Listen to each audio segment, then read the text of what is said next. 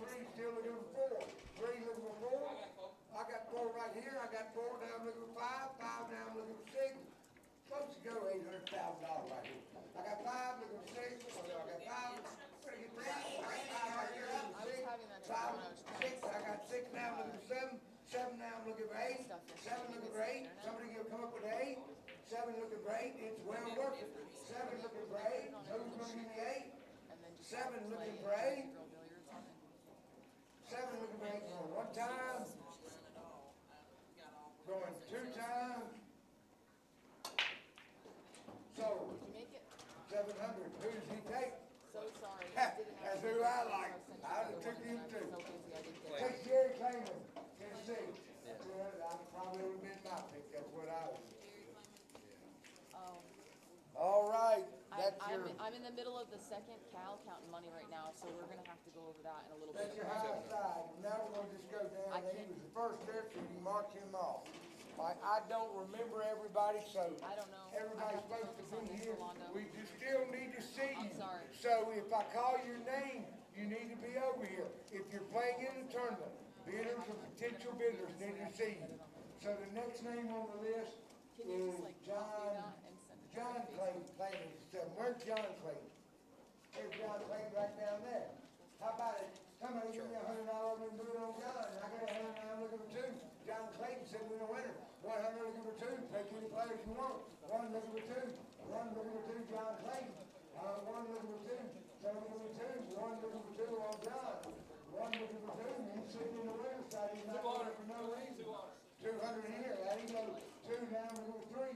Two looking for three on John Clayton. Two looking for three. Somebody give me three.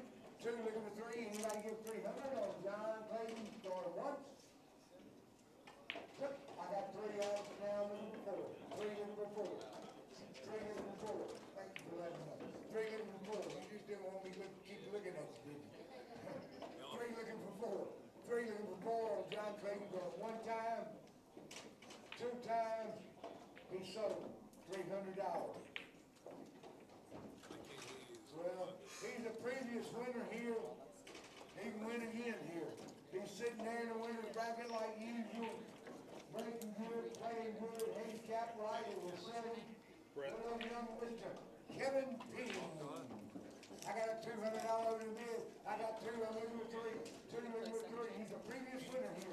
Couple pounds back, right? One or two. Two looking with three. Somebody give me three on Kevin. Two looking with three. Anybody want to get 300 on Kevin Ping? Two looking with three. Somebody get three.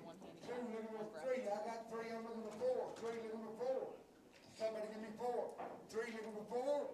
Kevin Ping, believe me, you can get a good player right there. Three looking for four. Three looking for four. I'll take 350 if somebody wants to give me 350. I'm supposed to go beyond that money. You gave me a clue. No, I was tired of trying to get through. I'm not going to do it that way, sir. I'm an auctioneer and I want to get you as much money as I can get, but I ain't going to do you that way.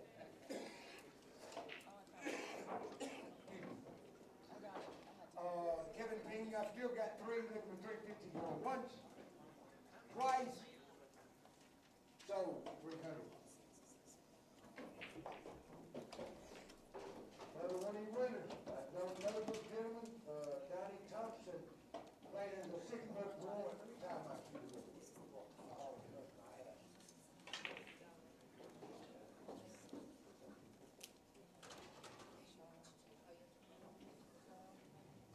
Where's Donnie Thompson? Hey, Donnie Thompson? How you doing? Hell yeah, I'm all right. How you holding up today? I got 100. And Johnny got 100. You got it, buddy. Hey, this is Johnny. Plays pretty good pool. No, he plays better than pretty good pool. Here we go. I got 100 on Donnie. I got one on Donnie looking for two. One looking for two. Donnie Thompson. One looking for two, sir. He did bid. You're right. One looking for two. Somebody give me two. One looking for two. I got 150. Now I'm looking for two. 150. I got two right there. Two. I'm looking for 250. Two looking for. Hey, guys, he's not anywhere close to living anywhere around here. He's traveling a long way to play. Y'all remember that. I got two looking for three. Two looking. I'll take 250. Somebody get two. Where are you from? Illinois. I don't know who it was, but I got to.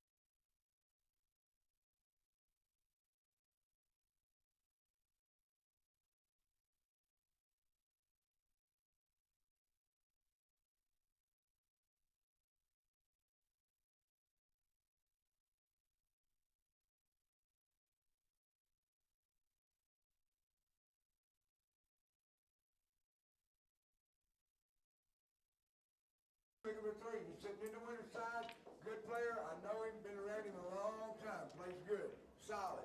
I got 2 up here, 2 looking for 3, 2 looking for 3 on Wayne Galloway, 2 looking for 3 on Wayne Galloway going once, twice, you want 250? 2 going, looking for 250 going once, twice, sold. $200 he sells for. Another one in Mississippi boys, David Walker. Where is he? David Walker. They need David Walker down here, or he's going to have to pay the fine. David Walker. Okay, you're going to get it. There he is right here. Come on down, please. Let everybody be able to see you. Right down here, because a lot of them are trying to look up there and can't see you behind that wall. Here's David Walker, Mississippi boy, really good player, traveled a lot of states, playing in big open events.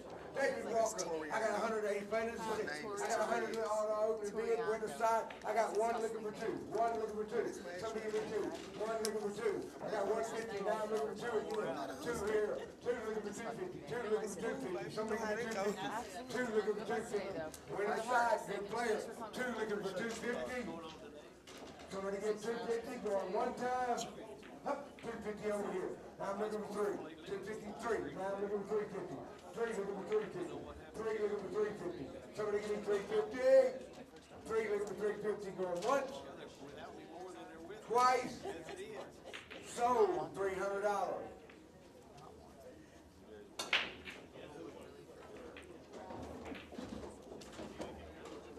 Yeah, 300, Gary. Mike Duncan, where's Mike Duncan playing for 7? Oh, Mike, hell yeah, I didn't know that was you, Mike. Congratulations again. Here's your old-time player. Mike Duncan, wait one more time for him. He's down here on the end of the bench. Mike, getting sort of like about my age, close. He's been around the game a long time. Has been and still is a very good player. When I say has been a very good player, on the championship level. A lot of y'all probably didn't know that. Yep. All right, who's going to give me a $200 and bid it on Mike? Playing for 7. Somebody give me 2.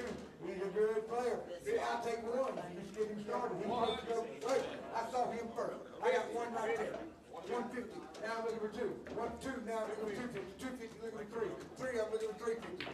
350 looking for 4. 350 looking for 4. Somebody give me 4. 350 looking for 4. Mike Duncan, really good player. 350. 4 right here. 4 right here looking for 450. Going once. 4 looking for 450. Going twice. Sold $400. Nice buy right there, guys. Good player. Good looking, Mike. All right, I believe this next one. Let me count this. 2, 4, 6, 7, 8. So this next one will be my last winner on the hot spot. Playing in the 6. Michael Shield. Michael Shield. Over here. Oh, no, you, Michael. That's Whitey. Why you scared to talk more? Did you get to know me and talk? Right, Michael Shield, here it is, right here. He's playing as a 6. I got $100 open bid. I got $100 open bid on Michael 6. 150 here. I read that this thing like collapses, don't buy it. I think it collapsed. 250 looking for three. It definitely like bent. 300 looking for 350. Somebody give me 350. Michael Shield, last one in the winter shot. I got 300 looking for 350. 300 looking for 350. Michael Shield, 350 now looking for 4. 350 looking for 4. Anybody want to get 4? 350 looking for 4. Throwing once. Yep, 4 right there. New player in the game. Fresh meat. Hey, I got 4 looking for 450. 4 looking for 450. Going 1 time. 2 times. 0. Oh, I was saying the wrong word. He raised his hand. 450 there is a bit. I got 450 up here. 450 looking for 5. 450 looking for 5. 450 looking for 5. Michael Shield going once. Twice. Sold 450. Not bad start, boys. Y'all got a little money to shoot at. Here we go. Gary, you 2 doors up. Next player up, one lost side. From this point on, we will be that. Skyler Lots of Mitchell, 6 plus 1. Skyler Mitchell, where are you? There's that young man. I see, yeah. You are sitting here on Sunday. I tried to tell him about these young guys. Skyler got $100 on himself, open it up. Nobody give me $100 on Skyler Shield. It takes 100 to get them going. Anybody give me $100 bid? Anybody want to give 100 on 100? Skyler Shield, travel a little way. Young player, plays good. Plays that 6 plus 1. Somebody give me 100? Skylar Mitchell. Somebody give me 100 on Skyler. Hup, I got 100 there. Somebody knows some.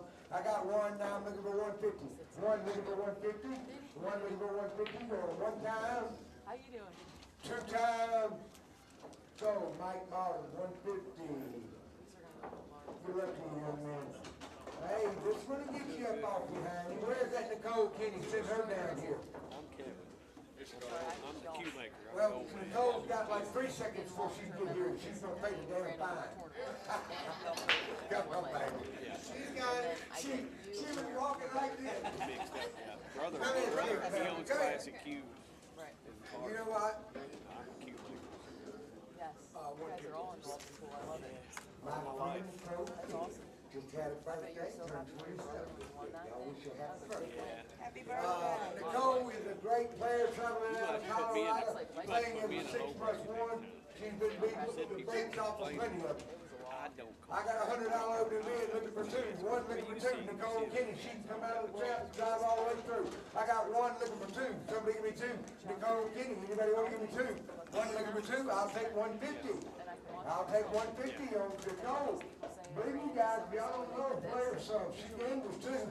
That right, baby? You match up with them? She will. We don't guard none of them. All right, I got 1. I'm looking for 150. 1 looking for 150 on Nicole Kenny going once. Joey's a bit. I play Twice. got close to cash. So, me and you partners, girl. How much? Hand it right there. Put Phillip down right there. 100 for I like it. Okay. See how I took her down here to give me that clear? Here we go. Jeff Cook, where's Jeff Cook? He's 6 plus 1. Jeff Cook, where's Jeff back here? He's waving at everybody. He's in front of the scoring, trying to not be seen. That way he tries to slip in there and get this up money real quick and be quiet like this for a low money. Hey, Jeff, somebody give me $100 over the bid. Anybody give me $100 bid? Jeff, 100. Takes 100 to be in here. Got 800. Somebody give me $100 bid on Jeff Cook. Anybody give 100? Come on, guys. We need some. Take your chance, get your horse, see if you can drive through and get you plenty of money. Anybody give $100 over bid? Somebody give 100 on Jeff Cook. Okay, once to the pool. Chrissy, that is what you want to do, right? Go Yeah, to the pool. Okay. He wants to go to the pool. All right, 1 to the pool, twice to the pool. Pool Jeff Cook goes. I need $10 for Mike Dunklin. Rick McDonald.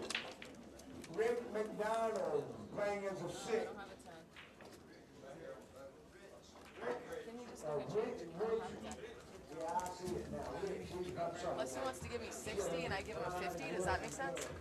Rick, right here. If I give him 50 and he gives me 60, does that work? Rick McDonald playing as a 6.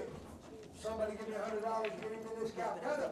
Anybody, 100 right over where? Somewhere I heard it, right? Oh, you're crazy, okay. All right, I knew I heard it somewhere. I got one looking for two. One looking for two. Somebody give me two. One looking for two.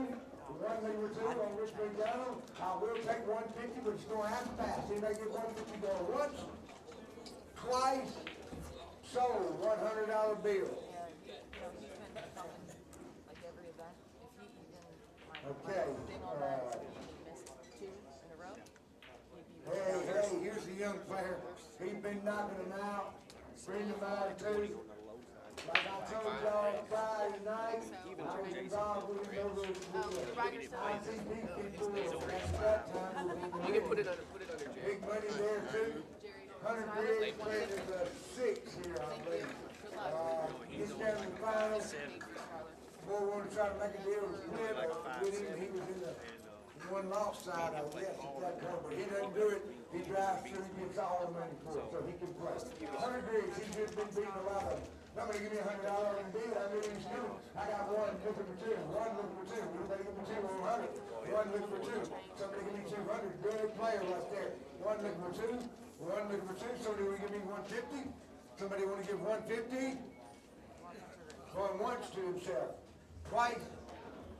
Sold. 100 buys himself. Good job, so good luck as well. Grinding down right here. I got a bid on this next one myself. He's in the one loss side. I got a $100 open bid because I got him in the first Calcutta. He's probably one of the top players in the United States or in the world as far as that goes. Roland Garcia, playing as a 13. I got one looking for two. One looking for two. Somebody let me just let y'all know this. His last 4 scores were like 13-1, 13-0, 13-1. He never gave up more than one game last 4 matches. So, like, whatever, 50 to 4 or 5, something like that. Good job, rolling. You got 2. You got 2 on liquid 3. 2 liquid 3 on Roland Garcia. 2 liquid 3. Somebody give me 3. 2 liquid 3. 2 liquid 3. This guy's supposed to go 3, 4, 500 right here in the one loss side. Even in the one loss side. Huh? You don't care in the one loss I side. know that. He does not care. She's right. That makes him no difference. I got 2, looking for 3. I'll take 250 out there on Roland. 250, you have one of the top players in the world. 250. 2 looking for 250 going once. 2 looking for 250 going twice. Sold. 200. Joe Keith, where is this guy? I've been hearing a lot about this Joe Keith. Joe. So that's you. I've been hearing about you a little bit. They want to see who. They got a picture up in there in the bathroom. I ain't gonna see it yet. All right, Joe's playing that game from good. Joe must play pretty Why I good. was telling y'all I've heard a lot of people I'll see. talking about him saying that handicap is questionable and things like already that. knew it was Joe's gonna gonna run himself. He's got one, I'm looking for 2. Joe Keith playing as an 8. One looking for 2. Somebody give me 2. One looking for 2 on Joe Keith. Anybody want to give 2? One looking for 2. I'll take 150 going straight right. Anybody want to give 150? Joe Keith going once, playing as an 8. Up 2 right there. He's going to knock it out, bro. 2 looking for 3, we'll say. 2 looking for 3 on Joe Keith. 2, I got 250 now looking for 3. 250 now looking for 3. Somebody give me 3. Tennessee knows something. 250 looking for 3. 250 looking for 3. Going 1 time. 250 looking for 3. Going 2 times. Sold. $250. Y'all please go down and see the directions. Last one. Cody Hall. Playing as a 6. Cody Hall. There he is. Yeah, come on down here, big boy. Still get around that damn pool table pretty good though, don't you? What are you rubbing that feather for, huh? Hey, this guy can play some. I watched him play a couple of matches. Somebody want to give me $100 over the bid? Anybody give me 100? Anybody give me 100 on Cody? What? I heard it somewhere. I got 1 now looking for 2. 1 looking for 2. 1 looking for 2 anywhere. 1 looking for 2. I'll take the 150. 1 looking for 150. Going 1 time. 2 times. So that pretty late. 100? All right. Was it 100? Was it 100? Yes. About to jump thought that's to what that meant. the low side. And we're gonna have one blind bid again.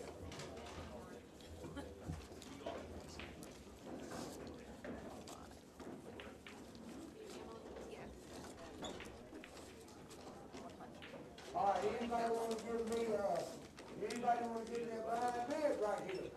I got one, I got two, now I'm looking for three, two looking for three, somebody give me three, two looking for three, three, I'm looking for four, three looking for four, I got four, I'm looking for five, four looking for five, blow side, pick any player you want, four looking for five, anybody wanna get five? 450. 450, now I'm still looking for five, 450 looking for five, 450 looking for five, anybody wanna give me five?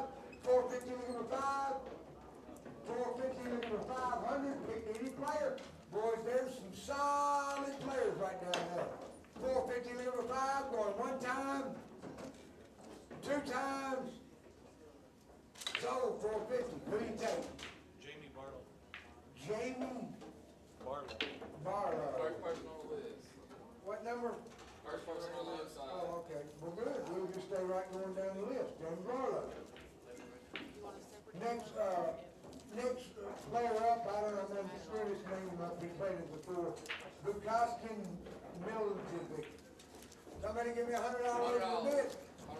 I got two, I got 100, 200, looking for three. 250, I got three, three looking for four.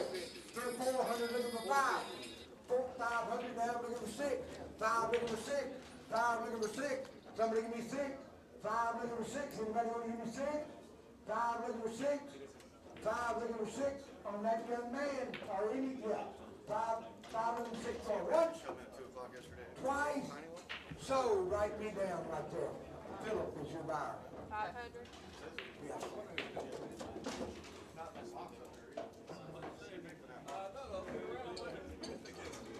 Okay. Another one in Mississippi boys sitting over in the winner's bracket. You can ask him. Come on down, baby, they gotta see you. He's on can here, ask him sort if of, you don't know. I introduced him, he goes by, come on in here, please, we're ready to see He you. does There's people participate, down through and if here you that don't know can his name, see. you're welcome to ask. Himself for about 500-600. Perez, I know him by. Good, solid player, he's playing as a forward. I got a $200 open bid. I got two looking for three. Two looking for three. Somebody give me three. Two looking for three. Perez, Bauer. Two looking for three. Who's got a bid right? Yeah, he knows how he plays. Three now, looking for four. Three looking for four. Three looking for four. Perez. Three looking for four. Somebody give me four. Good player. Three looking for four. Going one time. Two. Is that a bid up there? Is that a Bid, Philip. huh? Got the bid. Somebody over there. I got three, I'm looking for four. Wait, you can tell Three him. looking for four. Three looking for four, going once. Twice. Somebody will give 350?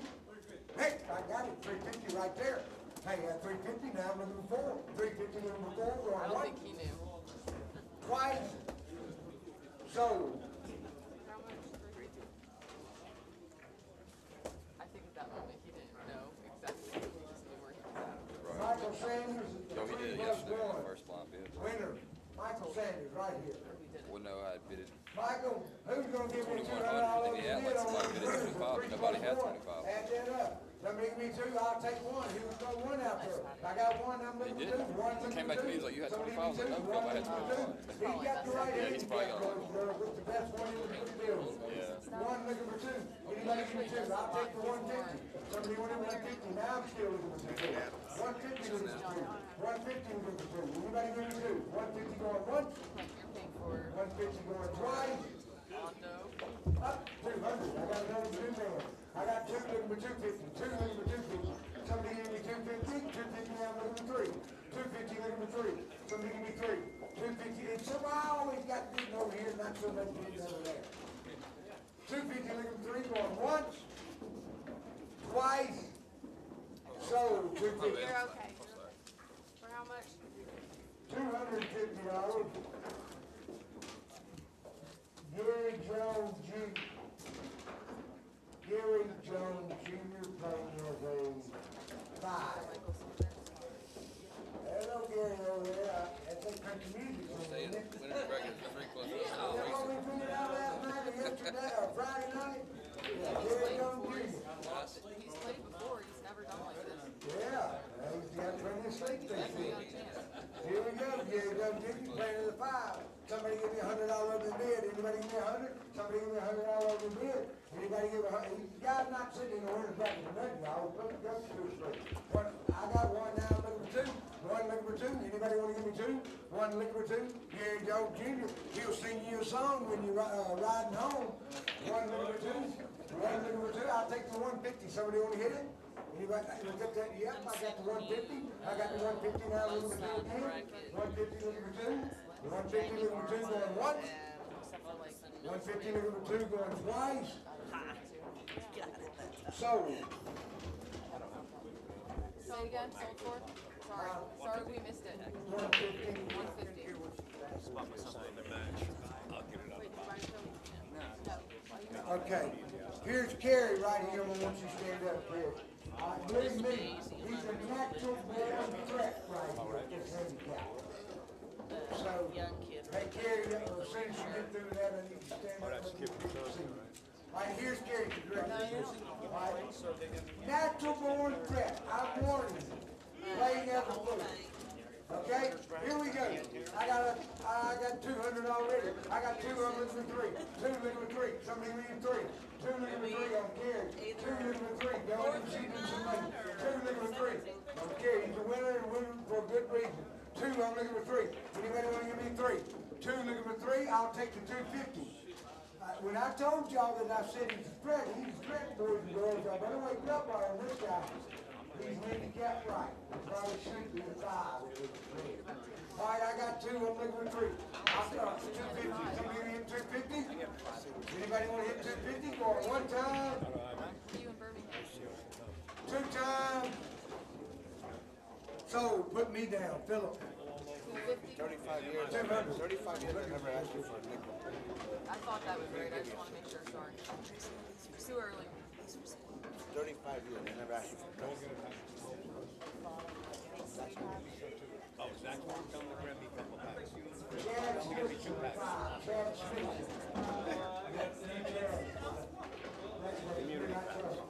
Chad, it is.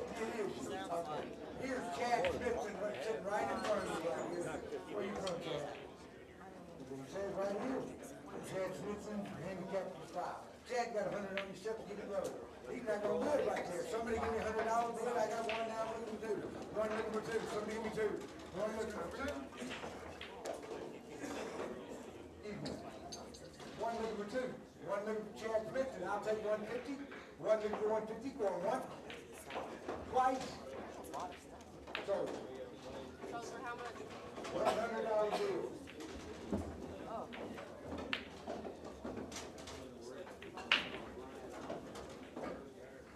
All right, last one of you winners, last chance to get one of those winners. Brian Davis, handicapped for the 4th. Brian Davis, the chief. Here's Brian Davis. He's been sitting here bidding with me all day. I guarantee you he's got 100 on himself. Here we go. We got $100 over the bid. I got, I don't want to looking for 2. 1 looking for 2 on Brian Davis. 1 looking for 2. Somebody get 2. 1 looking for 2. Anybody give me 2? Jeannie, what did you 1 say? looking for 2. You I'm said going down something himself right there. Y'all don't give me something. I'll take the 150 then. Yeah, you 1 said looking for something just a 150. few minutes ago about Yeah, I I got sent you. 150 now, I'm looking for 2.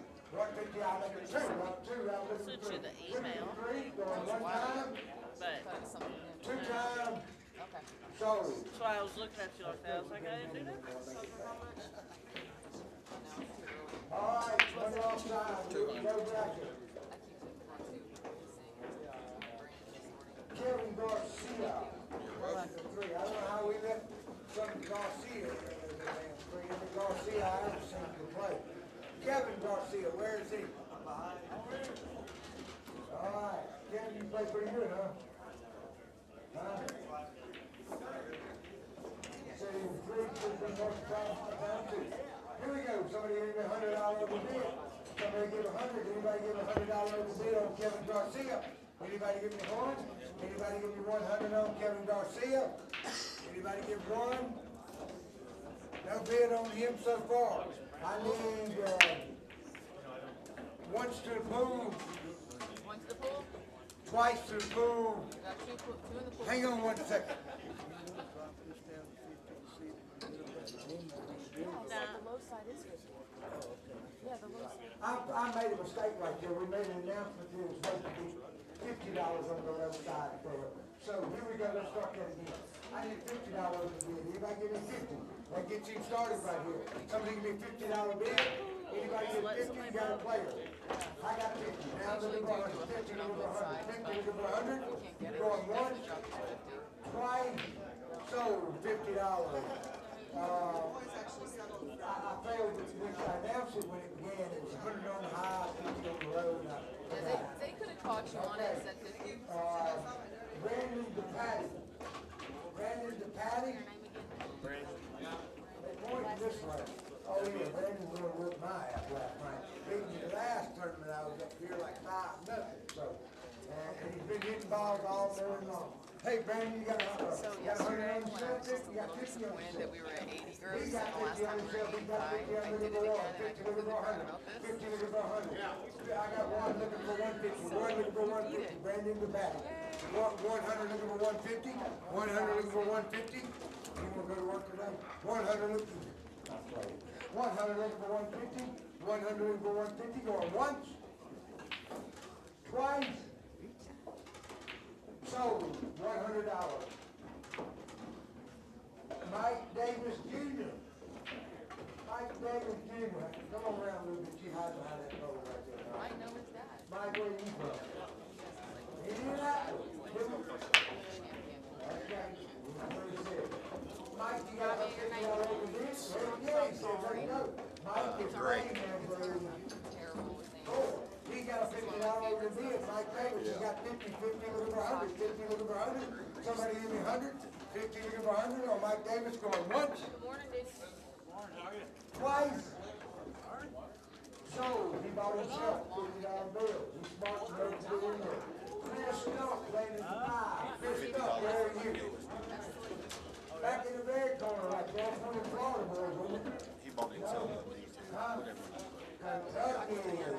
How about it, Chris? You got a $50 over bid? Somebody give me a $50 bid on Chris Stuck. Let's keep this calculator rolling. Anybody get 50? We got a bid, Auction. sir. I got 50. I'm looking Auction. for one. 50 looking for 100. 50 looking for 100. 50 looking for 100 going once. I know, that's great. Twice. No, So, he said. thank you for coming in. Thank you for getting in. All right. Oh, that's right. Gary Henry. illegal. That's the last five players right here. Gary Henry, 4. Yeah, Gary that's what you gotta Henry. change it. Henry. We'll have to coach him better. Where's Gary? I did it myself once. Big Gary Henry. A lot of people get So, mad, yeah, so Gary I Henry. call it You need to auction get across down the here board, where even when I people see you. in places where it's illegal, just I'm so. sorry, I'm sorry. I just call it. Gary's been bidding with me all weekend That long, much right? You're naturally gonna throw the 50 on yourself, right? I would think so too. Here we go, Gary got himself at 50, 50 looking for 1, 50 looking for 100, we got one for 100, 50 looking for 100 on Gary Henry. Henry, 50 looking for 1 going once, twice, sold, he bought himself a $50 bill. I really thought about Y'all running get you ready, boys and girls, good luck y'all. Josh Walker, another one of them Mississippi boys right here. They played this Josh Walker's 3+1. Spanked my ass last night about 2 o'clock in the morning. Y'all noticed something different a little bit because he was whipping on my ass. Josh Walker, where you go? Where'd Josh go? 3+1. I need Josh Walker to let him see you. Come on, guys, don't make me delay here. No, he doesn't have to be here. Okay, she said, there, no. Nope, Doesn't have to the be. players All do right. not have to be Josh Walker, present. he's 3+1. For the second one. I know, but for the second one, Anybody if they've get had like, $50 if they don't wanna be here, they don't have to be here. Just for the second one. 100, somebody give me 100. If 50 you looking as for a 100 player, going it's once. the same all the time. Twice. The second one, you don't have to, like, when they So, call you up, you don't have to. For how much? It's a good idea to be here. Very loud, playing the Because three. starting a meeting. Very loud. But you as a player, if you don't wanna be here, Everybody you heard Terry? do not have to be here. Very loud. There's Terry right there. He's been out there in the truck resting. I think he said, I think it Here we was go, Terry. You got 50 on yourself. You rolling? But I rolled the bracket out exactly when we finished the auction, so. You will? Yeah, exactly. They have to So- be here. So it's better if they're here. You might get 150 Well, I say for it's one time. encouraged, but like even big time. Two times. There, the second one. So, again, thank I you, like sir. that. It's Last better. player up was World. This is Definitely. your last. It's highly recommended. That's what I said. How much? I'm sorry. 100. That was Josh Walker. No, Josh Walker. That was Auction. It's an auction. County count. This is a player game. You can't say that word. Here We're on not in the Sunday. backwoods. He goes to the tournament Friday, you'll see him Sunday. Philip, we need you to stop saying that C word. This is a meeting and an Hey, auction. if you say the C word one more time, you're gonna get us past the state fines. It is I can't illegal. hear, so slow It down. is illegal in the state of Tennessee to say that C word. Yeah, we're not doing Do that C not word. use it. Meeting. Yes, don't say that. It's either a meeting or an auction. Okay, this is the first I heard, because Yes, I asked it you might and you be. told me, No, no, no. It might you told me everything was open, auction, It is, but you Calcutta. have to Auction, use the word auction, auction. auction. And I Don't probably say- wasn't don't clear. say the Here we go, let's continue on. No, you're fine. It's not your fault. We're just telling you. Terry Lyle.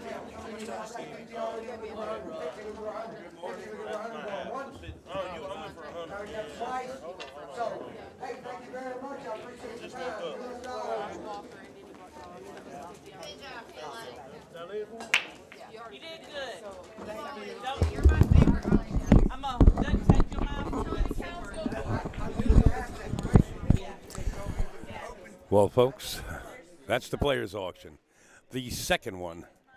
I know it's well over $80,000 or $90,000 already. Yo, Eddie the Lock, my man Ed Cohen. What's up, Ed? Good morning, sir, or good afternoon, or to you, I don't know. It could be evening, depending on I go to an auction at least once a week. how many push-ups you did in the strain that you got to gain. Anyway, we're here at JOB, Nashville, Tennessee. I'm upstate Alabama, BTV, and the match at hand is already up. Wow, that quick. They're throwing them at us, folks. Just give us a minute here to set things up. Wow. These guys don't fool around down here in this neck of the woods. Be right back.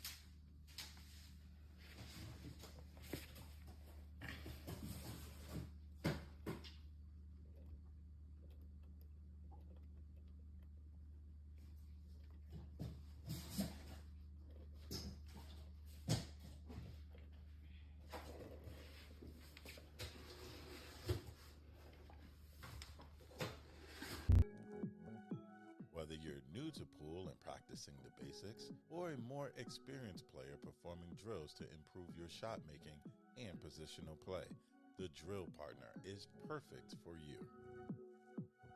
But you know, Richard Sue, Yeah. he makes those tsunami shafts. Those are really good. I've You got like one 'em? of those for my Southwest. I like it a lot, and I'm gonna have him make me some for other.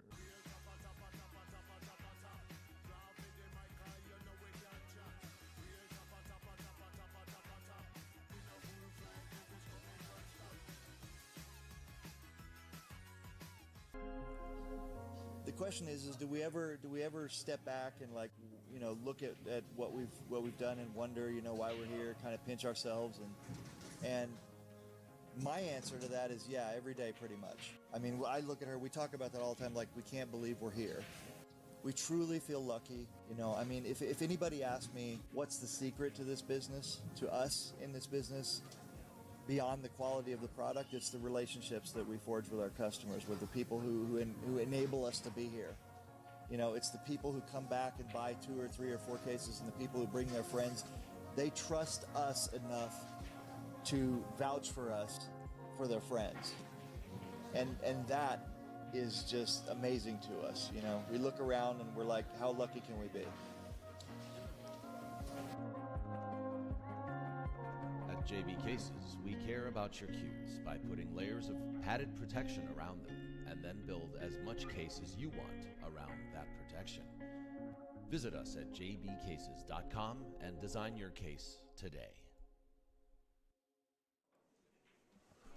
Well, folks, I just found out the grand total was something like $87,000 collected in the players' auction in total.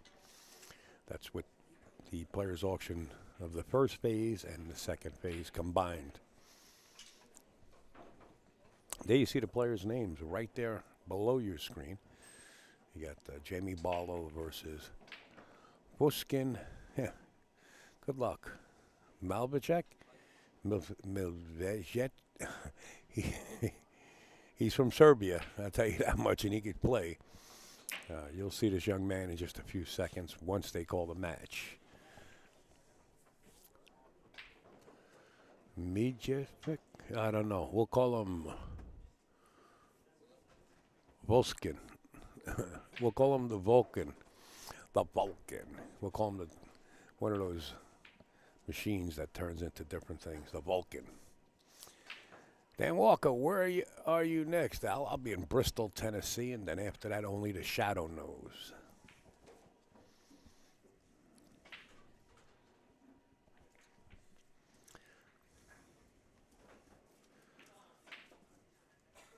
I want to say hi to John Dimmitt. What's up there, Johnny Rocket?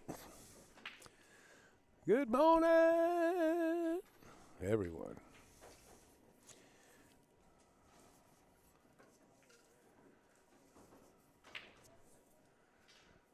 Well, I'll tell you what, it's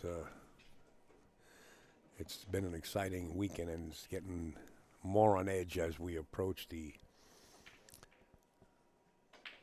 end of this tournament, as players here could be life-changing for some players here with an amount of money in that players auction. If you happen to win first place and you have yourself across the board, I mean, you're looking at maybe $35,000. That's a pretty nice take for a weekend's worth of work, I'll tell you that much. Well, doing what you do and loving what you do, playing pool and earning that money, and not playing against stone-cold killers, such as the Thorpes and the Woodward and the Van Bonings, you know, playing against players of your own peer, sort of say, in a split bracket, and it's all due to the Jersey girl. I actually stayed at a house for a couple of days, and then, of course, grabbed the hotel here. But it is Chrissy Porowski, the Jersey girl, originally from New Jersey. And that's her logo right there, Jersey Girl Entertainment. We also want to thank the main sponsor on board here, Q Lee's. You see their new Q sticks. I will have a few in the near future, and I'm real excited about these new models, and we'll run that and give them time to call this match. Check out these new Qs.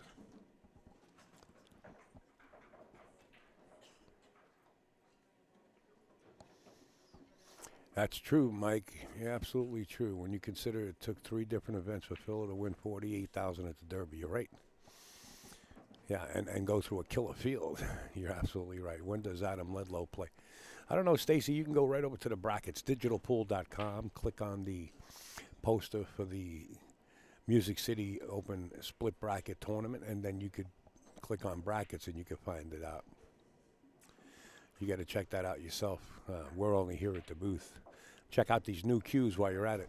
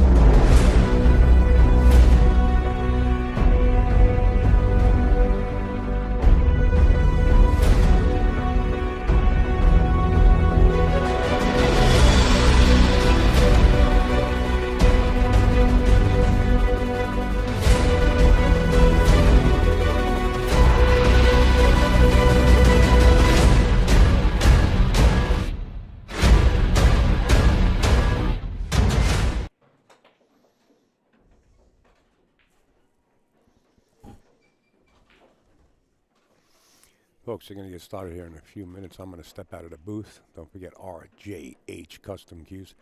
This gentleman here, Richard Shue, making the tsunami shaft that's known around the world. azbilliards.com. In the Box Sportswear. There's one of these tournaments in 2 weeks at Kenny's in Missouri. Smaller but great players. There you go, Dan Walker.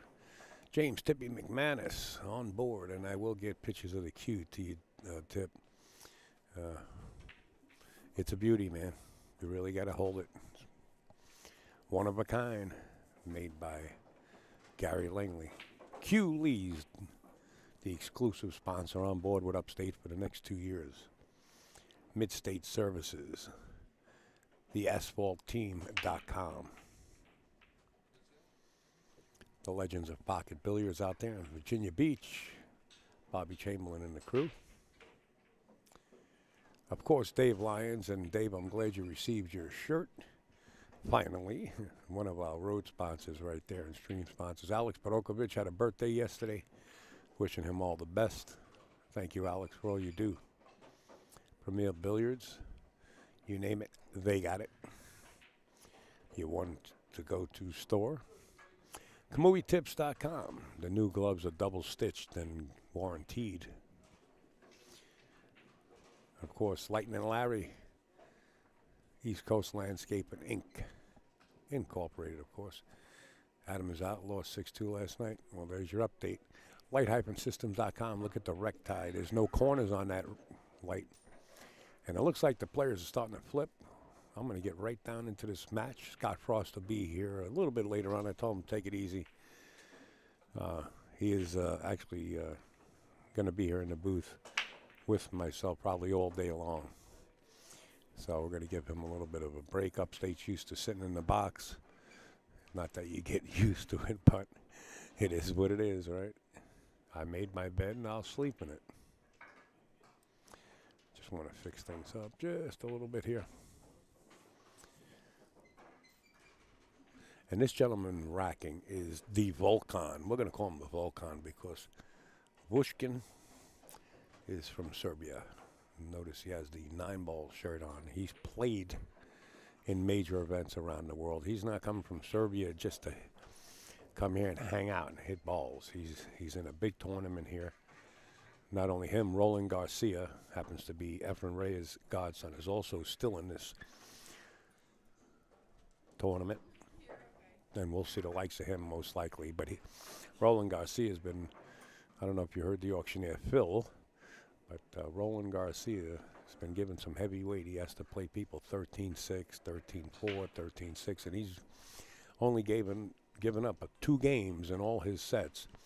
13-0, 13-1, 13-0, 13-0, 13-1.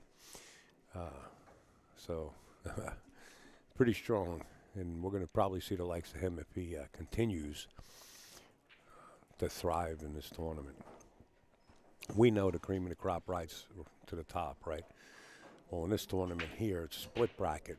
You're going to have the cream of the crop in what they call the lower bracket, and the cream of the crop in the higher bracket meet in the semifinals and the finals, which will be tremendous weight as far as game spreads. Now, if you look at the scoreboard on your screen right now at the lower part of your screen, you'll see that Jamie has to go to 5. And we're going to call him Voshkin has to go to 4. So, I mean, a ranking like that, you would think that this young man would be ranked higher, being that he plays in a lot of the majors. But he's not. He just wants the experience. That's what I'm saying, Steve. Exactly. I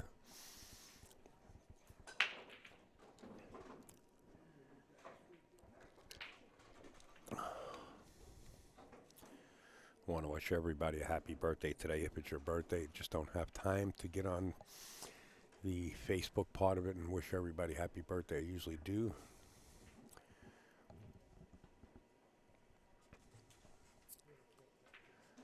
Oh, I guess they're going to keep practicing here now. Don't know the deal behind this.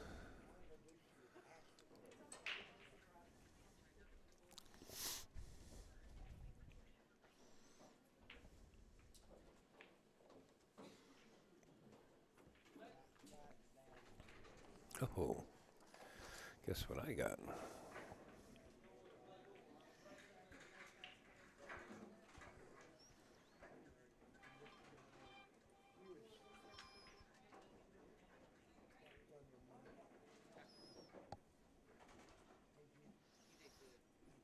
I got the numbers for the Open Division prize fund. Also the first auction and the second auction. Wow. Amazing prices. We'll post this all later on. If you guys are in the tournament, you can get in touch with Chrissy. But I'm pretty sure Chrissy will post this later on when the tournament is finally has been done and over. This music is going to kill us. Got to turn it down if we can. They can hit us with copyright music even though we're not using it for the tournament. The score is all updated by the players themselves via tablets that are laid out on every single match. That alleviates a lot of work for us here at the booth. And Mr. Volskin set to break.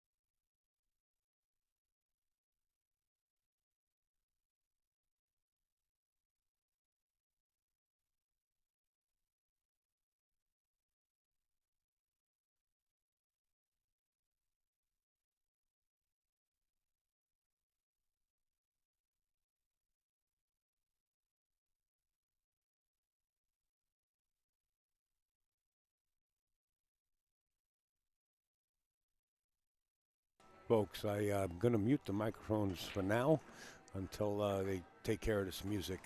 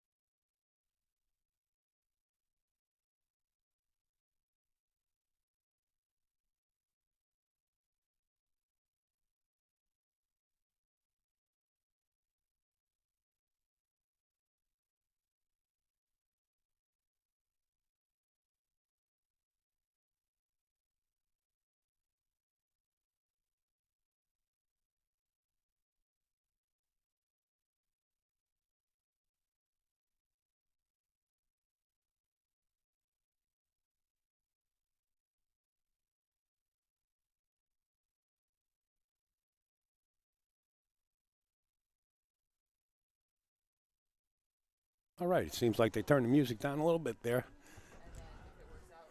Good morning, Mr. Iggy.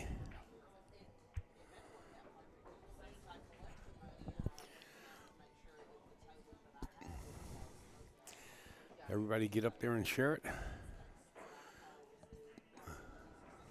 Way to go, guys. Let's share it. We will be playing the finals today. And let me, well, I didn't miss any score yet, huh? Took a break. Try to get that music turned down a little bit, and we're still at 0-0. What's going on here?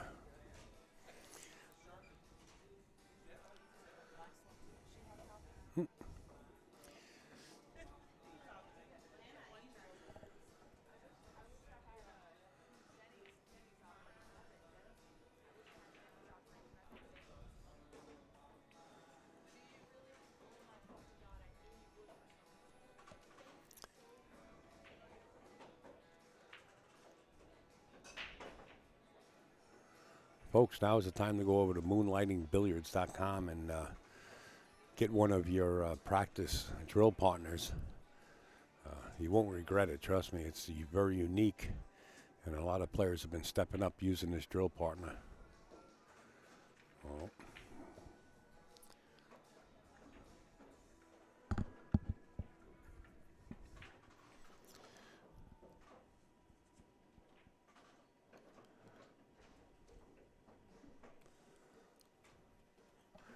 We went back and forth to safeties. Thank you for that update, Steve.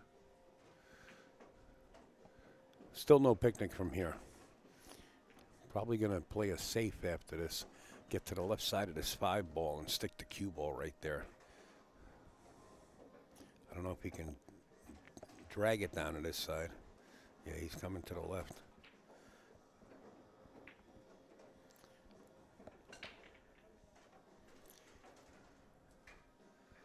Rob Sayers is out, but he was in action last night.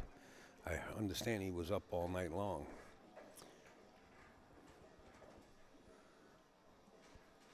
There was a little discrepancy that went on because some young lady spilled beer on the tablet. So they started keeping score with coins, and then the tablet started working, and his opponent went back to the tablet, and Rob was confused about the score as we watch the V-Man, the Vulcan, scratch off of that 5. But we reviewed the whole match, and that's what's good about digital pool is we record every single match that goes on. So we reviewed it this morning, and the score was right, and Rob is eliminated out of the split bracket tournament. This is funny, the 6 on the rail and the 7 on the rail got a little work to do here. He needs an angle on this 6-ball.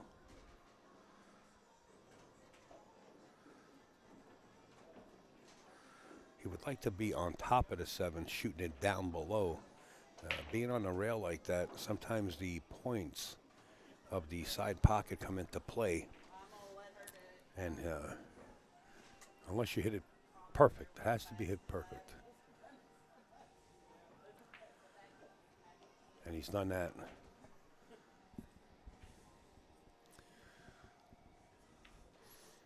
I mean, he could pinch draw this back a little bit and still have a good shot. As long as the cue ball's anywhere towards the middle of the table, should be no issue. But he's going to elect to go around probably 3 rails long and wind up near the left side pocket here.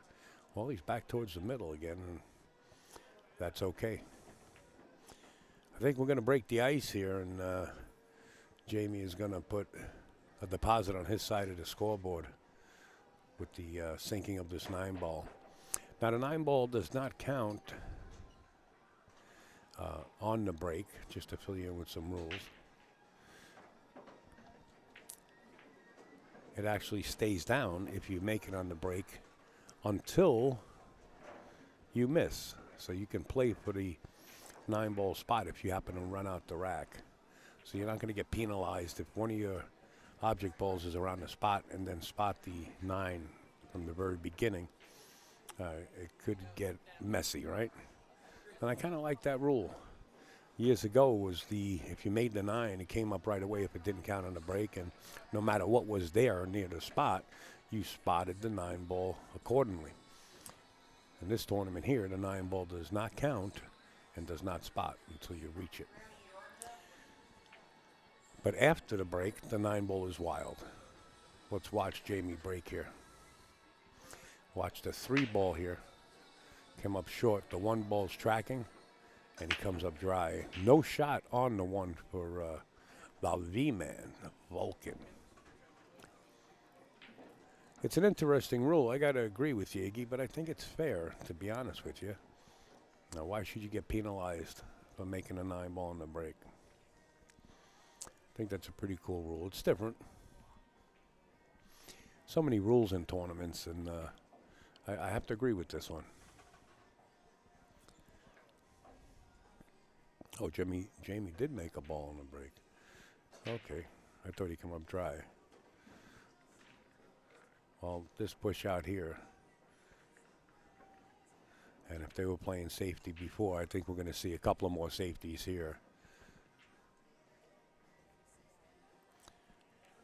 Whether he wants to try to drag the cue ball behind the 7-8 area or elect to play the left side of this 1 ball real thin. He's got to watch that 9. I don't know if he can get underneath that 9, but if he can get between the 9 and the 6 from there, that'll be a nice shot too. But you got to make sure you hide the cue ball. And Adam Brown on Facebook says a lot of tournaments around this area. So that now on the 9 ball made on the break. Okay. Yeah, I think that's pretty fair. He did try to get behind the 9 here and get between the 6, but he's left the 1 out there, and it looks like it does go past the 8 ball. Still yet to be seen. It looks like there is enough room there to make it.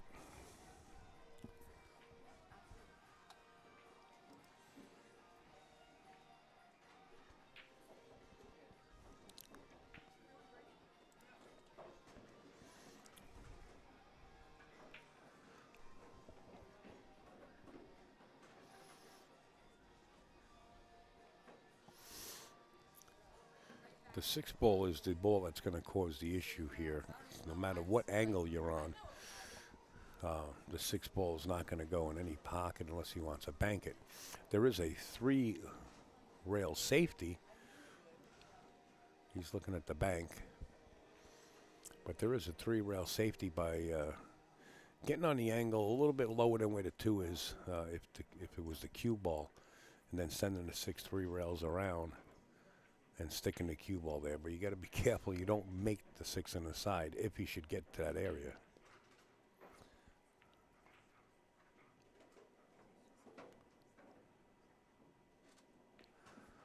Wow, this is kind of unique here. He got really straight on this. He's going to have to fight for some position here. If he draws back, he's got to watch. He just wants a little bit of an angle, I guess, if he wants to bank this ball. He's going to try to snap it apart. He's going into it here.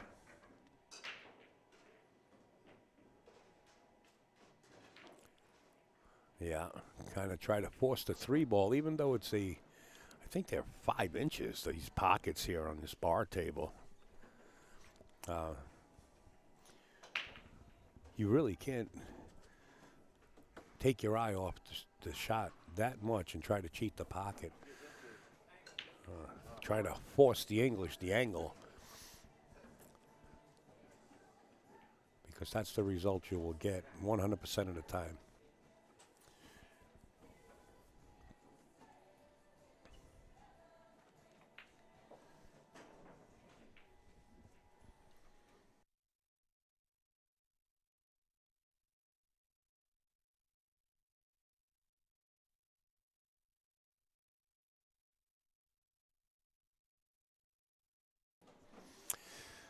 Steve says it's a good rule because sometimes you make the 9. When you spot it, you're hooked.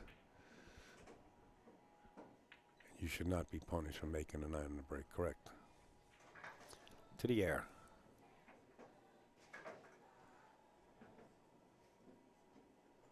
Watch the 8 here. Wow, went right between them. Look out. Gonna leave a shot.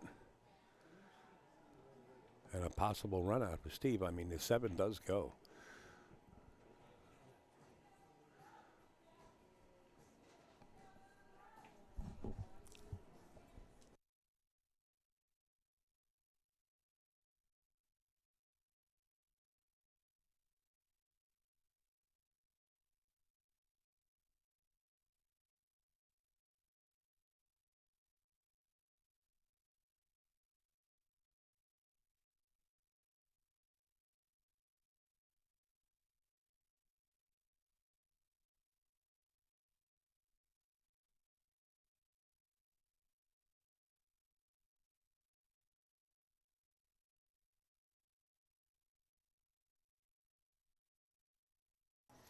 He might be thinking about going 2 rails with this cue ball. I don't think it's necessary. The 5 is off the rail.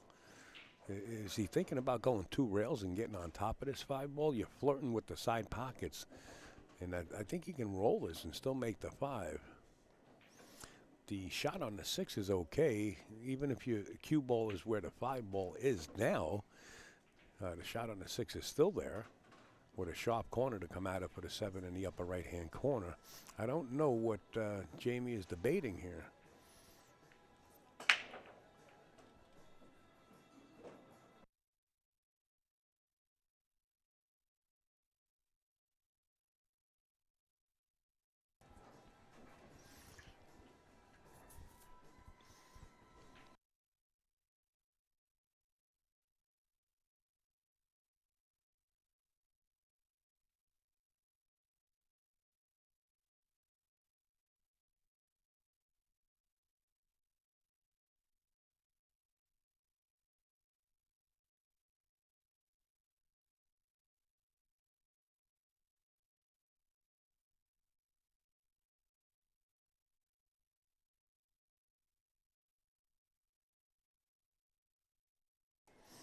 All right, as that music comes to a halt, Jamie goes up 2-0. Jamie goes to 5. The V-Man goes to 4. How about another look at this limited edition cue? This is not decaled, these cues. These are all inlays. Check this out.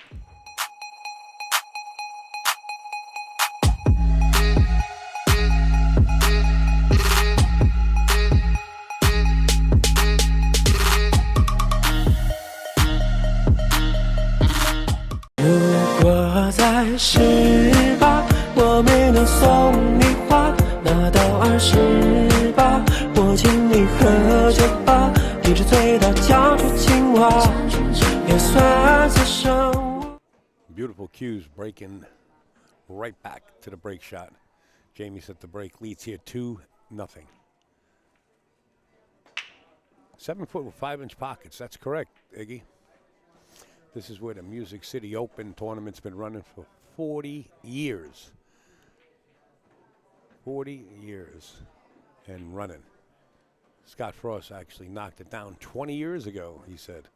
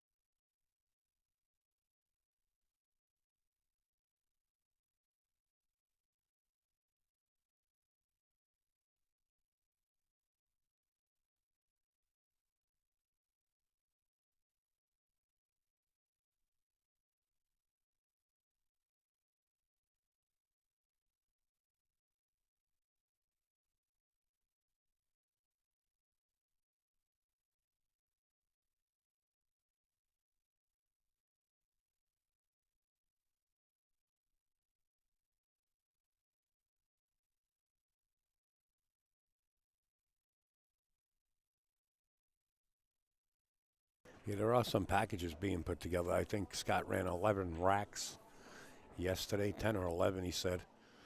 I believe it was 11. Nice shot by Jamie.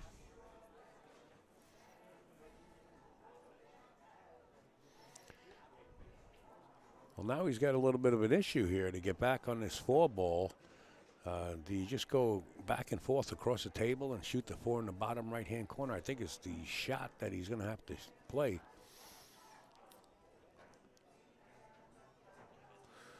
He might be able to spin around this 8. He's drawing back. He's going between the 5 and 9.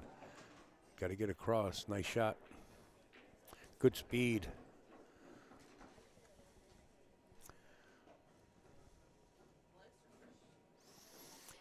Yeah, down in this neck of the woods, wow, that's hanging on the shelf as far in that pocket as you can get, even though the pockets are wide. You're playing on one of the best tables in the world, and that's diamond.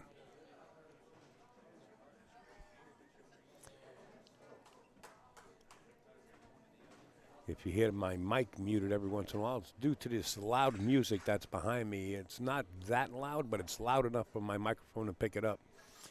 So I'll be muting every once in a while. The Mutant Ninja Turtles.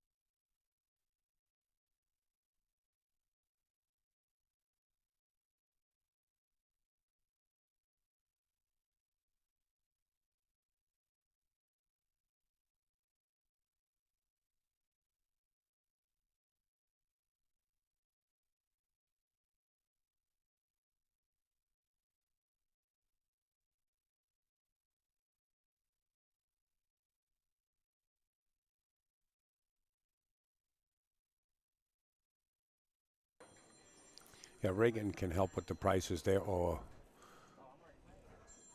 Hugo. Yeah, I should tag him too.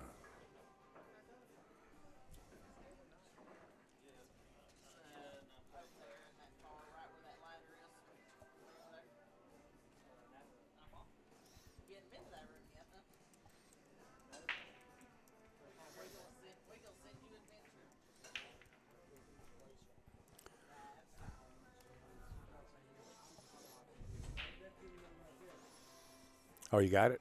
Okay. Yeah, I tell you what, take a good look at those cues, man.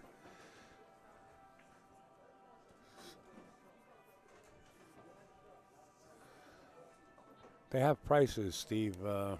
They were at Derby City also. The prices were right on the cues. Really extra. I seen at least 2 or 3 of them here being played with in the tournament. They must have got them at Derby City or prior to that. Scott will be back in the box today. I really enjoy you and Scott in the booth. Both I really do think Scott sounds like Jeremy Jones. Yeah, Scott will be, Scott needed a little rest. I told him to sleep in for a little bit. I'm kind of used to being in the box early and until the wee hours of the morning. But Scott will be here later on.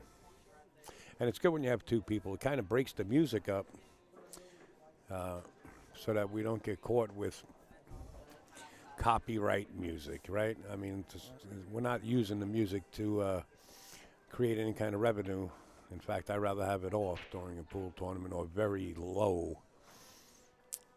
I've been in many pool rooms without live streaming where the music was just head busting, pounding. I mean, I don't know how they can do it. I don't know how you could stand playing pool like that. But meanwhile, Jamie's in here by himself right now as far as his zone. He's about to take a commanding lead at 3-1. And meanwhile, he had a Valky 1 game. Pretty strong.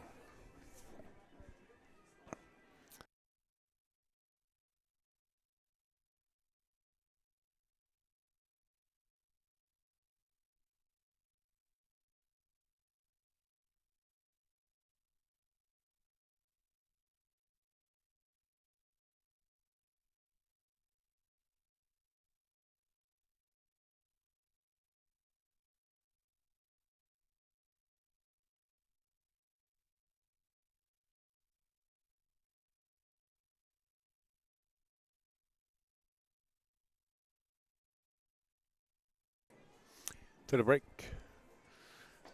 3-1. And this time, I'm not mistaken, he did come up dry.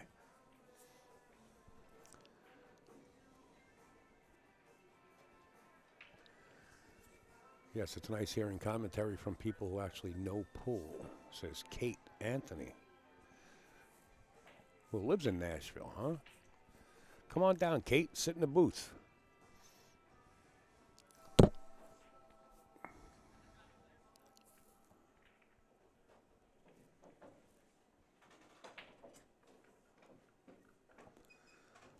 The booth is open for you.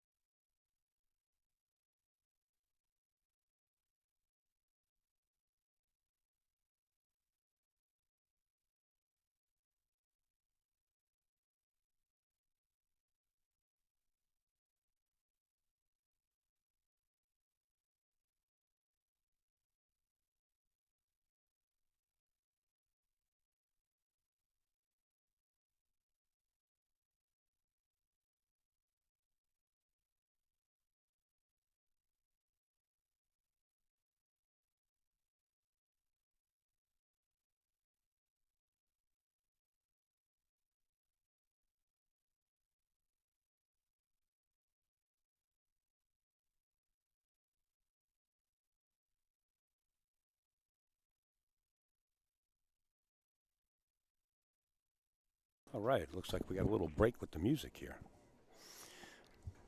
Mr. Lomax. Hello, Mr. Lomax. The publicity man himself. The best in the world. Everybody share this stream. $87,000 auction. This could promote tournaments everywhere. Absolutely. Absolutely. Gee, all you got to do is hit that little arrow. That's very simple to do to share it. We appreciate it on this end, and I'm sure the pool world will appreciate it.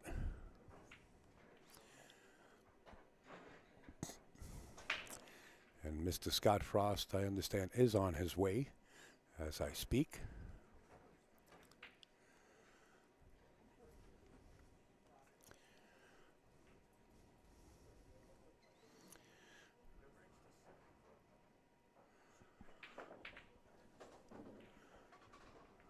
Okay, 3-2 as the cue ball comes to rest on the rail.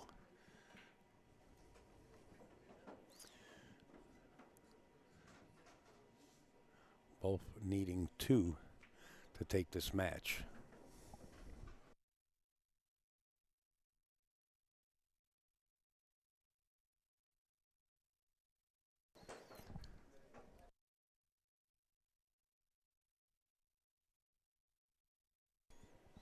This is a winner side match, folks, so the loser of this match will not be eliminated. They'll just move over to the B side of the chart and still be in this major tournament.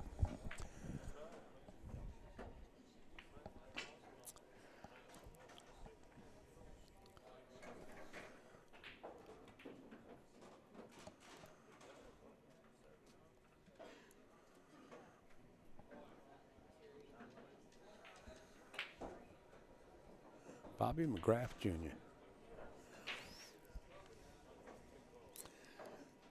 Let's watch the 3 ball and the 1 ball here.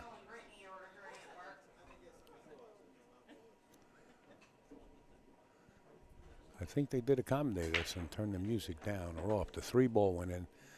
The 1 ball is going to dress up nicely for this first shot. The 2 ball at the bottom of your monitor there.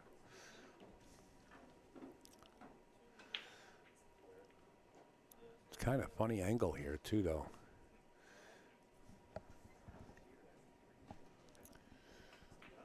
Can he draw it straight back to the short side of this 2, which would be the right side here? Yet to be seen.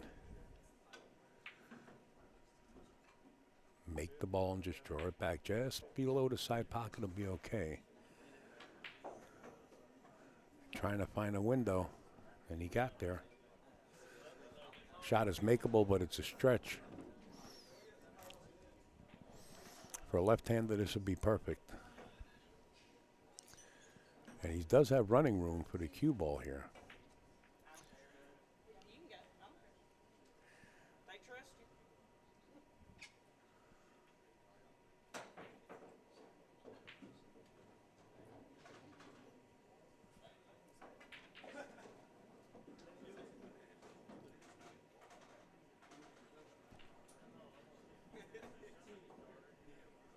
Watch the cue ball.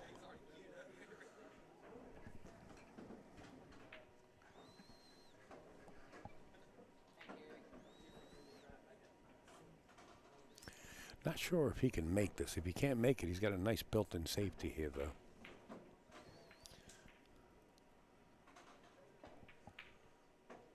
Well, kind of overhit it. The 2 ball's going to leak out, and there is now a shot. The 4 ball does go. It is on. As you can see, it goes right past the 9 into the corner pocket there.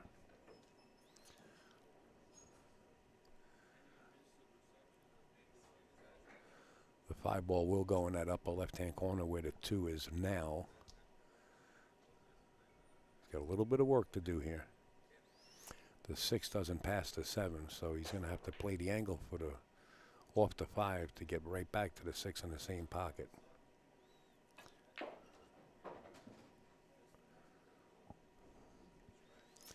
This is different. It's going to wind up on the wrong side here. Judix James plays in my area too. Do you know him, Al? Not sure unless I see his face. I know a lot of people by face. It's hard to remember the names and the faces unless we hang out together or I see him on the live stream or something to that nature.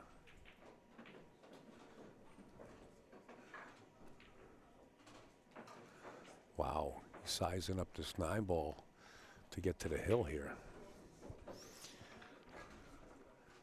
Can't blame him for taking this shot.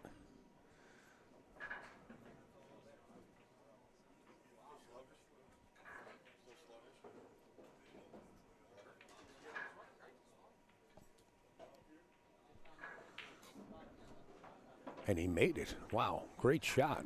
The V-Man, the Vulcan himself, to the hill. Only has to go to 4. James now with his back against the wall. But again, if he should become the defeated player here, is not knocked out. Thank you, Dorothy. Dorothy. I know Dorothy. Hey, Dorothy. Hope all is well. Dorothy, part of the AccuStats crew, operating cameras and scorekeeping. She does it all. Wherever she needs to fill in, or they need her to fill in, she's capable of doing it and some.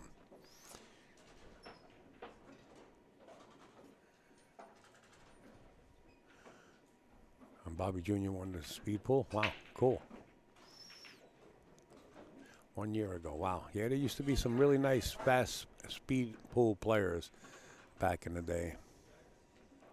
Machine Gun Luke was one of them, and Luke Salvez was the other one. There was a few of them. Luke Salvez is still impressive. I see him occasionally at the Turning Stone coming out of Canada. I believe he owns Dooley's, one of the pool rooms up there in Canada.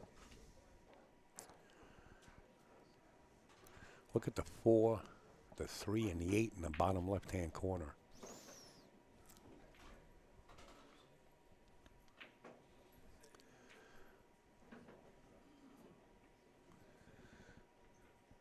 He's going to have to pinch draw this into this bottom left, right-hand corner and get the cue ball back across table for the 2 ball in the opposite corner. Or he can play the 1 to the rail, make the 3-8. He's going to pinch and draw it back in and out. He's got to hit it harder than that to get across. Right idea, it just didn't get there, but it was a makeable 2 anyway.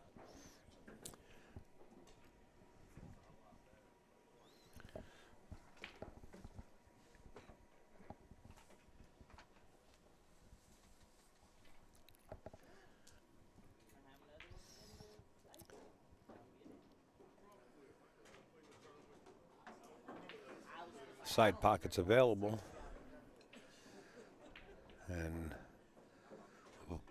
I don't know how to say Volkaskin. I'm calling him the V-Man. That makes it easy on myself. Now the 3-8 has to be dealt with. He can't lose the 3 ball because he might not wind up with a shot. He's got to play this accurate.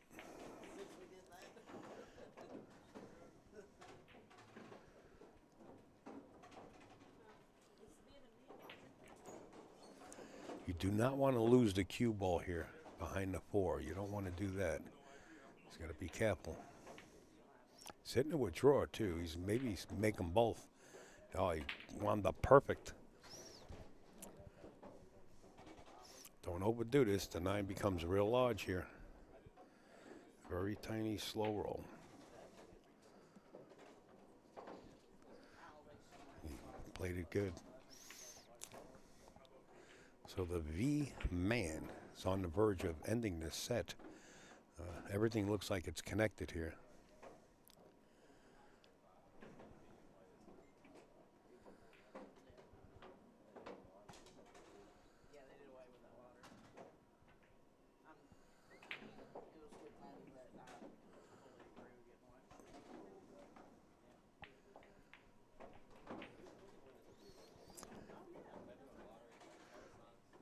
Steve says another good player around here is Arvin Shahed or something like that. Beat Ocolo in a 10-ball tournament. Yeah, you know, in a tournament there's as many of pros have been beat in the tournament, it's the consistency that is hard to overcome.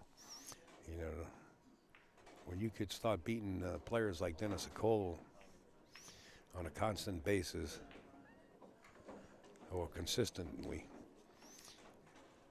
is another feat in itself.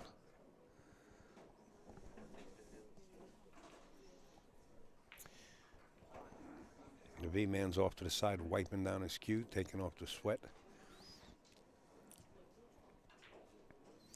Really sizing us up to end this set.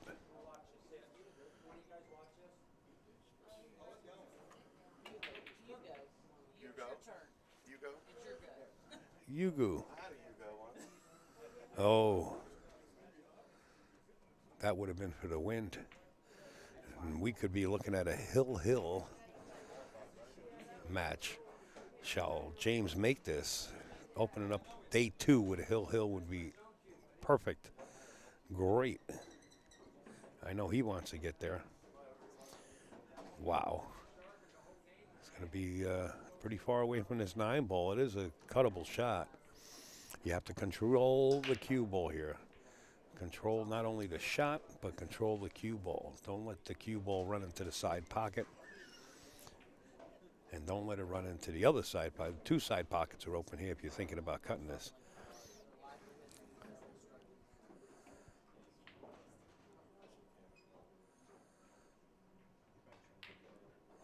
Wow, he said, I'm going straight back. We're down south. Hill. Nice shot. Impressive, 100%. Wow. And now the air conditioner is starting to come on. Let's take a look at the fantasy sword model that Cooley makes.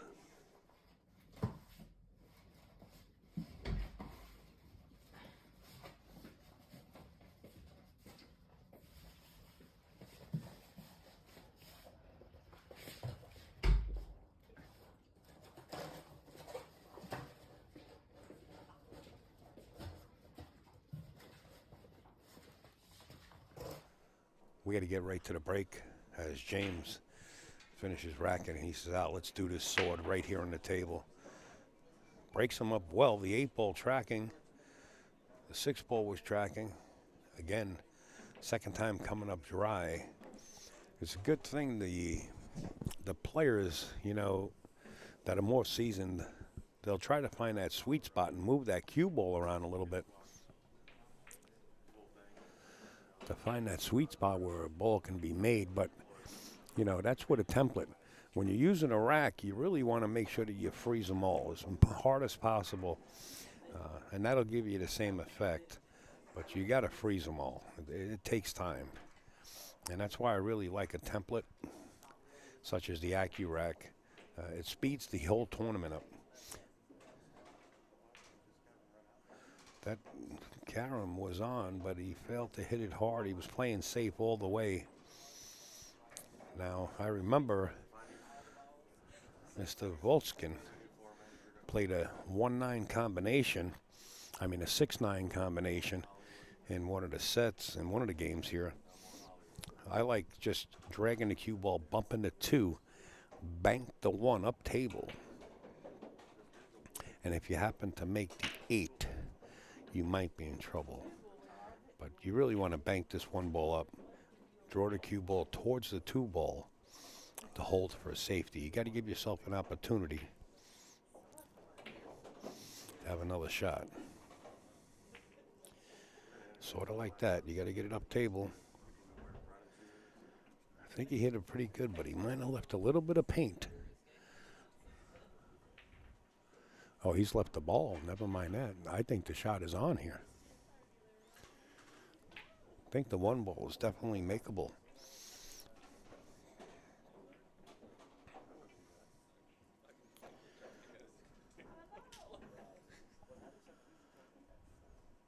He's letting the cue ball go, though. He's hitting it with follow. He's got to be careful he doesn't hook himself. Oh, he's playing safe all the way and just rolling up on the 3. That's not bad.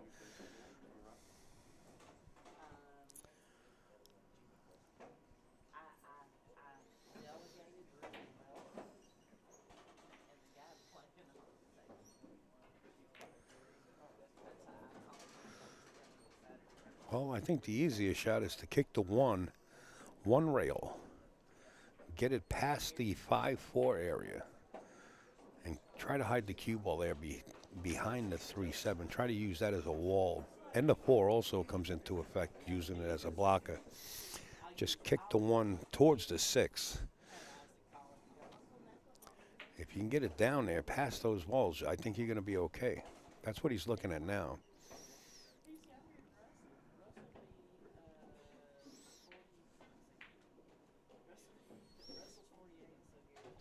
Six is big, Adam. He could pocket the 6. Yeah, get it between there, but the cue ball, wow. How do you like this? That's what I consider a roll right there. I would have thought that he would keep the cue ball up table, but he let the cue ball loose and got very fortunate to wind up behind the 2 ball like this.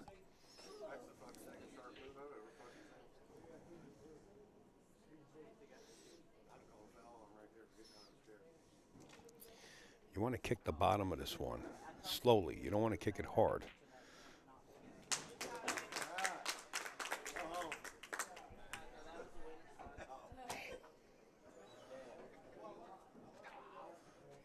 Just try to let it rest against the rail. He did kick it hard. And the 6 came into effect there. That's how big that 6 ball was. Good call, Adam. Good call. What was the applause all about, Zach? What was the applause all about? Oh, okay. Somebody won back there. I didn't understand what it was all about, but somebody won. For those of you guys that have access to all the cameras, you can zoom around the room and check out any match you want. He's kind of nervous about hitting behind this 9 to scratch. He might be playing a little bit of a carom towards the 9 here. The pool hall is waking up. He's played the safety better than you could take a pencil and pen and draw it on paper. I think James will have no problem hitting this 2 ball. I don't like going this way. I don't like going to the right side. I like going this 1 rail and maybe 2 rails, getting behind the 2 and kicking it. The ultimate shot would be to kick it on the bottom and have the cue ball stay down table, causing separation. I think if you kick it the way that James is looking here, you might leave a shot. The chances are you're going to leave a shot. The 8 ball is big, but not that big. It's hanging in the drawers. This is so tough to judge when you're this close to a cushion. You can miss this on the short side very easily.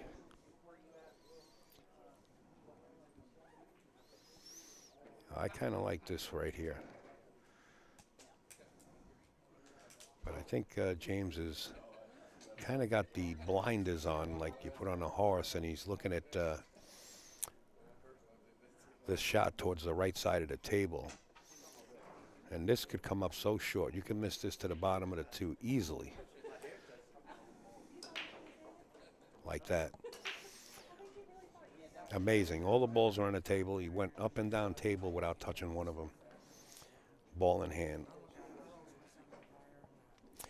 I would play from here to 2-8 combination because that 8 is so deep in the pocket, and the 8 to the 9 might be a little difficult when you get there. You don't have to get good.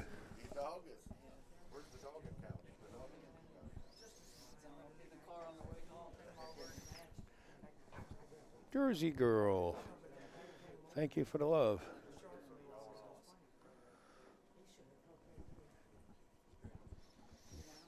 That's Chrissy Porowski, the promoter of this event. Oh, wow. This is different here. I don't know why he's doing this, but maybe he's not confident about getting this out here. To each his own.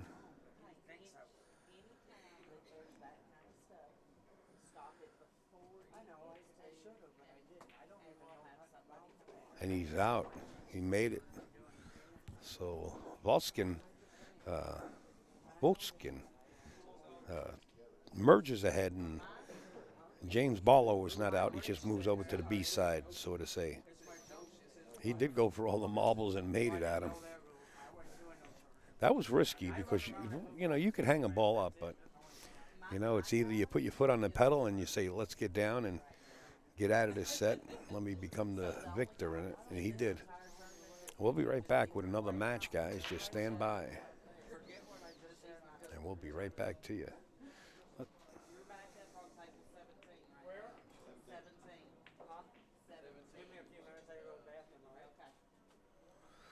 What could we look at in Cooley's? For you guys that want to go over there to Cooley's, here's the website right on your screen. Cooley's, INTL, which stands for international.com. Go over there and just take a look at these new cues that they're coming out with. Again, when I first seen these cues at Derby City, and then I got approached by Hugo, who happens to be right there,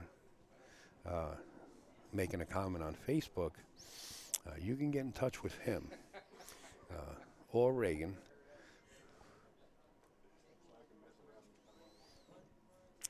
And they will definitely get you hooked up.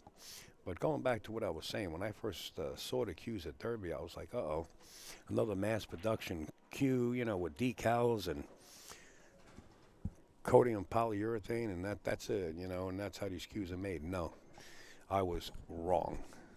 I actually seen the videos, and so can you, of the manufacturing of cue leads where they use a CNC machine and cut out the inlays and then pound them in and put those cues together. It's a beautiful process, and I appreciate any kind of workmanship. And there's a lot of work put into those cues.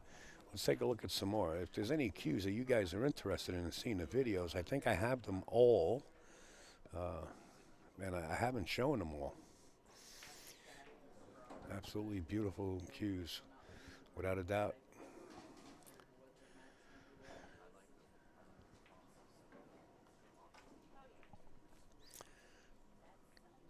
The one I think that's my favorite, I believe, let's see. Yeah, I believe it's this. It's either this one or the next one I'll show you. I mean, I like them all, but you always have your favorites, and just because I like it doesn't mean that you will, but let's take a look.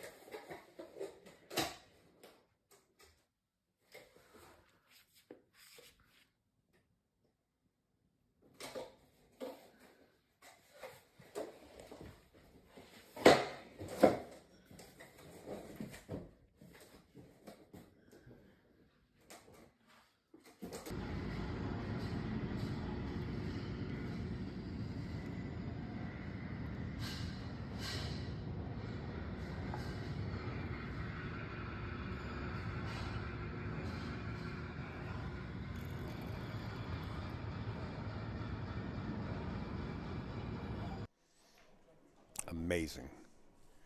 Amazing cues. I just showed you two models. I showed you the Dragon Teeth model, which is the LSA11, and I also showed you the Lizard with the Lizard wrap on it, and that one there is the LSB01 model. Just that's the two models that I really I got the opportunity to actually hold the Lizard wrap cue, the LSB01 in my hand at Derby City. How much is that one? Well, Levi, Yugo's right there. He'll be able to help you out. You can send a private message to Yugo, and he will help you out totally. In fact, he played in the tournament. I'm not sure if he's here, but he did play in the tournament.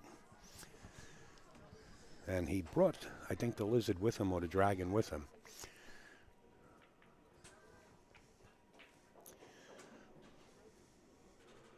I'm not sure if they have a show special or what's going on, but send a private message to Hugo, and he can help you out. He was definitely the right-hand man at Derby City, besides Reagan.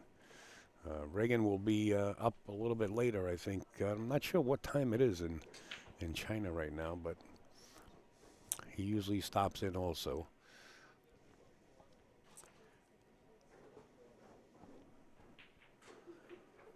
Let's thank some of the stream sponsors. Of course, I'll tell you, without everybody involved, I wouldn't be able to do what I love to do. And off the rail apparels, there's Cooley's. Cooley's, INTL.com. You can go over there and sweat it.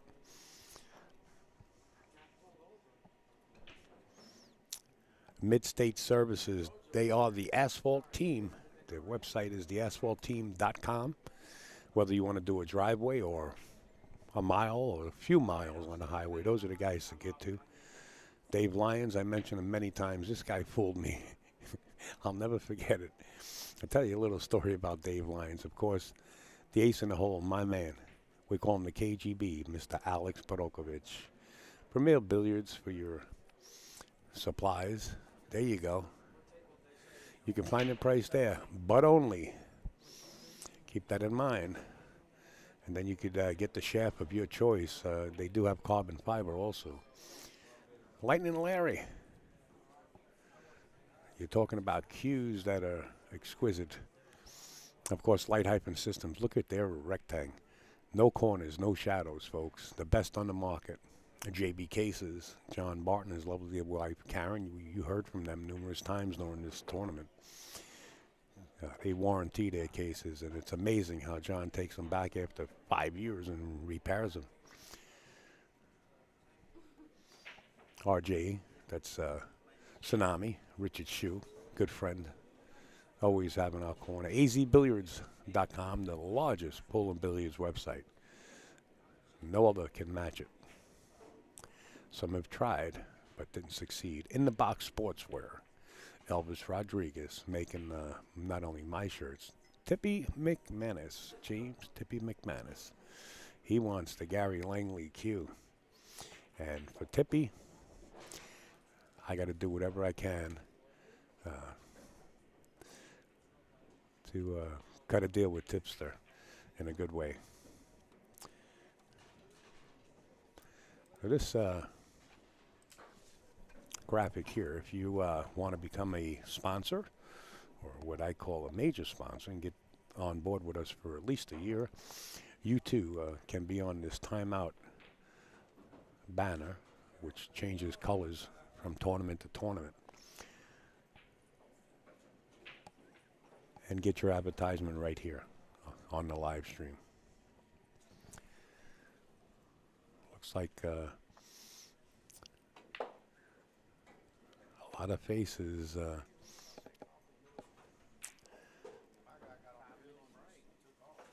have got a lack of sleep last night. Some of them are perky. Some of them aren't. You know, fatigue sets in. This is a sport. Let's face the fact, you know. It's a sport. The NFL, they call it a game. But it's a sport, right? They consider it a sport. Hey, we got another match coming up. Look at this. Jerry Clayman, Kevin Ping. 7-7, even race here.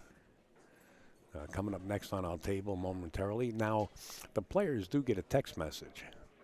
So as soon as their match is called, the system automatically texts their phones and say, hey, your match is up. And you got a certain amount of time to get here before you're penalized. So the system has been working flawlessly, getting 192 players in and out of the tournament using the digital pool system.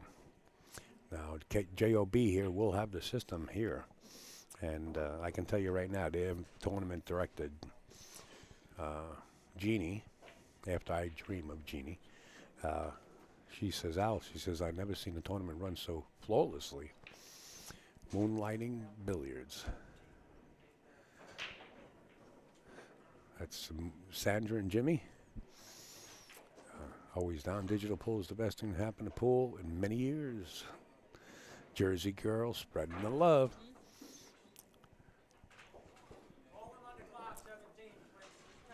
Well, we got somebody on the clock on table 17. If you guys have access to that match on 17 and you know the player that's not.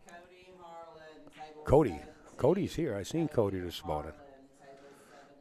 Cody was wearing the shirt yesterday. Says, I make the shirt look good.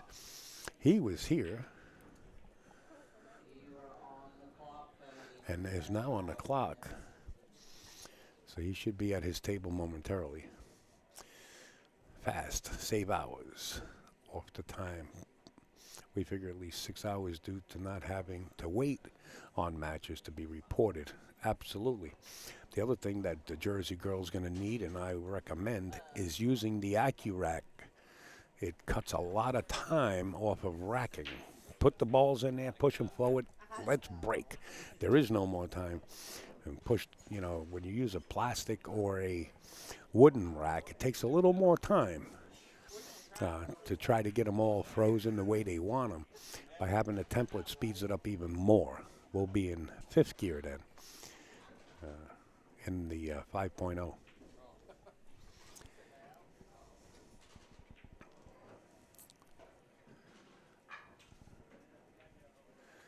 See that? If we can set it up, let's go. Chrissy is all for it. This girl has pool running through her blood. She loves to promote pool. She does a lot. And believe me, I stayed at her resident. And the young lady doesn't stay off that phone or the computer. She promotes it 24/7.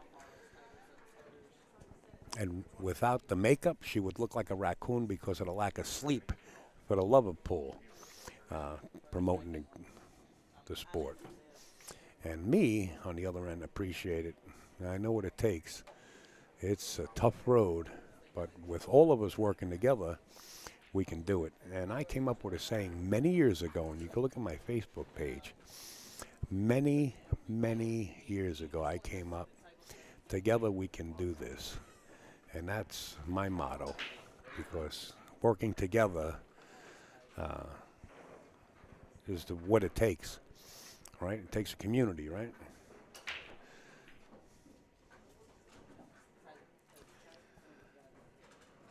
It's definitely nice. Thank you, Trinity. Thank you for that positive feedback. Appreciate that. Yeah, people don't realize it until they experience the system.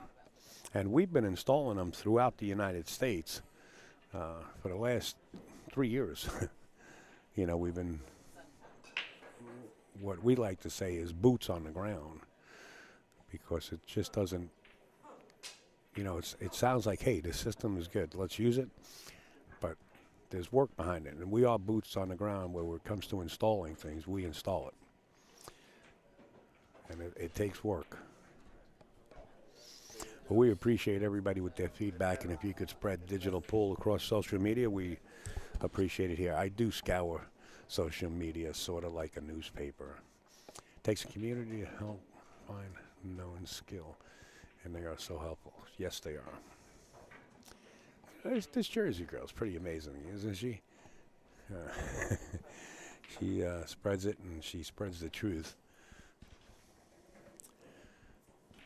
So we are boots on the ground. So if you want this installed, then we know. We have about 8 pool rooms on schedule, and we know who you are, and we are going to get to you. And there's a few in the upstate New York area that want it done right away, and also the Midwest. And we're going to try our best to get to you as quick as possible, but between tournaments and setting up other pool rooms, it seems like forever, but we will get to you. We're not going to leave you in the dust. And the pool rooms that are somewhat skeptical, I always tell them, look, I'm not here to sell you. You know, we're running a pool tournament in your room, and I don't want to sell you, but I don't want to see you get left in the dust where everybody else is just has the system and it runs basically on its own. Not only that, if you have a big challenge match, now they have one pocket matches here on a regular basis here at JOB. I mean, I see them every morning. Contact Rob at Rocks in Illinois.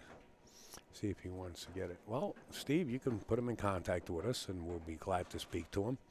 But I will keep that in mind. I'm pretty sure Zach Goldsmith knows the room. He's sitting right behind me, working his magic. But I always tell the rooms, you know, we don't want to see you get left in the dust. You know, and if we're running a pool tournament in their room, they see how it works, and right away they pull the trigger and they say, hey, let's get this installed. And that's what we've been doing. Well, enough about me and Zach and getting things done.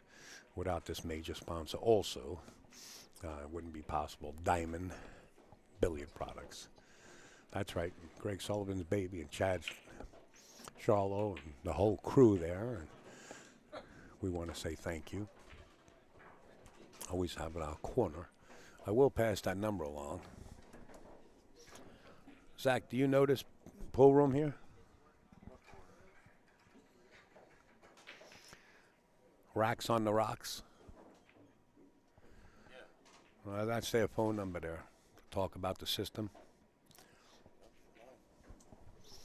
All right, Zach is jotting that phone number down, and he'll probably give him a call later on. Yeah. Or they can get a hold of us, Steve. Any which way, forgive us if we mental slip like the president.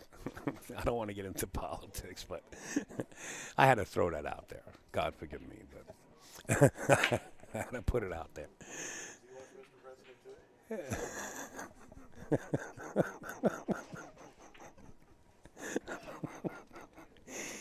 Oh, man. You can't make this stuff up. We're waiting for players, I guess.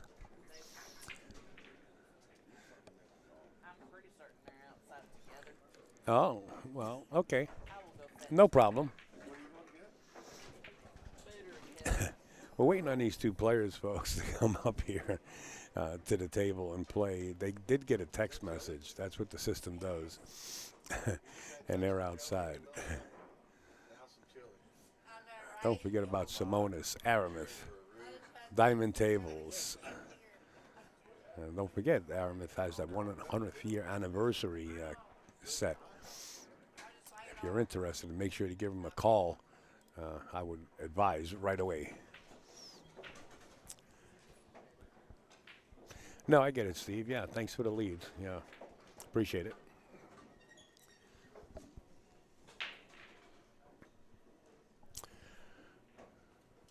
Jerry Clayman and Kevin Ping.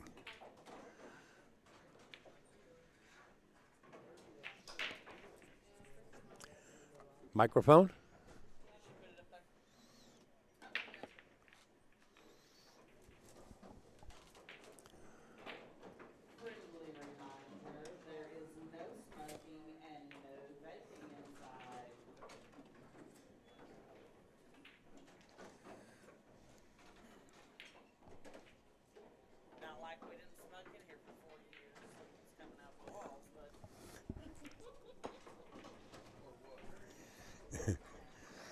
Hey, look, here we go. The players are at the table. They're playing dead even, folks. It's a race to 7 from here.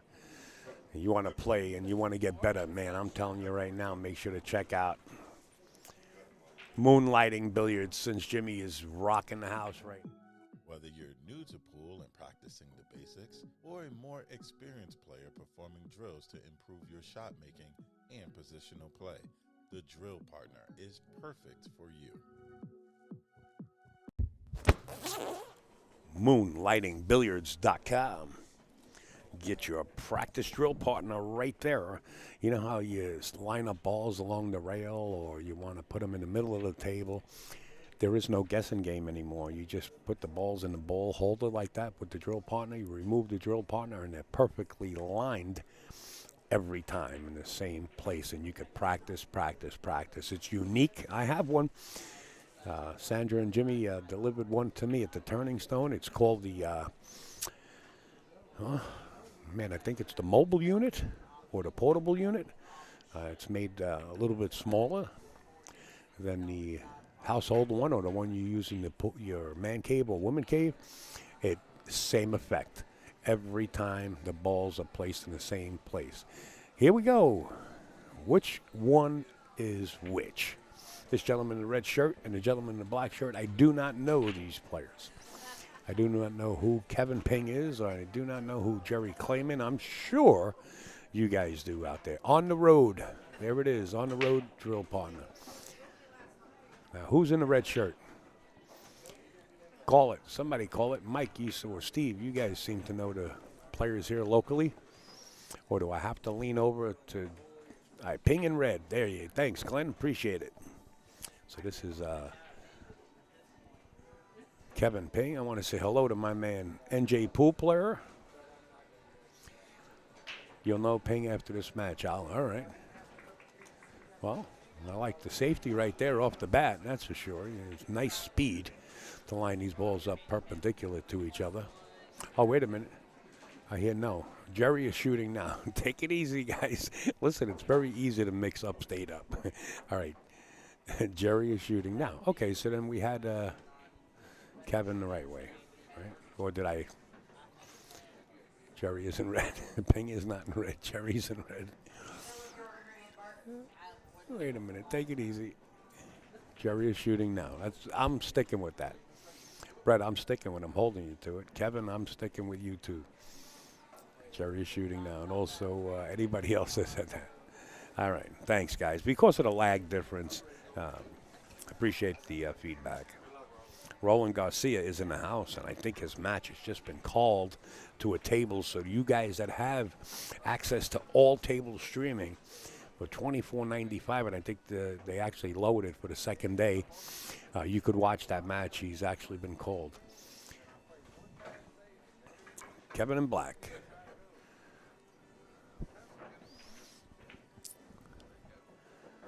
So this is Jerry.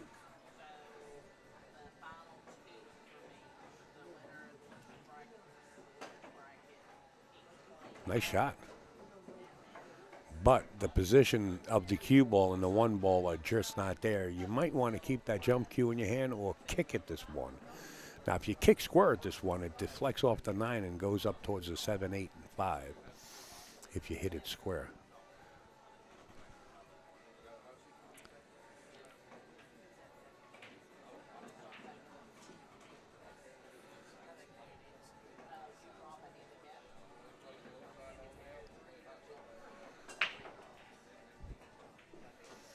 Somebody says Ping can't win with the 8 playing Buddha. Now, not Buddha with a B-U-D-D-A. It's Buddha with a B-O-O-T-E-R. I guess that's because of the boots. Yeah, if he hits this square, the one could deflect off the 9 and go up towards the 7, 8, 5 area if he wants to kick it that way. He can also kick it if he wants 2 rails, but I think the 1 rail kick is there.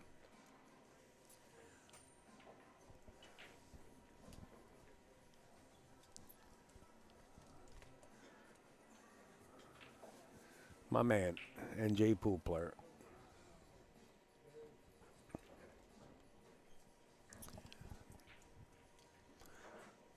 Why is he going this way? I'm not sure. I think it's an easier spin, 1 rail towards the right long rail. But he hit it, and he scratched. Still 0-0 in this second match of the day here. Scott Frost on board. Good morning, Mr. Frost. Good morning, Al. Hope you got some rest, pal. Finally, yes. Good. I mean, I think I got about 7.5 hours. And, you know, my biggest thing every day is waking up and deciding on what pair of sneakers to wear. I don't know about yours. That tells you how tired I was last night. Does this ball pass? I think it does. It looks close. Yeah. So this gentleman's shooting now is Kevin Ping, and the gentleman in the red shirt is Jerry Clayman. I know Kevin real well. Oh, okay. Staked him a few times. Oh, he's a player. Do you know Kevin? I do not. Oh, he's actually a pretty high level bank pool player. Like when I say high level, I'm saying like he could beat me in a race to 5 playing bank pool. He's not a favorite, right? But he plays good pool. He can get there. Yeah, he's a good player. I don't know much about his rotation game. He travels the country trying to hustle bank pool. I don't know about that bridge either. It seems a little awkward. He's undecided. He's not sure if he wants to roll this into the 8 and hold right there or not. Yeah, so maybe he's just measuring that out because that bridge didn't look stable. It's a little better, but that third finger in the middle there causes motion in the hand. If you put that finger knuckled, you'll have a little bit more stable platform. Well, he doesn't have to like this at all. I mean, even a bank pool player, I'm not sure if he can bank this. He's electing to try to cut this straight in. It's going to be a hot cue ball. Yeah, and he's probably going to go into the 8. Probably by intention. Well, he's made the 8. Not by intention. That'll get you there. Yeah, how they rolling? They're rolling good when you can do that.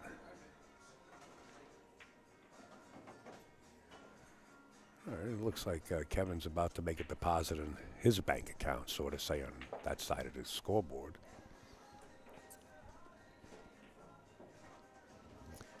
One 0, they say like that on the other side of the pond there, folks. I'll tell you one thing. If you ever go to the other side of the pond in the UK, don't take a black cab. They call them black taxis.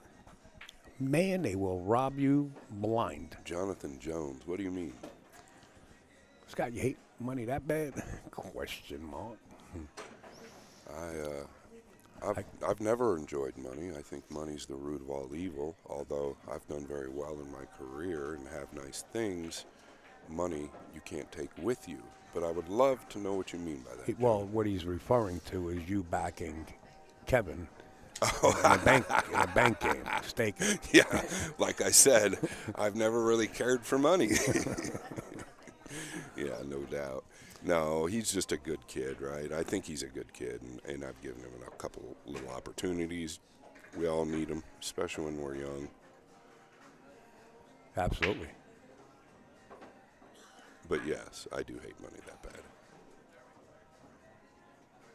All right, the 2 is way down at the bottom of the table, folks, at the bottom of your monitor there, resting closely to the short cushion, along with the 3 ball. Yeah, I think he can draw between the 5 and 6 here, but he's got to really control the speed. Yeah, that's a small window between the rail and the 3 ball. Yeah, pretty touchy. If he gets a little high on the 2, he can rail first. Now he's going to go forward. This looks like a tough angle to go forward. Oh, he pinched it. It's going to end up pretty good. You can go up. Well, it's pretty shallow, isn't it? Yeah. I think he's got this built-in safety. If you can get the 2 around the other side of the 3 ball and drag the cue ball right in that little pocket of the 4 and 9. That 3's a big ball. Yeah. Looks like he's going to cut at it. He's up going and down for the gust, yeah. between the 5 and 6, coming back. Watch the 8. Pinch a right. He's overcut the room rent.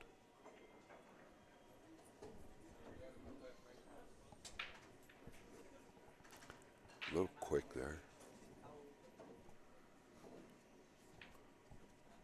I don't know that this is a great angle. I don't know that he can make this. I don't think he can. He's got to swerve it. Maximum right. Nice and easy, if he can. Yeah, that 3 being that far from the cue ball, he's got to really know how much that cue ball is going to curve.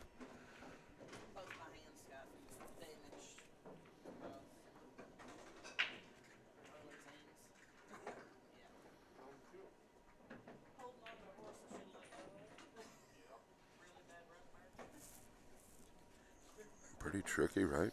Yeah.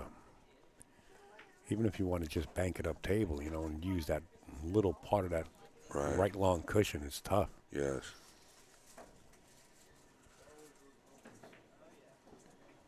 Yeah, this is a tricky spot. You can't just bank the 2 away due to the position of the 4 and 9. I think it's swervable, but you really got to dig.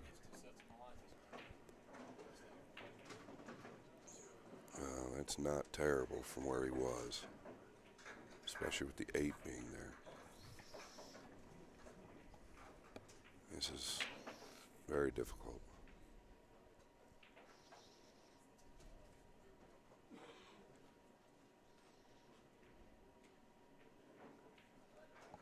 I think if he makes the 2, he comes off the left side of the 8, though, and the cue ball will track down this way.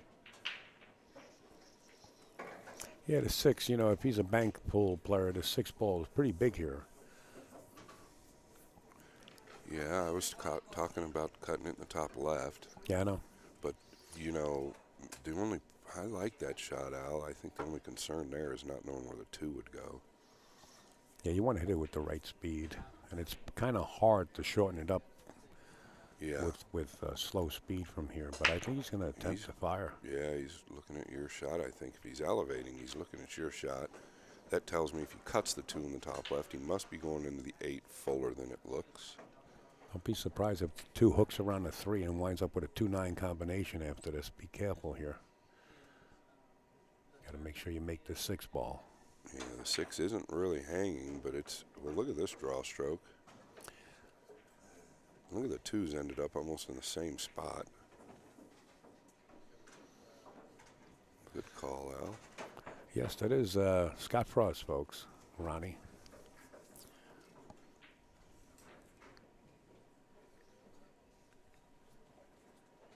Tell you what a bank shot that was, too. Yeah, he hit it pure. Directly into the 6. I don't think Scott dislikes money that bad. Backing this young man in the bank pool. No, Good shot. He can bank. He's good under pressure. Can he carry him the 9? He could draw over into the 9 here. I expect him to do so. You just don't want to follow it in. Yeah, you want to catch the rail just before the 9 ball here. A little left English will carry that cue ball your way. Oh, that's perfect. All right. 2-0. Scott, you coming in May is the question. Where to? I go to Boston. I go to the PLP in Connecticut. I go to the U.S. Open. And I think I go to Philly. And you'll be here Monday for this clinic right here. Yes, sir. And if you want to get down and join this clinic, make sure to get in touch with Scott right away or use that website down below, JerseyGirlBilliards.com. We got to get back to the matches. Yeah. Kevin is on a tear here. He wastes no time. Looking to pocket the 4 here, and he has. Table's leaking. And he's got a great shot on the 1, Al. Yeah, not bad. I mean, just draw it to the rail and back out after pocketing the 1. He should be okay. Looks to me like if he gets to the 5, he should be gone. Yeah, he'll be playing some 1 pocket if he gets there, I believe. 5, 6, and 7 will go in the same pocket. Possibly the 9 also. Real nice stroke there. Now you want to carry a low angle on this 3 so you can come in 2 to 3 rails short on the 5. I don't think you want to draw back, but he might. Yeah, this is better, I think. He can punch it 3 rails tight to the lower right long rail. Oh, now he's going to use inside. Yeah. He's coming out long. Yeah, and you can do that on these tables. They definitely hold. You guys out there on the internet, Jersey Girl just posted the website where you can register for Scott's clinic. Just click on that and you can register right there. And here comes the 1 pocket, 5, 6, and 7 in the same pocket. Yeah, he put a nice stroke on that ball. Looks like he's really zoning in. Uh-oh. Well, not bad, but he's going to wind up a little awkward here. Yeah, not great. He decelerated just a fraction there, let up on the stroke. Fortunate the left English saved him. Nice recovery. Yeah, absolutely.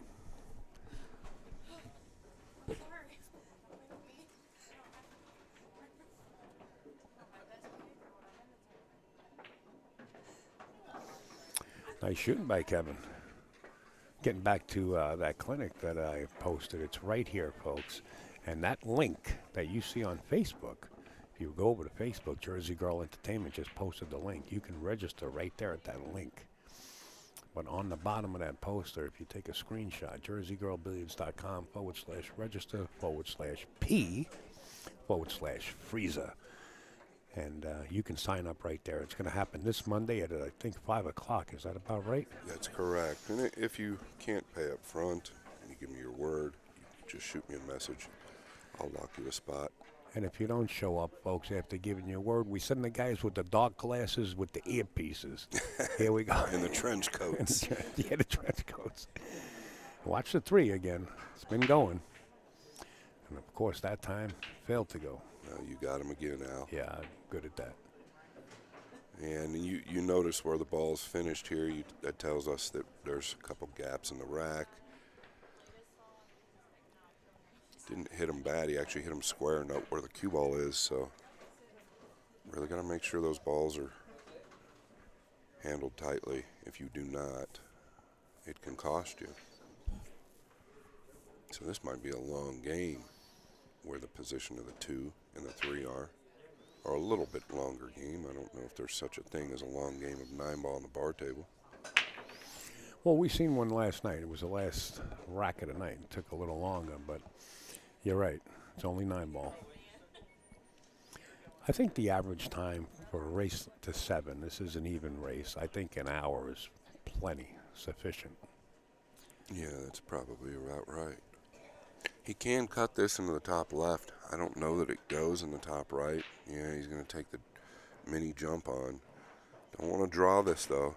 You don't want to draw this. You're going to get in trouble. He found the gap. Beautiful. He found the gap. Still got to contend with the 3-ball, though. It's landing a bad position here. Whether he can play the carom off it or not and knock the 3 behind the 5 and take a swipe at the 9. Yeah, it's not terrible. He's got to hold the rock, though. Might be better off. I was going to say, How playing about safe that? here.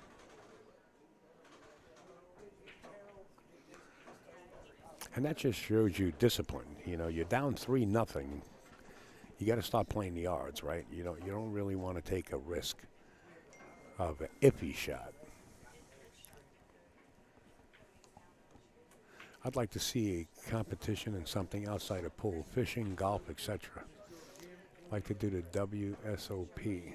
Scott can make it happen with Madron. A little golf bet. This is this cue ball is going to be tracking to the lower right if he doesn't put anything on it. He put a little right English on it. Look at the speed. Very nicely hit. Like as good as you could, Right. actually, from that position. Kevin feeling real good right now.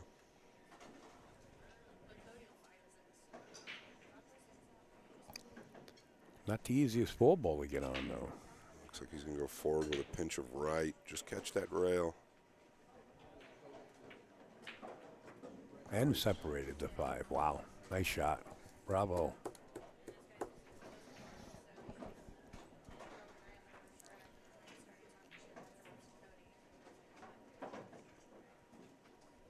Pretty smooth shooter right here. Yeah, I would say 7 is a very fair rating for Kevin.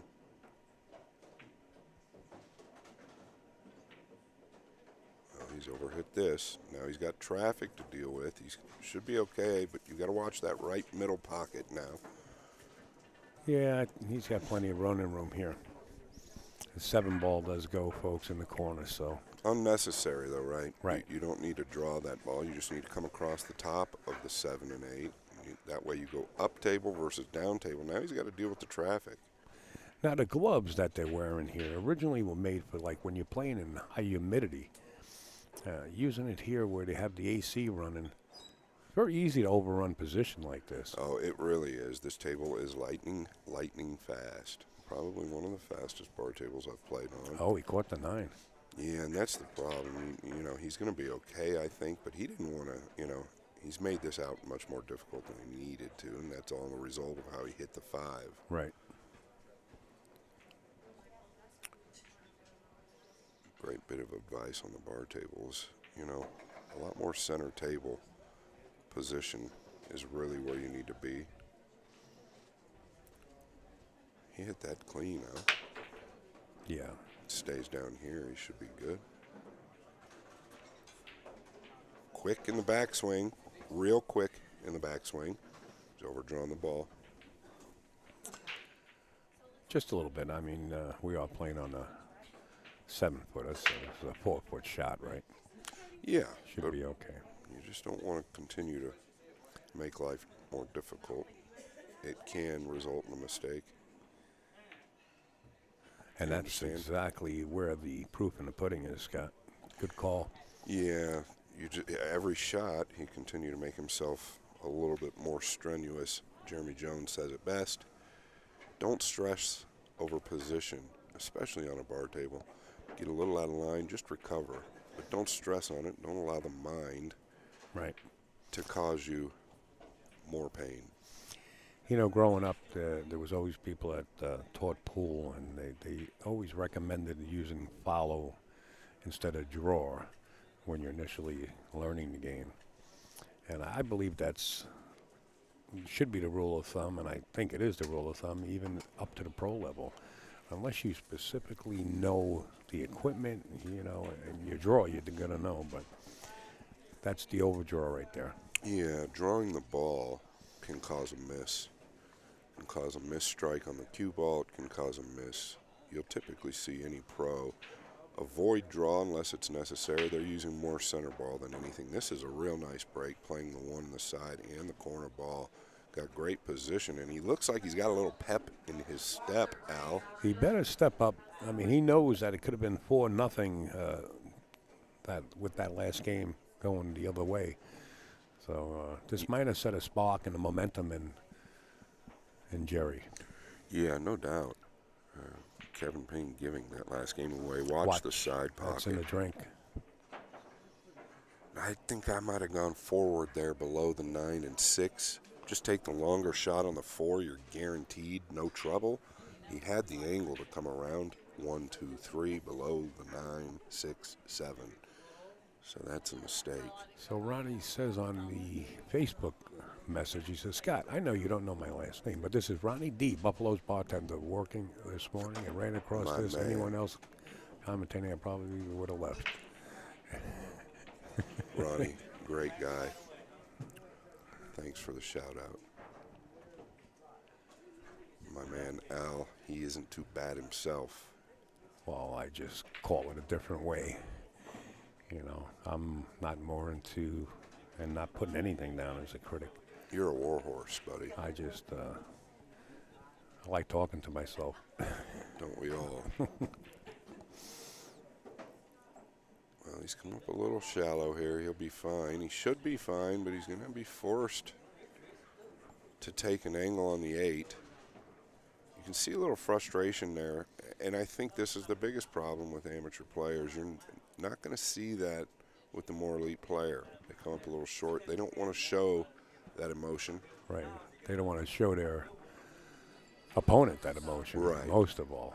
Well, and that's why. That they're struggling. Exactly. They're going to feed off that if they get the opportunity.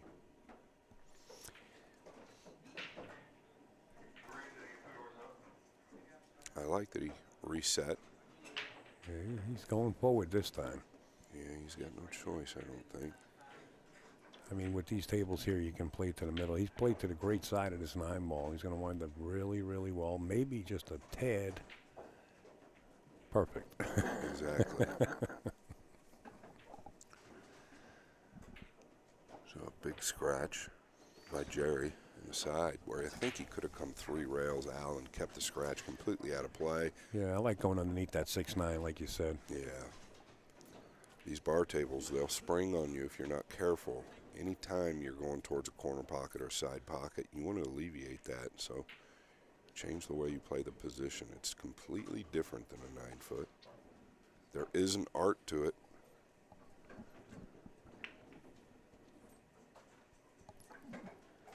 You do not want to play 9-foot position on a 7-foot table.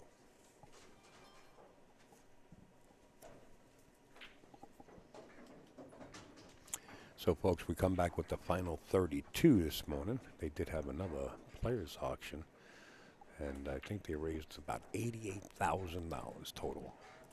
Not bad for a split bracket tournament for one weekend. It's extraordinary. No, it's great. Very good. Chrissy does a great job. Digital pool, great work. Yeah, I don't believe this ball plays. He could chip it over there towards the 2 and use the 9-5 as cover. Chip it towards the 4 even if he'd like. It's all about the speed, but your cue ball is going to come down here in the lower left. I don't think the scratch is on. So you can spin this with a bit of right. Our left, his right. Just twist that 1, chip it over towards the blue 2 and the purple 4. Cue ball will drift down towards this lower left end. He's got a big wall right there. There's nothing wrong with that shot. Speed is correct. Yeah, I don't know about the push. I might not give this up. You can't give it up because the 1 plays to the side. He might be playing the 1 here. He did play the 1. Yeah, I felt like that was a little lower percentage than the safe. It was pretty easy to execute that defensive play there. Obviously, he probably didn't see it. The 3's a little tough here, Al. Sure is. But where the 2 is, he'll be able to play that 3 towards that side pocket on the right side of the table there. He's got to just maintain that angle where the 1 is, or just a little steeper. Work towards the center of the table just a bit, but watch that 6 ball. Got to watch that 6. And that'll work, right from there.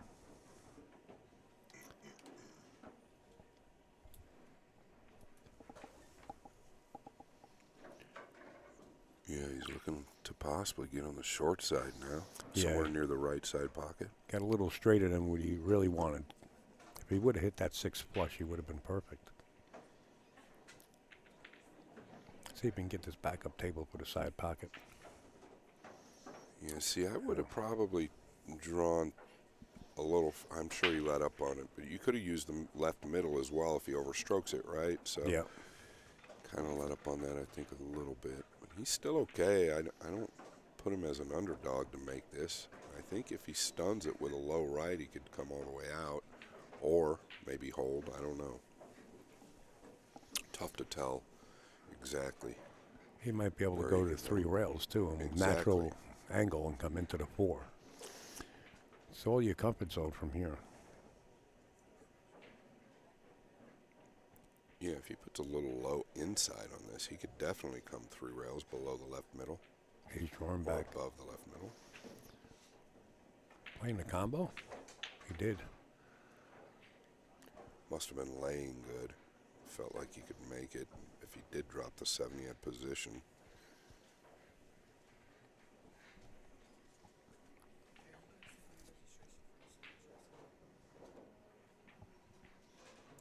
A little flat here. Can't tell if the 4 plays in the lower left or not. I know the 9 is down there somewhere, so it does not. I would not look at position on the combination. 4 does play in the top left and the left middle. I would snatch back if I can and get somewhere close to the 4 if you can't punch out. Because if you get bad on the combination, you're not going to have a good shot. Well, now he can cut the 4 and go into the 9 out. Yeah, that's what he was taking a look at earlier. Maybe use the top of the 9 to get position on the 5 here too. Might make the 9.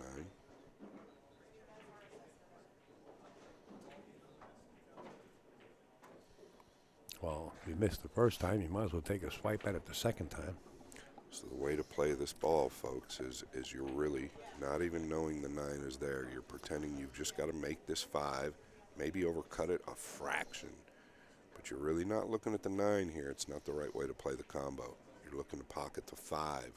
It's on the same line as the 9. Nicely done. Nice cue ball, too.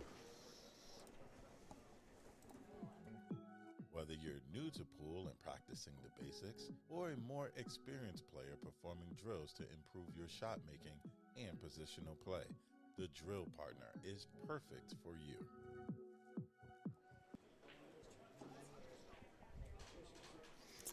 5-1, folks.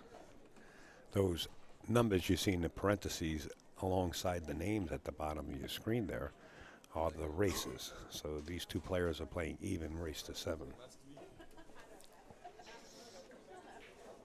And oh God, excuse me. Yeah, Kevin Ping running away with this. He could simply be up 6-0 without that error on the 5 a couple games ago. The positional error.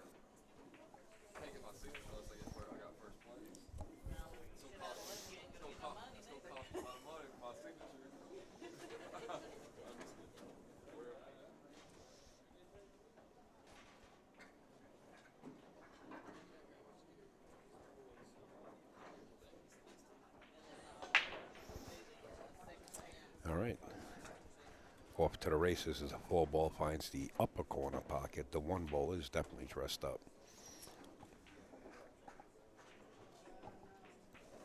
Yeah, the only trouble I see is obviously the 3.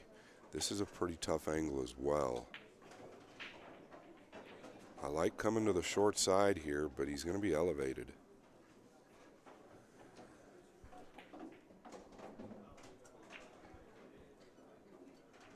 Dan Walker, that's a good question. Is this A side or B side? I'll find out in 2 secs. I believe this would be B side. Oh no, excuse me, I'm B level. It's the A side. I believe it's a B level. Is this the lower half? This is an A side match. Correct. Whether it's the lower half or not is beyond me. I would imagine so.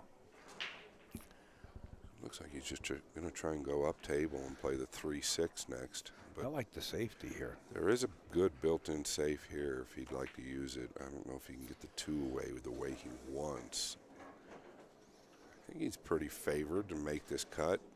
Where the cue ends up, I don't know.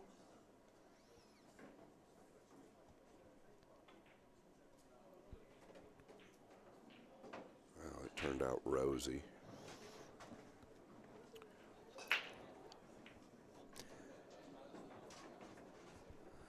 Was Justin Hall in this tourney? No, he wasn't, Ronnie. Yeah, a little lazy on the cue ball there. You've got to know that you're going to stay close to the 9. He should be okay. I think he can get the whole center of it. 1 rail up for the 5 in the top left. Watch out going into the 9 here. I don't think he will. Yeah, perfect. A little firm. There's more pockets than 1 on this pool table, but he got there. He still has a shot. The 7-ball position is going to be a little funky. You might see him go 3 rails and shoot this 7-ball in the side pocket right where he's standing. Yeah, notice the hand gestures he had there. You don't want to stress on a little bit of misposition. Where's this going to end up? For that side pocket where he was standing. Okay, nicely done, Mr. Ping. 2 away.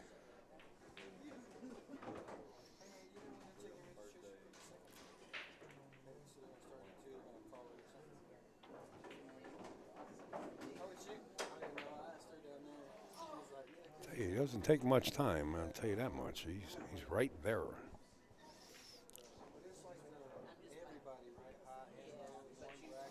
We haven't seen the likes of Jerry too often in this set.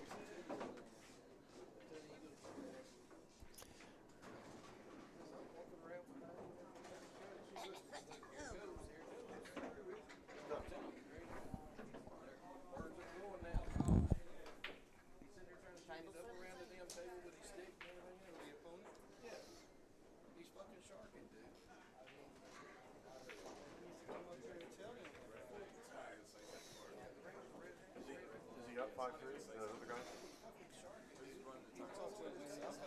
Who's up 5-3 though?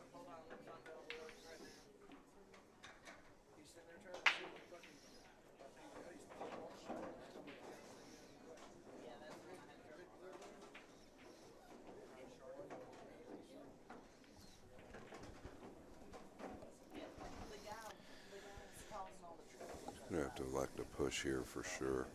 Unless he can cross the face of it, I believe he'd have to swerve to do that.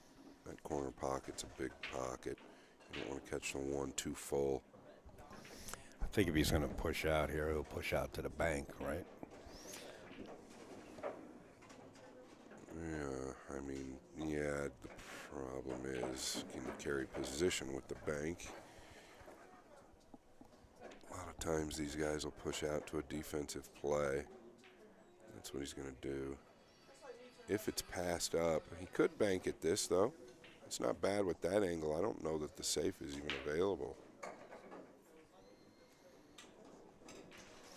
Safe is very touchy. You don't get the one ball out of the way right far enough, you know. Yeah, absolutely. Yeah, ideally, you'd like to bank the one back down towards the 9 and put the cue ball behind the 5, but I think the cue ball's too far left. You're going to be looking at a real difficult time trying to control both balls. And you could double kiss the 1 like Al said, basically. I wonder if you can bank like you said and just hold the cue ball there, play the 2 in the same corner. If it doesn't go, it should.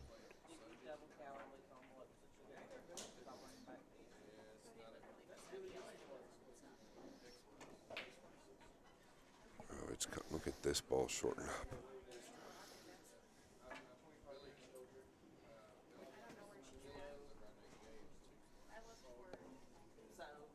I think this is pretty self-explanatory. You've got to play the 2-5 next. Get past that, get a positional shot on the 2. Should be favored to get out. He's not drawing this. I feel like the 1's all the way in there. Well, he's gotten pretty fortunate there. He overhit that quite. Makes you work a little easy, though, when they're that close. Yeah, I don't think he was playing to bump the 2. No, the speed was a little but it's fast turned is out what it was. a lot better than. And being on the hill, I mean, he's kind of free stroking here. He's got cue ball on the string. Yeah, that was laying natural. Keep it simple. Draw back here.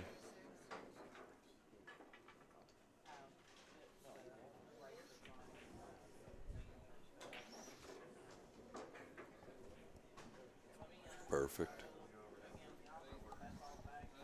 Hard to go wrong here, even if you just stop the cue ball there. He's acting like he's got a bigger angle than he does. I don't believe he has to come down here for the 8 in the side. You can roll this in. Yeah, he's good. You can roll it in and stay high on the 8. Oh, wow. Yeah, I don't believe he played that right. Whoa. You know, this is asking for trouble. You can roll that in. Most top players are just going to roll that in and stay above the left middle pocket. Carry your drop-down angle on the 8. He must not have felt good rolling it. The scratch was not on.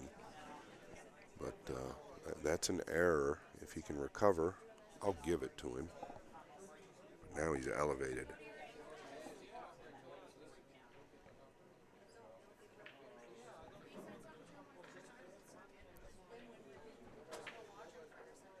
Nice stroke. And a playable 9 ball to boot. Yeah, nice stroke. I believe he can reach it. This is a 7-foot table. Pay attention to the cue ball here.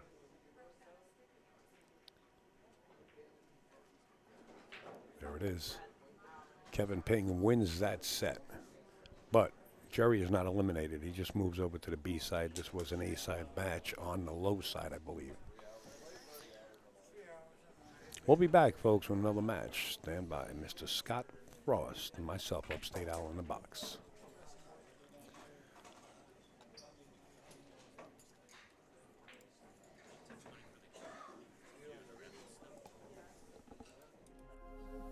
The question is do we ever step back and, like, you know, look at what we've done and wonder, why we're here, kind of pinch ourselves.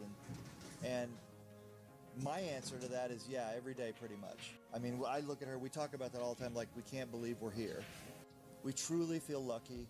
I mean, if anybody asked me what's the secret to this business, to us in this business, beyond the quality of the product, it's the relationships that we forge with our customers, with the people who enable us to be here. It's the people who come back and buy 2 or 3 or 4 cases, and the people who bring their friends. They trust us enough to vouch for us for their friends. And that is just amazing to us. We look around and we're like, how lucky can we be?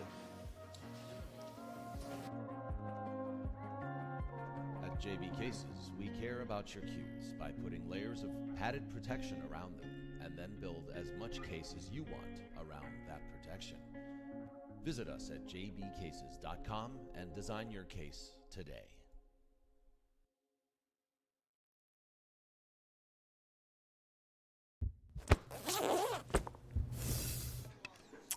Folks, we interrupt this program for a special bulletin.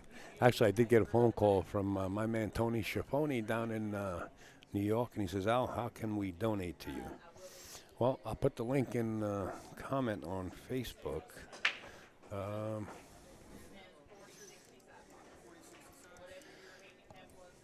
State Al Pool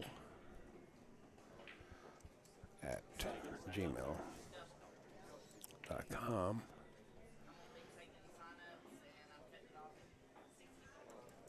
That's the PayPal info. Thank you, Tony. Appreciate it. I'll put it in the box there.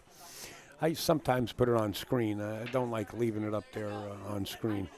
It's not about me, this pool tournament, but I am on the road, and if you guys want to donate, there's a link there on Facebook. All right, we'll be back. A couple of minutes, guys. They're starting to get players ready here.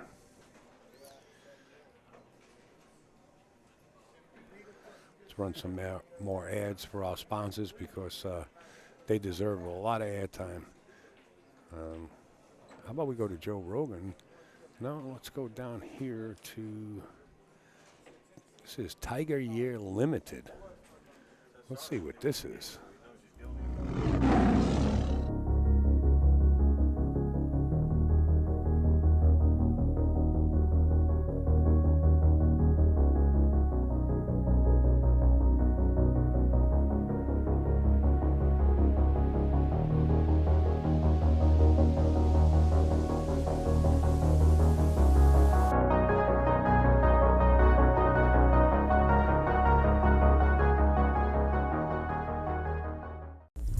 Digital Pool is the ultimate app for billiards enthusiasts, tournament directors, and... But, Richard Sue? Yeah. He makes those tsunami shafts. Those are really good. I've You got like one them? of those for my Southwest. I like it a lot. And I'm going to have him make me some for other cues.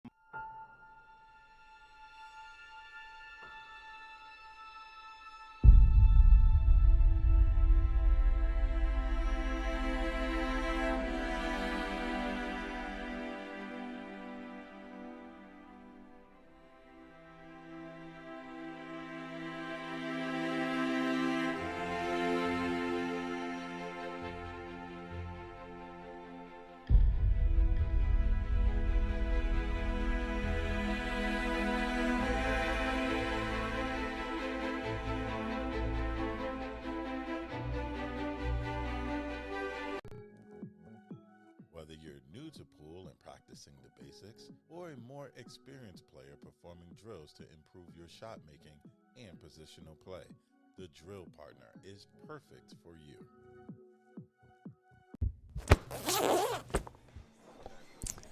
Hey, I want to say thank you to Tony. Thanks, Tony, for your donation. Appreciate that, buddy. Thank you so much. That helps out. Believe me, everything does count. Also, I want to thank Aaron Rango. Aaron, A-A-R-O-N, Rango, like the Rango beer my dad used to drink when he was in his drinking days and alive. Thank you, Aaron Rango. Appreciate that. Folks, I do like to thank people online. It's just part of who I am. But we do have the next match up at hand, and you could see the scoreboard there.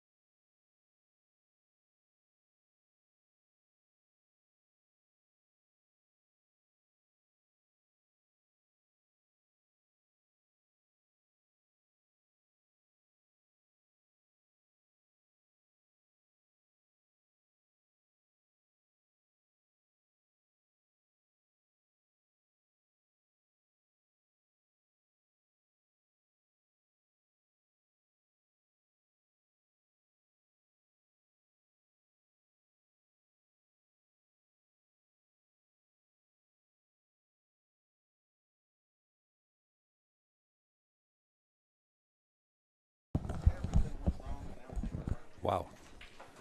Sorry about that, folks. We lost audio for a second there. Thanks for letting us know, John. Appreciate it. You didn't miss anything. It's still 0-0 in this match between, oh, how do you pronounce that name there? Let's see. Tornado, Powers, and Kerry. Beeland. Both at a 4, so this is definitely the lower bracket here, playing even. The cream of the crop is rising to the top on both sides of the split bracket. Race to 4 even.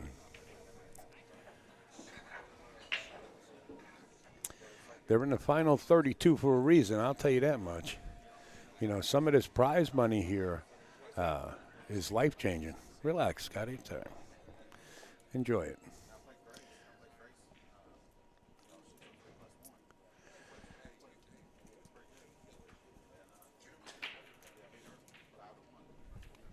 I'd like to know exactly who the players are. You guys out there know. Give me an idea, folks. Which one is Tornado and which one is Kerry? If I was a guessing man, I would say this is Tornado, but I'm not certain. So this is to the air. This is such a tough shot. You got to come down quick. This cue ball could go off the table. Got to be careful here. Wow. And got the point. Not only made the jump shot by cutting that 7 ball and caught the point of the side pocket. Wow. You got to love it when a plan comes together there, right? Wind up perfect on the 8. And a good chance to put 1 beat up on his side early in this match.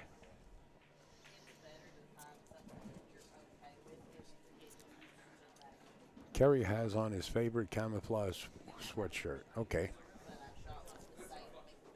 Gotcha. So this is Tornado. And he draws first blood here. 1-0.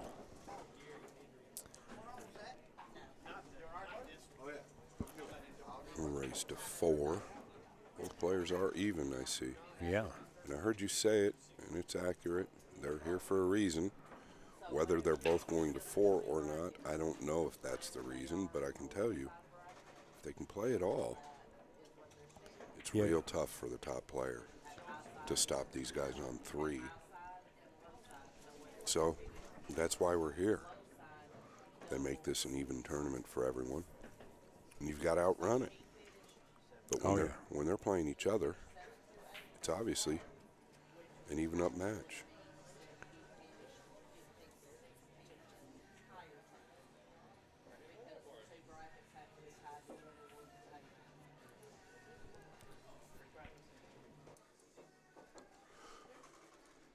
Tornado to break.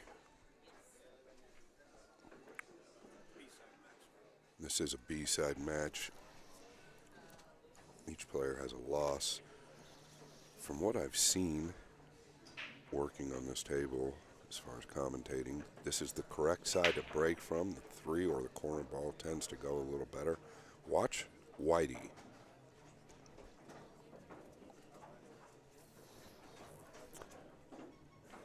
Somebody will be starting the car after this match. And that's the scary part about a tournament. And the other thing I don't like about a tournament is the tournament comes to an end. I'd like to do this 24/7. I know you would. You are a workhorse. There is no doubt. It's a great time. You know, it's really a good time. And like I said yesterday, you love it, and that's why you're good at it. You have to love what you do. Otherwise, it becomes work. Yeah, who wants to do that? Nobody wants to really work, do we? No. I love what I do as well, or I wouldn't be doing it. Get our first look at Kerry, and so far, I don't want to jinx him, but he's looking good. He wants to stay off that rail. It'll be a little difficult now to get to the pro side or left side of this 6. Can he spin 2 rails below the 7? I think he can. He's done well there. Real well. A little steep. He doesn't want to contest with this 9. Looks like he's going to draw out of it and play the 7 on the side. Watch the side there.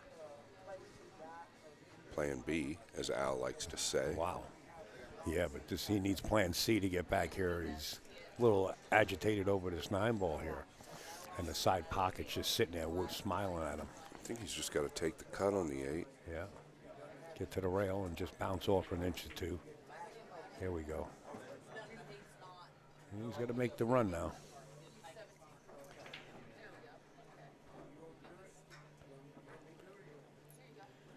He's going to draw this instead of go up and down.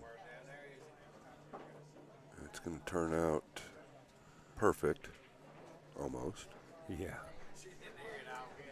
I do believe he's a heavy favorite to make this. Definitely scared his backers a little bit there. All right, one apiece. We're off to the races. Ran a full rack there. Not off the break, but did run from the 1. That's pretty solid. Going to 4.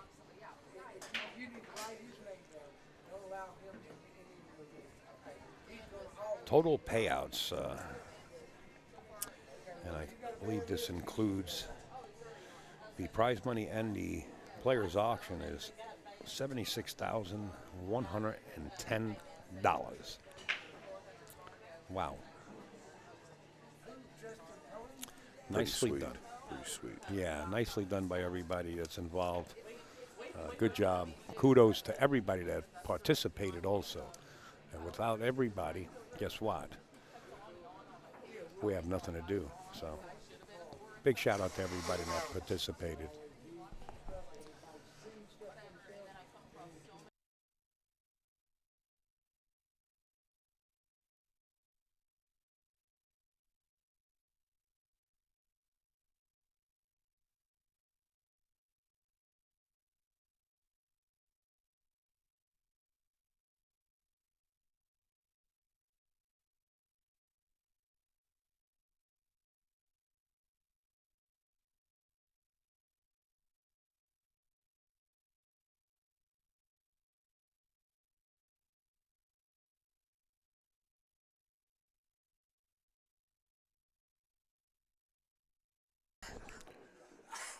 Carry to break.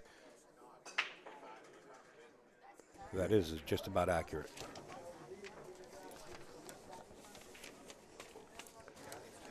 Notice the 6 did not drop. That was the corner ball. Typically on the bar table, breaking from the side rail, that's your first objective. Did pocket the 1, I believe, in the side. Not positive. A little bit of a pickle here. Not a good place to push out that I see right away. You can almost roll out to the top of the 6 maybe. Make things difficult. You don't want to make the 6, I don't believe. You could use it to hamper the cue ball. That's also touchy. I don't think you want to go up table with the cue ball due to the position of the 6. The reason I say maybe roll out over the 6 here is that at least if he wants to shoot the 2 up in the corner, he's elevated. And if he shoots the 2 to the side, the cue ball is going to go towards the left top corner. It's a little tricky. I just don't know of a good push out here. I wonder if he has a little paint. I don't think he does. Yeah, I don't know about this. Due to the position of the 6, could get away with it. He was in a tough spot, though, to his defense.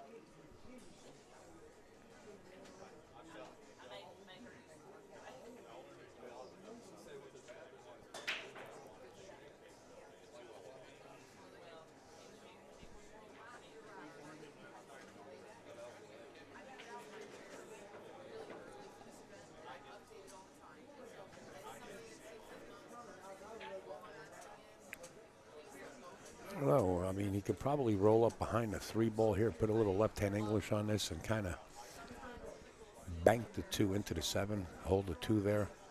But you got to hide the cue ball. I'm not sure if he'll look at that shot.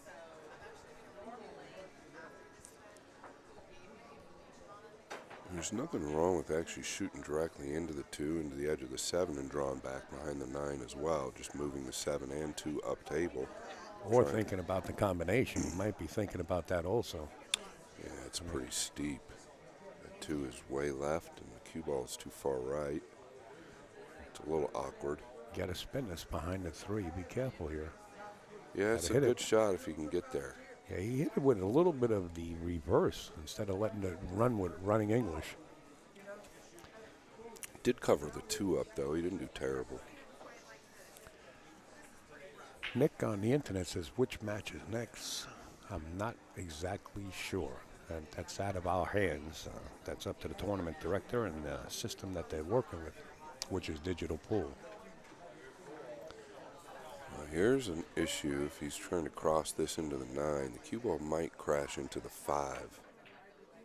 Okay, he's missed the 5. It's going to catch the point.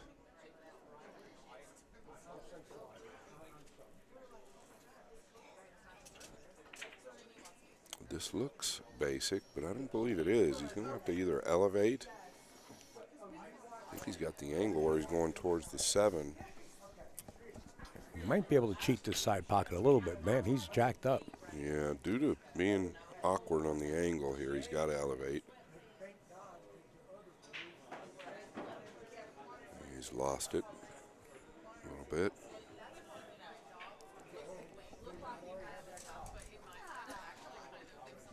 Anytime you're elevating that high, your accuracy goes down a lot. Nice hit there, though. Could have been better. Not the most favorable rub. I don't believe the 4 plays. If it does, it's tight. Looking to play safe here behind the 9. Or is he going to bank at it? Looks like he's playing the bank shot. No, he did play safe behind the 9. Not a bad play. I mean, it leaked out a little bit. You can see the bottom of him, but he might have an opportunity to get back to the table. Yeah, if you can see a piece of this 4, he might be able to chip him behind the 5. Now he's elevating. So he's got to swerve it.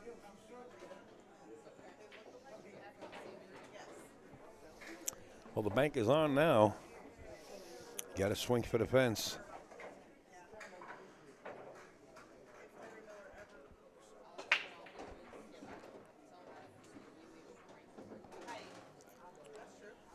He lost position there as well. Overcut the 4. This is also a little awkward. The cue ball is going to be motioned towards the 8 unless he elevates.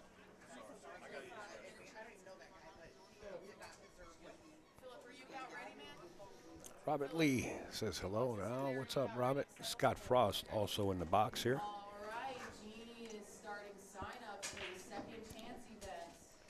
And that was his concern. The cue ball was headed the wrong direction. Put a little more into it than he wanted to. Overcut the ball. It's a big opportunity for Tornado. See how he handles this.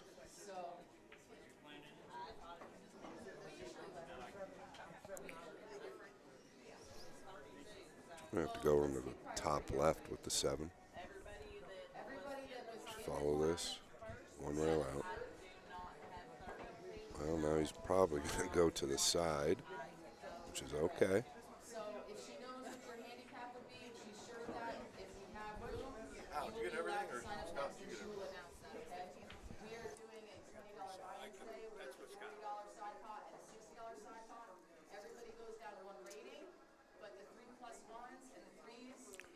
For the W. Tornado going to take a 2-1 lead. I wonder what his real name is. Tornado Powers seems like it's picked from a car, you know, with muscle engine in it, but it could be his real name. Yeah. You know, a lot of pool players. I like that name, Tornado. Yeah. A lot of pool players will go by an alias, but probably legit. I was in Maryville, Tennessee, and somebody came up to me and says, yeah, that's my real name. I said, I'm betting you it's not your real name. Show me your license. He said, okay, Al, it's not my real name. Yeah.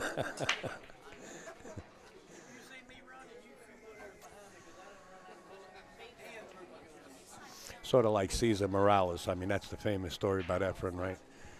Yeah.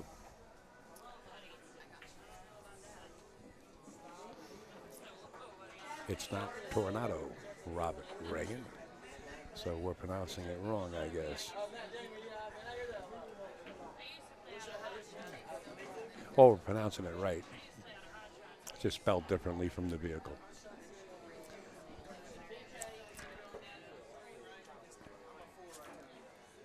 Well, good luck to Tornado.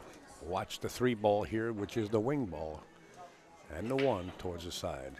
Neither one drops. The 2 ball tracking and makes it past the 2. The shot on the 1 is yet to be seen. There is no shot.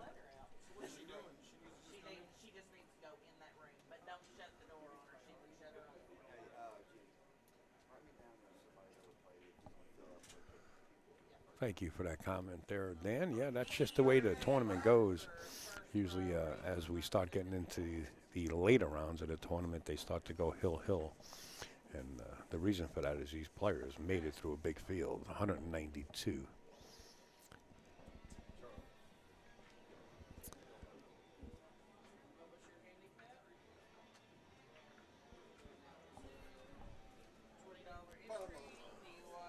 Decided to roll out there. I don't quite know what the plan is or was. Maybe to chip this 1 and try and get him behind the 4. Very touchy.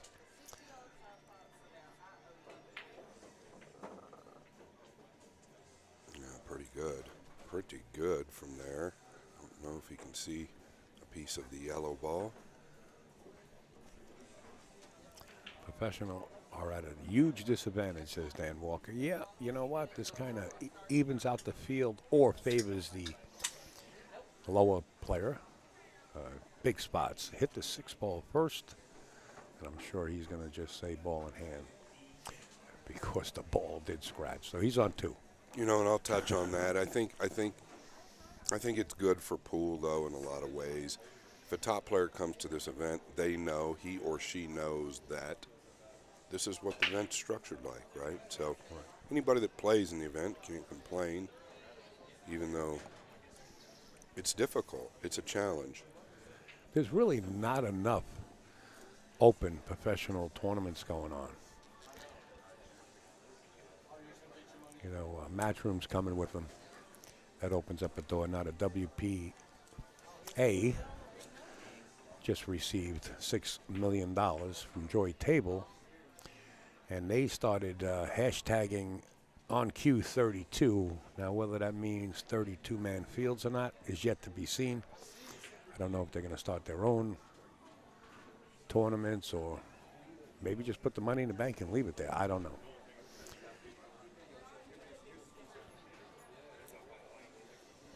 But I just don't like to see separation of pool players. You know, Predator being one that says they got Kachi on contract until 2028, and then signed players on the other side with Matchroom. I just hope that the players will not be punished for playing in either tournament, because it's very hard to earn when you're on the road and then you are getting penalized for playing in one tournament or the other. I just like to see everybody pull together and make it easy for the professional and the open players to play in all events. I take Karen Court, a sweetheart of them all. She said it the right way one time. She said, if they're going to sanction me, let them sanction me. And she played in that tournament. She says, they don't pay my bills. I have bills to pay. Kudos. Yeah, it'd be nice to have everybody join as one. It would be the best thing for the sport. Tornado. A lot of body movement on that 6. Caused the miss. To me, from what I'm seeing here, I feel like Carey might be a little bit more solid as far as the fundamentals. And that being said, this could be fishy here, Scott. Yeah, no doubt. Most guys are wanting to cut this in the side due to the direction of the cue ball, but I think he can roll this into the corner. And he's caught it fat. Did he get away with it? I don't believe he did, but it's close. And this angle tells me he did get away with it. We won't know until his body language tells us, and it's telling us that I don't think he can make this. Well, he's going right at it. No, he's kicking, I believe. Watch, you're going to prove me wrong here. I think it's makeable now. Yeah, it might be. Yes, it is. Wow, he can get to the hill here with the pocketing of this 9-ball.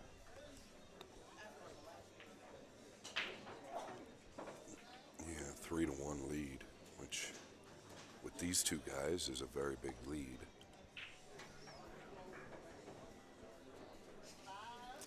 More money in amateur events, absolutely. You know, Minnie and John Tribbiano many years ago, when they used to call the, I gotta remember the right wording that they used, the Castle Christmas. It took place in Castle Billiards in East Rutherford, New Jersey, and the amateur walked out the door with $13,500, all amateurs. Incredible tournament. And that's not the right title for it, though, but something like that. A Castle Christmas Classic or something. Here we go. 2-ball found in the side pocket, the 4-ball in the corner. The 1 is visible. And the bank is on if he wants to play it. In either pocket, and the 9 making that bottom left-hand corner pocket huge. I don't know if the 6 cuts that path off or not, but if he does overcut the bank, he can use the 9, lower left. It's tricky. He's looking at it now. The other issue. So the 3 is down table. He'll run into the 5 if he plays the 1 in the lower left. I don't know that that's the shot. He could chip the 1 into the 5 and bring the cue ball around, leave distance. He's gone to the right pocket. And the backdoor safety.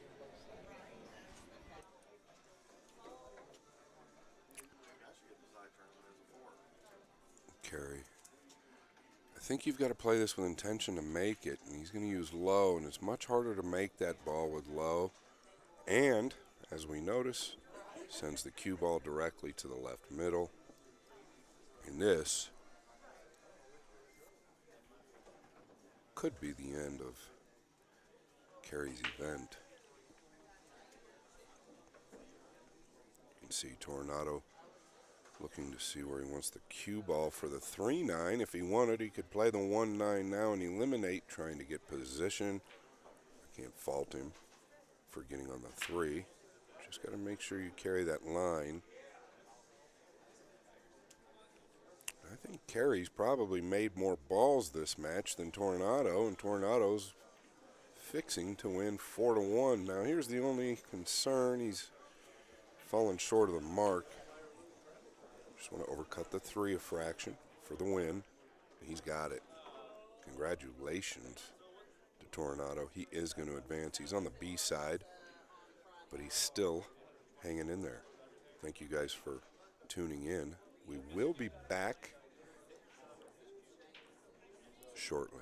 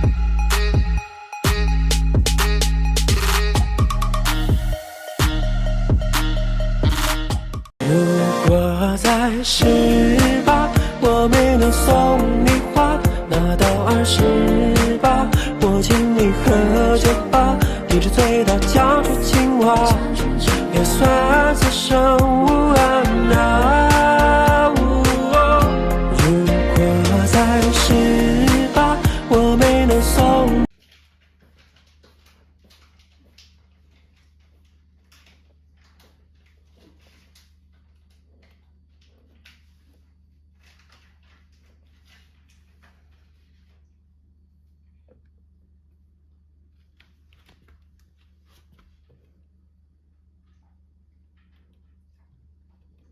你别看你那个飞贴能偏二。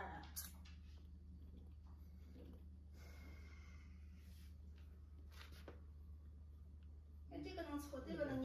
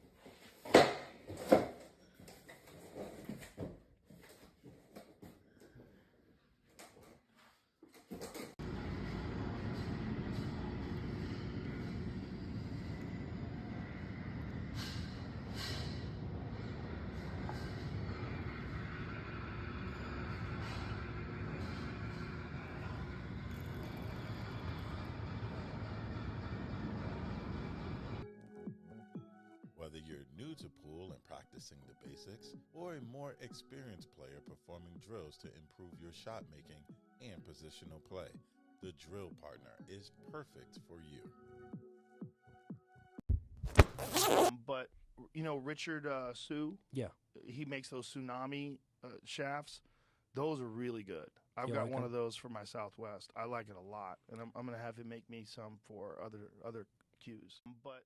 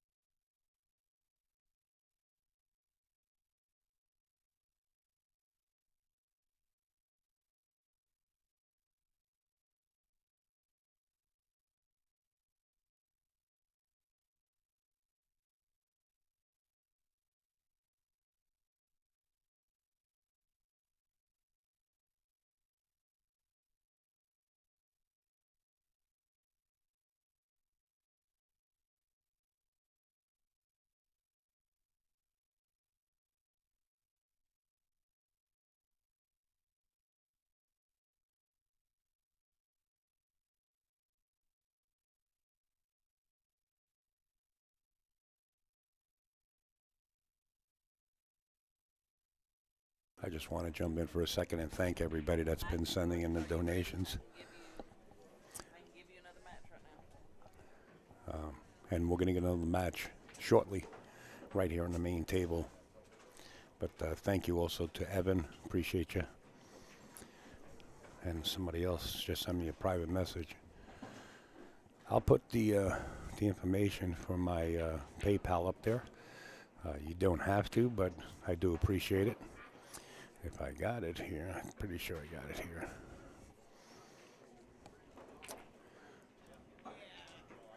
There it is up on your screen now. If you wish to donate to Upstate Owl's Road Fund, PayPal is upstateowlpool@gmail.com. Thank you, Evan. I just received yours. Appreciate you much. It all helps.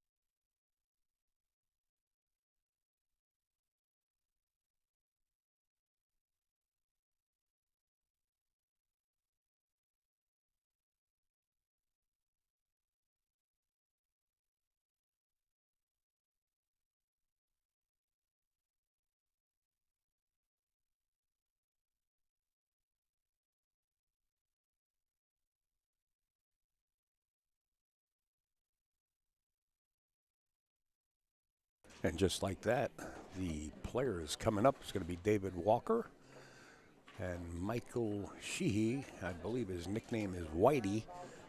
Pretty good players right here. Both playing even. Races to 6.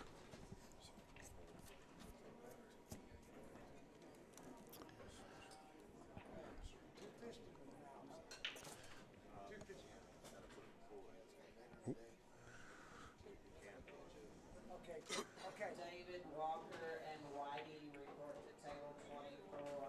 They need a tournament director. Watch the hit.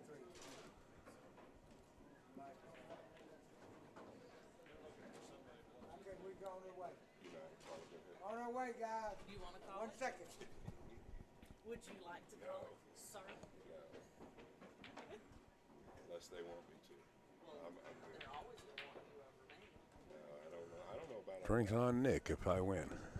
Would you rather have me or a... I'll go watch it. Scott Frost is being called down to one of the matches to call a hit. I'm not sure exactly where Scott's headed. Looks like he's headed. Let's see if we can catch it. Boom. Might not be able to catch it in time. I believe it's Roland's match right here where they called Scott down to watch a hit. Let's see if we can zoom in a little bit. Oh, that's a lot. This camera is weird. Here we go. Here you see Mr. Roland Garcia. That's Efren Reyes' godson right there, folks. So I don't want to touch the lighting on the camera. Maybe I can. Let's see if we can work on this a little bit more, make it a little darker. Might be able to see the hit a little bit better.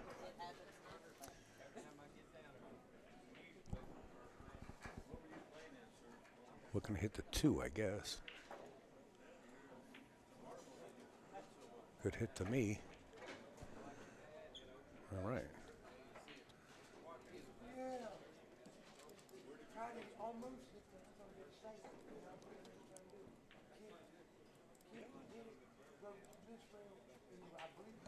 It looks like the 2 players for our main table are putting their cue sticks together right there. The gentleman in the blue shirt is Whitey. His real name is right there on your screen.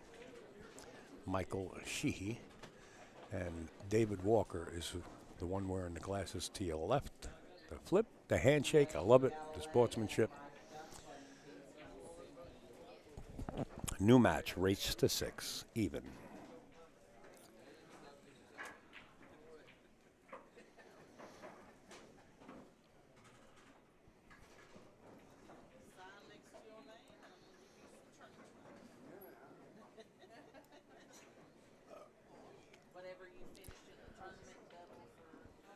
Hey, Devin. Thanks, buddy. Appreciate it. I'm going to be in Tennessee quite a while. After this, we're heading over to Bristol to help out Janet Atwell in her new pool room. She's moving borderline about 3 doors down. She bought a building, and we'll be heading to Bristol right after this. Even race here, Mr. Scott Frost. Michael Sheehy, a.k.a. Whitey, playing Dave Walker. This is Michael at the table. So it's pronounced she, not Shield? I say she, he. Oh, it's an L. Oh, okay. From here, it looks like an I to me, but until I stare at it. Yeah, the eyesight goes. I completely understand. Shield.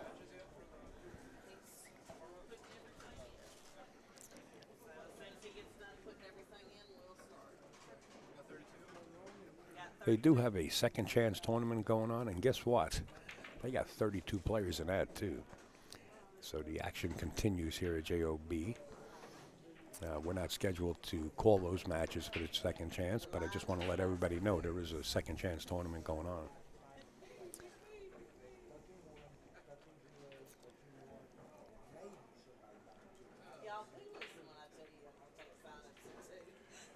Doing his best to get these balls froze.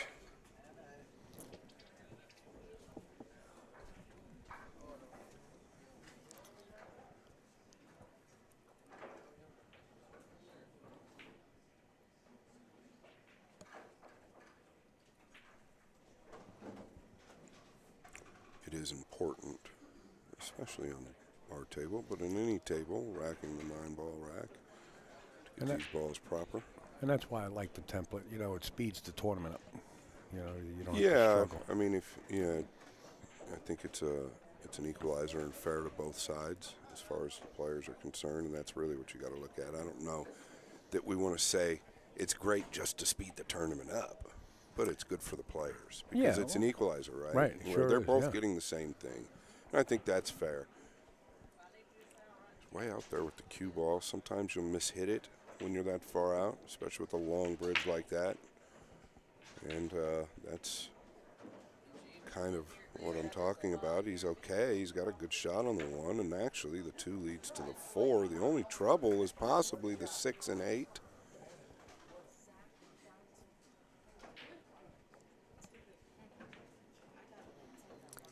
Same demeanor. This young man we watched a couple of times last night. Yes. Just moseying along the path here.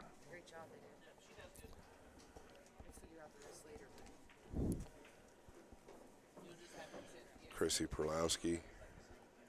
Follow her, Jersey Girl Entertainment. She's killing the game. She cares about what she does, and I've said it multiple times. It's very important to care about what you do, and it shows, just like you, Al.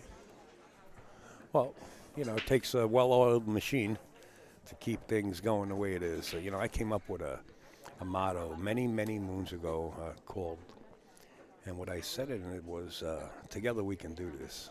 And everybody said, what is this? Well, it's pool. Together we can make it work. Fully agree. And you got to keep that attitude. I feel like Michael was a little bit hesitant with the inside English. He over-swerved it, caught the ball real fat. And that was all a result of the angle he caught on the 2. If he comes out a little further on the 1, then he's automatic. This is a little tricky. This angle doesn't look like he's got an angle on the 2, but he does. So he's going towards the 8 and 9. He'd like to be able to either draw into this 4 or come across the top side of the 8, like so. But now, he's got to contend with the 9. and it's thin. Spin his way out of that position with massive inside or possibly high right.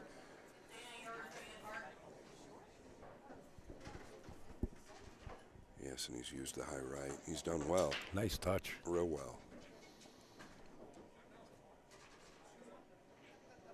I don't believe I've had the privilege of doing a match when David was playing, so I don't know a lot about his game.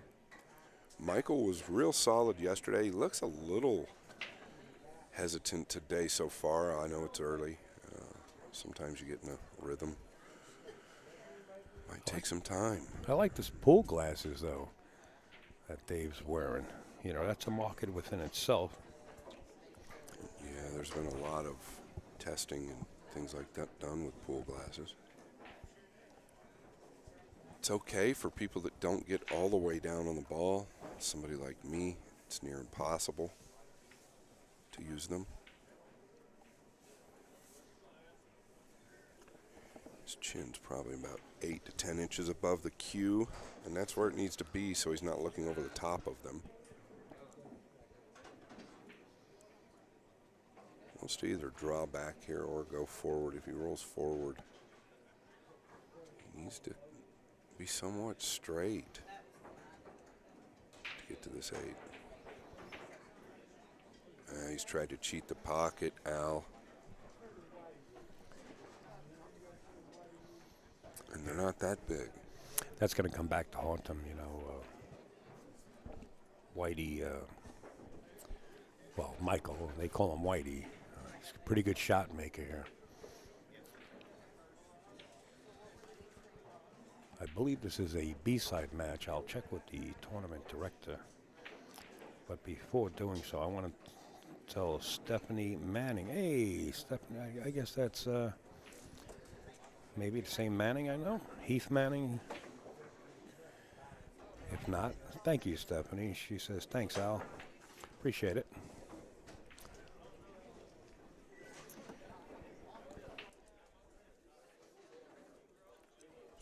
Perfect here. Either draw back or punch forward. That's what he's done. Correction, I stand corrected. It is an A-side match, so the loser of this match will not be eliminated. Wow.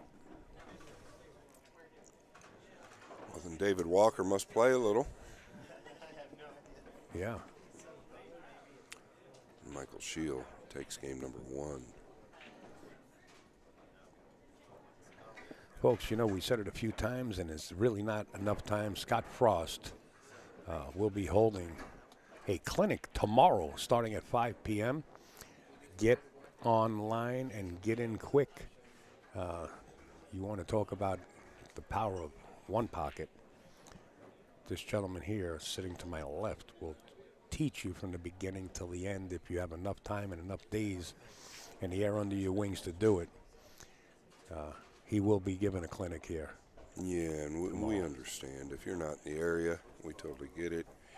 If you don't want to pay up front, shoot me a message. I'll lock you a spot. Where are you heading next, Scott? I am finally going to go home. Oh, well, that's nice. I am not built for the road as much as I used to be. I've been gone all around 3 weeks. I'm ready to go home and see my animals and my wife. Relax for a few days.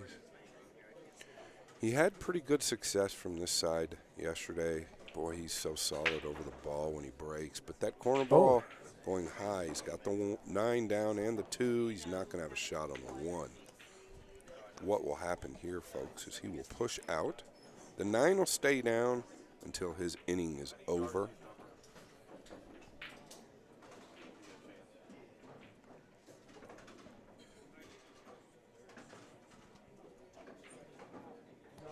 This is such an easy 3-rail kick. I don't know if Whitey will attempt a 3-rail kick. You can kick, and the cue ball has a possibility of staying right behind that 6 there. But he's going to push out. Yeah, and I don't fault him here. I like that. Wanted to tie the 4-5 up, but this is tough to get back on the 3. David Walker going to have to elevate here. A little low left. He's going to have to contest with the black 8 as well. If he wants to play it, he could 3-rail the 1 and stick him up under the 6, possibly. If he wants to take the long cut on the 3, Al, he could just come over to the top side of the table on the right end. Or he can cross this, you know, and just come straight down for the 3 and play the pro side of the 1 ball here with the right speed if he misses it. Yeah, I like that shot. It's a good shot. There's nothing wrong with that at all. It's a 2-way. Like Al said, catch the pro side. You don't want to hit it too fat.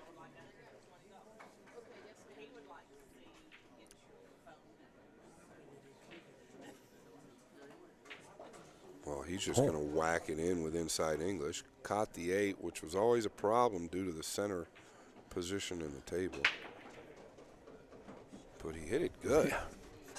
Real good. Came up on the bad side of it, though. But nice shot. He might be able to make contact with this 3. I don't know what all he can do with it. He might be able to bank it up past the 9 and 8 and swing the cue ball over. That's what he just sized up there.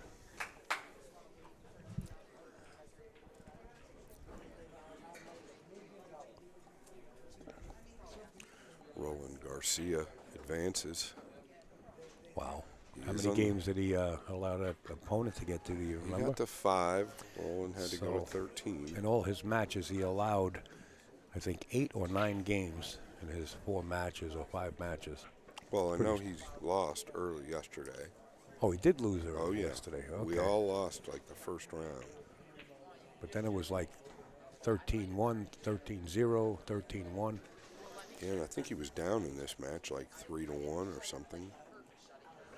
Still fighting. Come a long way to stay here from Derby City to play in this tournament. I spoke to him down at Derby City, and I said, I think you guys should come here. And, well, he's in the cash, I would imagine, right? Yeah, I would hope.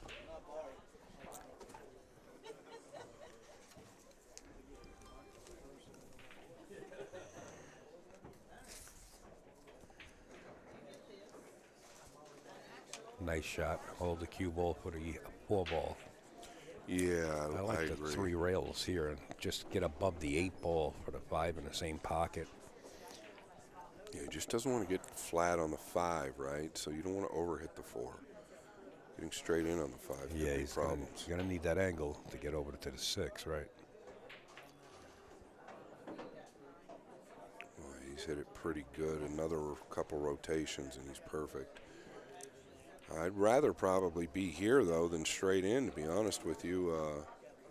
He's just got to avoid the top side of the 7. It's going to be a slight challenge. He could bank at this as well and draw the cue ball to the short side of the 6. Possible built-in safe if you miss it. He's debating on that little cushion there, about 10, 12 inches, maybe a foot of cushion below the side pocket on the left side, just above the 7. I think that's plenty of room to play the cue ball. The problem with this shot is he might be jacked up over the 8. This thing's in his way here, so he's got to play this pretty smart. Even if he gets straight in here or hugs the rail, if he hits it with enough speed to hug the left rail, will be okay too. Because he'll have that slide off the 6 to get to the 7. He might be coming down below. Yeah, I think he's doing what I said. He did. He let up on the stroke, though. How good are you, Roland, calling that shot? Well, I think he wanted to draw it to the short side of the 6, meaning to the top end of the table, and he kind of let up on the stroke, and he's faced with another problem here. He's going to have to amp this up. Oh, he shortened it up real good. Real good. This angle might be a bit misleading, but that looked a lot tougher than it must have been. He hit it great.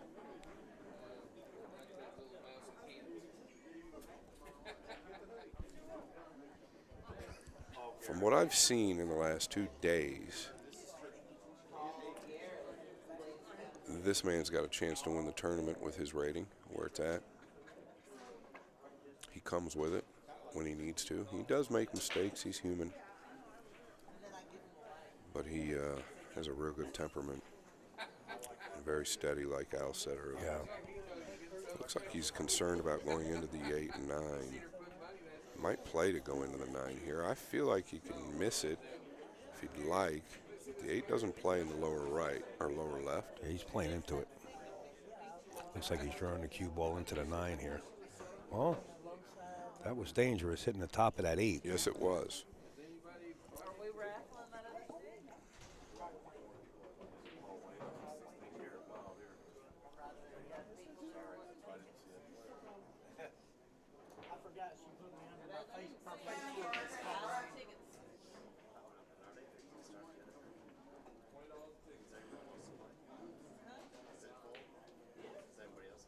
Nice clean hit.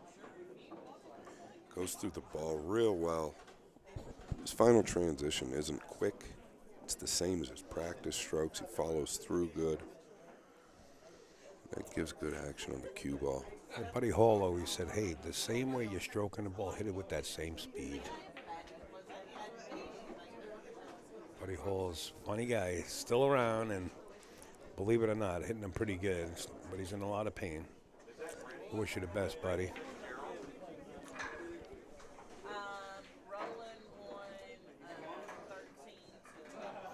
I had Buddy with me in Philly, and he was in the commentary box just about 2 days down there. Spent a lot of time. Got some stories with Buddy on the road. I know that. We come across him a few times, James Walden and I.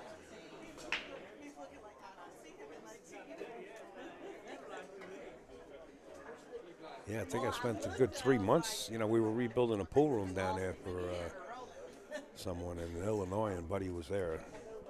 He was the house pro, and his shirt's hanging up. And the gentleman was letting Buddy earn, and had the opportunity to hang out with Buddy for a while. He told me, where do you want your body sent? I beat him one game of one pocket. He beat me the second, and then the third game I missed a crucial shot, and he looked me in the eyes, and he said, where do you want your body sent? I said, what did you say to me, buddy? And he got up and ran out. I got it on video. Man, and let me tell you, we were just practicing. But when you're practicing with Buddy, you're playing for the world title, man. He's no joke. I wish I could practice like that.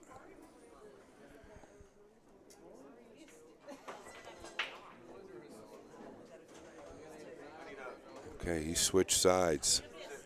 At that level, or at this level player, that's pretty impressive to see. He switched sides because the 3 was going high, so now he's going to try and pocket the 6.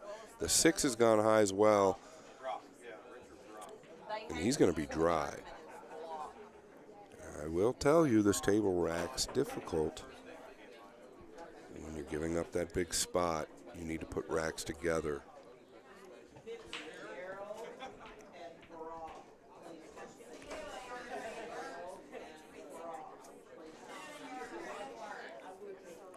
Two has a big pocket here, but the 1 might trickle down towards the 9. It depends on how he wants to shoot it, but note the angle. He's probably going to hit it with a little pace in order to hold the cue ball.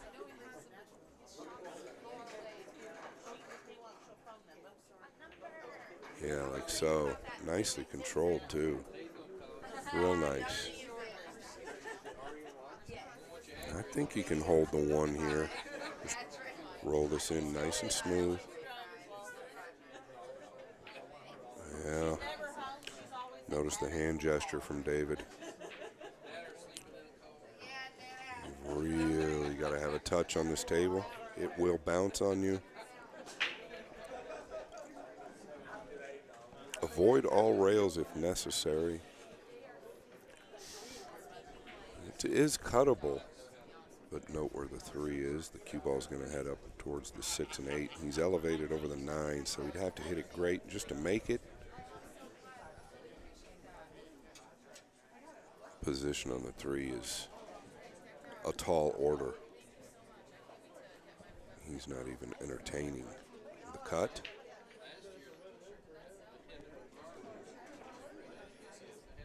I don't know exactly what he had in mind there. I think he was just trying to lay it over on the side route, or maybe bank it cross side, but come up way short.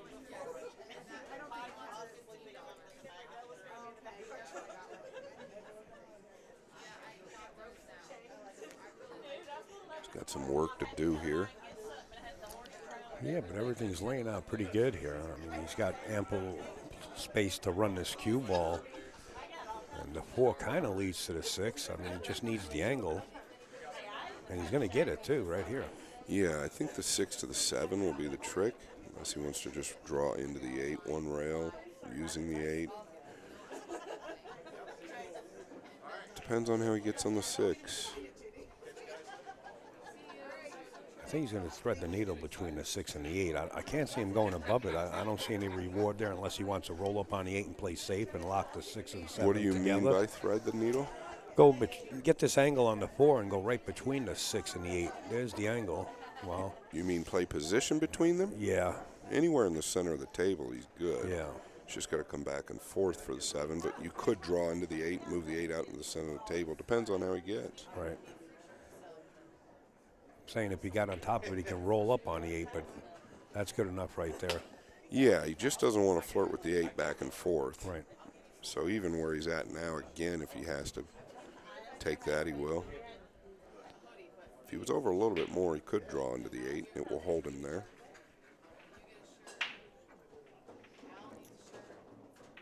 That's what he's worried about. He wants to draw it because he doesn't want to flirt with this 8 back and forth. Yeah, you don't want to hit the 8 in the wrong, like the bottom side of it, causing the cue ball to go to the side pocket. He's got to be real careful. You know what? Back to the center of the table. Even where he is would be sufficient. I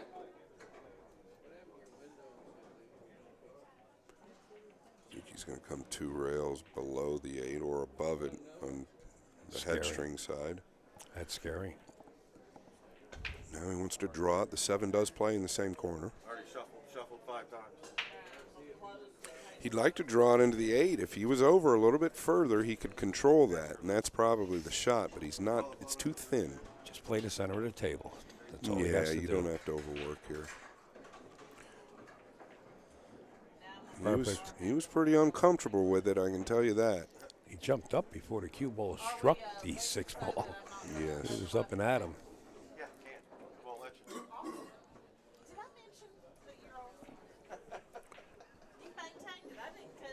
He might draw this back. Yeah, I like that.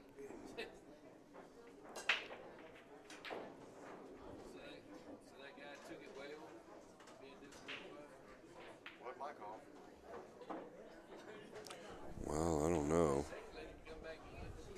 I thought he'd stay somewhere center of the table and just bring the cue ball 3 rails by cutting the 8 in the side. Instead, he's falling pretty flat. He's going to have to take a cut on the 9. Yeah, I think he can spin this enough to go 2 rails and wind up pretty good. Short side of the 9? No. Oh, he did get to the short side here. Yeah. That's the Nothing only wrong way with you're going to that. go 2 rails is to the short side.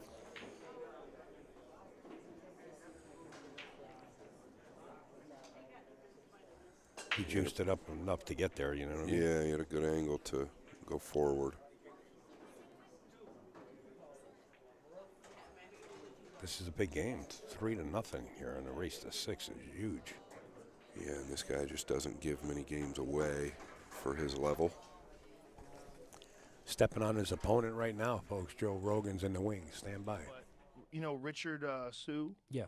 He makes those tsunami shafts. Those are really good. I've You got like one them? of those for my Southwest. I like it a lot, and I'm going to have him make me some for other cues.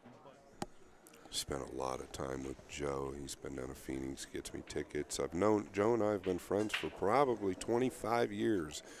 Yeah, he says he remembers me from back in the day, but, you know, as far as him shooting up in Westchester County there, where they lived up in White Plains, I remember going up there to the pool room. I know exactly where the pool room is, and that was where Nick the Greek, he's now a poker player in Atlantic City down there. I know Nick. Yeah. But he remembers me from Chelsea's, which was the action room back in the day. Hard to forget who you are, Al. Hard to remember who everybody else is, too, that you're meeting. A nice hit there. He went back to his original position on the break. He's most comfortable from that left side of the table on our screen. The 1 and the 2 ball are in areas that are just not feasible right now. Well, the 2 is definitely imprisoned. You got to play to the short side and play that maybe 2-8 combination there. But first you got to get this 1 down. Yeah, and this is that situation where the rollout is almost as tough as anything else. I wouldn't fault him for trying to kick and stick this. Cody reports to table 19. Cody, table 19. Have to go to the right long rail. With straight low, you might be able to use a touch of right. That's what he's looking at, but he might not kick and stick. I don't know if he knows the shot. If he took my 1 pocket clinic, he would learn it. But I would bet that he does know the shot. I think if you roll that kick, you threaten to scratch.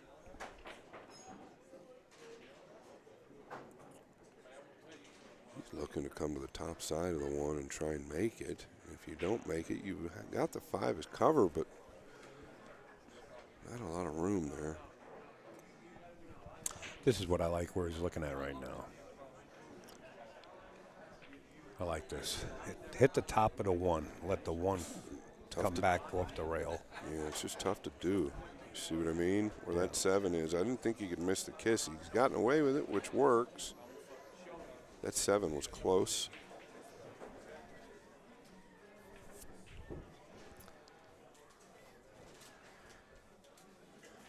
He's cut off pretty good here. If he does go to the bottom side of the 1 with the top rail, he's going to have to pinch it with low to shorten that cue ball up. I believe.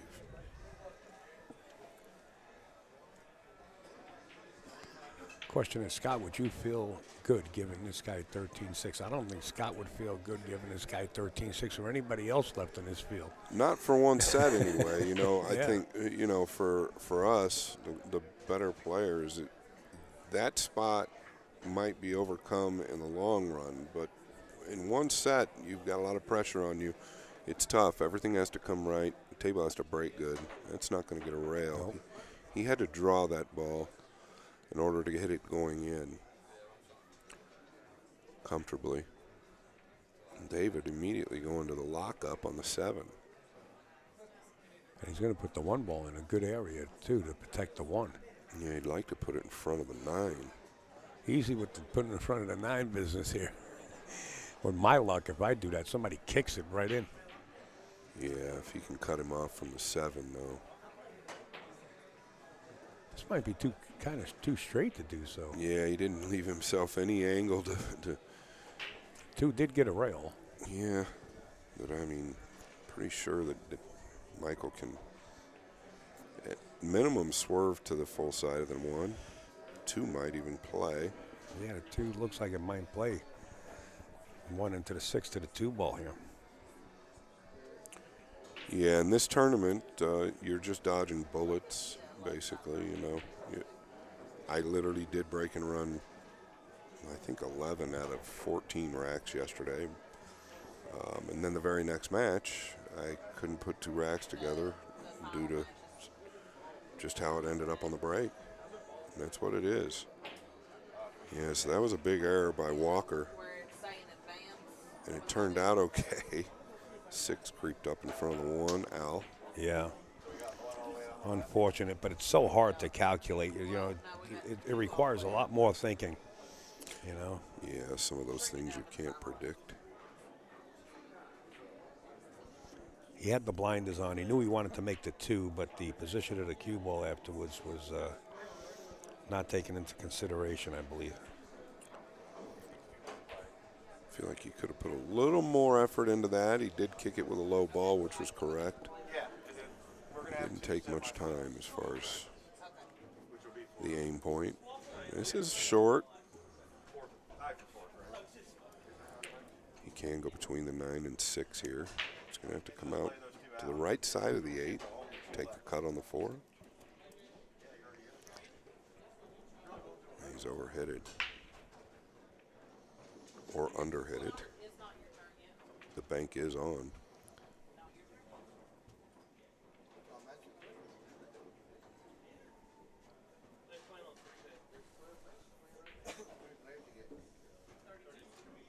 It's just one of those things here. You really don't want to overthink. You've got to be aggressive. You're down 3 games to 0.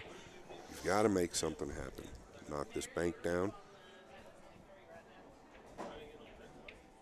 Oh, too stiff. Really shortened it. Laid it up. Michael Shield will be thrilled.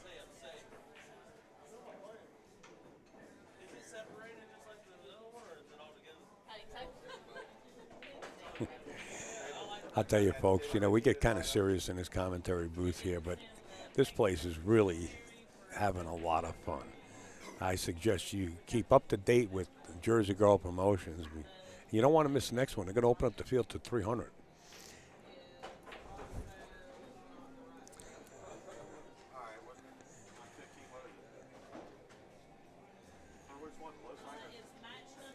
And I'm pretty sure we'll be here. Yeah, nice way to hold that ball. Didn't want to risk coming up and down, flirting with the 8.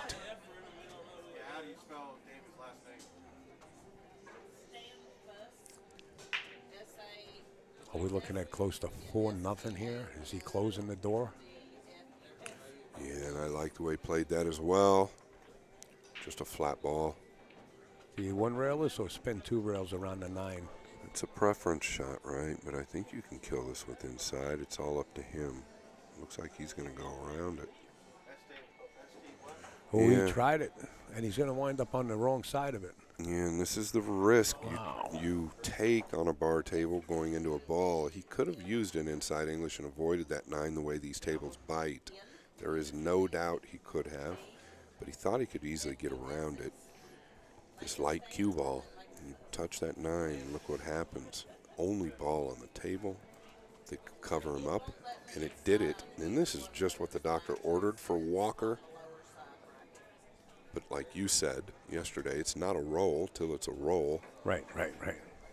That's Danny DiLiberto for you. Well, I've always felt the same, right? You don't want to think, oh, I got lucky here, and meanwhile the guy's still at the table. And kicks it in. Yeah, valiant effort. All right, looks like Dave Walker does have one. Whitey pretty frustrated with himself there. Because he knew that he could have avoided the 9 just going with inside. He avoided the 8 in 3 different plays, playing it right and smart. So he is frustrated with himself. Here's a funny Danny DiLiberto story. We're going. I pick up Danny in Buffalo, and we're heading to Akron, Ohio, which is quite a ride. And we're rooming together. And on the way, I get a message from somebody that knows Pat Fleming. And he says, Al, can you have Danny call me on Skype when you get there? I really want to talk to him. You know, I've been following him for years, and I'm friends with Pat Fleming. So I said, all right, I'll ask Danny. And Danny agreed. He said, sure, why not? So I set this laptop up on the dresser in our hotel room, and I get this gentleman on Skype, was the thing back then. And the first question out of the guy's mouth is, Danny DiLiberto, what did you ever do in pool? Danny says, close this laptop now. He says, close this laptop now.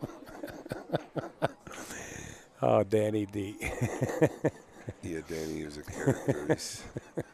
He's something else. He had more one-liners than Ronnie Allen, and Ronnie had them all. Ronnie's got them all. Yeah, Bobby, I tell you, Bobby Hunt told road stories the other day for almost 3 hours at Derby City. Kept the audience occupied. All right, here we go to the break. 3-1 instead of 4-0. Dave Walker now on board.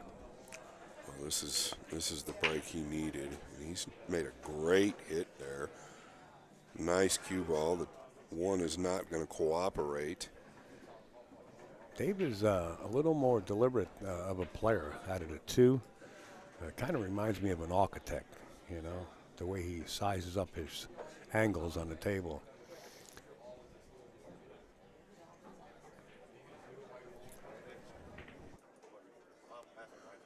Yeah, well, this is definitely tricky. He could use the 2 here as cover, pinch it with a bit of high left. I don't think the 7's got him. But boy, it's tough. The 1 is so close to the rail, you don't want to double kiss it. So you're a little hesitant to pull the trigger on this shot. Banking the 1 towards the left side pocket and using the 2 as cover. Now he's looking at the kick. I can't fault him there. But you do have the push-out option as well, so it's possible to look for something better. The 4 isn't necessarily a big ball. If he thinks he's going to kick the 4 in, I think your percentages of the defensive play are probably a little bit higher.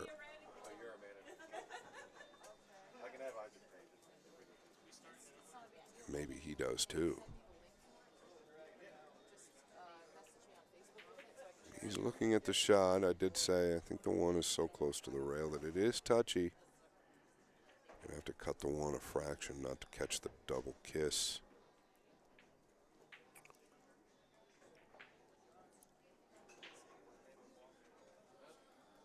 Now, if you're going to kick it, I like this route better. I believe that that top left pocket's a bigger pocket than the 4 is on the right side. And you can carry position if you were to make the 1. I can't fault him for kicking at this. Top players will kick at this a lot. I kind of like it better, yeah.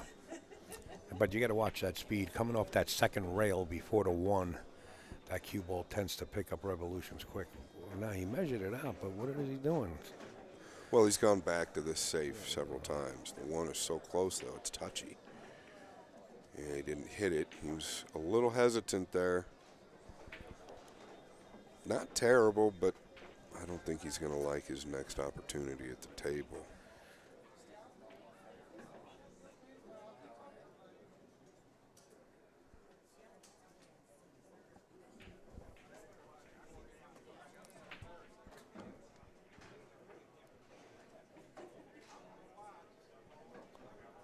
I think you can just bunt him up behind the 2 here with the tipper right-hand English. Play this 1 above the 7. You've got a couple blockers there. Just make sure you get the cue ball down.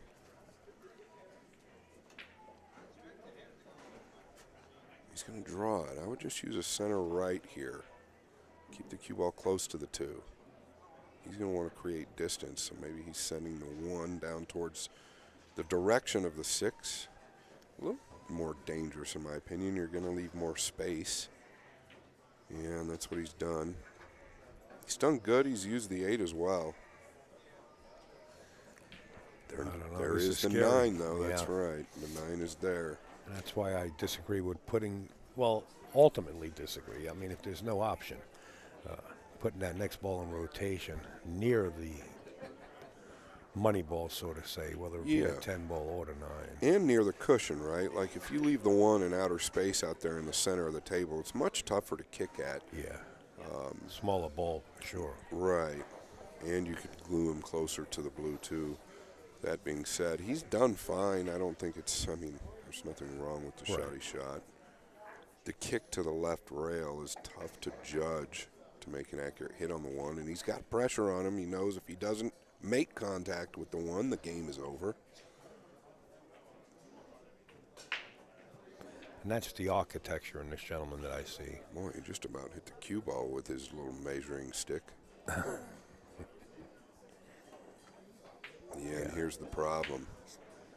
Might have been better off. Not over yet. It may even be better than what you think. He might just rest this 9 on the rail. Yeah, the 9 is not missable here.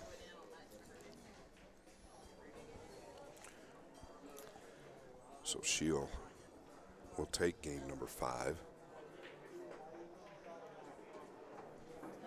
That's a big change right there, 3-2 to 4-1. Agreed. I think if he goes to the right long rail, he's going to have a lot better hit on the 1, but he was getting a little greedy going for the 9. Stretching that cue ball past that 8 ball was something that ran in his head.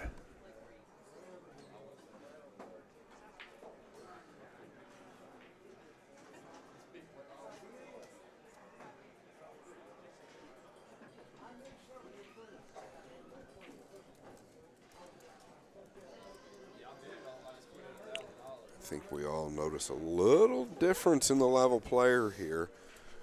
Yes, both styles are different, but I feel like Michael is just a little bit more of a sound player all the way around from what I'm seeing.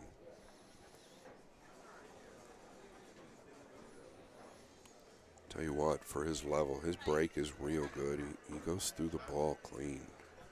It's going to be tough to beat in this tournament going to 6.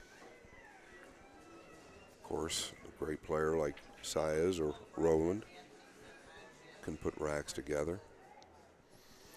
Robbie's out. Oh, Rob is out. Yeah. But the other gentleman that you mentioned there. Roland Garcia. Yeah. I guess we all know Roland. You know who his father-in-law is, correct? His godfather, Efren, yeah. Yes, his godfather. Yes. Yeah, he told me when the first week he came over here, I spent time with him. He said it was his father-in-law, I thought. Well, very well could be. I could be misled there. Yeah, I'm pretty sure. Wouldn't be the first time. I didn't believe him the first time. Then I did an interview with Efren at the Derby last year. Roland was with him. I'm surprised Efren wasn't at Derby this year. I know he wants to retire and only wants to play in the one pocket, but he said that a few years, and he was at Derby a few years too. He is so busy. He was booked with shows in Asia. Look at this, almost perfect. Yeah, it was disappointing.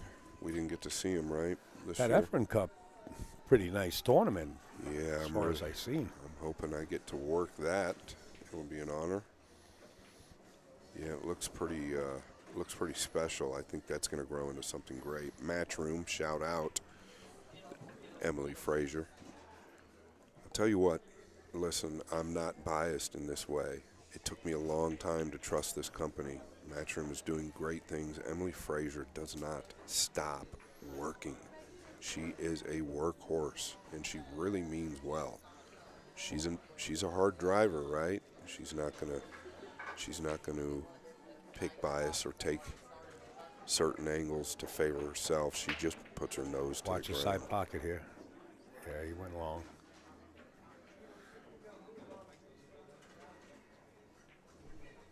Yeah, Matchroom's doing a lot of great stuff. I hate to see them out of the picture, to be honest with you. Hate to see any corporation out of the picture. What do you mean by that, out of the picture? Well, in other words, not involved with pool anymore. How many times did we see different companies come into the pool world and all of a sudden fade? Yeah, well, Matchroom, that's why I'm so excited. Yeah. They have the money behind them. They have the production. And anything that the Matchroom syndicate of, which is Barry Hearn, the Hearn family, they have turned it to gold. Right? They have their hand in snooker. They have their hand in professional boxing. They have their hand in darts, yeah, which sure. they've got 10 guys making $2 million a year or more playing darts. Right. And I'll tell you what, everything Barry Hearn touches turns to gold, So we always wish the best. I mean, look what he did with snooker. Oh, look at this. Beautiful touch. Beautiful. Yeah, it's high level to understand what that ball's doing. Looks simple, but it wasn't. Here comes the measuring stick. Yeah, he's beautiful. He's probably done something right to get to this point. Yeah.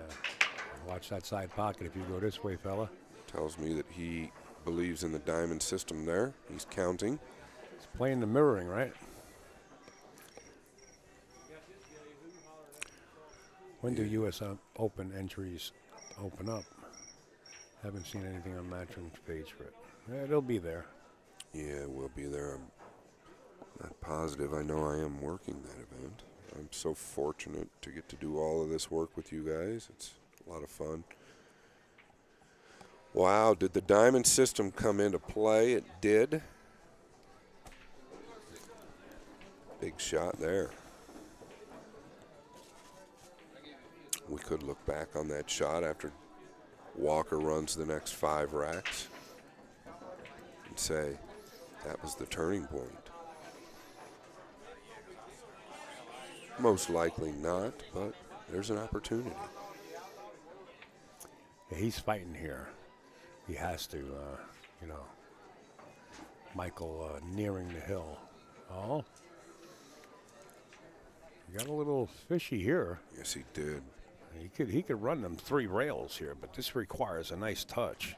I don't like the back cut, even though it's on. I like going forward naturally and coming around 3 rails. I think he's just got to draw to above the left side pocket here. Yeah, that's what you played your shot, and he hit it like a dream. It's just so natural instead of going against the grain and asking the table to do a little too much. But the other shot was there too, drawn off. Yeah, he wanted to get a little closer. He hit it well.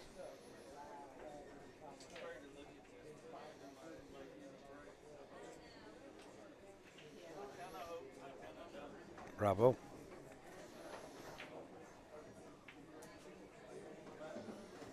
Yeah, pretty nice stroke there.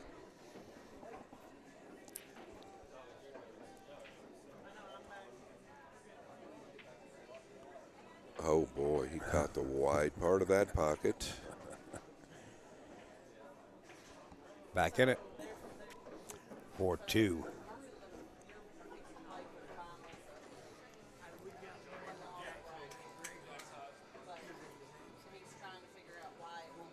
The drill partner.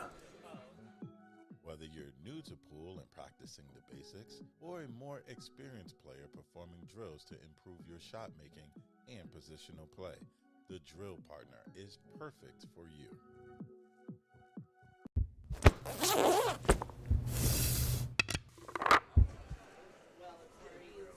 The drill partner, folks. Make sure to pick yours up. You get a show special right now.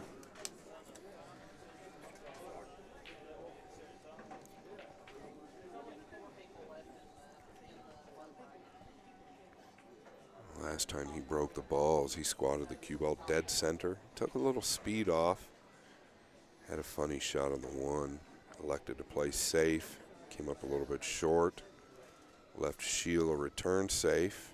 And this is what I mean by a deliberate player. He precisely wants this. And see, it's just unbelievable, man.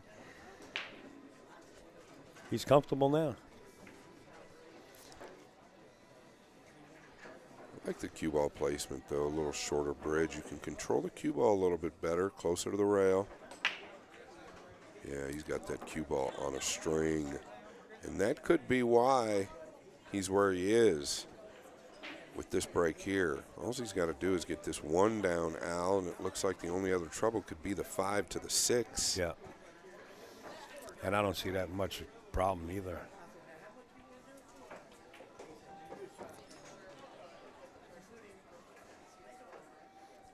And anytime you got a ball on the rail like that and you really don't want to shoot it past the side pocket is what Scott's referring to. Yeah, and that's going to need to settle. You really got to trust yourself on that stroke and just trust the table. Use a pinch of inside there. He's come up flat. And yeah, he's looking at the defensive play, banking the 2 back up table, or is he looking to cut the 2 in the top right and come around the 3? That's exactly what he's looking to do. He's just measuring things out. And believe it or not, the back cut is the bigger pocket. For years, I struggled with that and said, no, it's not. It can't be. And Jason Shaw reassured me it is the bigger pocket, the back cut. Because of the English, it sucks the ball in instead of hitting it the other way and jarring. Well, he's done as good as he could there. Yeah. He catches any part of the 3, he's probably in big trouble. This 5 to the 6 isn't automatic. No, it's not. Might have to be forced to take the 6 up in the top right. A lot of players are afraid to shoot that ball past the side pocket points. But the 5 is deep, and I think you risk getting yourself in trouble trying to come to the top side of the 6. And I would like to bet that David plays the 6 in the top right. I think it's the... And he's not a betting man either, folks. David or me? You. I was going to say. Yeah, I think he's going to try to get there. To the top side? Yeah. Yeah, I don't know. You don't have to, but... You've got to draw straight out of it if you're going to do that. He doesn't, like I stated, players are afraid to shoot the 6 past those points, and on a table like this, it's not a problem. You just pretend the side pocket's not there. And that's what I was mentioning. You're going to have to contend with that 9. This is a big problem. Don't force position if you've already got it. Buddy Hall. Don't play position when you already have it. He's in trouble here, man. Yeah, I mean, he's caused this on himself. There's really no excuse. I don't mean to be difficult on him, but right. You can't do that with the 8 in front of the pocket. You just can't take the chance to get that position play. Here we go back.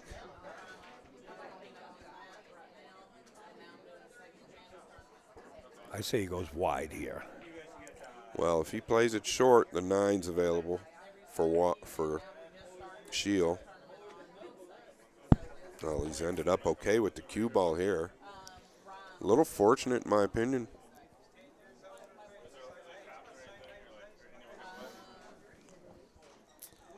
Yeah, he did get a little fortunate. Yeah, this is extremely, extremely tricky. Yeah, jacked up, trying to thin this 6 ball, cutting it towards the 9 and letting the cue ball run back up table is scary for one.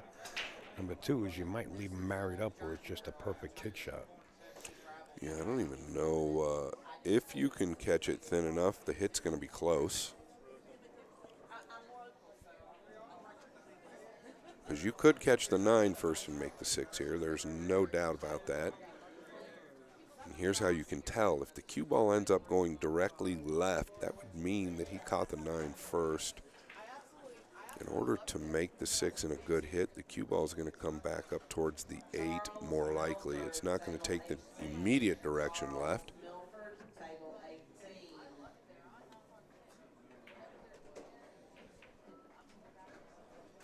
Obviously, if the 9 shoots straight back upwards, it's also a bad hit. But I think Mr. Walker is going to assess that situation. And I like what he's doing with the slow motion camera. You guys at home, there's nothing wrong with tournament directors and calling shots, but the slow motion camera never lies.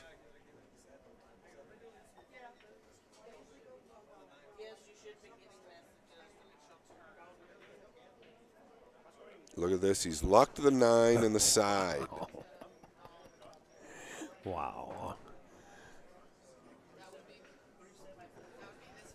Welcome to the hill. Ball. Welcome to the hill.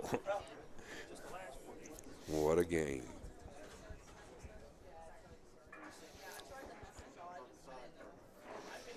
And that goes back to a lot of discrepancies. Call the 9, call safe, call shot, call whatever you got to call. You know, I think Kim Davenport said it the best. Don't keep changing the game. Leave it the way it was. It was fun. Yeah, when Texas Express come along years back. I touched on it yesterday because I was part of the old school rules where you make something on the break and scratch, that ball spots up on the spot, and the cue ball's behind the head string, where there was a lot of play to the game, but they wanted to speed it up for tournament purposes. And TV, yeah. They thought, well, it's going to make it to the big leagues on TV. Let's speed it up, make it more exciting. And what's really done, in my opinion, is hurt the game. At least the rotation games. And now, over the years, they've come up with different ways to make it more difficult. Too many ways. Yeah. You know, we got to get some kind of organization where there's one blanket and everybody follow those rules in tournaments. That saves so much time with players' meetings. Not only that, the juniors fall into place. Yeah, there needs to be a standard. Yes, absolutely. Greg Sullivan and I have talked about this for 2 decades, but it's just so hard with all these different syndicates to get everybody together, and that goes back to the individual promoter as well, which has always been the problem with professional pool. I want to give a big shout out to Greg Vaughn and his boys that are watching. Well, they'd like to have fallen on the other side of the 2. He can use the 8 here. Wants to draw back, get some type of an angle. And the 3. Watch that. What happens to the 8?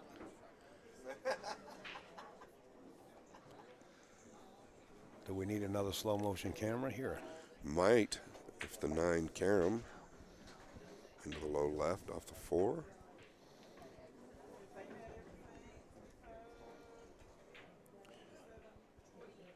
going to bank this ball?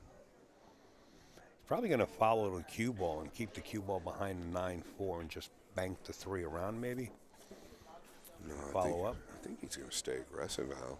I think he wants to get this this over with. He's going to bank the 3 and go into the 9. You just watch the hit. Or the 4. I think he should have drawn into the 9. He would have been straight in on the 4. He kind of punched forward instead of draw it. He hit good. He hit it good, but he didn't hit it good enough to hold position. As far as making the bank, he hit it good. Hello. Separation works. Gives you an opportunity, possible opportunity to get back to the table. How many people left in this tournament? Is there a list somewhere I can look at? Yes, Junior Davis. Digitalpool.com. Go right to that website. You're going to see a poster for the Music City Split Bracket Tournament. Click that, and then just click brackets. If you had all of yourself and everything, that's what first got. Wow. If you had all of yourself and everything, such as the first player's auction and second, you got close to $29,000. Yeah. I mean, let's be real, though. Very few pool players are going to buy all of themselves in the Calcutta. Calcuttas are good for the outside groups. Right. But that's strong. That's real strong.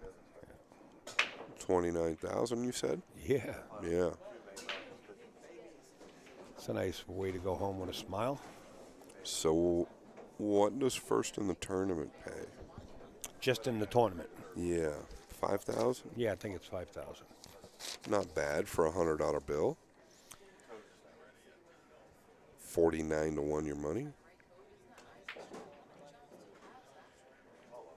Nothing wrong with that, is right. No. Plenty of people will be happy with that. Of course. And that 29,000 sometimes could be life-changing. You never know who's going to win this thing, you know what I mean? It could be one of those, I'm down and out and I got lucky. Could change someone's life.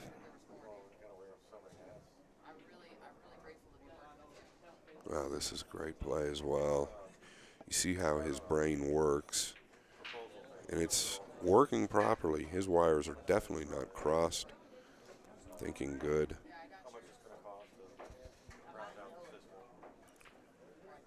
If David could see a piece of this, it would bank cross side. It's hard to tell. Al might give us the... Yeah, there's a good angle. He is pretty much cut off. He'd have to swerve. It's a great view. He's actually cut off from the right long rail as well. And the left long rail is scary. If you hit the top of this 4-ball, he's got to watch himself here. I like going the 2-rail kick the long way. Yeah, I like that as well. I think that's okay. Just to the left of the top right pocket.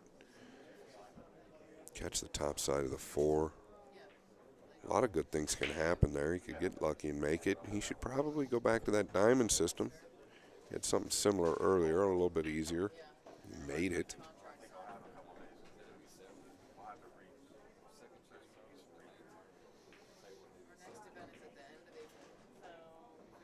What Al said, 2-rail kicking to the 4.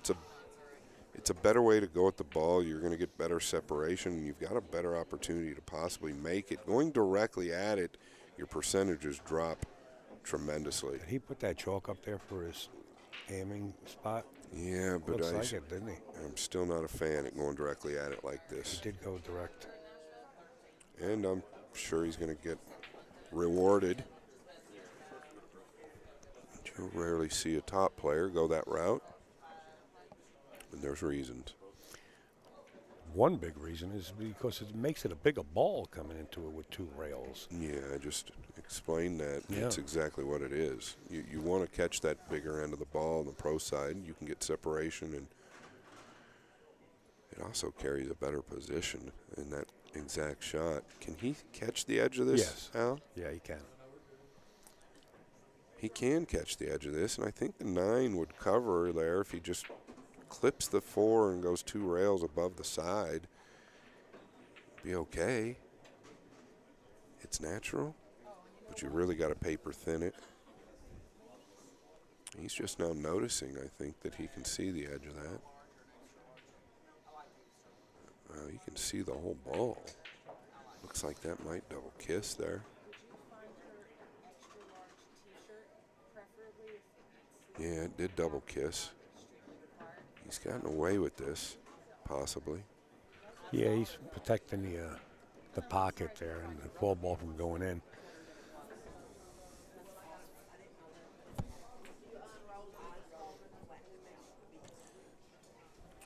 I think at worst Walker could cross this to the top right.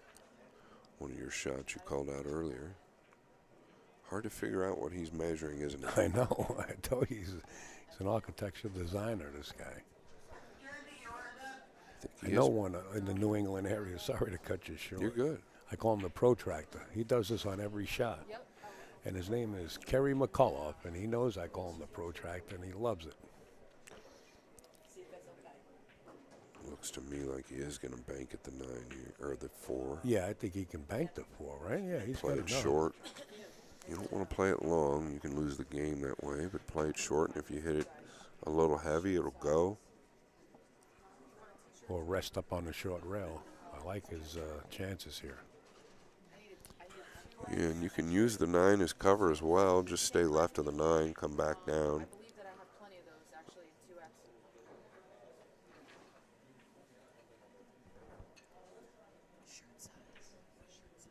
And that he has played it short, and this is all right. Yeah, I like that.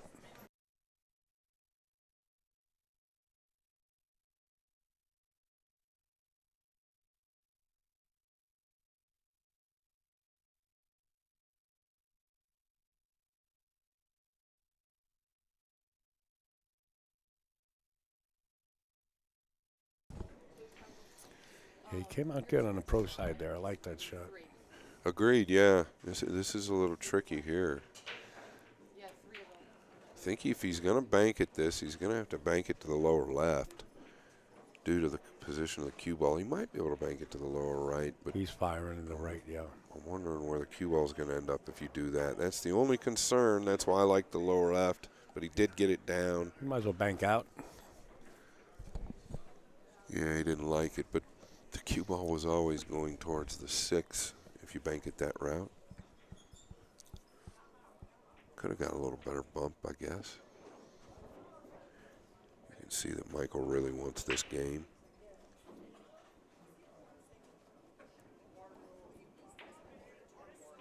Yeah, nice stroke. Do you like going underneath here or staying on top here? Yeah, this is one more tricky shot, and this match is over. I'd rather get underneath the 8 and shoot it in the upper right-hand corner there towards the upper right-hand side of your screen. Probably the safer shot. He just doesn't want to clip the bottom of the 9. I think that's his only fear. He doesn't want to flirt with the 9 again. We know he did that a couple games ago, and it cost him. If he draws above the 9, you're risking that right middle pocket. Right.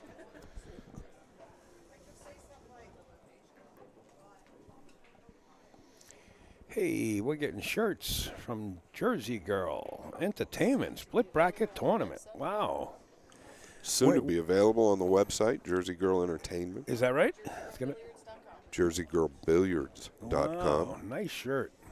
Thank you so much. Very awesome. Nice. I'm going to need more luggage on the way home. Well, Oh, wait no to doubt. the next stop. Wow.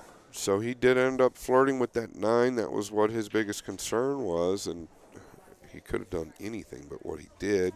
Obviously, hindsight 2020. But this is what the doctor ordered for Walker.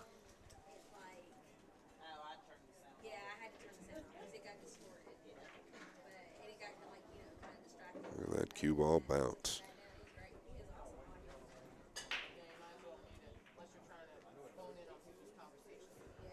Five, 3.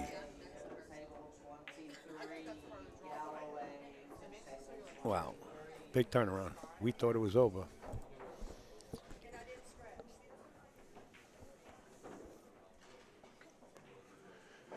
Yeah, I felt like he had one more shot he had to get past, which was the 7. I wouldn't have minded him playing it with inside English, even if he comes around, as long as you don't flirt with the 9. Even if you come around 3 rails and run into the 8, that's much better than doing anything with the 9.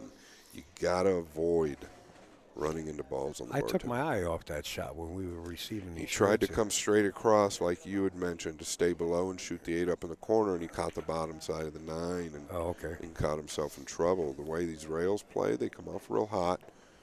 So you just want to avoid that. It's easier said than done. Looks like these guys might be taking a quick break, Al. I'm going to take one myself. Absolutely, folks. And if you want to become a top sponsor, you'll be on this banner every time there's a player timeout. We'll be back in a few.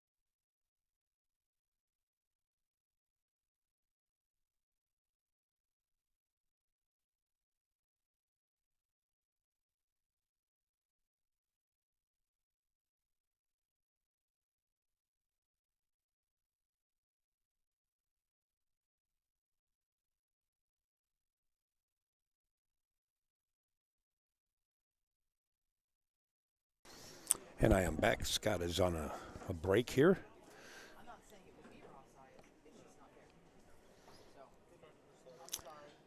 Dave Walker coming up with the last win. Still trailing by 2 games. It's a race to 6.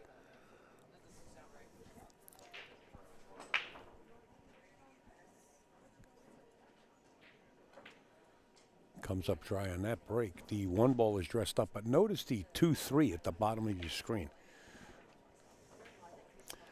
Does Whitey have that path between the 6-8 to draw this cue ball down and kind of get between the 9 and 3?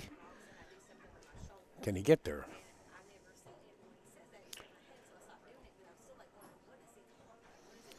He's got to come in short between the 8 and the 6.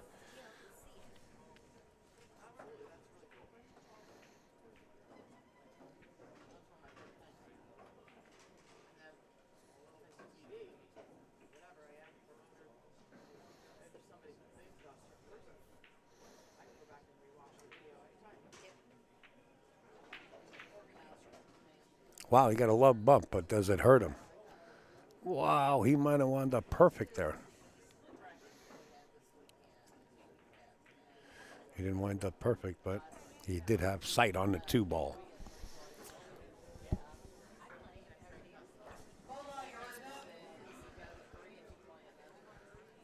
This shot here definitely warrants a safe. Let's bring the cue ball up by the 5 and bank the 2 down table. Using the 6, 4, 9, you could use all those balls as blockers. Right there. Put the 2 right there. behind the 9 if you can. And just draw the cue ball up behind the 5 ball.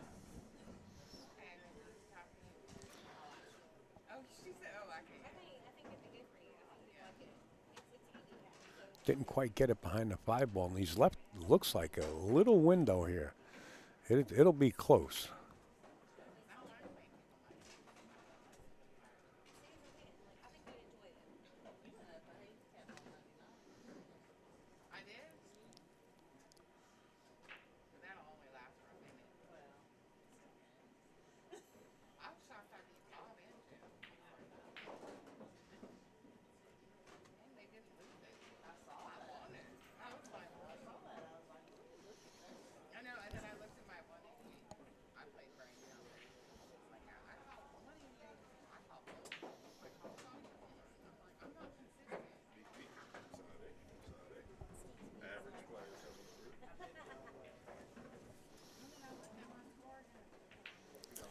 We'll zoom in and take a peek at this hit here. It almost he almost wants to attempt to bend the cue ball, so to say, and stretch it behind a 9. I don't like it. The 9 is on. If he could see enough of the 2, he could draw that carom in, but he's gonna probably play the. Oh, he could have played the 3. Look at the 3. He could have played the 3. It was going right to the hole. A little more pace. The 2 comes up. The cue ball comes up. Yeah. Now this gentleman has a kick and stick. Just get the protractor out. That's all. And there he goes. The protractor's going to stick, folks. And I'm not knocking him. If it works No, for him, go absolutely for not. it. It works for a lot of people. Yeah. I think he needs to aim a little deeper than he is there. It's going to shorten off real quick right there. He's got to adjust to the deep side. These rails are hot. Straight low cue ball. I'd love to teach this shot, or I love teaching this shot. It's a big one-pocket shot. He's not drawing it. You can stop it right there behind the 9, but he used the 4. I don't know that it was intentional, but it worked. Pretty well done. But you will stick right there if you use low. Nice heavy hit. The only thing you don't want to do is aim too shallow, meaning too high up. You want to aim deeper than you think. Practice that shot at home. You can perfect it. It works all the way around the table. Michael looking to hit the bottom of his 2 ball is what he's thinking about here. He wants to keep the separation between the cue and the 2. And he wants to get the, Yeah, and he had the 7, 8, 9 on the table last game. You know, if he lets this game slip away, he could start to feel the heat. He wants to close this out sooner than later, clearly. I don't know about going this route. I mean, it is the shortest route. I'm talking, yeah, because of the 4, though, you know. I don't know if he's got a swerve. Seems like he should be all right, right? Yeah. Just a little bit of left. He's got the direct hit. He wants it underneath it here. Yeah, he had to spin it. Wow. How about just make the ball and let's get it over with? Yeah, with position. Wow. He spun the ball quite a bit. He'll take it. You know, he might have played that shot. I mean, believe so. But he could be a Chris Milling. Yeah. Chris got some big stories with him. We gambled with him about 12 years ago for about 2 weeks. Look at this. The 6. Oh, okay, the 4 ball's right there. Okay. It's my fault, folks. I was thinking he's going after the 5 there. He's got to get this job done. He's got a couple opportunities. I like stopping right there. Yeah, okay. It almost looked like he was gearing up to draw back to the rail. He fooled me on that one. Yeah, he does. He does gear up. He keeps it pretty consistent in the motion.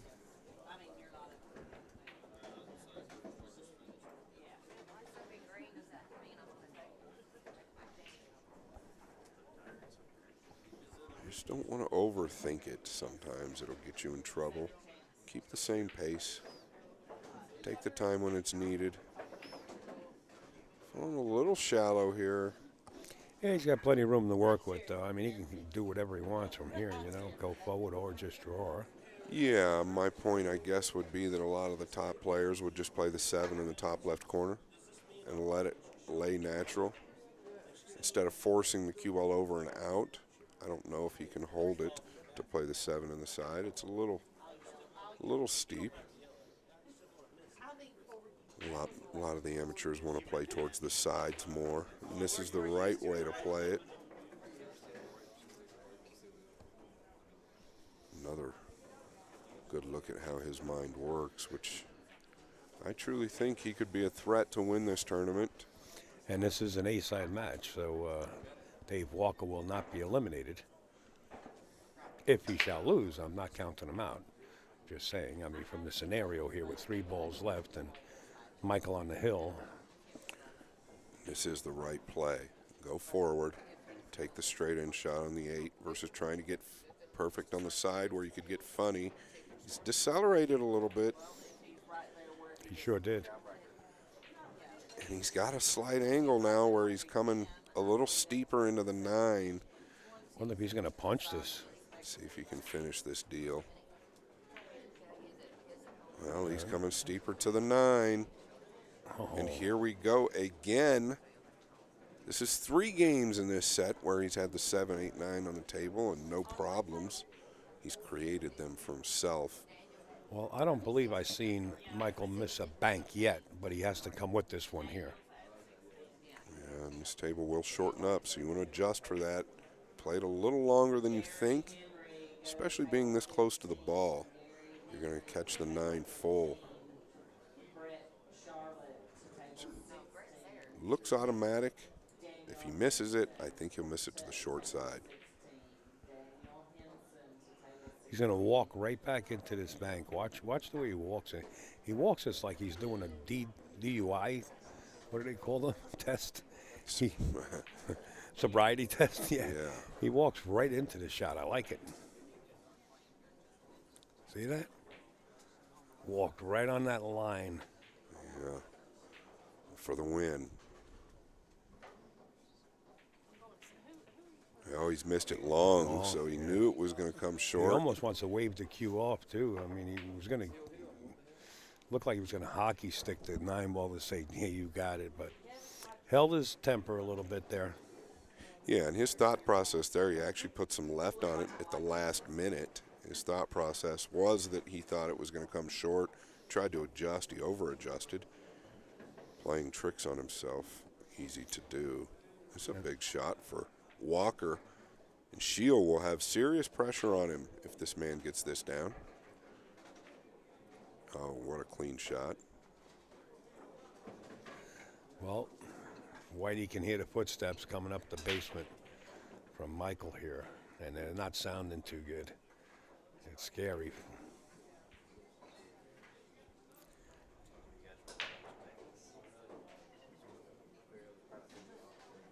How about this match, folks, huh? I think we've seen everything that we possibly could see in this match. Jump shots, banks, kicks. This match has been going so sweet. And it's an even race to 6.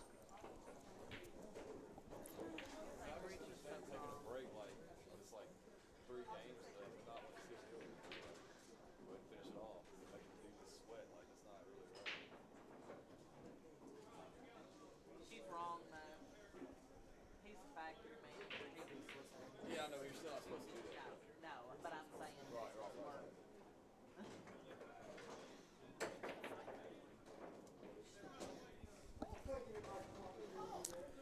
Close to 4 p.m. Central Time, folks. Where's everybody from that's watching out there? How about typing that in comments on Facebook? I'd like to know. I've forgotten where I'm from. Well, you'll be home soon. Mr. Walker, in my opinion, has had the more consistent break. His control of the cue ball has been center of the table every time. He's not taking advantage like he should, but he's not crushing them. He's just got a nice little pop. Canada, right, Mike? the Jersey Shore. Connecticut. Well, we got a good crew out there spread out across the states. Kansas, wow. A lot of northeast. Yeah. Illinois in the house. Thank you, Michael. Appreciate you. East Peoria, Arkansas. St. Louis. St. Louis Lou.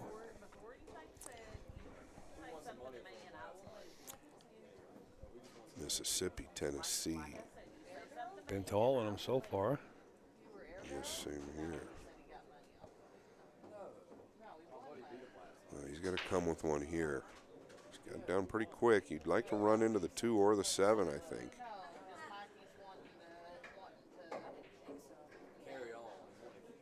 Like to run into the 2. Well, he's missed the 1. Owensboro, Kentucky. Home of Nick Farner. I was there. I was up in Owensboro. West Virginia, been there too, John. Missouri, I've been there too, Russ. Yeah, I used to play a mobster in Morgantown, West Virginia. Scott was here last year taking 10K from Bobby McGrath. All right. Yeah, it's a great room. Shout out to Rob, the owner. Love that room. Wow, Star Lake, Adirondacks, been there too. Wow.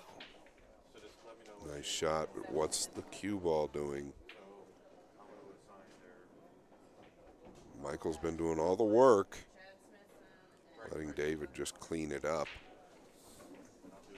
I would bet that Michael's made 85% of the balls in this set. Yeah. But that's how it goes sometimes. Got to be able to finish. Al, question for you. Where's the best pizza you ever had and from? Well, if you're talking about regular pizza pie, it has to be Patsy's. Frank Sinatra made a song. The only song about a pizzeria was Patsy's, and he used to have a booth there. In fact, the booth is still available. It'll never be used. That's between 116th and 17th and 1st Avenue. Steve, we actually played for $20,000 apiece. Just putting it out there. Bobby, an underrated bar table player, he did break and run, I think, 10 or 12 on me in the middle of that match. Wow. The other pie would be the deep pie, what you guys call the deep pie in Chicago. Mark Wilson took me to a place when we were at their room, and man, it was to die for. It's good. I like the thinner pizza. Yeah. But if you find a deep dish that's good, it can be unbelievable, right? Yeah. He took me for lunch the first day. The second day, I took him for lunch at the same place. That's how good it was. All right, to the match, the 2-ball. Can Michael put an end to this finally, or will he let Dave tie it up at Hill Hill? Yes, it's tough. Ideally, I mean, you don't want to try and overcook this. I would draw to the left, just above the 8, and take the cut on the 4. And he's playing the defensive play, and he's hit it real well. That's about as great as you could do from there. I like the discipline. I mean, he did leave a fairly easy kick, but opportunity for himself to get back. Yeah, I mean, the execution there was perfect. If the 2 catches the 7 at all, it's going to be laying in front of the lower right pocket. Tough hit to do what he did. Like Al said, this 2 is a big ball to kick. A lot of good things can happen for Walker here. I feel if it comes down to it and Michael Shield gets to the 6, he will not mess this one up, but they're a long way from there.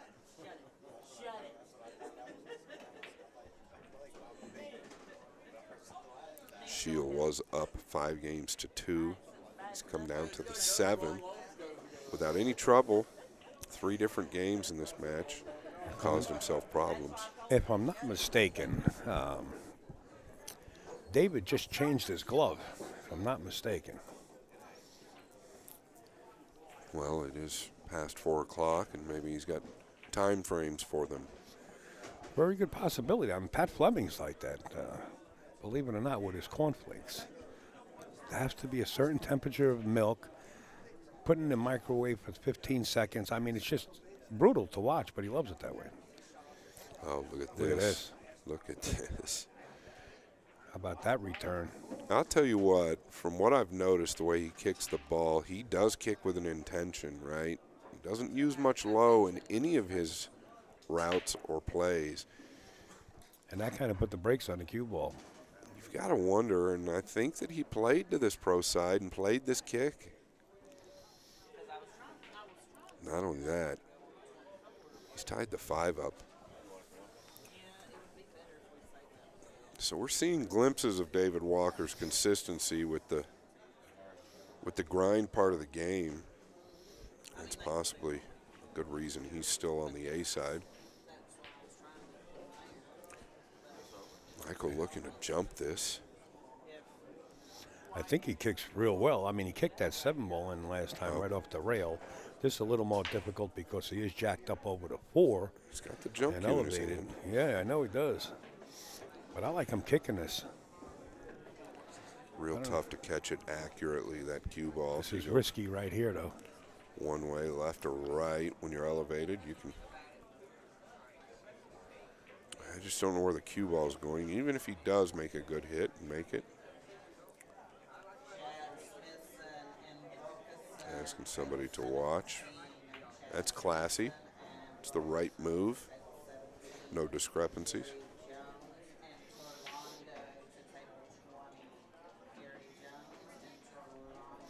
Can't catch that pocket. Let me back out of that.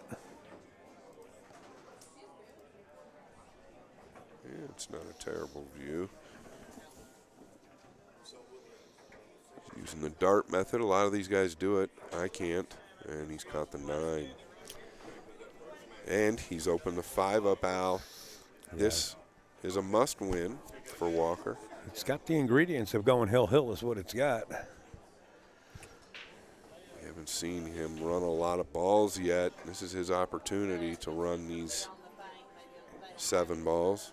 You know, I go back to Tony Robles talking about 8 ball and, you know, clean the one half of the table and then the other. Just take a look at this table where you have the lower balls at the lower half and the higher balls with the 9 ball at the upper half. Makes your work a little bit easier. Yeah, that's a good point. A lot of guys will work in 3s, even the top players, because you're really working in sections. How do I get to the 4 from the 2, and then you need the right angle on the 4 to get to the 5, so you work in 3s. And now from here you'll work in 3s, the 4 to the 5 to the 6. It's a real good way to look at it. Doesn't want to get flat, he's okay, you can go forward. And now you're still working in 3s, the 5 to the 6, the 6 to the 7. What angle do you need? He doesn't want to get straight. He's got the side pocket if need be, though. He's fallen well here. He's fallen underneath it. And just pinch back or go forward. Bar table player will go forward. A little higher level player might just pinch backwards and carry that angle for the 8. Now he's flirting with the 9, and this is why I didn't like going forward. If you go too far, you might flirt with the 9. If you go too short, you're coming to the short side of the 8. It's not terrible. Play the corner pocket and let the cue ball drift to the rail for the 8 ball in the corner.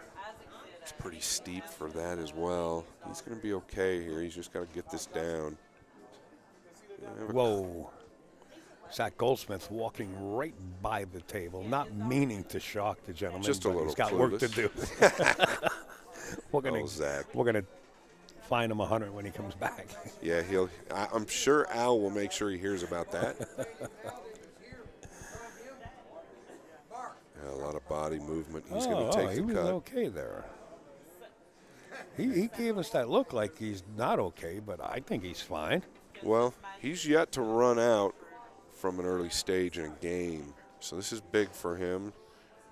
Really here, your entire focus is getting this ball down. Where the cue ball ends up, it ends up. Here comes Zach on the backside now. If he didn't get him the first time, he'll try the second. Needs a little bounce. Yeah. Pretty good. This is the Hill Pizza parlor, folks. Everybody's talking about pizza now on Facebook. We do get people hungry at home. This is a big shot. Big shot is right. One game left, folks. It is Hill. I love it. Put your seatbelts on, folks. Don't go to the microwave just yet. You know, I must have put the jinx on Michael. I thought he would be one of the favorites. He's had 3 games that he's given away, Al. Yeah, and it's all to deceleration. You know, I seen it in a stroke, and all of a sudden he just lets up. Yeah, now it's in his mind, right? Now he really has all the pressure. Yeah, in his mind right now is just give me an opportunity to get back to the table, right? I mean, that's all you can hope for. I don't know if that's what he's thinking. He's probably thinking, why did I run into the 9 that game when I was dead out? Why did I run into the 7 the other game? Why did I run into the 8? Well, he's got to let that go before he gets up and dances again. Easier said than done, but yes. Totally agree.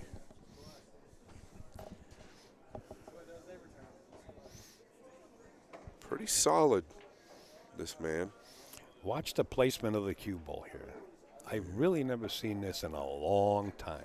I'm pretty picky as well. Like, I want it in a perfect little spot. I'll move it 3 or 4 times if it's not right where I want it to be. I like the fact that he's putting it closer to the side rail.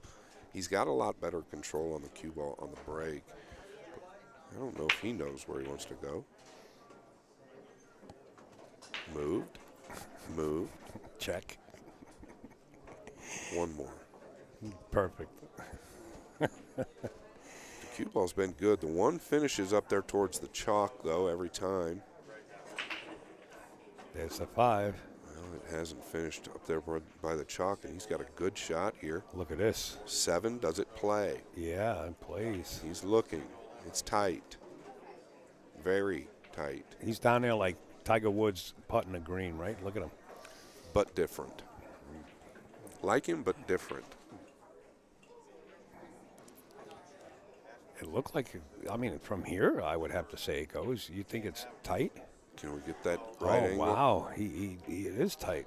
Yeah, you can't tell from here. Yeah, they're froze. Oh, yeah, that's froze. Wow. Well, it's a safe play if he gets there. Yeah. Not Changes that you like things. it. Yeah, sure does. And he's got ample opportunity to snap it apart, and it's not like he's dead in the water here, right? I mean, well, the only ball he really has is the 6. If he wants to just tap it apart and hit the top of the 9. Yeah, I agree. He's got work to do to even get to that point.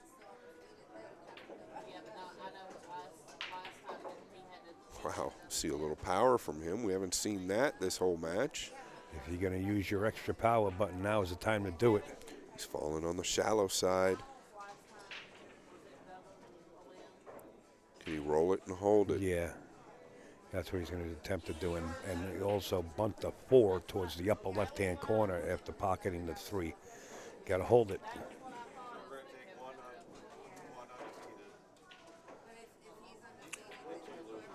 He's got it.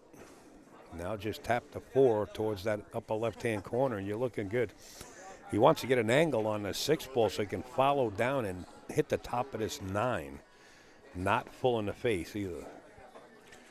Yeah, that's even a little risky. I wouldn't have a problem with following the 6 all the way down and just locking Michael up on the 9.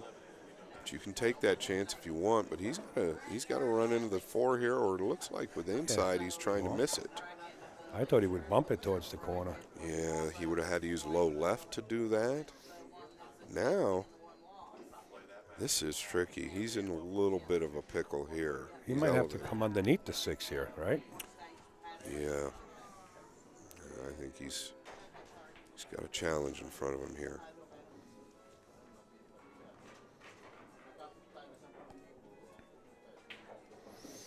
Yeah, he's looking underneath the 6 ball. He's going to have to dig on the cue ball a little bit. He's going to have to put some ride on it. One rail straight back to the shallow side of the 6 or the short side. Right. Yeah, he's completely elevated. This is not easy. He's in some deep water. Whoa, watch the rock here. You don't want to be on the cushion. No, this is big trouble. Big trouble. Yeah.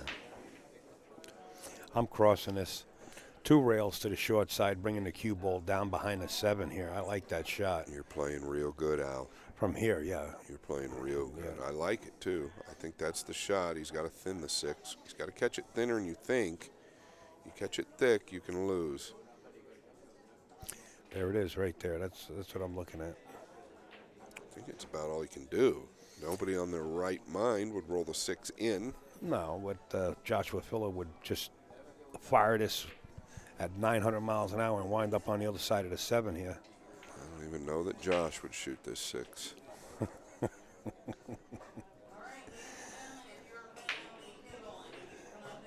Yeah, he's landed in about the worst spot he could.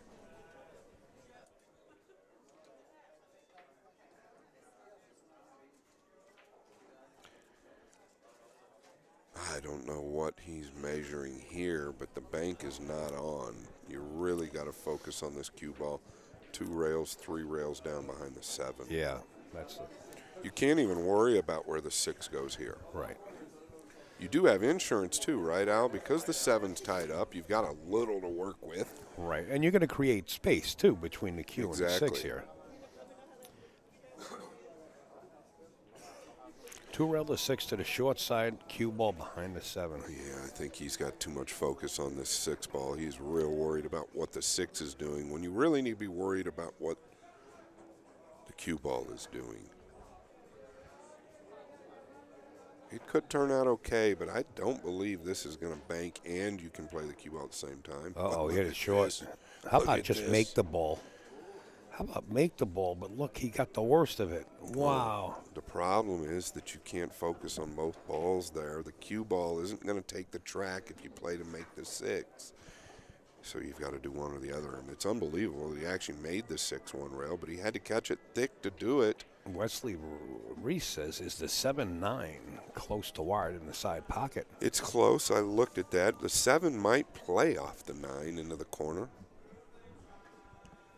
But from here, though, he might throw it the opposite way. Michael Scheel is very excited at the moment. I can assure you of that. I feel like that shot that David just played was just not the right play.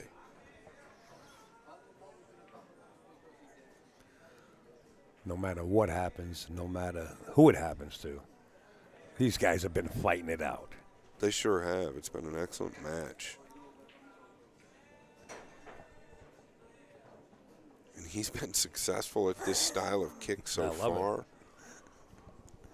I believe the 7 is going to go low. I mean, it's going to be pretty evident if the hit is, well, look at this. Wow.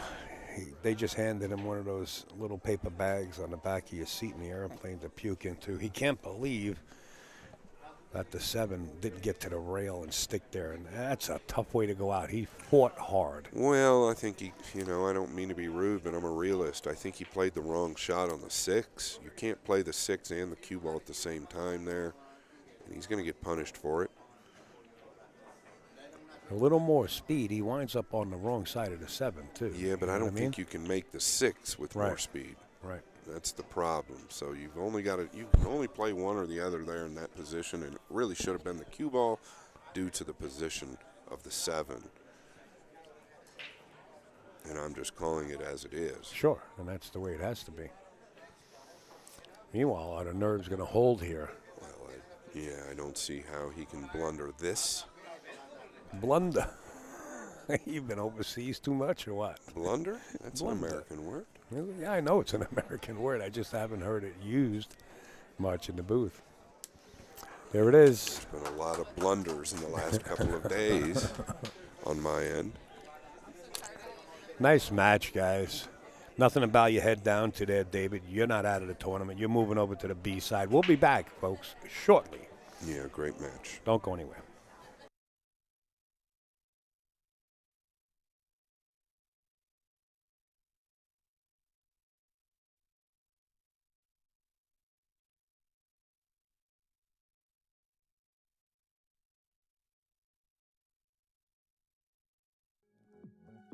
Whether you're new to pool and practicing the basics, or a more experienced player performing drills to improve your shot making and positional play, the Drill Partner is perfect for you.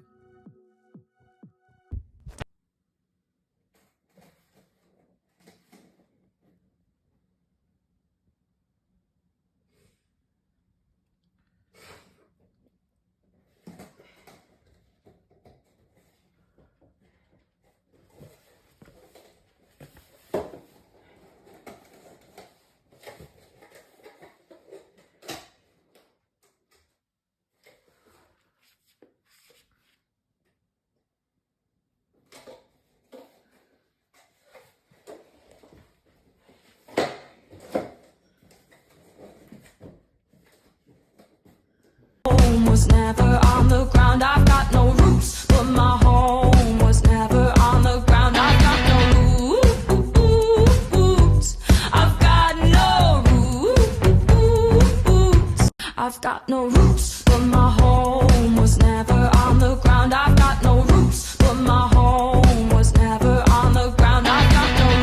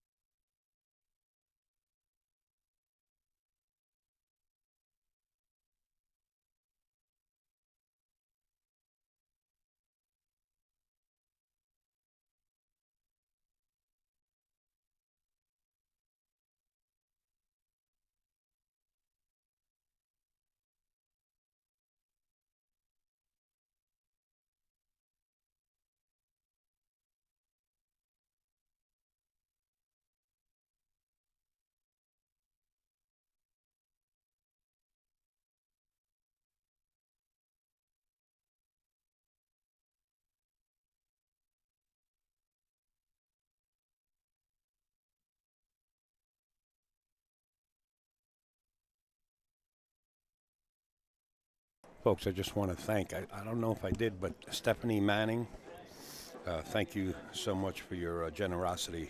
It's much appreciated. Helping me stay on the road to do what I love to do and bring it to you for free here. Thank you, Stephanie. Who won between Michael and David? Michael did. Whitey won that one. It was a hill match. And in just in a few minutes, in fact, I think they assigned it already. Let's get over to the broadcast here. It's, Nicole Kinney. First time against Jerry Clayman. Is our next match, and it's a 7-6 race, as you can see. Nicole shooting real well in this tournament, as usual.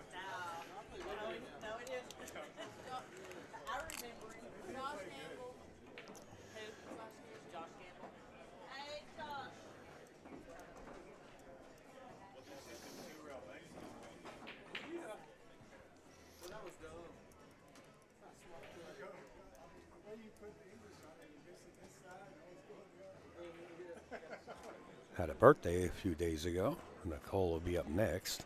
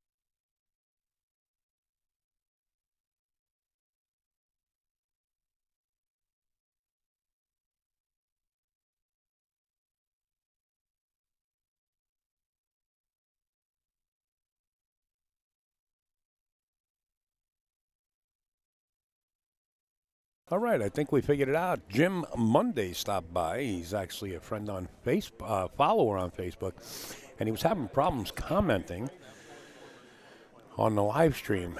And he actually geared me and showed me the way that in the settings were for friends and their friends to comment. Now it's open to the public. I apologize. I know this has been going on a while. I never touched those settings, so now at least we open them up, and people that are just watching now can comment, and that's pretty cool. There's Nicole Kinney right there on your screen, getting ready to match up here, and her opponent. Where is Nicole's opponent?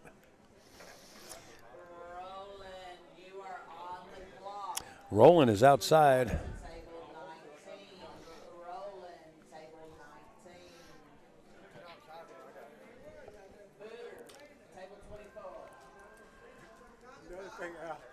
The other thing I thought was funny is when you first got here, you was on your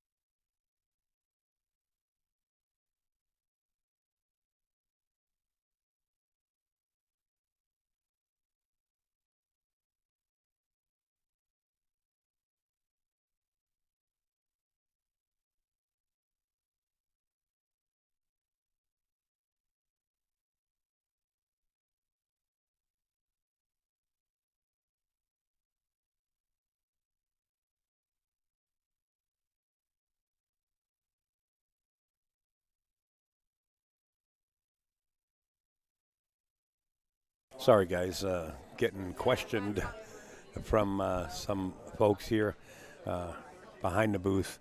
How many left, please, and thanks. My bracket is acting up. Well, that's a question for Jeannie, and I don't know if she can answer me, but I'll check it out, Terry. 1 second.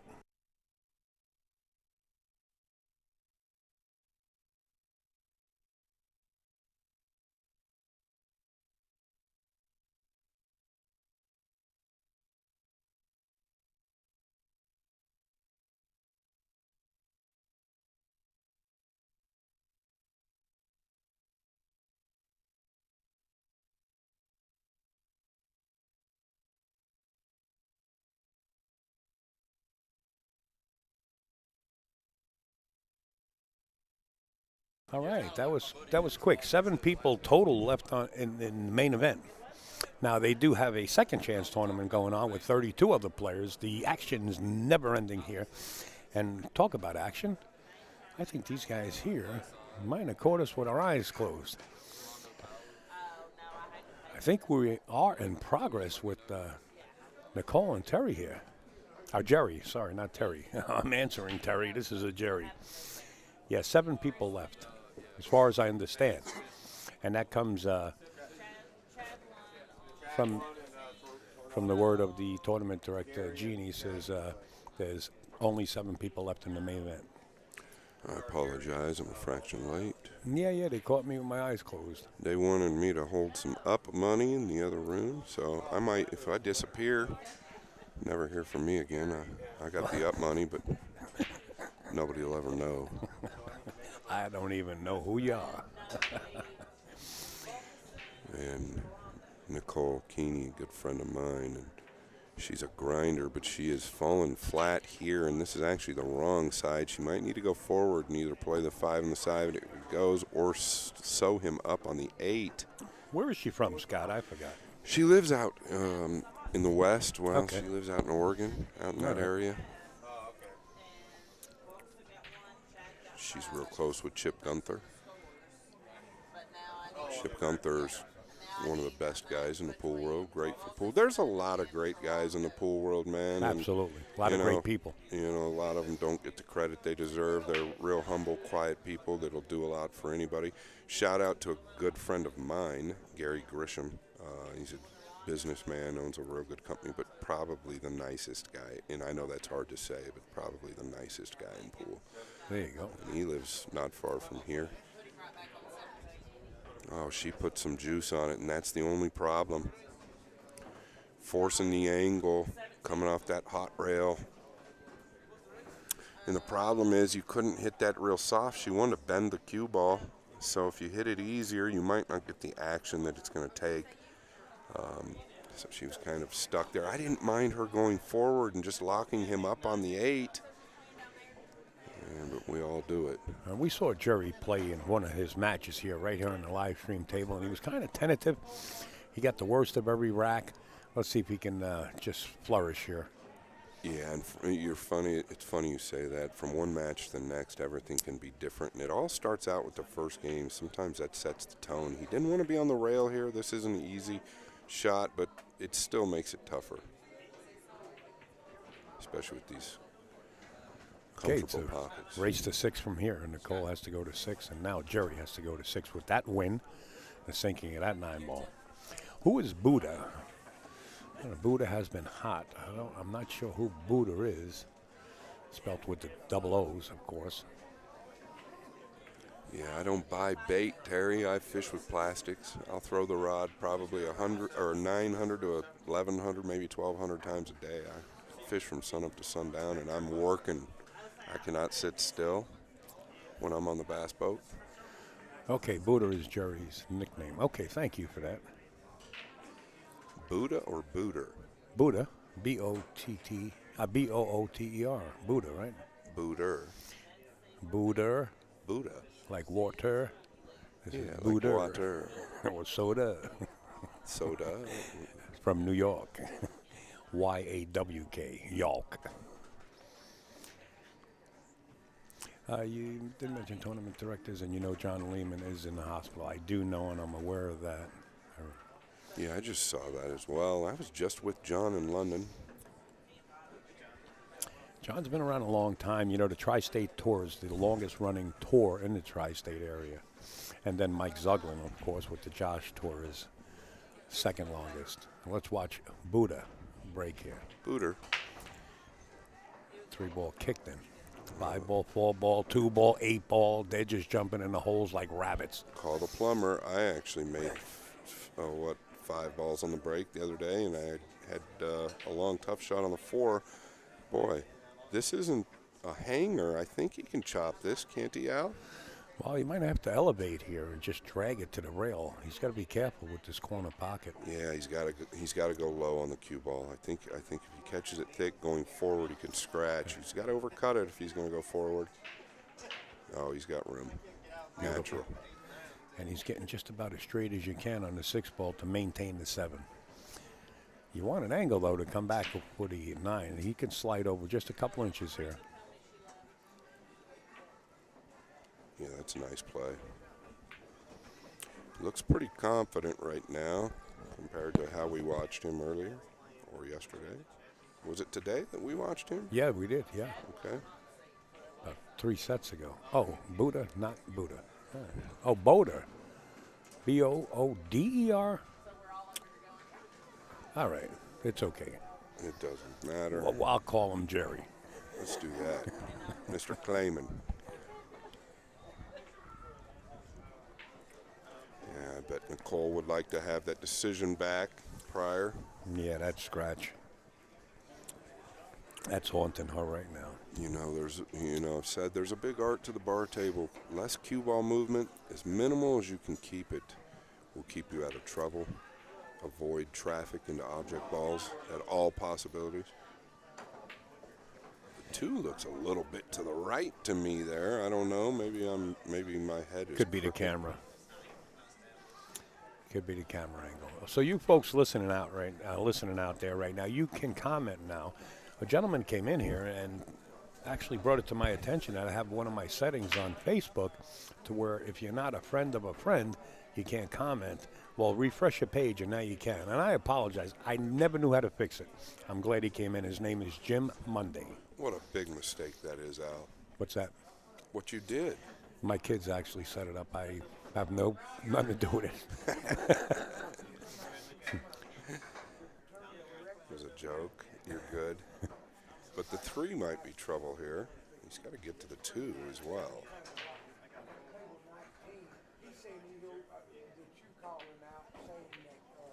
Oh, wow, what a stroke. What a different player from the first match that we seen him play. And this is a B-side match, so somebody will be starting the car here. Yeah, he's leveling out. I wonder if he's trying to come back and forth here. A little too far. Yeah, the 3 doesn't play.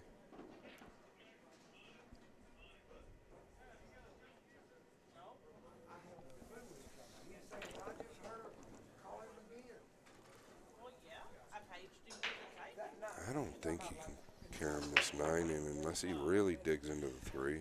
Might be sending it for a ride. Yeah. He had to dig, and the 3 was going to kiss it out of the way the entire time. Nicole doesn't have much to look at here.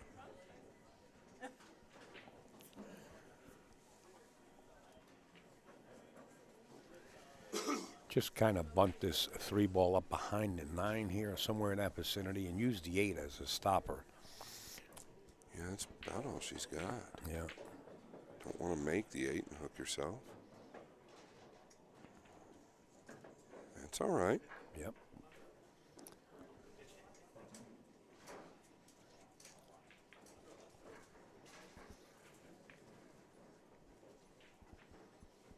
Dig into this 3, catch the bottom end, but catch it full. You can slide behind the 9. Possibly get lucky and make the 3 in the top right. Just don't want to catch it too thin. And he's caught it thin. This is the problem with that. This is the problem with catching that too thin. That's the only way you can really go wrong.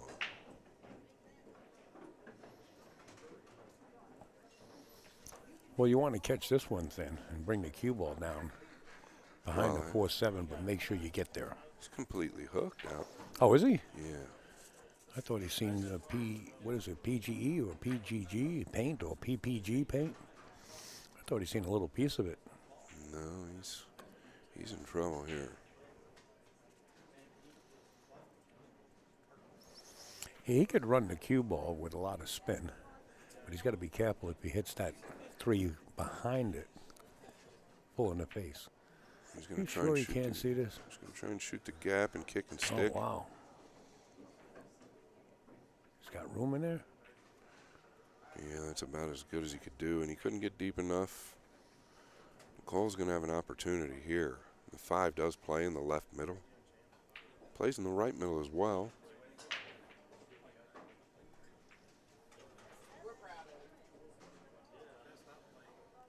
She's going to 6, so this is a big game.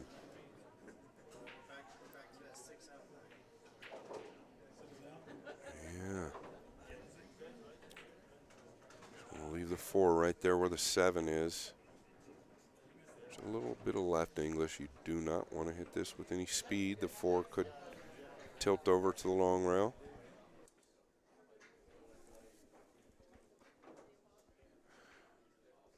This will be perfect. This will be perfect. Now she can go to the bottom rail if she'd like, or she can try and control the pace. I like using the bottom rail or the second rail,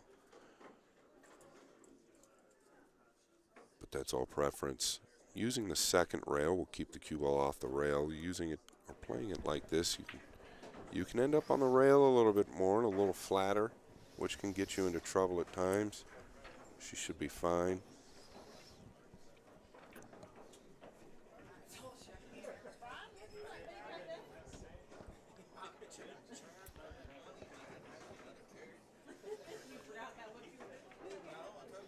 going to go forward.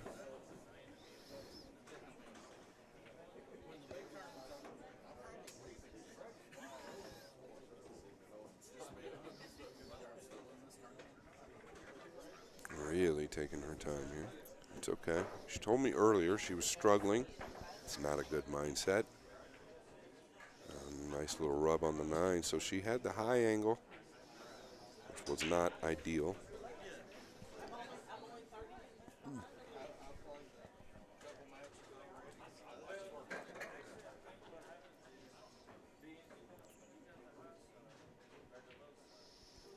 Bar table. It is a table you do not want to overthink on. It's the only way you can get in trouble. Nicely done.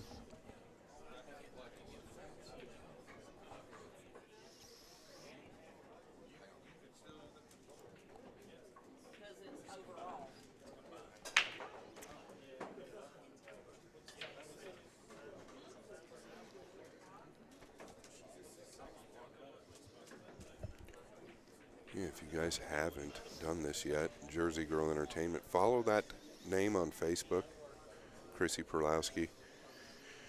I'll tell you what, she approached me at Derby, and she means well. She's got a lot of passion.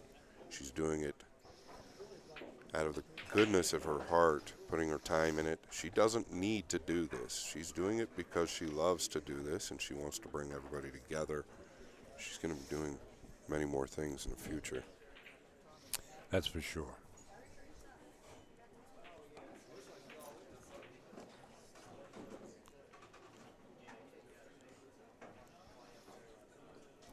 Yeah, I know I touch on this quite a bit, that cue ball's out just a fraction more than others at times, and you can lose the cue ball. Well, she didn't hit them hard, and I don't blame her. And the 2's going to ruin her party, maybe. She can make it.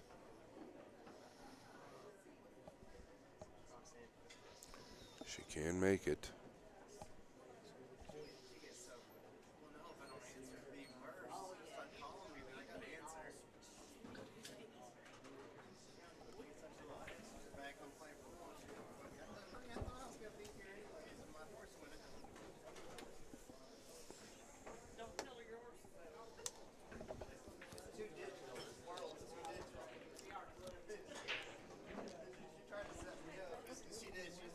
Okay, back to business.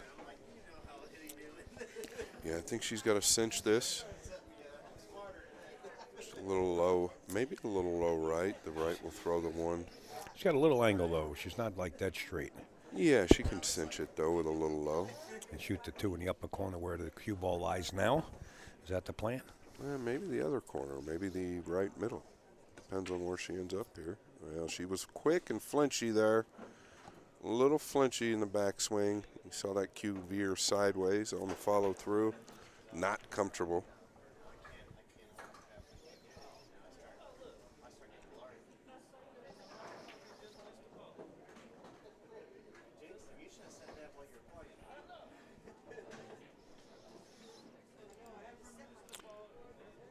There's no question he is going to run into the 4, but I think it's okay. Maybe a tip of outside English if he goes forward.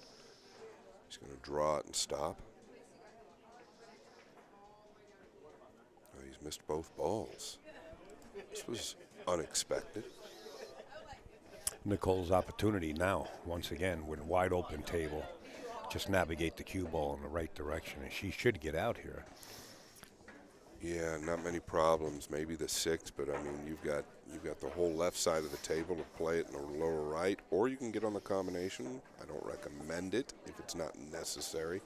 She's come up a bit shy here already. And that's not exactly what you want. She can go forward if she plays it in the top left, run the cue ball into the 5, or maybe just miss the 5. But I think she's got to play this in the top left versus the left middle. A lot of amateurs do want to go to the side pockets. Play what the table gives you. Don't force anything. A lot more cue ball travel if you go to the left middle. You want to limit that. The shot might be easier, but the percentages of causing trouble or greater.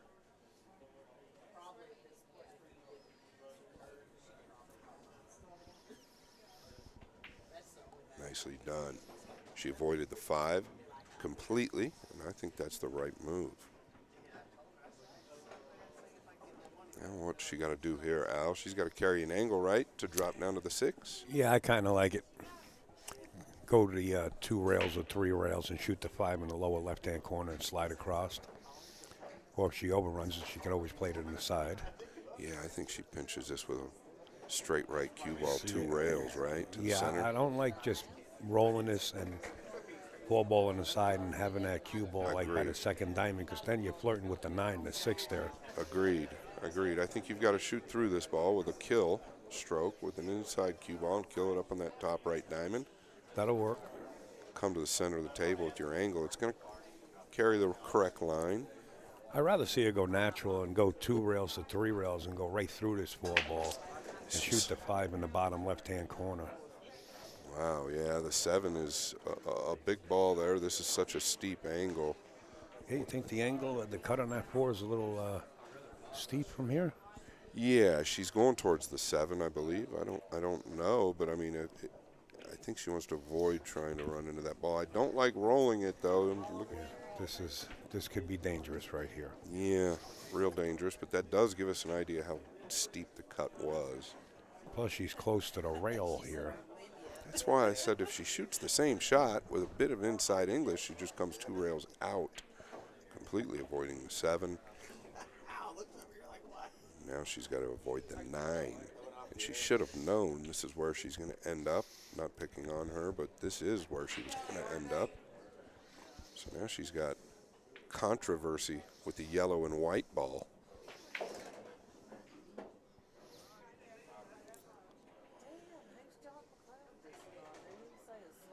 She'd like to catch right between the, yeah. That was the problem. That's why she was quick. Again, very uncomfortable knowing she's going to go into another ball. She played the 4 wrong there, and that's what happened. She did not play the 4 properly.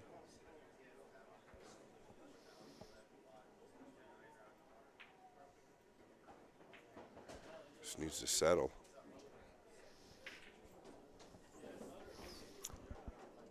Shot is still on. Yes. Where's the cue ball go? Right between the 9 and the 7.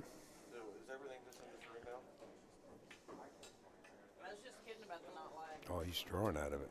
Yeah, I don't know, the 9-7 angle there. Yeah, I think he's kind of scared of that angle because of that side pocket staring him in the face. But I think he'll be all right.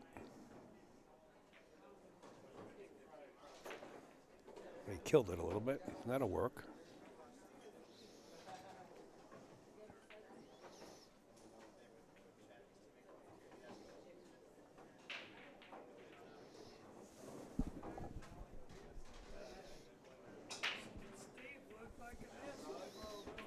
Nicole, pretty good player. I'm just a little surprised she rolled the 4 in there. She knew what she was going to be left with.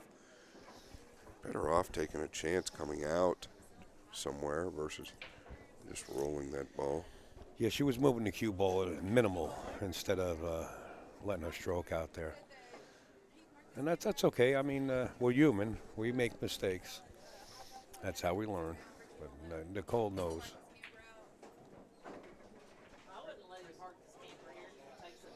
In any case, it's now 3-1 in favor of Jerry.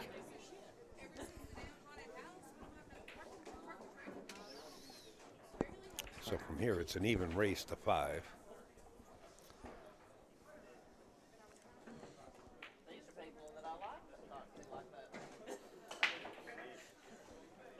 Another dry break. We've seen a bunch of them on this table. Pretty good table. The 3 ball is in a little bit of a tough area coming off of the 2. With that 7 sitting there on that side of the table, but I think she can navigate it. Have an 8 if she really wants to dig in here.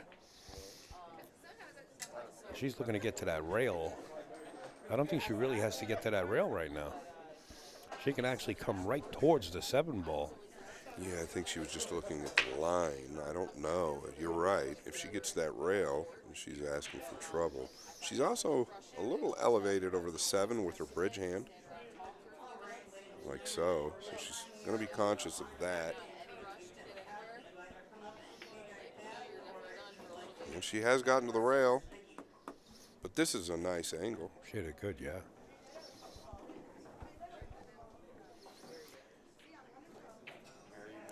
Now just stay below this ball, not above it. Anywhere below it, you give yourself a chance. And what I mean by that is where the 6 is, more that direction.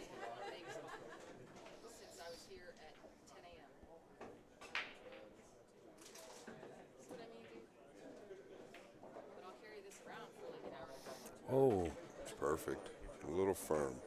Just about perfect. She's coming in the right direction. She can bump the 7 too. She doesn't hit it hard. That cue ball took off that bottom rail like it was shot out of a cannon. It did come off real hot. Yes, it did.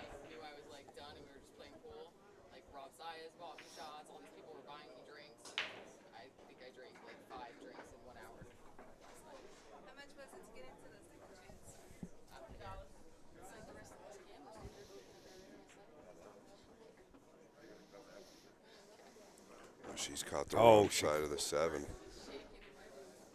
I don't believe she has a shot.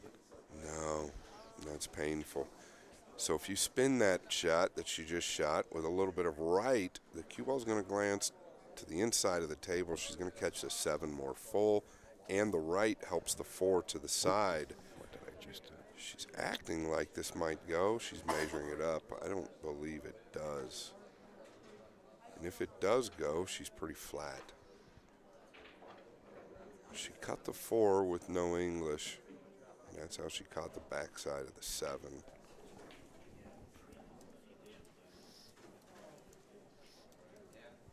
Hey guys, we do still have one more cue signed by Efren Reyes.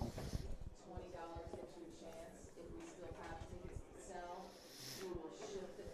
If she can't make this ball, I think she's just got to chip the top side of it, come out to the center and use the 9 and the 8 as cover.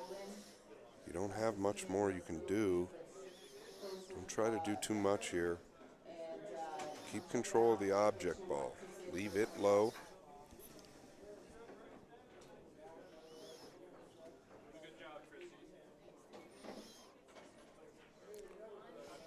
And that's what she's going to do. Needs a rub there. He's going to be able to see this. And that's okay. I mean, she tried it. You know what I mean? She had the right idea. He still has a ways to get out. He's got options as well.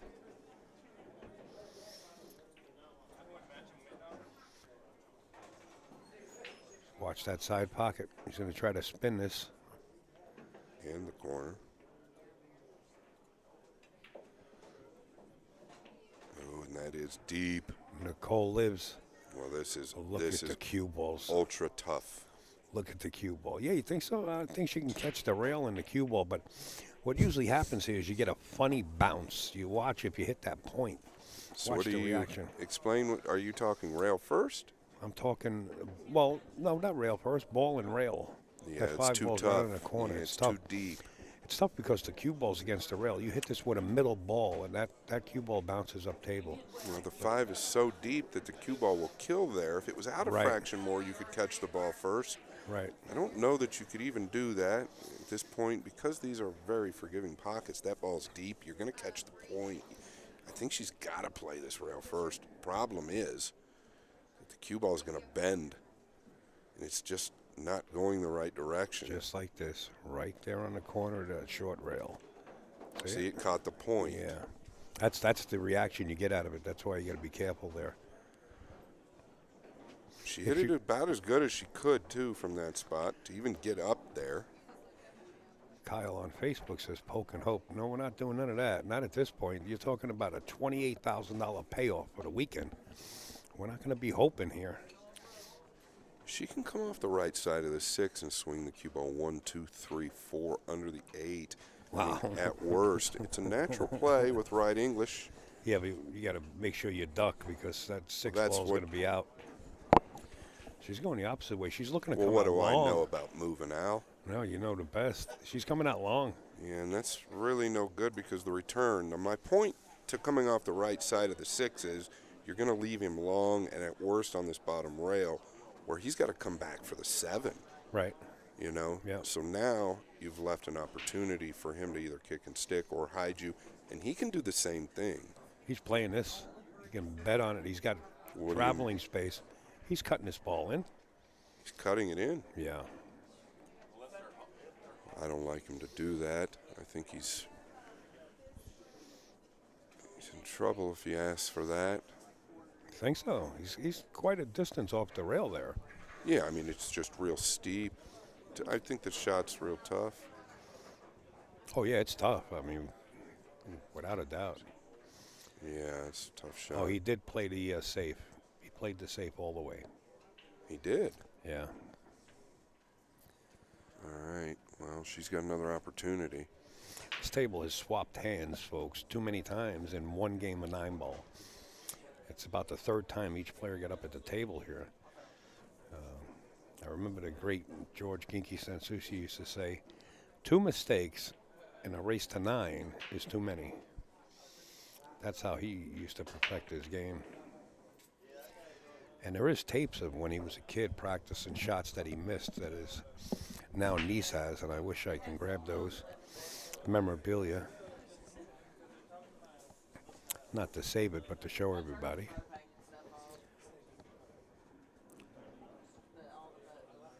Center cue ball, maybe a pincher right. Come 2 rails for the 7 in the right Nice pocket. hit. Nice hit. Absolutely perfect.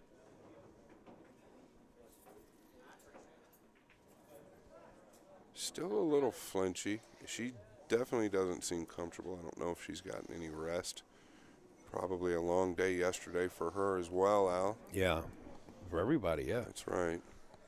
But I think that fatigue phase is over. I think it's a fresh day, and now we're looking at the checkered flag here. I think everybody's got their second wind. I know Roland Garcia does.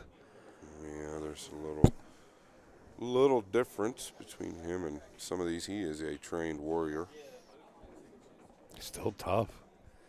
Still tough with the higher players in this tournament. Yeah, I'm basically talking about the fundamentals, though. You can see a flinch in her backswing at times. Let's watch. It's got a lot, not here on tough shots, where it's got a lot to do with fatigue typically. She stayed through that ball well, but when there's doubt, you can see it. And then typically it has to do with fatigue. And he gave that to her. Wow. Beautiful. And she'll take it. One pool player to another. Respect. We talked yesterday about that. Yeah. Like to see him shoot it on the TV table at least.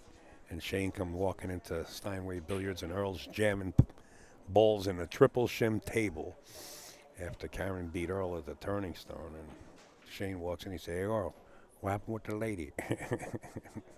Earl says, "Man, did you see how lucky that woman got?" And Shane said, "Hey, Earl, don't worry about it. I lost to a lot of ladies." And Shane was standing on the top of the cafe, and Earl was down on the shooting floor and looked up like the light just opened up. Like, wow, even Shane lost to some women pool players. They're pool players. Forget about all that women and men. When you get up there, you're playing a pool player and just get the job done.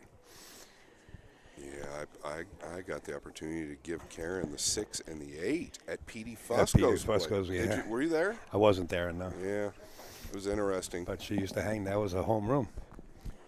She was a house pro. What a solid player she was. Wishing her the best. I'm sure she watches from time to time and just doesn't sign in. All right, any case, to the break. It's a pretty even game from here. Watch the 8. It's going to foul up her opportunity to the 1.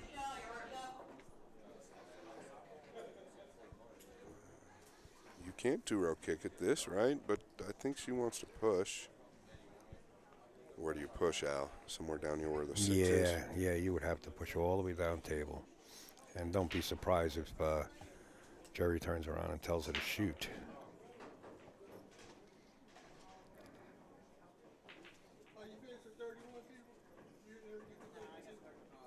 Now you got options. You can play the 1 back towards the 5 and use the 8, or you could spin it, play the cue ball behind the 4, play the 1 over the side rail behind the 8. This is probably the best option. He's done well, right? Yes. Is Nicole good with the jump cue? I didn't have the opportunity to see much of Nicole on the live stream table, unless it was at Valley Forge. You know, I'm not Valley Forge, the expo. Not at the time of Valley Forge. I mean, in the casino there, well, Right. on the same property Sure. where the casino is. But I believe at the new place, I did see her.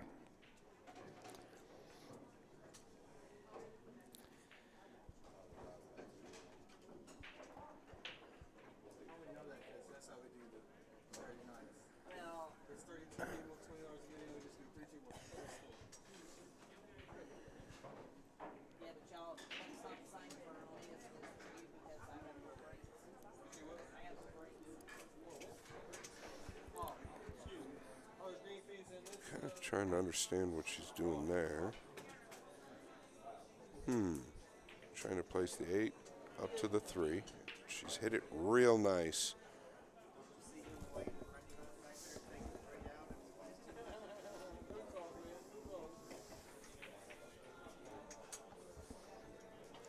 Pretty smart play there by Nicole Keeney.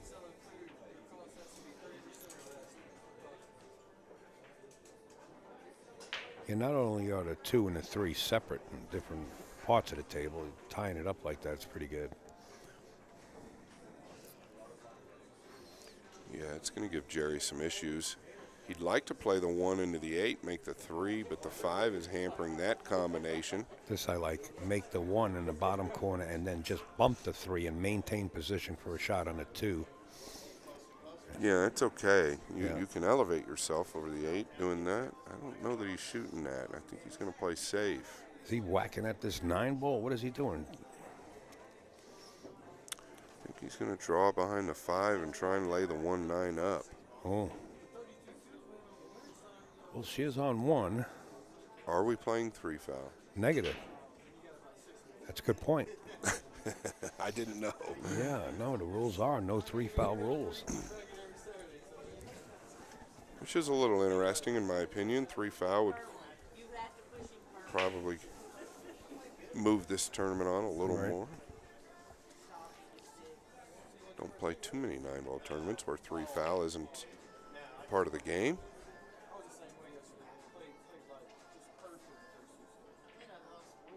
Yeah, and that's what he's hoping for, is to lay the 1-9 up, and he didn't really do that. It gives you a sense of how good a shot Nicole made, tying the 8-3 up.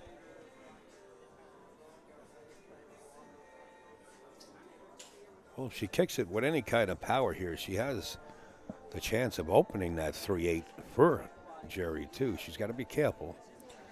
Yeah, she's probably better off, to your point, going to the left rail towards the 1.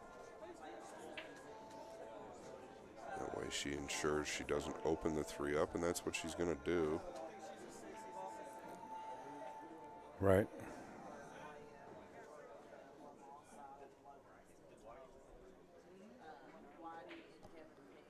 Small ball or 1 rail on this?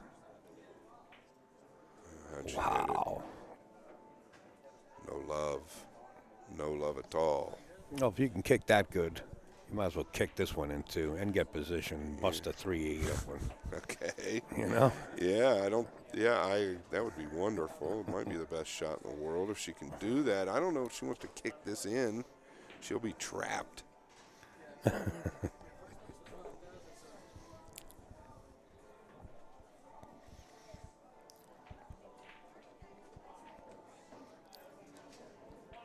Yeah, just a fraction more. She could add something to play with.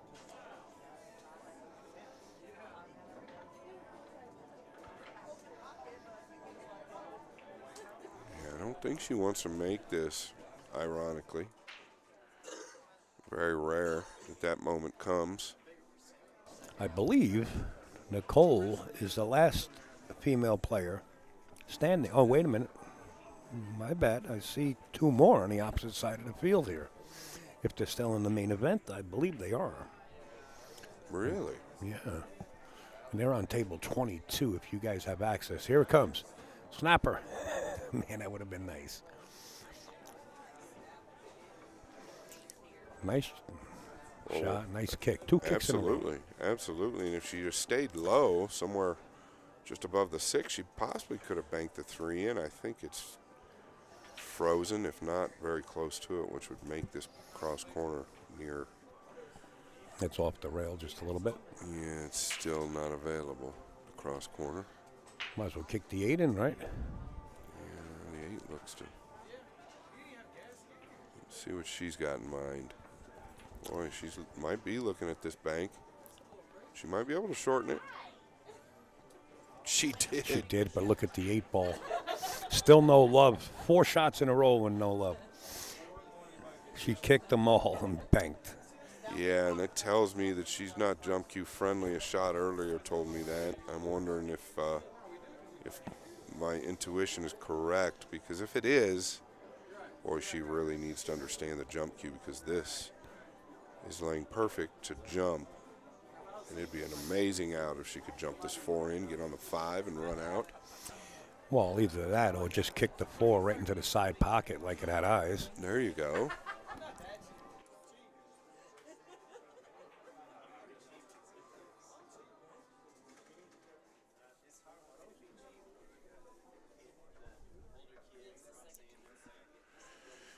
Okay. She does have a jump cue out, I believe, if she's chalking up like that. It's a little more difficult for females to jump at times just due to the leverage, right? But she can get leverage here due to the placement of the cue ball. And she looks good over it. And she just didn't get the leverage needed. Don't want to move that 6. There's a big opportunity for Jerry. And we have confirmed it that Nicole is the last female standing in the main event. The other 2 young ladies are in the second chance back there. So congratulations to Nicole. She will get a trophy for that, folks. Beautiful trophy, too, by the way. Yeah, congratulations. Big feat to get past all the other females. Absolutely.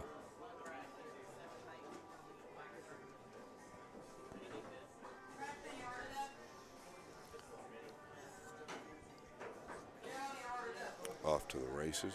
8 in the lower right.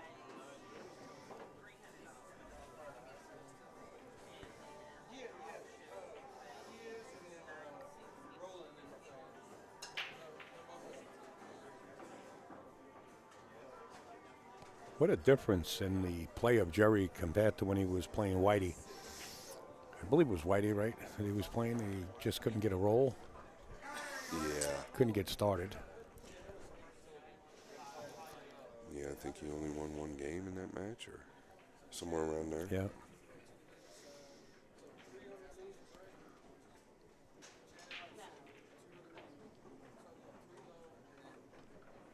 So including Calcutta or auction, player auction, I think it's $29,000 to first, you said? Yeah, it's like $28,940. Yeah. Pretty good. For a Pretty weekend. good. Not bad. It's about the same price that Elon Musk makes an hour. Half hour, yeah. Yeah, not bad. No. Not bad for a pool playing tournament at this level, I'll tell you that much. Pool's got to rise up more. Breaking from the box now. He said, screw this, I'm crushing them. I don't blame him. Well, ironically, the 1 will play off the 7. This is kind of a 1-pocket shot we play.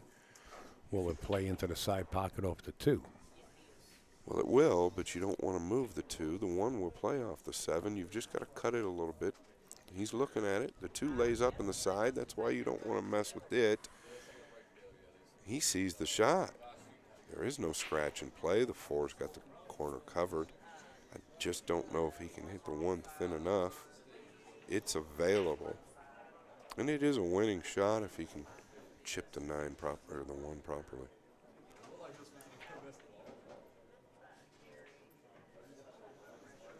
I think he's going to play it. He's got a 4-2 lead. He feels good.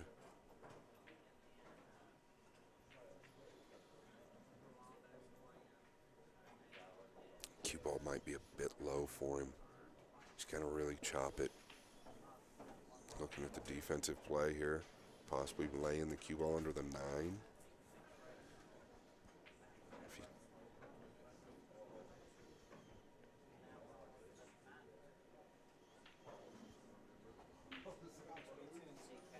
I feel like he's going to play this one.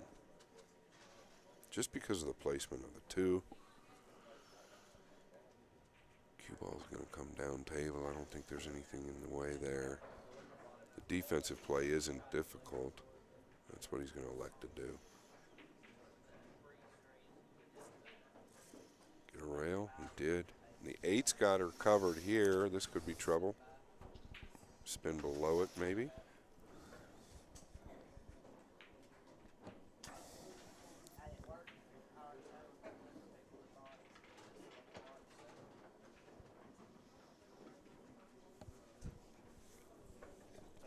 Race to 4, folks. Yes. Race to 4.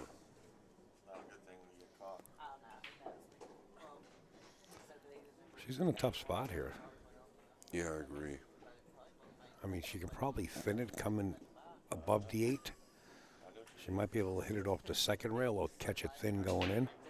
Got to watch it. If she catches the 1 ball thin going in, then it's a legal hit. But if she catches it on the way out, she's going to need a rail. Okay, she did have room. Nice shot. Nice control as well. Good speed. You're going to try and stop his ball there and Z the 1. That's what he's done. Nicely done.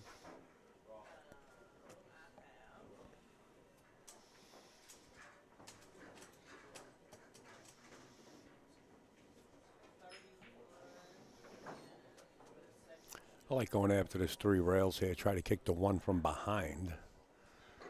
Yeah, I don't mind that. If she can avoid contact with the 5, she's going back to the jump cue. Wow. And this time I think it's a little tougher to get the leverage that she's looking for. Sure. I mean, that cue ball's mid-chip. Yeah. And, boy, this is a big ask here. She's asking a lot. I think she's taking the heat a little bit from the last jump shot, so she wants to prove something to herself. Not saying she can't do it, or she wouldn't. Yeah. I liked your shot, Al. I like 3 rails behind the 1. If she causing separation, right? Yeah. Yep. That was tough for anybody to get over, let alone her, and she couldn't get real comfortable over it.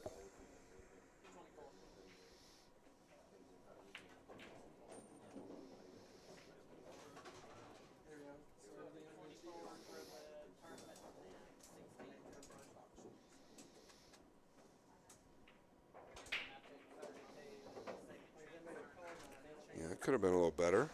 He was not thrilled with it. It's not terrible, but yeah, he's going to have to make the cue ball work.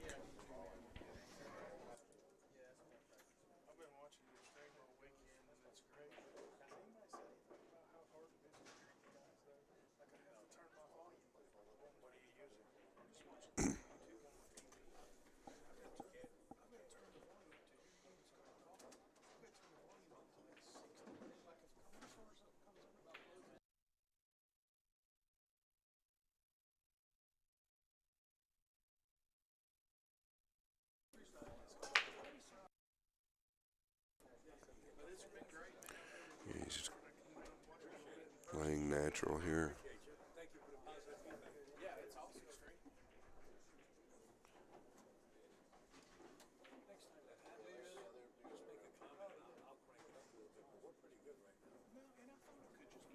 He's falling flat. He can cheat this a little bit. Looks like he wants to go forward. Angle's misleading me, I guess.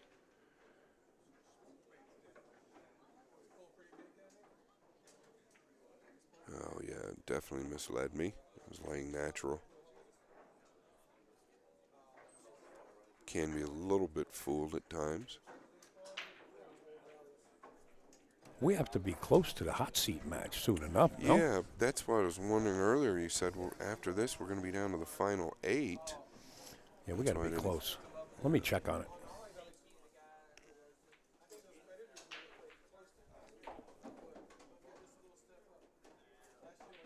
I hope we're close. I'm going to get a cup of coffee.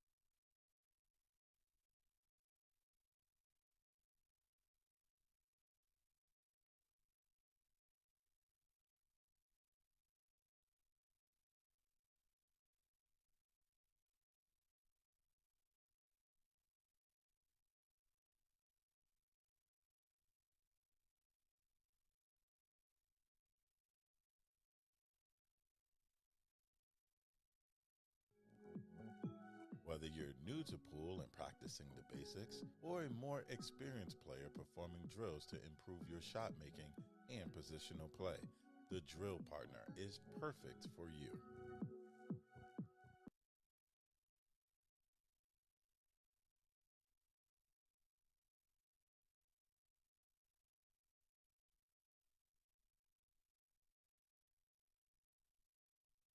For you guys that have full access to any table, Roland Garcia is in a match right now on table 19. He's leading here 11-2.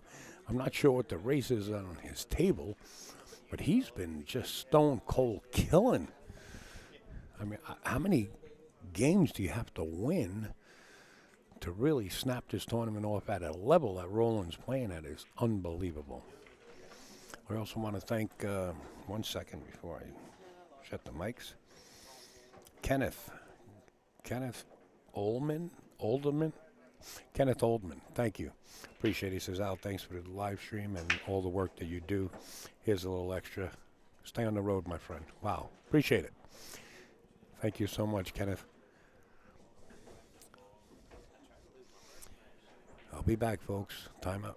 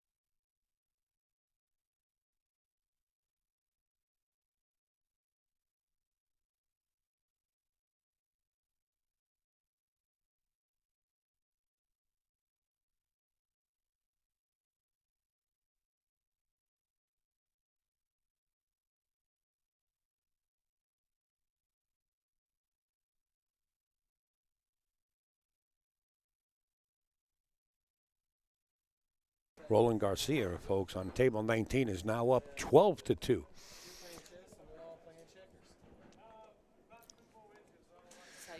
17 is the final of the one-loss bracket.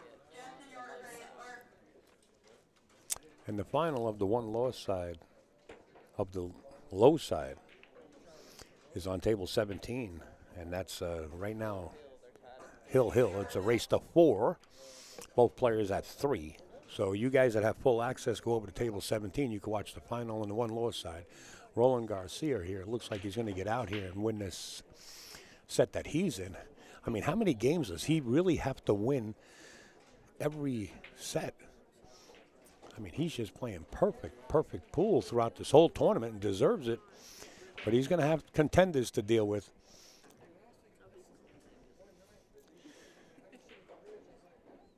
He gets out and he shakes his opponent's hand. The sportsmanship has been exquisite here, except for one person. One person had to be DQ'd. Don't ask me why, that's all I understand. All right, we'll be back waiting on Nicole and Jerry here.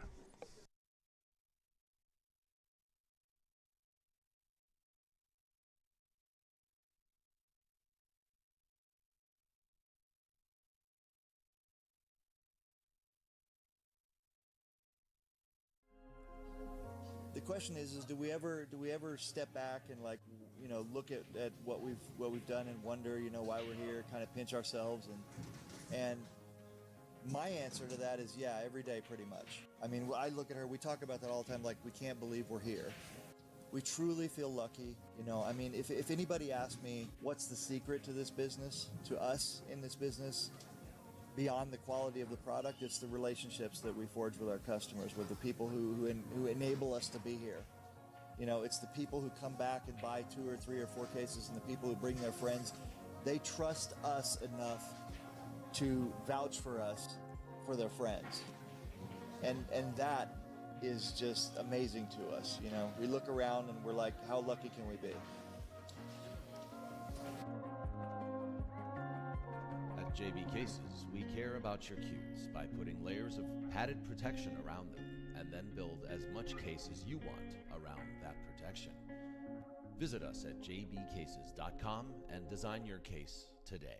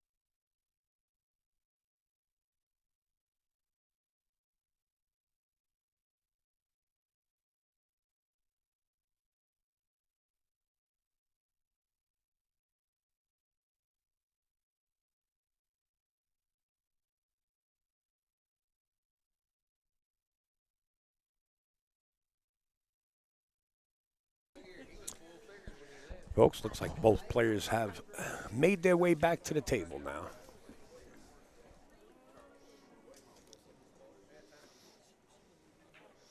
Al, I sent you a friend's request. Terry, I would love to accept your friend's request, but when I try to, Facebook says I cannot have any more friends. I actually have 5,000, which is their cap or capacity you're allowed to have. It's really tough. What you can do, Al, is you can find the ones that are inactive and delete one and add.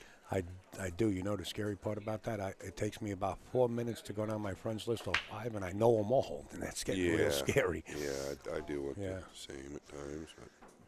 But I'll try, Terry, I'll try to do what Scott says. I'll try it once again. Yeah, it's not easy, though. It's sometimes you don't want to remove somebody that follows you, especially in your business.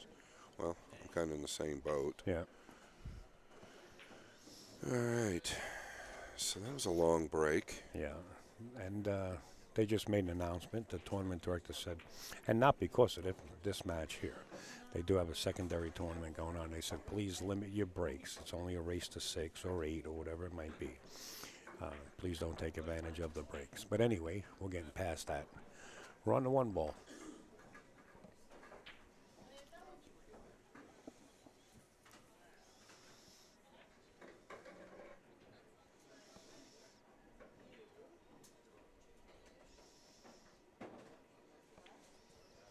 Well, this is tough. He's got to pinch and draw this all the way down table here. Yeah, and he's got to contend with the 8 and the 5. So he's got to draw above the 5 here. And he's reaching as well.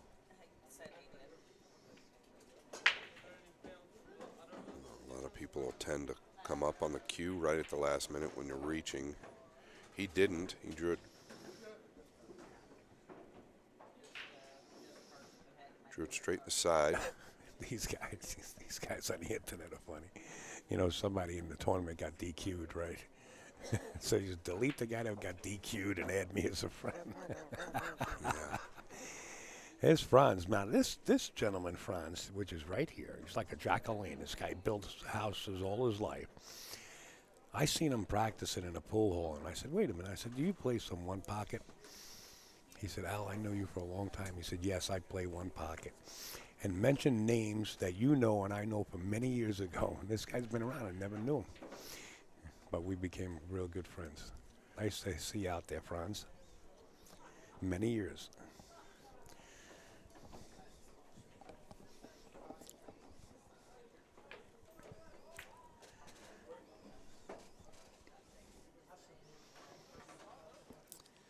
Just stay down on this. The 6 does play into the corner. Yeah, you're right. Stay down. She did stay down, but didn't get enough draw out of that. It'll go. She's definitely going to collide with the 9. I don't know if she's going to catch the 7 heavy enough. She's got to catch the 9 thick enough to go into the the 7 full. It's been a long couple days. She might want to elevate, actually. That's what she's doing.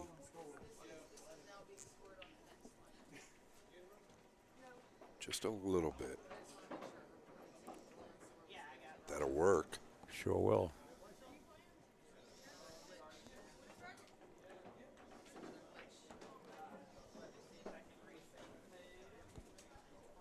A lot of people want to put a little left on this shot, but with the angle that you have, a straight ball will work.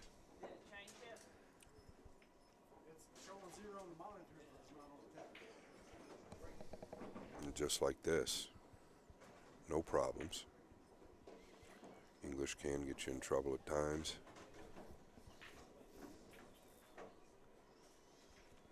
She was a little quick again, right in the backswing, the final backswing. Don't expect it this time.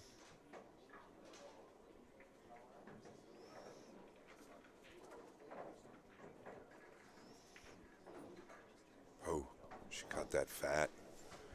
She did make it. Lower end of the pocket. She's at 3 now.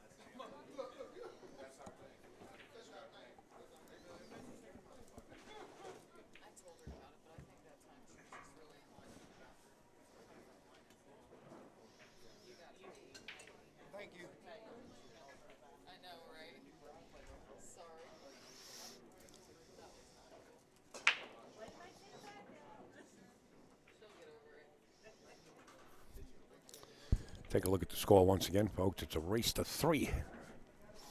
This has been teeter-tottering back and forth. Nicole gave up a few opportunities, and Jerry was there to take advantage of them.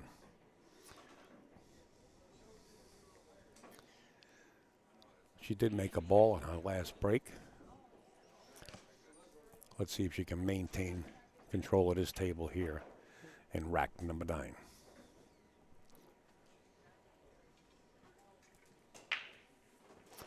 Seven ball and the 5 ball fell. The 1 ball is going to be blocked by the 2.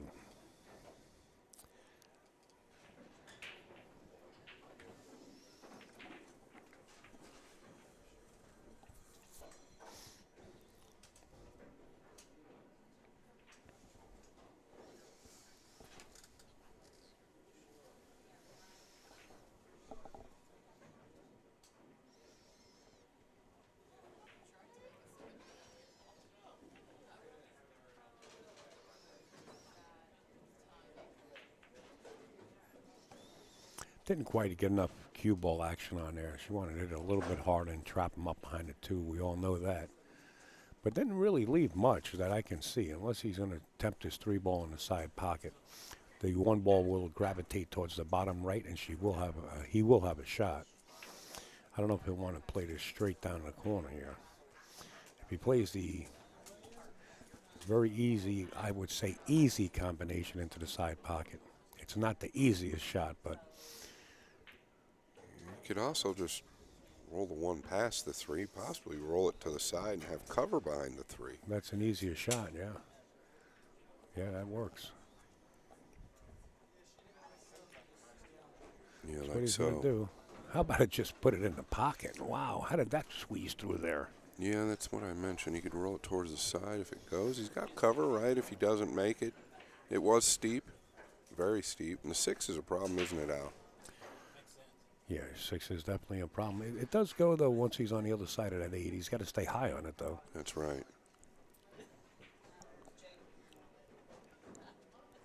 Nice kill stroke. He's going to be okay here. He's acting like he's lost the game, and he can still chop this in. It's tough to hold that ball. Didn't hit it bad.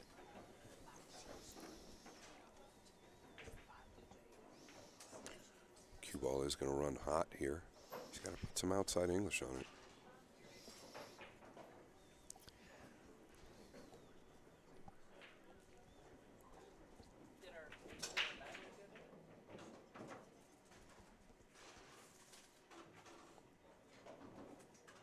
He's on the wrong side, isn't he? Yeah, I guess he's going to attempt to bump into the ball here, but you better make sure you know what you're bumping into and what direction you're going to be going.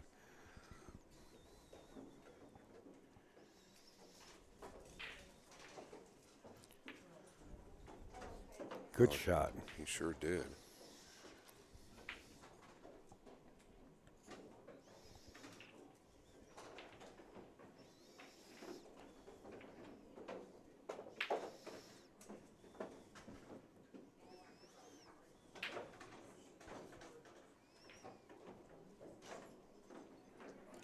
Just lag this in.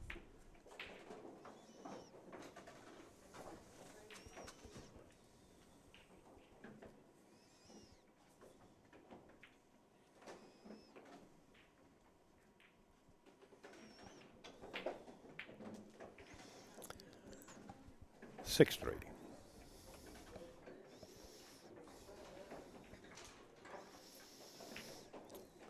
Now, if my calculations are right, Nicole should win the next set, right? And then it'll be a race to 2. That's how it's been teetering back and forth.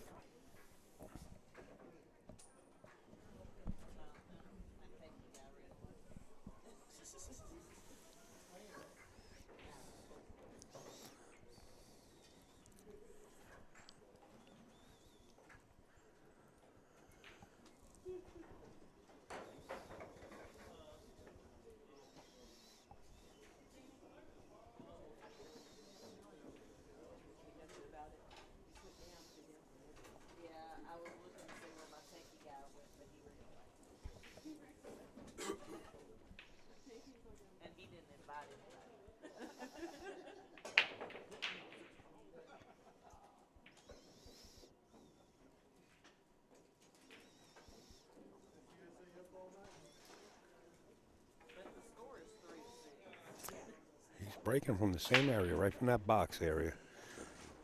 The last time he broke, he come up dry. This time he scratched. Like I said, my calculations must be right. Nicole's supposed to win this game and make it a race to 2.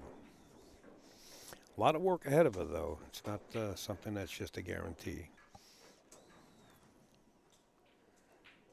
The 3-ball is hanging in the drawers there. Looks like in the side pocket that it does fall. Yeah, it's a pretty good layout here. The 4 to the 5 is the majority of the work. Real quick again in that final backswing, you'll notice her practice strokes are real nice and smooth.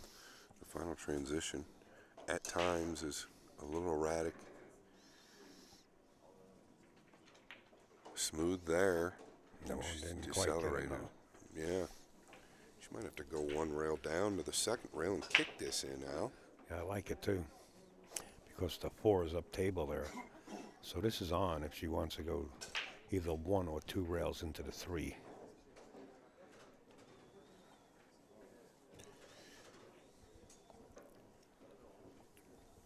It's a little easier to control if you just graze that second rail.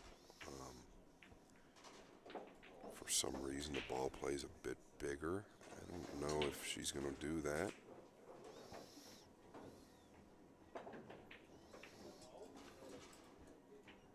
So she overdrew the 1 and she underhit the 2. She's definitely battling those mental demons.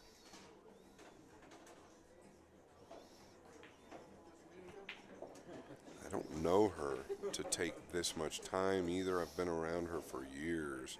So she's, I think she's struggling with some fatigue. I don't know that she slept a lot last night.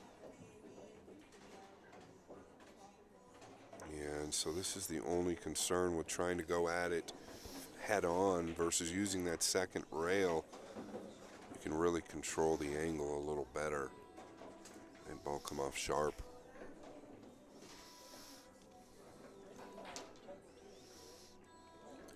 This could put Jerry on the hill.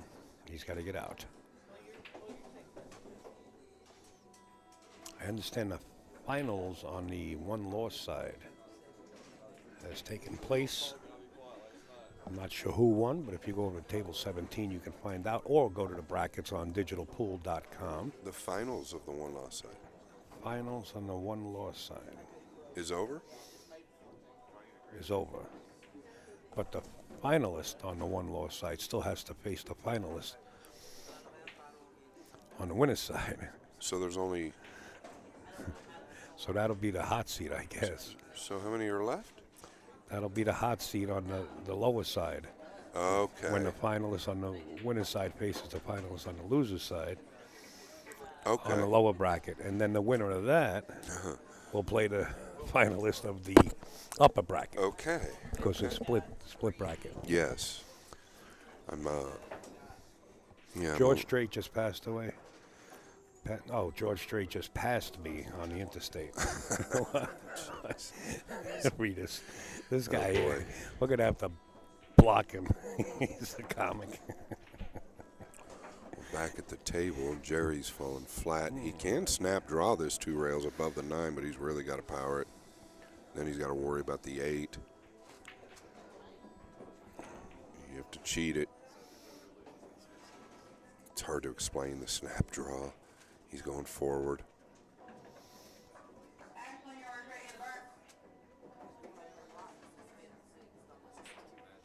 Yeah, and he's really tried to cheat that. How will this end up? About as good as it could. She can't ask for more than this. She's got to take advantage of these opportunities. The last one, she failed to hit that 3-ball that was hanging in the side pocket there. Actually got bad on the 3-ball. So I just noticed the number 1 next to her name. What is that? She's, I guess, a 6+1. Okay. So Jerry actually goes to 9. No, he goes to 8. Goes to 8. Okay. Yep. Is she going to come all the way around?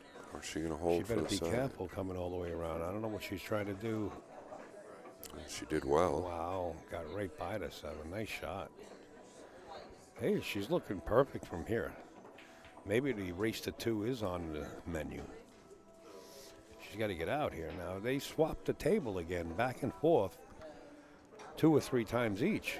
It's quite a bunch of, transferring the table to each other.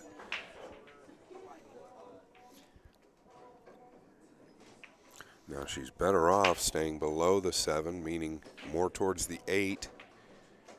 Yeah, this is good, real good.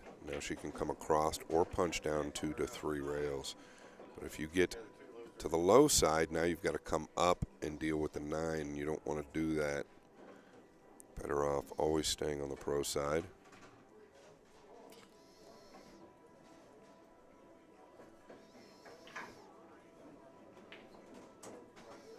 Yeah, so she did have an angle. She could have come 3 rails. She went into the 9. Did you notice how quick that final stroke was? Yes. Okay, and she tends to do that, and I have not seen her do that as much in the past. She's lined up and then almost took something off the stroke and wound up bumping a 9. Well, this is okay, too, though. I mean, things happen. She's good here. Make this. You really don't have to concentrate on doing much with the cue ball. Make the shot. That's all you got to do. Make the shot. Back to basics. She was quick again. Yeah, she was. She was up before the cue ball struck the 8 that time. So I guess what I mean for the people, I think the people at home understand. So when you've got your practice swings, she's making her practice swings, it's a pendulum. So when you come back on your final motion, it should be the same as your practice swing. The only motion that accelerates is the forward motion. But her practice swings versus her final motion at times are completely different. Nice spear. With a little grin on her face. Race to 2, folks. Nicole has to get the 6, and you could see the apprentices with the numbers on them are the race that player has to go to.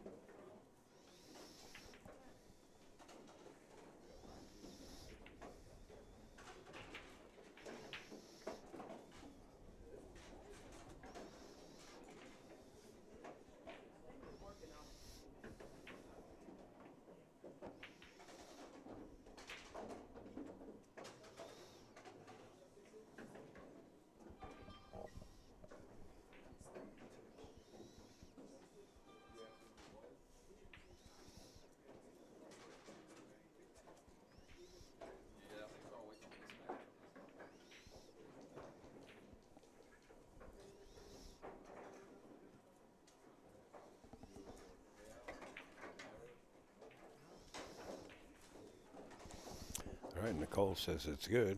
Right back to the same area she's been making the wing ball from this side of the table here.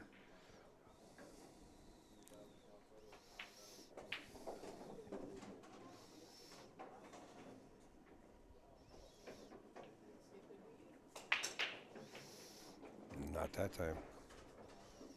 Nor did she make anything else.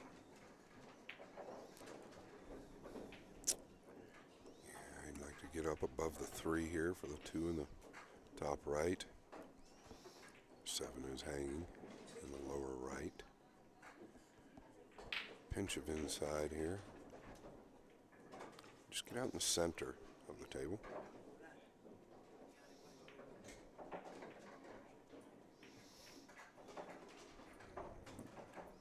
Doesn't want to be over the 5.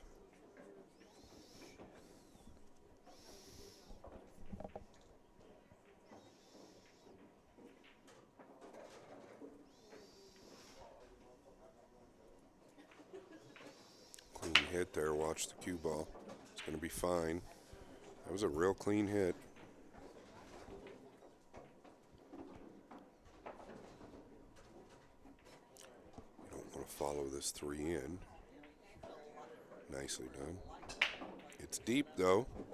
Makes it a little tricky. He's going to have to draw out of this unless he wants to use that point. Cue ball can kill or catch the point, come right. You can't reach it to draw out of it. And if he rolls the 3 a little easier, this makes things a lot easier, but he about followed it in.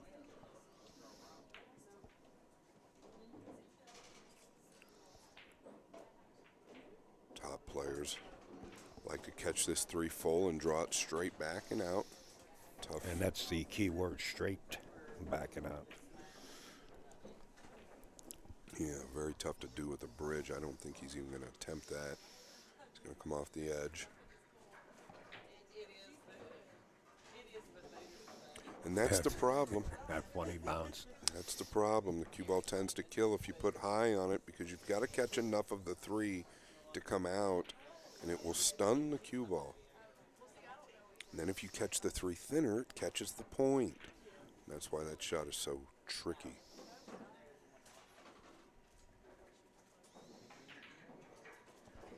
Good recovery right there. He's still not fully recovered, but yeah, this shot might be more difficult than the last. Yeah, well, than the last back cut.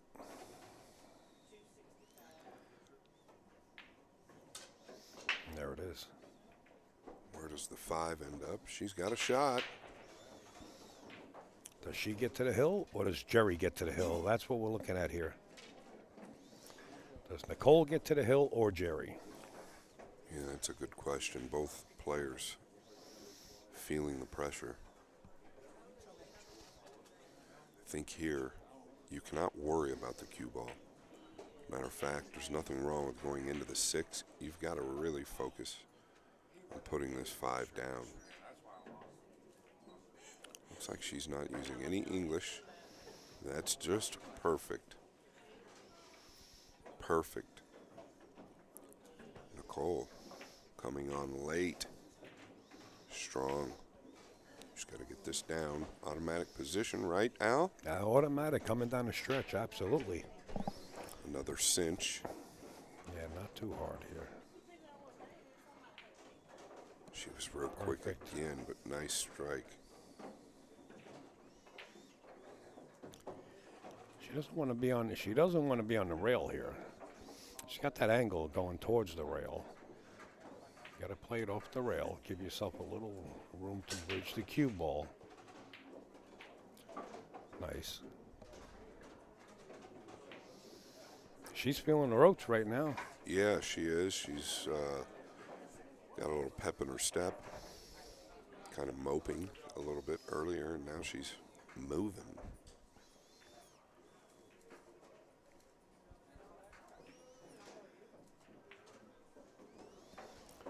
To the hill, and Nicole goes. And it seems like it's been all Jerry this match. But Nicole's just creeped up and creeped up and creeped up. And this is a B-side match, so somebody will be starting a car. They will get an envelope, though, for the place that she or he places.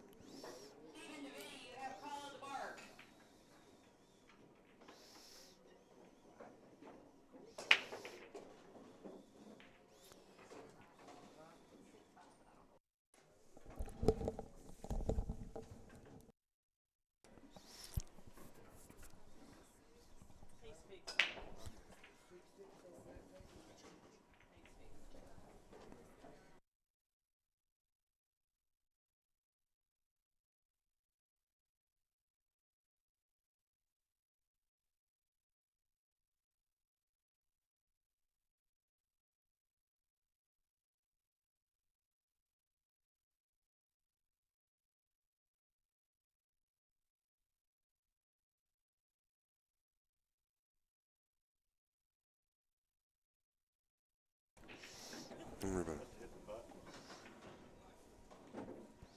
All right, it's Hill.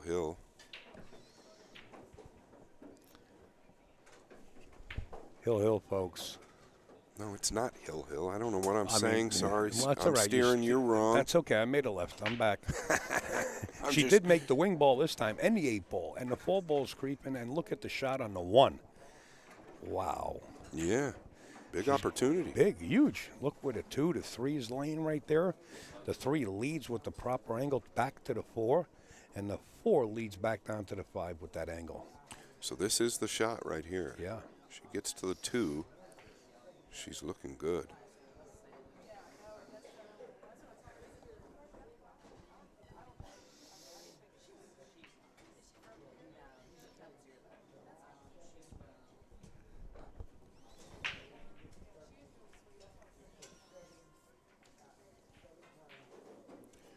She is going away from the 2 here, and she's concerned about the green 6, right? I don't think the scratch is a problem. She can roll forward and come to the low side of the right middle, but she's worried about bouncing off and snookering herself on the 6. If she rolls this ball, I don't think that's an issue. I like her pre-shot routine. She's been doing this ever since I know her shooting. And she lines right in and just walks steps 1 or 2 steps forward, and she's right in line. And she really splits the jaws of the pocket. I'm liking it. Wow. She had me fooled right there. I thought she was going to go right down for the shot. See those sneakers in the background. All of a sudden take a step.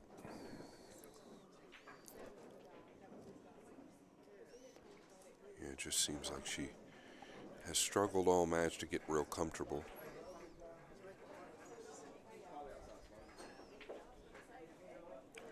Notice that pocket hampering her bridge. I think that's one thing she's trying to get in. She's made it, and this is what she was concerned about, and this is what I elaborated on, Al. Yeah, she had to either commit to going forward a little bit or punching it off the rail with some kind of tempo, and failed to do both there. Yeah, well, the problem is that she didn't want the left angle or the steep angle on the 2 because she wanted to hold for the 3. So that was the issue. That's why she couldn't get comfortable. Boy, that cue ball bit, and she's in trouble here. If you make a good hit to this right long rail, I think that good things can happen. Yeah, well, the possibility of getting the 2 trapped up behind that stack is pretty well there. Right. But also, there's a possibility of making this. Well, she's hitting this low here. Yeah, it seems like she's going to the low end of the 2. A scratch is available. Well, she's done excellent. Get the money, young lady. I'm going 3 rails here, aren't you? I think I'm going to go 1. You're firing 1? Yeah, I'm just going to roll it 1 rail. Just try and make it, and a 9 might be available. Yeah, it's a big ball. Yeah, the 1 rail's the easiest shot. Even if you catch it 2, but if you catch it 2, you're going to trap yourself here. Well, yeah, I Be mean, careful. right. You're essentially going 1 rail. If you catch the second rail, if you don't hit it hard, you should be okay. It's a big ball. I would actually venture to say he's almost even money to make this 2. It's a big statement right there. Well, it's a big ball, and they're forgiving pockets. If he hits it anywhere, just don't want to hit the cue ball short, anywhere to the long side of it. Yeah, absolutely. He's not a favorite, but he's close. Just a straight high. You don't need to put English on it. There's nothing like a hill-hill match. If you can make it and get out. He's hit it real hard. Hit it good. Yeah. And the 3 goes. Yeah, I knew he was even money close to it to make that, and he actually hit the ball going in. I thought he'd catch the second rail. So now he's got to come with this, Al. 9 might go if he hits it hard enough. It would have. Or, wow, did that roll off? It looked like it was heading right for the pocket. Might have tipped up just a fraction. In any case, still at the table here, fighting to get to the hill.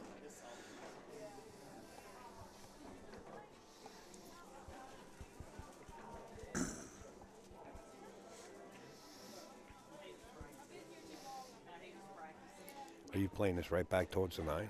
It's preference. I like that. I would. He looks like he's punching. He's asking for trouble doing this. You're asking for trouble using all these rails. 1 rail down to the left or right side, like Al said. I think that's simple. He had an angle there. Maybe nerves getting to him, and he wanted to ensure the pocket, but yeah, you're just asking for trouble. On a bar table, you want to minimize that cue ball movement and minimize the rail usage if necessary.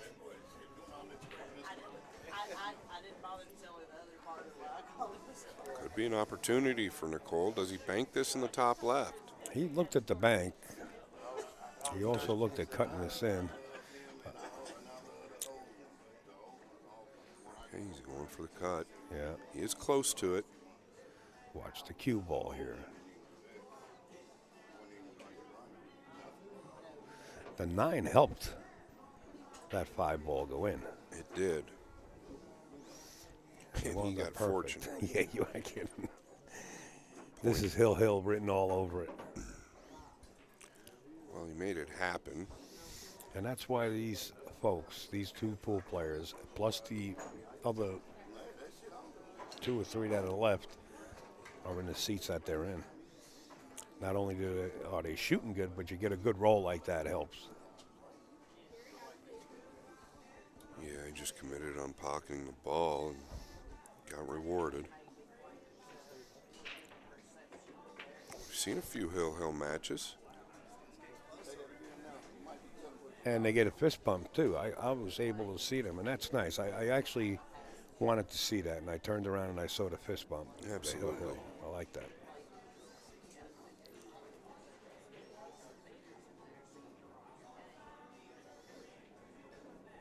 Six ball's been going, and went again. So did the 3. One's going to dress up. Wow. Kind of straight, though. Yes, And he followed us and cheat the pocket just a wee bit to get back to the middle of the table there. That or drop back below the 2.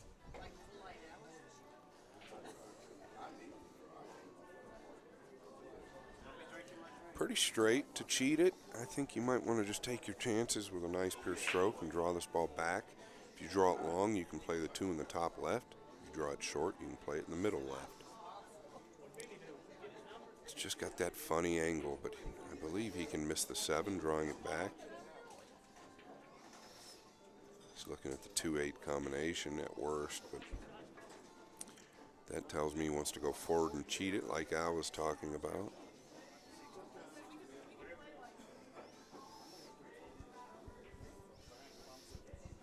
I think you keep yourself out of the least amount of trouble drawing it back. At worst, I think so. You know what I'm saying? Yeah. You risk missing the ball if you try to cheat it. You're not going against the grain, so to say, forcing this ball, but it looks like he's going. And now he's just adjusted. He went from high to low. He's undecided. Get back up, reset. Absolutely.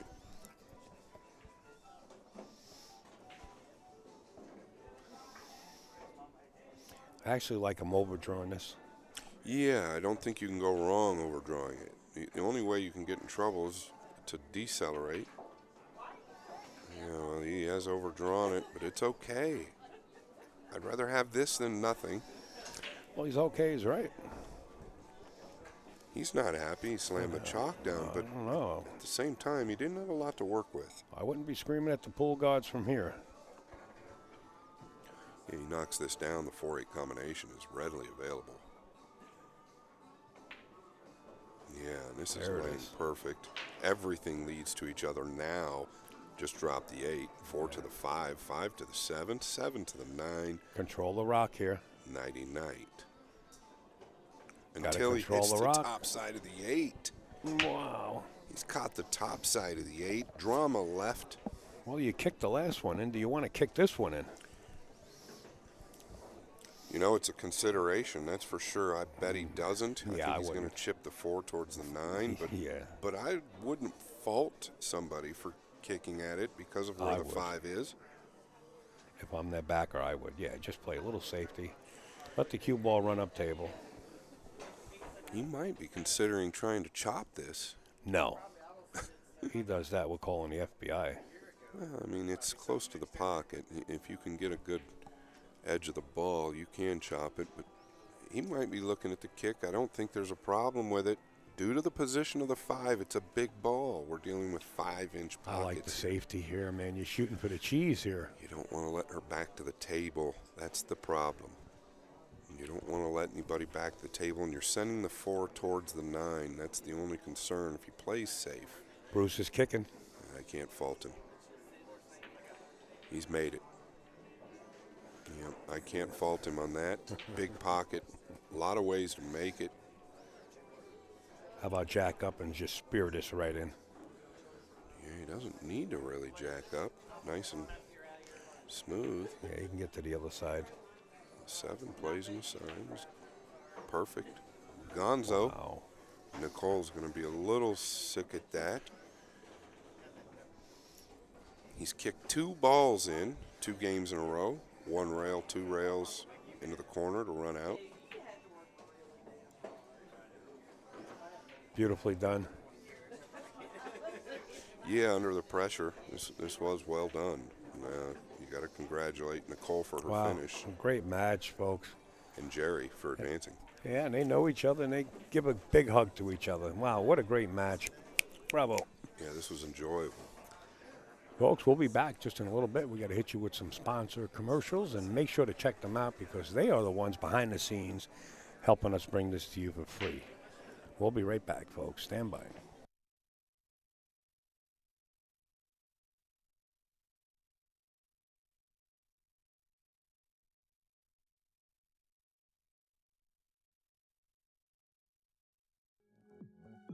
Whether you're new to pool and practicing the basics, or a more experienced player performing drills to improve your shot making and positional play, the drill partner is perfect for you.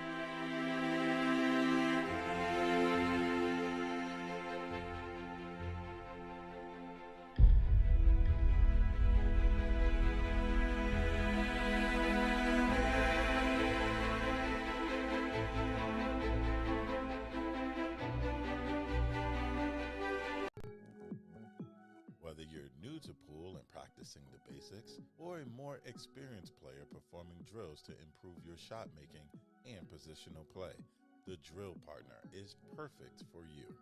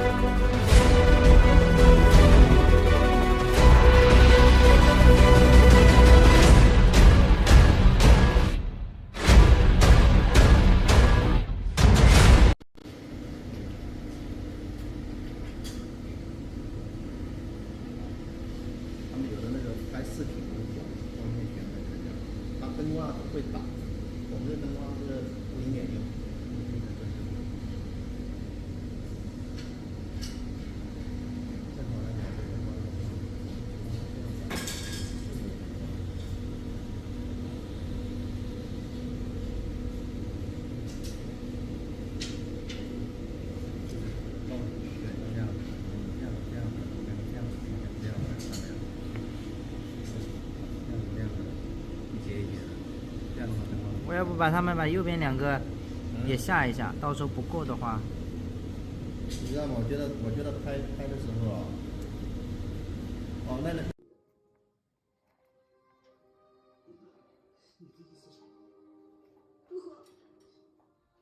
孩子，我不会打掉，我也不会把你供出来。走吧。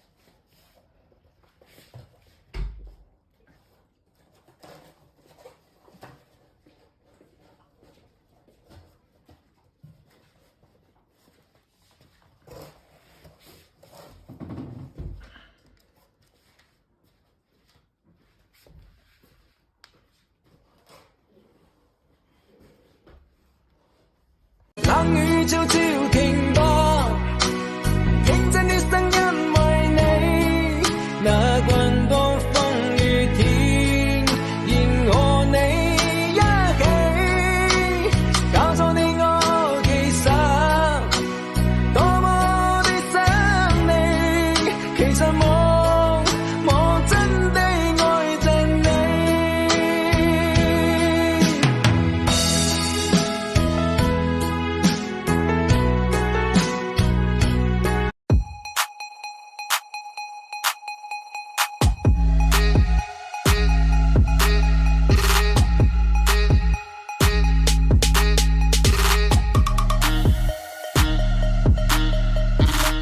如果在18，我没能送你花，那到28，我请你喝酒吧，一直醉到讲出情话，也算此生无憾啊。如果在18，我没能送。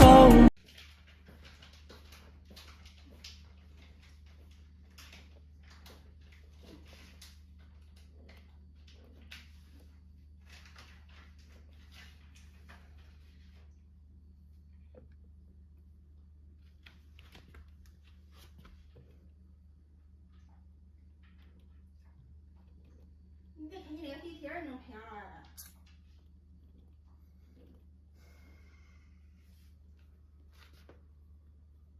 哎，这个能搓，这个能。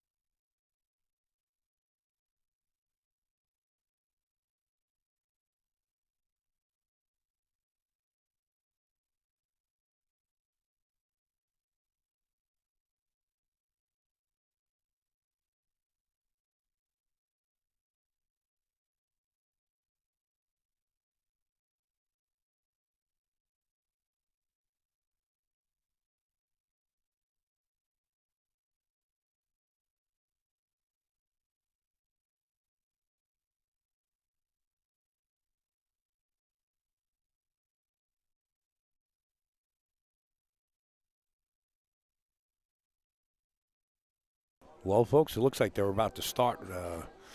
We are working on the handicap as far as what Roland has to go to and what Jerry has to go to in this match. I'm not sure if they just started or not, but we are working on that.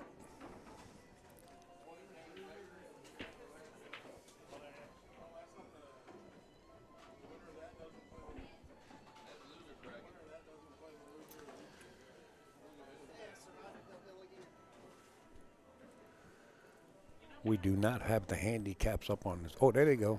13-7 game. And I believe they started just 2 seconds ago. Yeah, this is game number 1, right, Al? Yeah, I could be wrong. I'm not sure if Roland's practicing here. I think it's game number 1. Okay.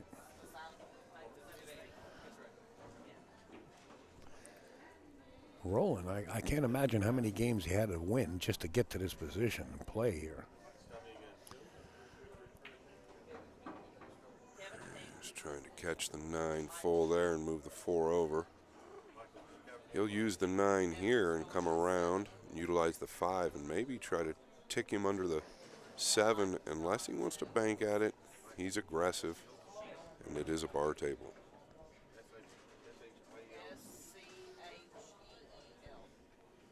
Yeah, he's going to bank at it. He's an aggressive player, and I can't fault him. He shoots so straight out.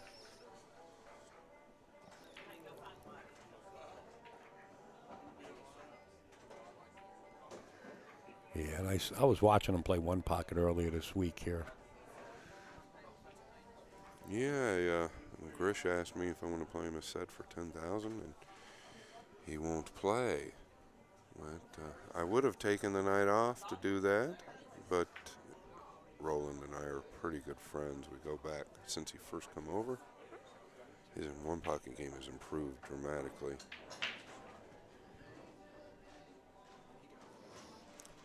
We had a crazy set at the Texas Open, Hill. I somehow snuck out. Up and down on the right side, Al? Unless he's going to spin it, baby spin it. He did go up and down. On the left, played it natural. Don't want to get flat here. He'll be all right. Doesn't like it. He can cheat it. Yeah, I think he'll be fine. He'll get to the left side of this 9 with no problem.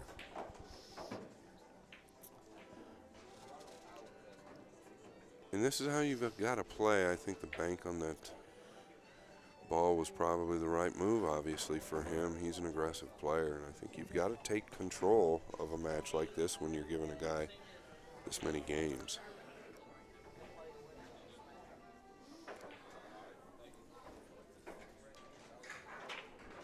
I do not see Jerry Clayman down here. I wonder if he's just practicing. Is he practicing hard?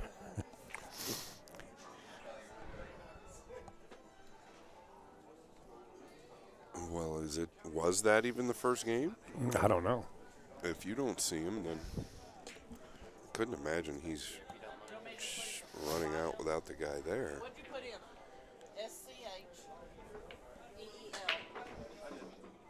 He's there. Yeah, he's there. He's just behind the pole. Oh, okay.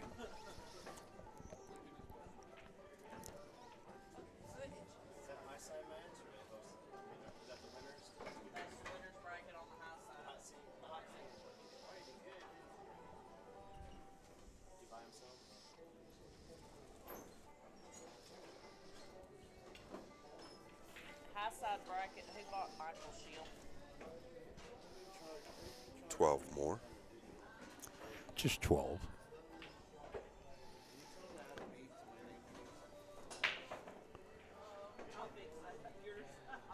I can assure you, well, he's broken dry, and this table tends to do it.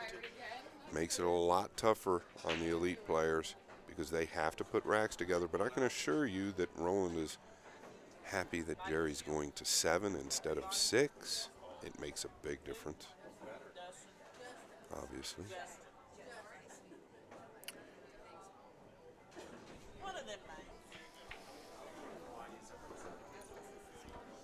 He's going to have some traffic here. He's going to have to cut the one on the top left. I think he's got enough of the 1 ball, though, just to draw to the rail here. I don't think he has to go into the traffic. It's possible. Looks thin, but you're probably right. He can probably draw out of this. Yeah, nicely called, nicely done.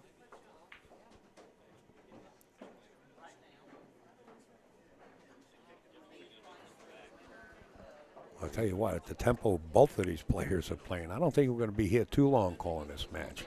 One way or the other, we're getting out of here. Yeah, I was just about to say the same thing. Gotta keep this under control. I want to lose the cue ball now. It's okay. It's on the good side. Well, he sure seems like he is. Just don't get too low by that 7. Picked up the pace.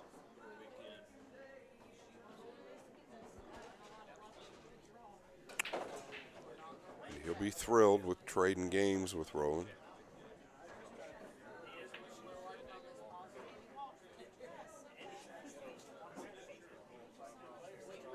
He's overcut it a fraction. That's why the cue ball's gone further than he wanted. He could have caught that a lot fuller and cheated the pocket. Now he's got to go up and down. Shouldn't be an issue. Boy, he sure looks like he is like he was stalling with Nicole. Yeah. And his match prior.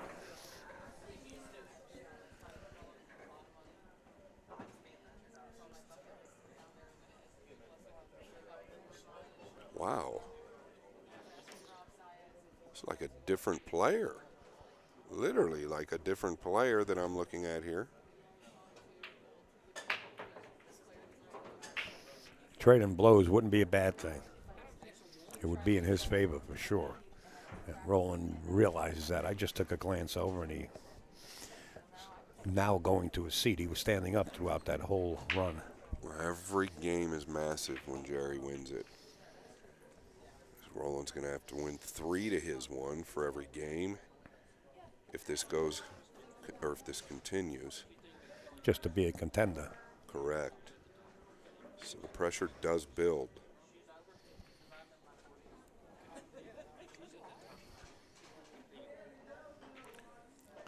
Where it gets really tough, in my opinion, Al, is when Roland comes across a guy that's going to 4.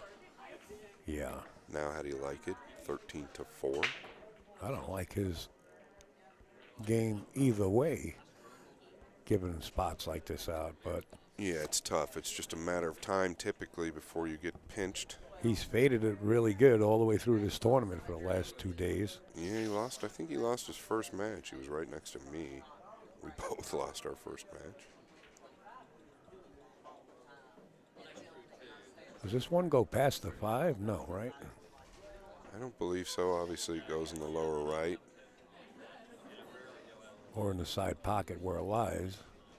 Yeah, I think Problem is this traffic up above. Right, that's the only issue is the cue ball is going away from the 2 that way. He could pinch this with a low cue ball and come across, playing it in the low right corner. Just took a good look at that 2-9. I actually think it's closer than we might think to play in the lower left. But the cue ball's going away from it, so it's kind of tough to throw it that way.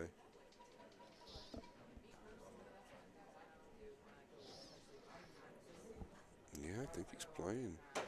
And now he might be looking at a defensive play. I'm surprised he's not whacking at it in the lower right. Especially the momentum he had last game.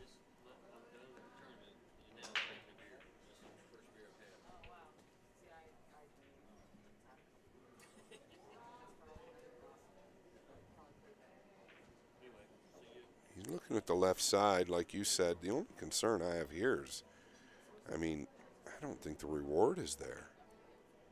Oh, he's looking at the defensive play. Look at the cue ball. You might be able to see this.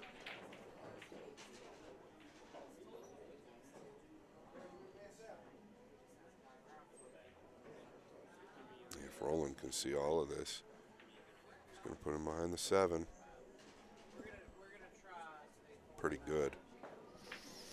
Yeah, the 7 takes that angle away, but I think he can spin off the long rail into the 1 and snuggle up against that 5 there on top of the 5. But you got to catch a rail. can definitely come behind it. I think. Like this. Right.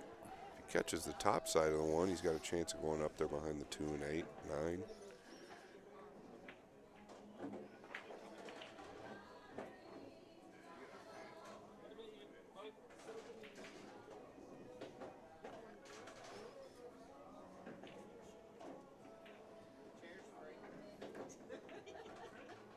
He tried to stick him. Used it. Didn't hit it bad, did he? Well, he's left a piece of it. No, he hit it pretty good. Yeah, I think he's going to find himself around the 5 area or maybe up table. I think Roland might bank it this out. Yeah, but the reward. Yeah. I think the bank is a higher percentage than a good safe. He can play a safe on the 2 if he doesn't get there. Well, he spun the cue ball all the way back.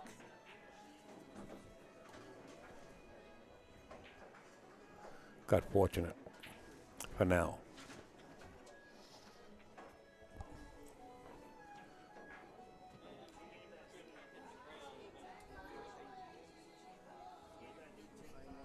Here comes the jumper. Yeah. Scary, this distance. What I mean by that is the 9 is so far away from the cue ball that you're going to have to get airborne over the 9 and keep the cue ball on the table.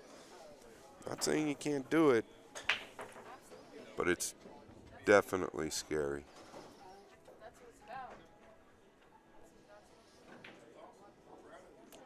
This is a long distance jump here. And that's the problem, right? Yeah. Keeping the cue ball on the table. Because you've got to clear about 3 foot of the 9, you're just going to have too much bounce on the cue ball.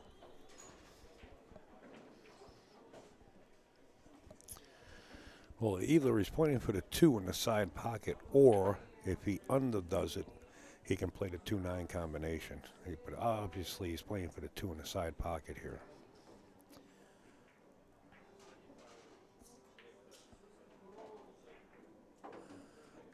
Went long on there. He's fortunate that he can see the 2. Very fortunate. I thought he'd come one rail across and play the 2 in the left middle, not in the right middle. Exactly. Yep. And I think that's what he wanted to do. How do you get all the way up there is beyond me. Yeah, I think he tried to run into the 9 and play it in the right middle. Oh, okay. Not sure. But he is fortunate he could see the 2 there.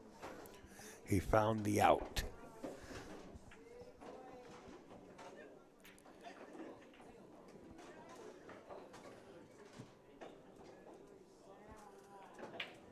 Reminds me of Rafael Martinez, this guy.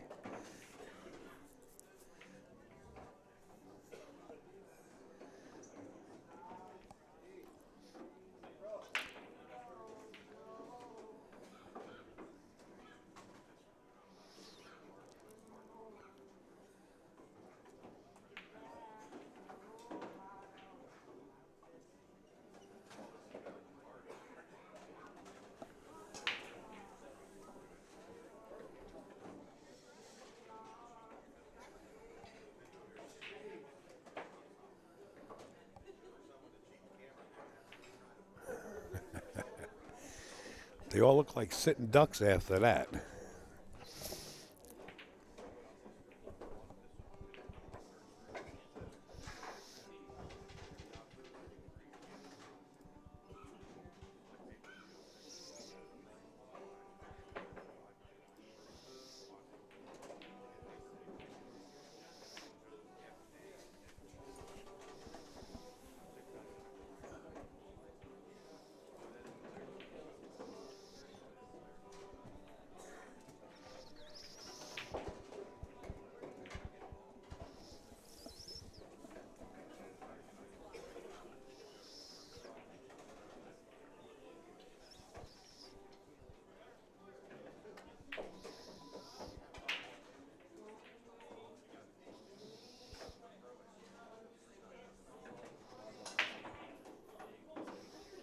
6 ball is automatic for rolling, but the 7 ball is still rolling. And I think that just got him from having a shot at the 1. And the cue ball on the rail, where you just seen him point to the cue ball like, how did I wind up there?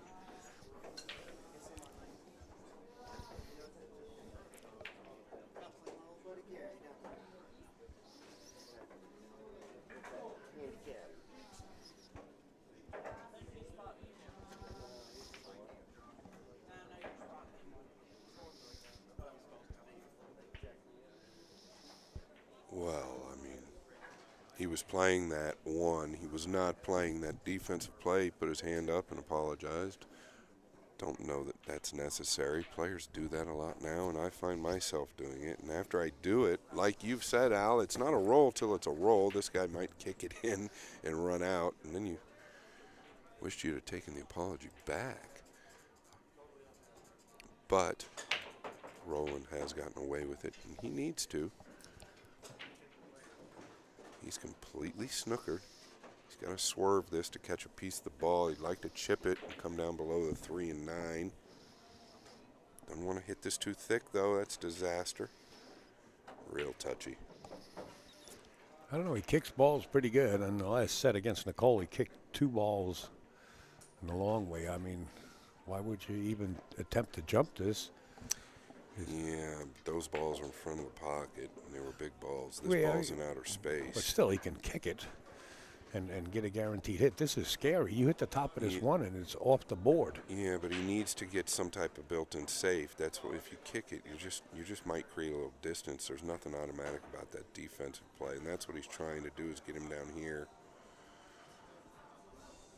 Can't fault him for it. I guess not, but this leave, he's not liking it, that's for sure. Well, of course, yeah, I wasn't trying to leave him this. He knew he was going to hit it. He needed to clip it thinner.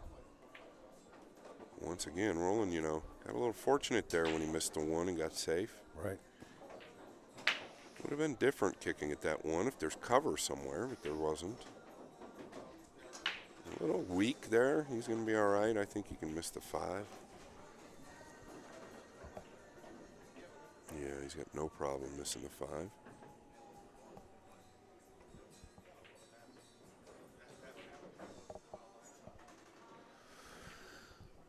Wing Raymond Lee Woldridge. If you have an echo, close the other tab. You might have 2 tabs open watching the other cameras. We have no echo here.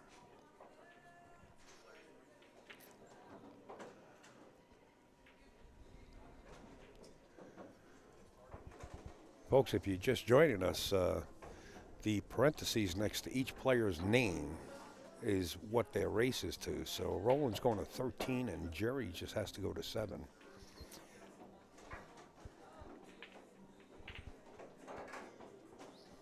Got close to the office here. Wow.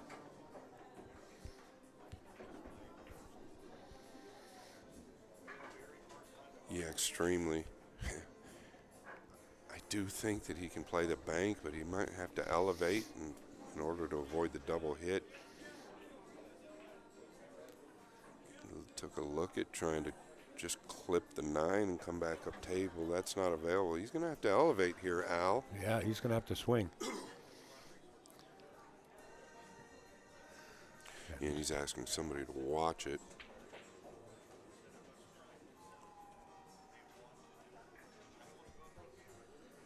Problem with the elevation is I don't know how well he can reach it. Well, he is Filipino. One leg on the table, 90-degree angle with the cue behind the back, between the legs, contortionist style.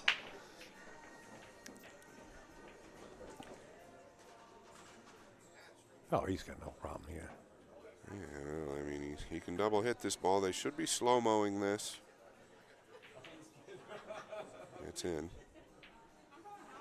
Wow, what a shot.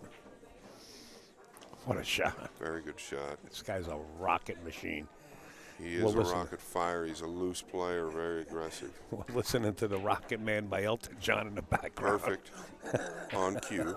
On cue, no pun. No pun. There is a book out there called On Cue. It was written by Tom McGonigal. It's about a love story of people that fell in love in a pool room.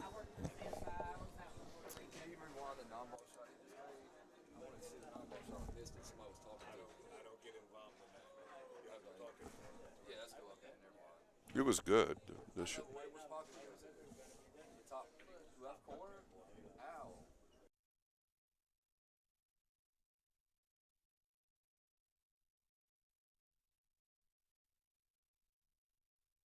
Sorry about that.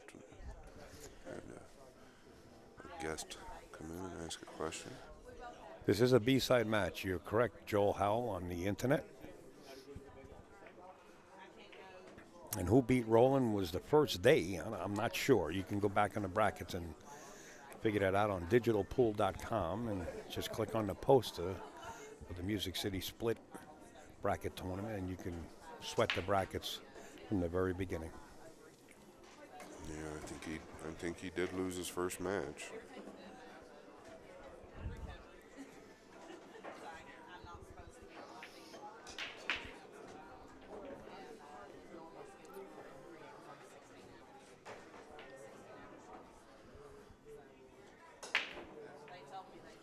The 3 rattled out of the corner, and it was the corner ball. The 7 does clear the 1, and the 2-3 are available if you can get this 1 down.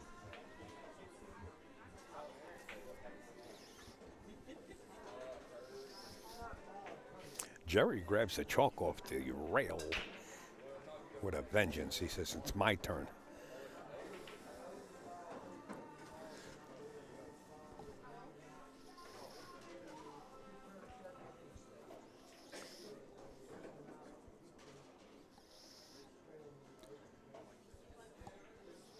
Doesn't have to come all the way down for this combination. He can stay right of the 4 if he can make this with a little inside English. Otherwise, he can spin out 2 rails.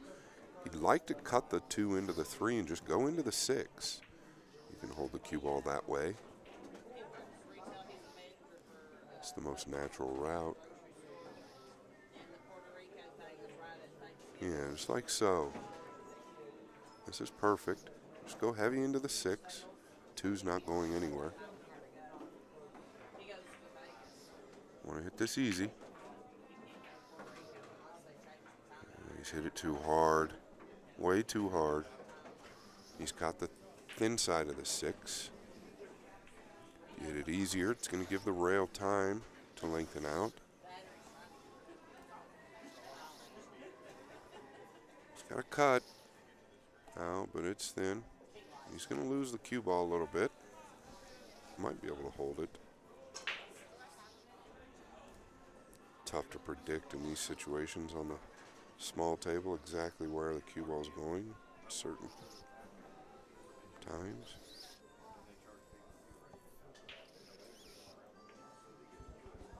Well, he's caught the 6 again, and he's going to be steep on the 4. Yeah, he can roll it, though, for the 5 in the side pocket. He's looking pretty good right here. He could even draw it to the rail just to kill it a little bit.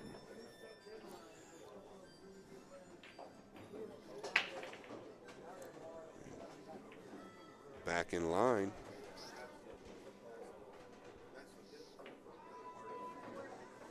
He sure does not look like the same player that I've watched all weekend.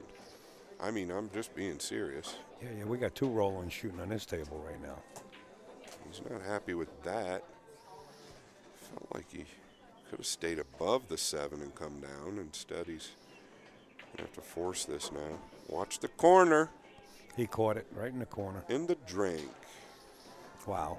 And this is a result of trying to get low on the 7 versus stay above it and come 2 rails down.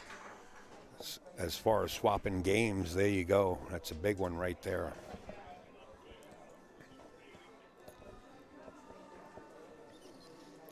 So instead of 3-2, we're now looking at 4-1.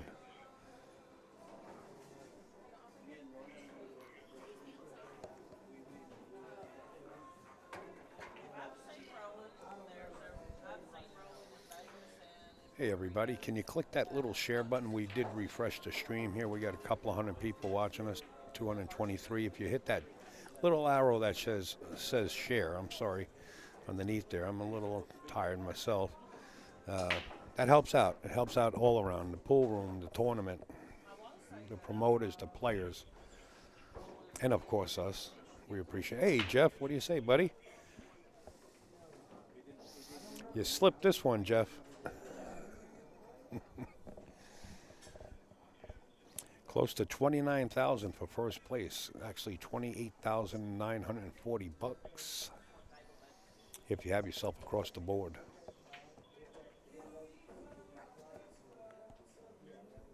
Four nine does play in the low left. Did make the corner ball, which was the 8, plus a few more.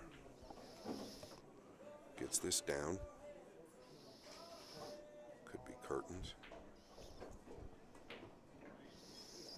Oh, he's pinched it to the edge. Al and I have talked about this. These pockets are forgiving, but if you catch the inside of that pocket, it will spit it out. And again, Jerry's at the table like lightning here. Well, I think he ought to slow down a little bit, Scott. Exactly. Maybe he needs to slow down a little bit. It's easy to get amped up and ahead of yourself. But he did break out of that. Now, I don't want to call it a slump, but that rhythm that he started with initially in the beginning of this tournament.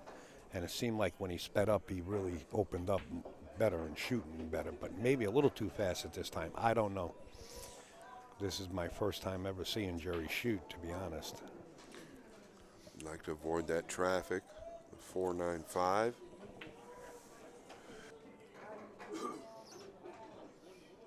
Yeah, he's trying to go right around it here, I believe. I don't think he's going to try to get on top here. Oh, he went into it. That's not good. That is not good. He is in deep trouble here, and it's pool. I'm a little bit surprised on that decision there. I know he wanted to go above them or heavy into the 9 at worst, so he had the 2 in the side. Caught the object ball a little thinner than he liked, and this is the result. I agree with you. He should have probably tried to come 3 rails below these balls.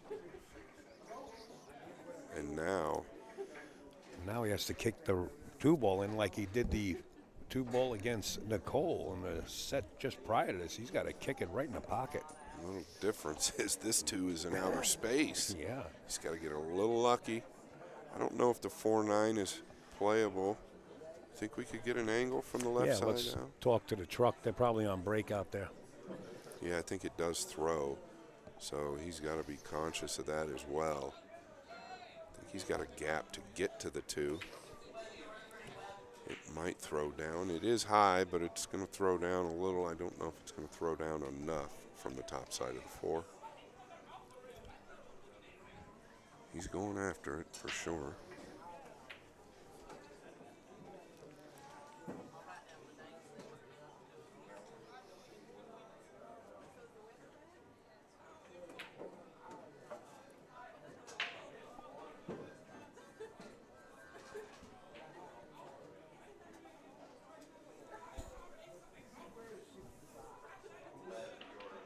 Watch the side pocket here. You catch the inside of this too, you could very well scratch. Wow.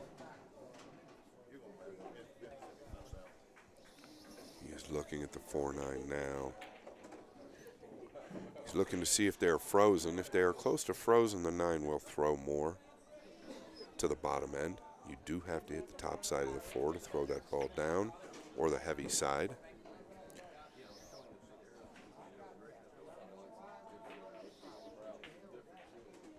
Yes, and the 9 will play. It will throw right in if he's doing this. It is aimed the high side. If you all understand throwing balls, this will turn straight down. You don't want to hit it hard, just like so. Beautiful called. Roland Garcia on a tear, not looking back.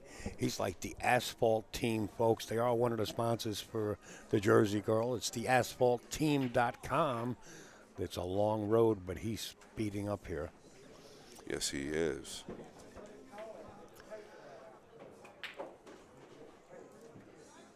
Clayman has handed him a couple games, and that's what you need if you're Garcia.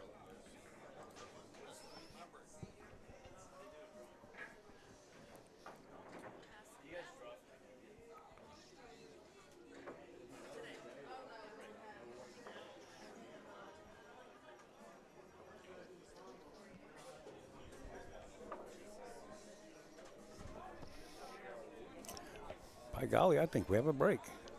Timeout.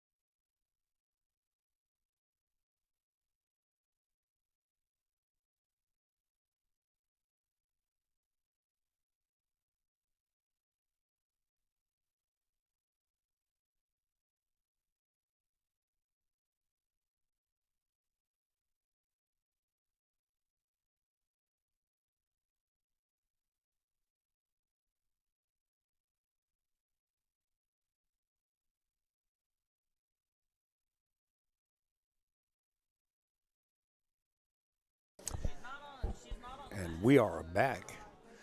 And Roland Garcia set the break. He's been making that wing ball. Let's see if he can make it down, which is the 5. Straight in the jaws of the pocket. Look at the 9. If it hangs, he's going to have a 2-9. I don't know if the 2 can play, but he can't even see the 1 from here. He might just pocket the 9 as a push.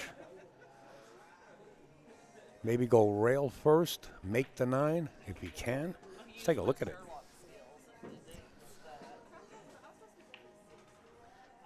We're going to take a look at that 9 ball in just a second here. Oh, he can't even push the 9, or can he? Might have to go rail first and bring the cue ball to the other side of the table. Oh, that's a serious push right there. The only thing Roland has working from him is the 2 who is trapped up with the 7, I believe. That's an error right there.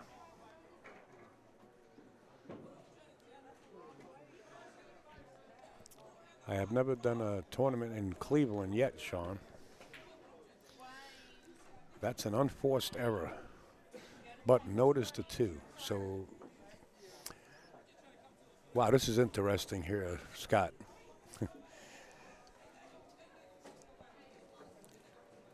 Roland breaks. He gets trapped up behind the 8 with no vision towards the 1. He goes to push out and make the 9 going rail first and fails to make the 9. And this is where we lie now. Yeah, I was just pulled aside, actually. There's a little issue in the other room.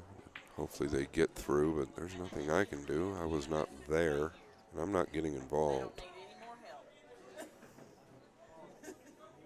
And notice the 2 ball here. It's trapped up here, married to the 7. Yeah, I mean, if he could get down here somewhere, he could bank the 2 to the 9, but that's not going to happen because the 3's in the way. He got there. He's well, trying to got get the there. Side pocket is what the problem is. So do you bank the 2 into the 9, or do you play the carom into the 9 off this 2 ball with ball in hand? Well, it doesn't matter now that he's got ball in hand. The game is over. He can bank it to the 9 or whatever he decides. I think the carom's available as well. doesn't matter. He's going to win this game.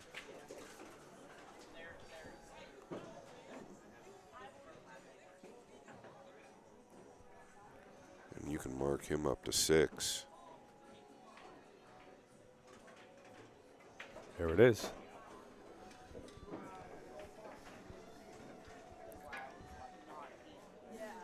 You're right, Scotty, on the internet. Mikey is playing somebody, but not in the pit.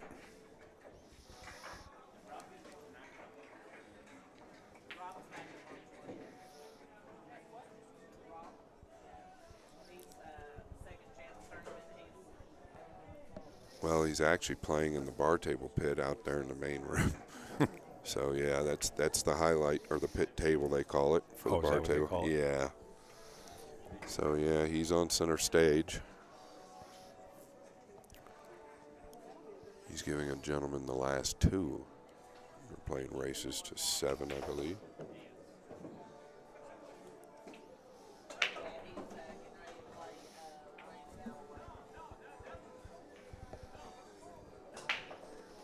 Five ball once again.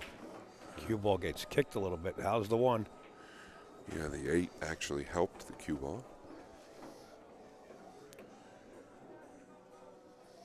I believe he'll bank at this to the low left. He might be able to shorten it up, use the 4 as cover.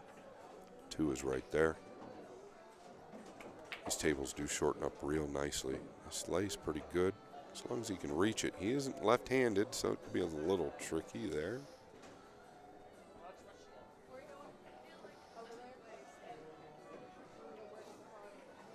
Might elect to shoot something different if that's the case. As long as he can get to it, I'm pretty sure he'll try and pinch this 1 into the lower left side corner.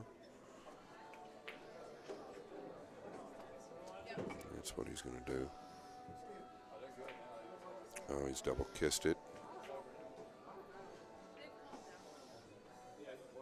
And waved his hand again, Al, like he might have got away with it. He's really not sorry. We know that. 2 seconds later, he's feeling these oats. But absolutely, it is a nice gesture. Just acknowledge I did get a roll. Yeah. It has gone Roland's way, this match, so far. But that's what he needs in order to outrun this. You like banking this 1 straight back up table and bringing the cue ball possibly behind the 7 here?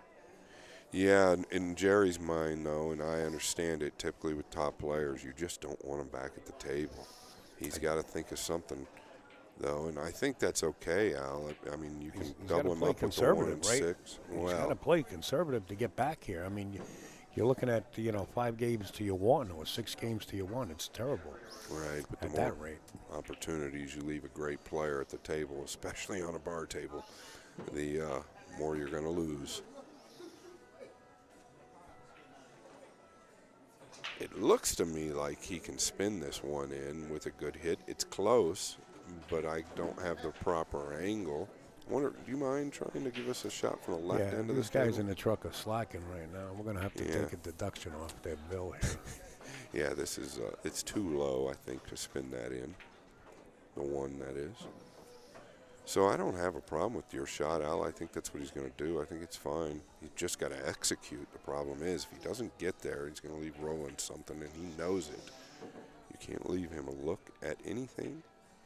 If you are going to play safe, you've got to make sure and take care of that cue ball. Celeste out there on the West Coast on the internet, she says, is Eric Roberts playing? He's not allowed in here because it's 21 years and up. You got to be 21-year-old and up here to get in JOB.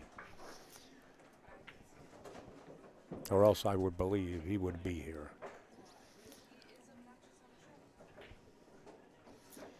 All right, he's got a shot planned out, but it doesn't look like he's banking it. He did bank. And he made the 3. He was going after the 3. How did the 1 get by the 6? Can you give us a replay? Scary. No, they got to rewind it. I don't have the replay set right now. How but did I do have the 1 button get right by the 6? He must have just had enough to get to the point because it's sitting on the shelf.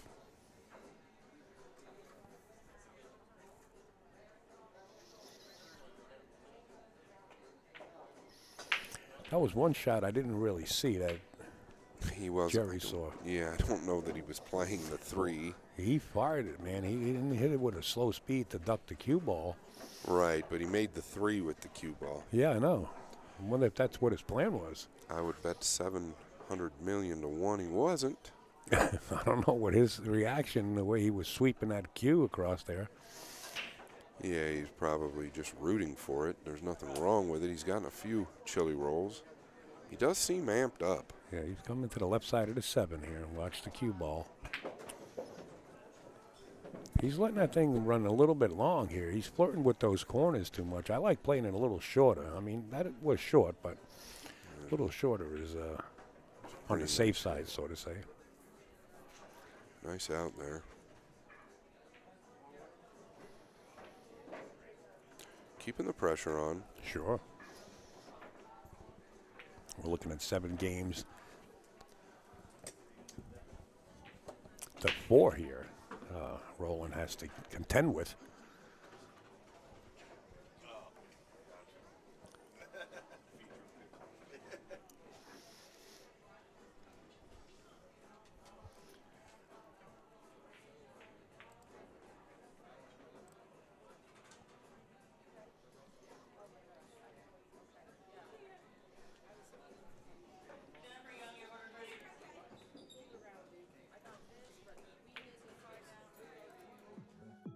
Whether you're new to pool and practicing the basics, or a more experienced player performing drills to improve your shot making and positional play, the drill partner is perfect for you.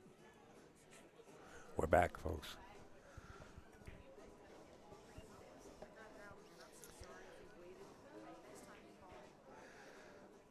John McLeod on the internet, do you think he played after that 3-ball? I believe he did. There's one shot we didn't see. I mean, there's several shots, and I think I just slept that one. Took him a while to figure that out.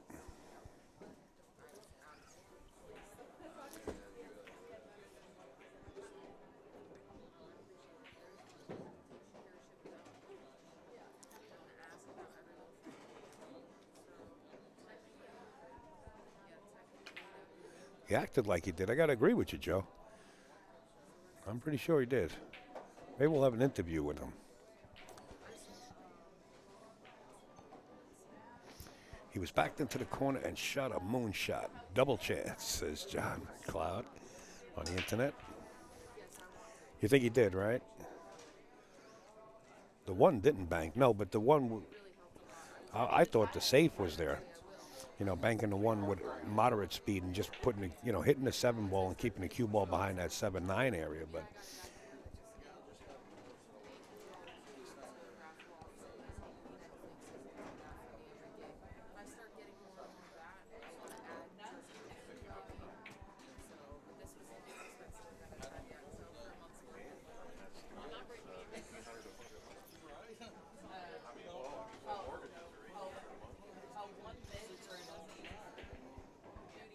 This was a good hit. Tough to control both of those balls there.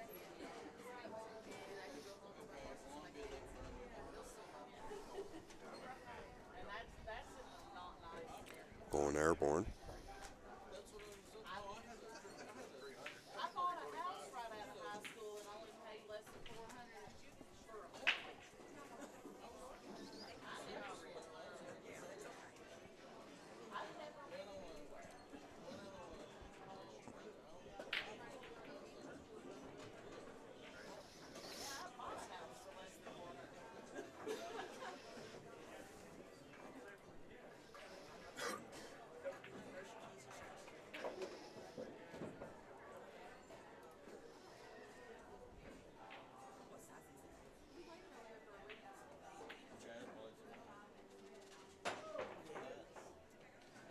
Look at this. The cue ball comes straight off the table onto the top rail. Another wave. yeah. Seems like Jerry's riding the wave from here. Good, clean living. Roland Garcia. And he needs it. It's a big spot. He plays great. Jerry needs to kick 2 rails behind this ball unless he's going to go at the jump, but Once again, real tough to keep the cue ball on the table if you catch this too thin.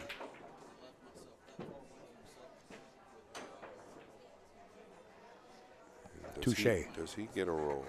Or does he find the gap, which he did? Clean living, I guess.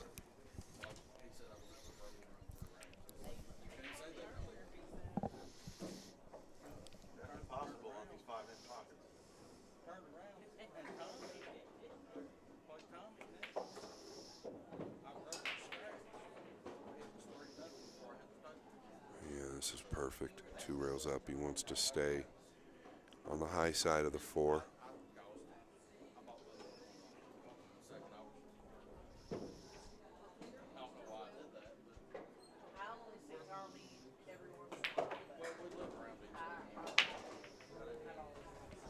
It's pretty good to get to the short side of the 5 ball here. Yeah, he's a little steeper than he wanted, I believe. That's why he's taking the time, but might even crash into these, Al. He could spin around and behind and then play to the right middle or a safe. See what he decides.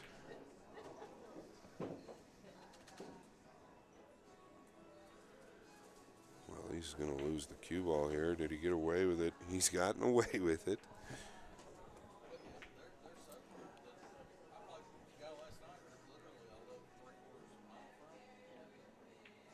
Wow. Looking at where he can possibly draw the cue ball behind the 6 here and let the 9 go towards the side or 1 rail towards the top right corner. The 5 is going to carry up table. This is all cue ball behind the 6. If he likes that shot. Playing 2 ways.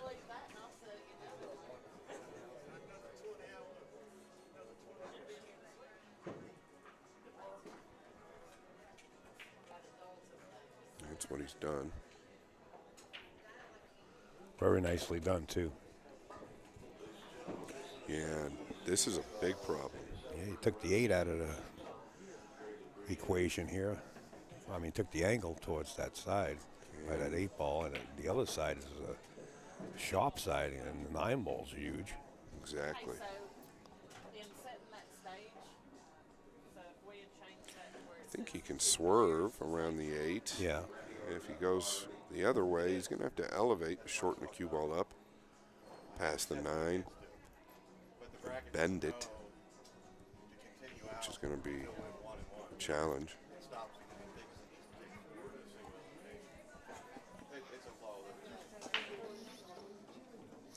The problem with that is he's got the cue ball right on the rail. If he was off the rail a little bit, he can, dig down, hit it with some draw. You might see him elevate here.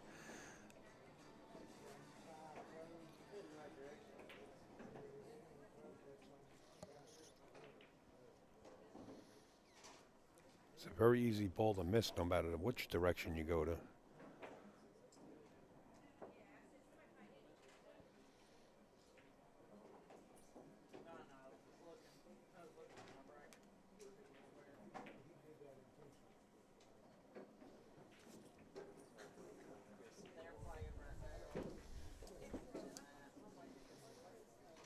Yeah, I feel like he's got to elevate here. He might be able to get by the 9. Yeah, that's the problem. It's going to lengthen out, Al. He couldn't elevate because of the rail. I mean, he could have, No, but yeah, you can bend it. Yeah. Yeah, absolutely. That's the only way, actually, is you got to bend it, and it doesn't take a lot of elevation. Yeah, he's just got to jack up a little. That's the only way to bend the cue ball there. And when you hit high, it's going to lengthen out, and, Right. and that's what's happened. And that's exactly what happened. He went too long. Well, yeah. Unfortunately, that's the way it laid.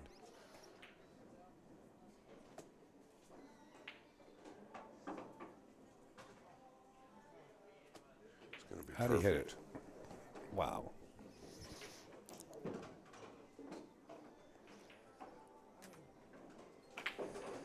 I think Roland's played downstairs here on 4 or 5 different tables. and to acclimate himself to one to the other, just blasting through racks, it's pretty scary. He's not running racks, though. No, not running racks, but blasting through racks. I mean, he's winning here 8-2. You know, and he's been on different tables, and every match he was in was 13-4, 13-6. You're right. I watched him play this last match back here in the left corner, and he played real solid there. He did put some racks together. This match has been choppy, right? Yeah. Some of these games could go either way. He's gotten the better of it, obviously. But he's put some packages together on the last match, and he's fixing to do that here if this 6 doesn't cover him up. I think it does play. Question on the internet, anyone have an update on power? And the Serbian gentleman, you can go right over to digitalpool.com. We do have live scoring on digitalpool.com also. Is that a match here in the building? Yeah. Okay. Yeah. We haven't done either of those players. Well, remember Tornado Powers and okay. Then the Serbian young man, yeah. They tricked me with the last names. Yeah, so he's probably looking at a small edge of this pocket now, looking to play the 2 off the back of the 6. Does open the pocket up there. It's a fun shot to watch. Yeah, what a hit. Yeah, now he might need the jumper here. Oh, wrong camera, guys. Switch it. Just enough room. Nicely done. I have to agree with a lot of people here on the internet, and a lot of people here sitting ringside saying it's so much fun to watch Roland run around. Yeah, he's fast and loose. Yeah. And he plays one pocket this way as well. Very, very aggressive. And it's his style. He loves to play loose and quick, and he defeats everybody this way. This is how he does it. It's kind of intimidating, you know what I mean? Well, absolutely. If he's doing it to you, it can be.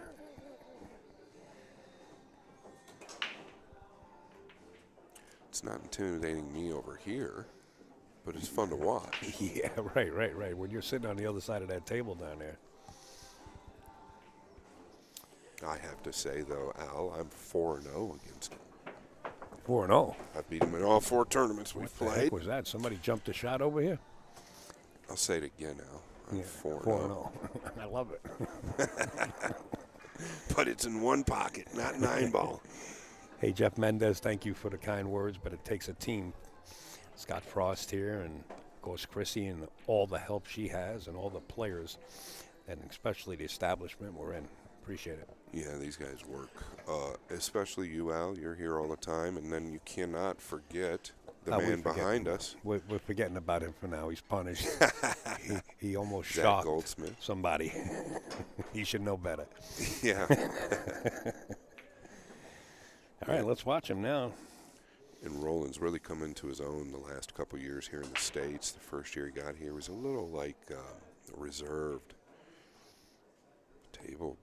It's shocking to see him with an 8-2 lead and really not putting any racks together. He did run the break and run the last rack. It's very tough to get this lead when it's like this. I think it would be a totally different match or different tournament. We'll probably see more runouts if we did have the AccuRack, though. Yeah, there's You no know what doubt. I mean? There's no doubt.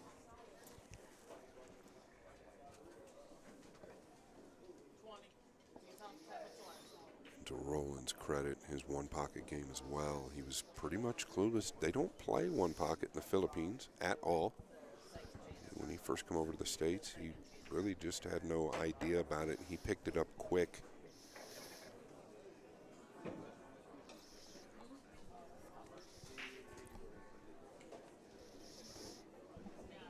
Boy, this is not fun, is it? No. To be over the 8 like this? Now, when you're sitting down for that long of a time and this is what you're faced with coming back to the table, no fun at all. Yeah, and this is basically an even race to 5 now.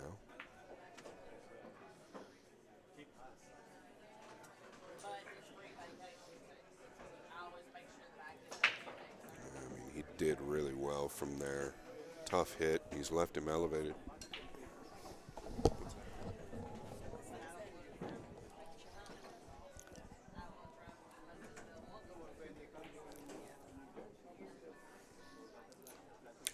Yeah, this is tough, Al. He's going to roll it, huh, and try and bunt it past the 6. Double kissed it. He's not going to like his next shot unless Jerry wants to get aggressive here and bank this 1 ball. I mean, it is right there. Yeah. Yeah, I couldn't fault him for either decision. Even cutting it down the rail, if it passes the 2, he can use the 6 to hold the cue ball. But I like the safety play if you're not sure. I mean, you got to play the percentages here. You're talking about an even race to, what, 5 from here? Yeah, but once again, in his mindset, as I understand it, don't let him out, right? Right, he doesn't want to let him back to the table. Right. So I wouldn't fault him for banking it to the side. I think it is available. There's nothing wrong with going behind the 6, like you say. Because the safety is there, I don't see anything wrong with it.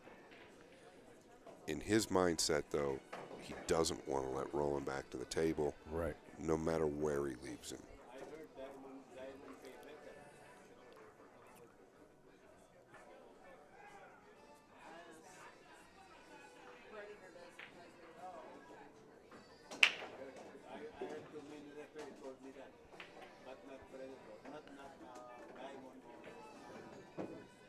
Well, this has turned out devastating, I think, unless Roland can rail first to the right of the 2. I think he can stretch it out, yeah. I think he'll have no problem hitting this 1 ball, and the cue ball is going to be gravitating towards the 7-9 here if he catches the top of it. He should come out of here smelling pretty good. And the 1 will go high. Yeah. Up behind the 8 and 4. Didn't know if he had him froze to the 6. If he did, then that changes things, but he's got him 2 parallel. This is what he's done perfectly. Now that was beautiful.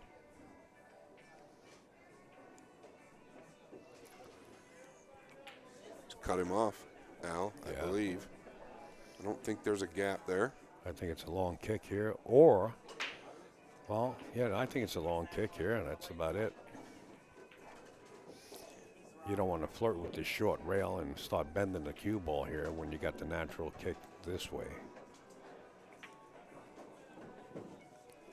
I mean, it's probably a window between the 7-9. I mean, if you have to be that accurate, but it's all risky. I like the 1 rail kick, or at least 2 rails.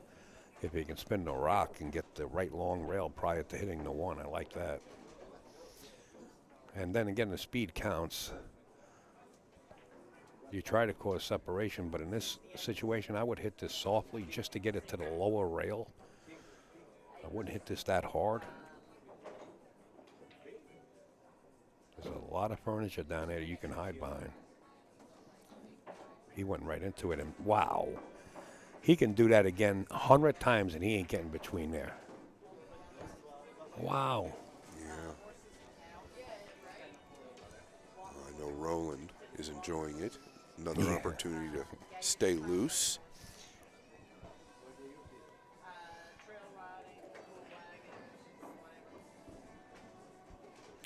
This is what the great players do. They'll play to the corners. Less cue ball movement doing that.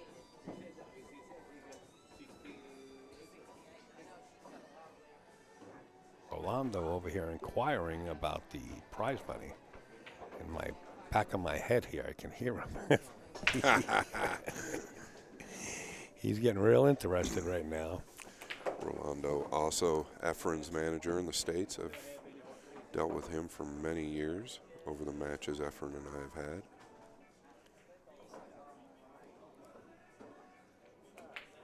Six to 7 is the crucial shot here. Think he's going to draw back. 2 rails. Above the 8.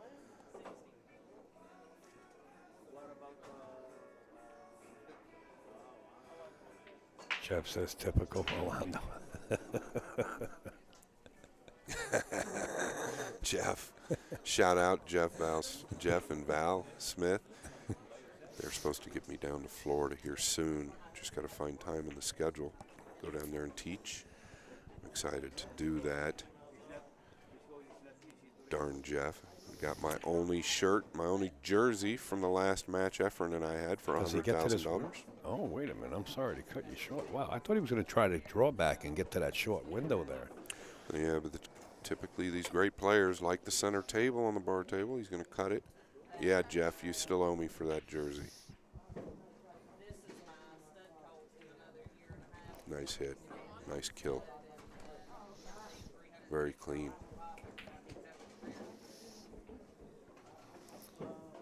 I'll tell you what, this is not looking good for Jerry. Wasn't looking good when they flipped the coin. I don't want to go that far. I mean, Jerry's been hitting them pretty sporty. I'm not being a critic or anything. Just the way the game's been being played in this set, it's all been rolling.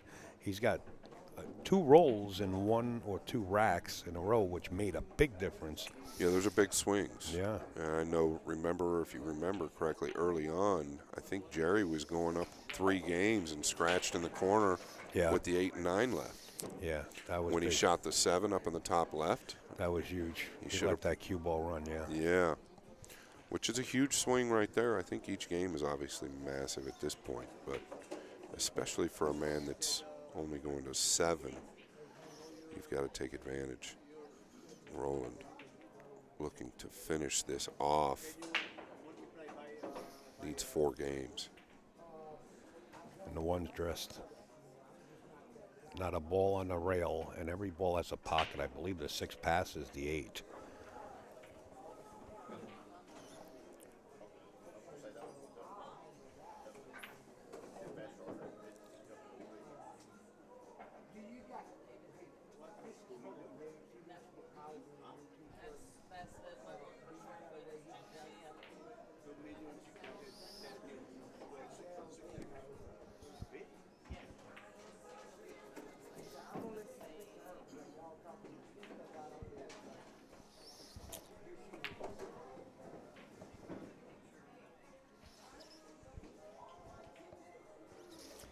Mr. Rowland loading up his data into his navigation system here. Now has a plan. Yeah, he's taking some time, trying to figure exactly what he wants, and that wasn't it. Wow. He did decelerate there. He did not go through the cue ball like he wanted. He wanted to kill it with some heavy inside. Took the spin off at the last moment.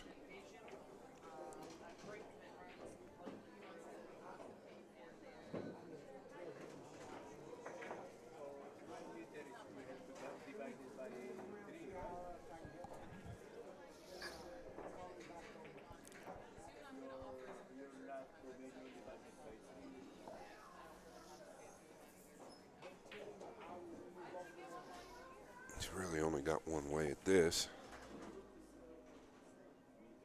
If the 5's froze, I don't know that he can come 2 rails behind it. He's going to have to come 1 rail cross side and try and chip this 2 in. No matter what side of this 2 he hits, if he hits the top or the bottom, he's going to wind up with pretty much of a safety or somewhere a separation where it's going to be okay. Because if he hits the top of this 2 ball, which is the upper part of the screen, the cue ball will maintain itself up there by the 5-7. If it's the bottom, the cue ball has a chance of getting trapped up down here if he hits it thin enough. I think he's going to hit it with a little pace. He tried to thin it. He sure did.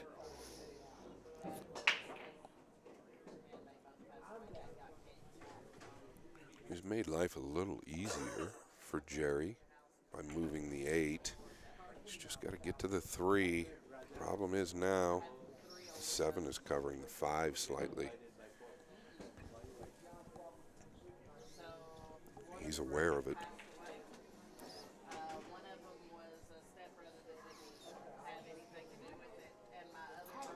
Yeah, Jerry has to get out here. He's got to start putting a little more heat on Rowland.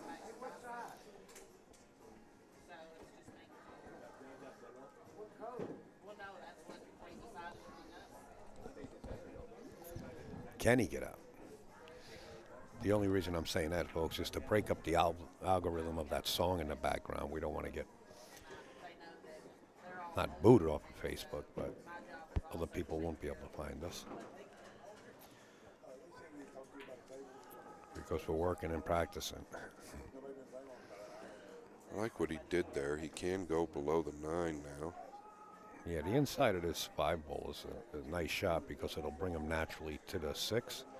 So he'll play like a straight pull break shot here. He's got to be careful where he goes here. He doesn't want to be center table. He's going to have to flirt with the 8. Like to come all the way around here or get straight on the 6. He's coming to the left side here, and he just got to watch the speed, doesn't he? He's got to watch the speed there. This was the problem. Does not want to get near the center of the table. You've got to flirt with the 8, so he might have to cut this in the lower right. I think he was trying to actually come all the way around. I don't know. I thought he was going to come to the, shorten it up and come to like, the 3rd diamond and just let it float in. He was pretty steep to do that. Is that what it was? Yeah, pretty steep to hold it that route. It's Devin Buttle from Canada on the internet. I know you, my friend. I'm doing okay. And how many rounds remaining? I'm not sure. Maybe 4 or 5. Now he's drawing it. If you're going to shoot this, I think you've got to play it in the low right.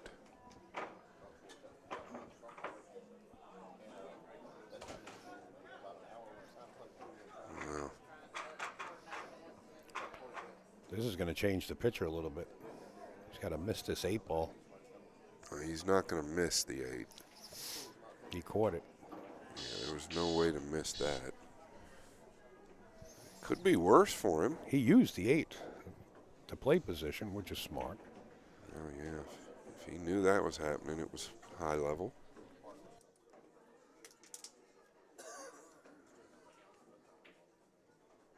Well, that was real clean. It was not as easy as it looked on our screen.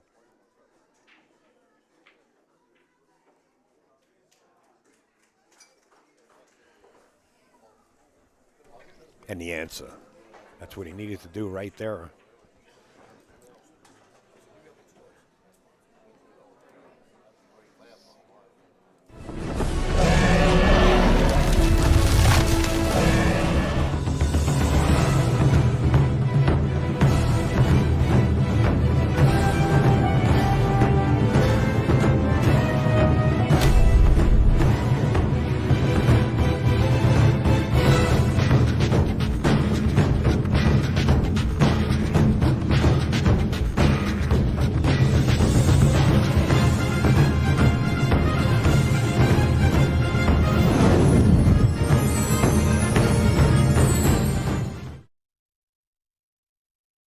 Folks, we do have a timeout between that rack, and that gives me ample time to thank a couple of people here.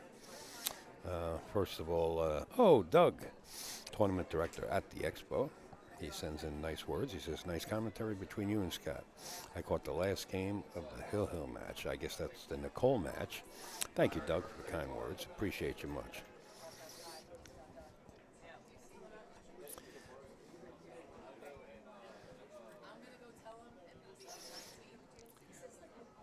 I want to thank Bob and Leslie. I guess that stands for LES. Bob and Les. Thanks for the stream. Get a drink on us. Thank you. Appreciate you guys.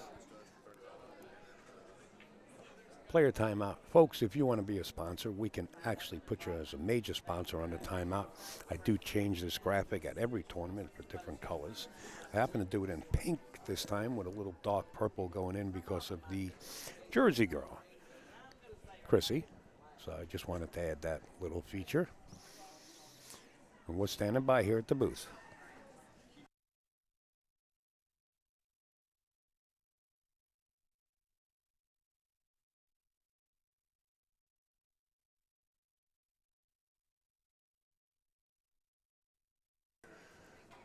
To answer Sonny, I just saw that question on Facebook, what's the race to? When we bring up the scoreboard, there's a set of parentheses on each side of the players' names, and that's the amount of games they have to go to. Just to answer that question.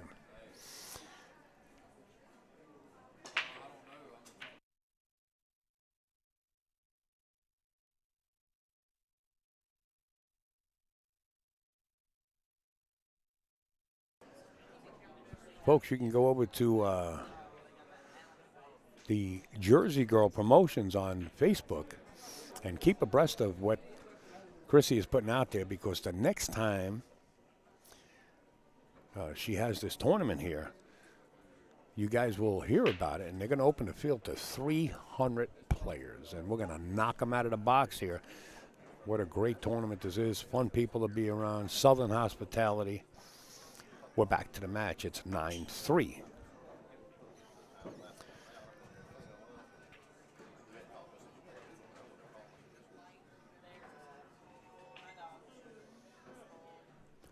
So there's the score at the bottom. You see the parentheses. So Roland Garcia has to go to 13. I believe that was Sonny, or somebody asked the question of what the race is to. Roland has to go to 13, and Jerry Clayman has to go to 7.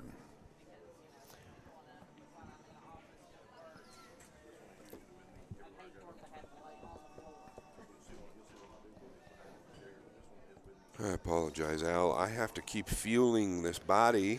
Yeah, absolutely. We are on the grind. What happened here? Just this. This is right after the break. You didn't miss anything. Okay. All right. Still 9-3. It's kind of wild, right? It's been all Garcia, and they're still playing an even race to 4. Tells you how strong the spot is.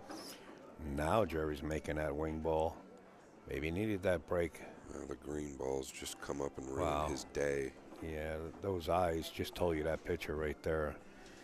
He looked up at the camera and was like, wow, I can't believe it. Well, and the other problem is, and we've touched on it, but the moment that Garcia gets an opportunity to the table, whether it's offensive or defensive, he becomes a much bigger favorite. And I don't care where the balls lay. It's just part of the game and what it is. So he knows that that's devastating. How about push out and just nudge the 6 up against the 2 here? You got the 7 and the 9 down there, which are trouble also. Yeah. I don't know. You got to give him something to... I would keep him snookered here and at least make Roland kick safe. And if not, then Jerry can kick safe or jump, whichever one they like to do.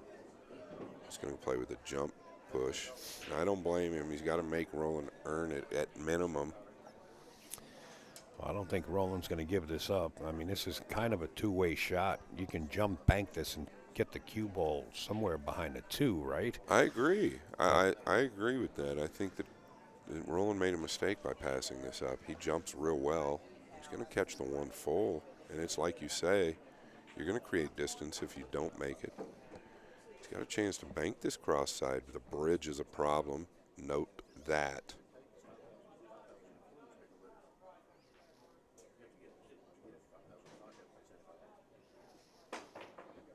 Well, he's made a nice hit. And look at the cue ball. So I do agree with you, Al. I think he made a mistake passing that up. Even though he's got a shot, Jerry had an opportunity to knock that in. Can he punch this enough, being that close to the rail past the 9? I think he can. I mean, it requires a real nice hit.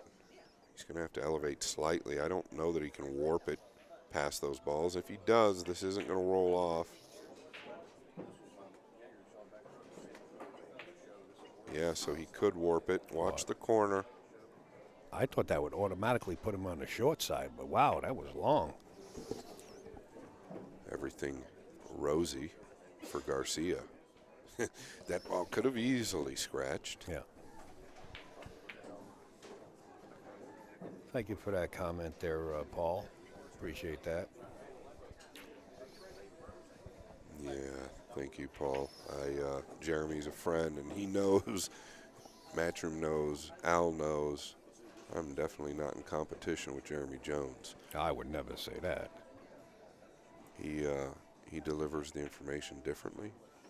He's absolutely fabulous at commentary. I think you both have your own way of doing it, and I like them both. I appreciate it, buddy.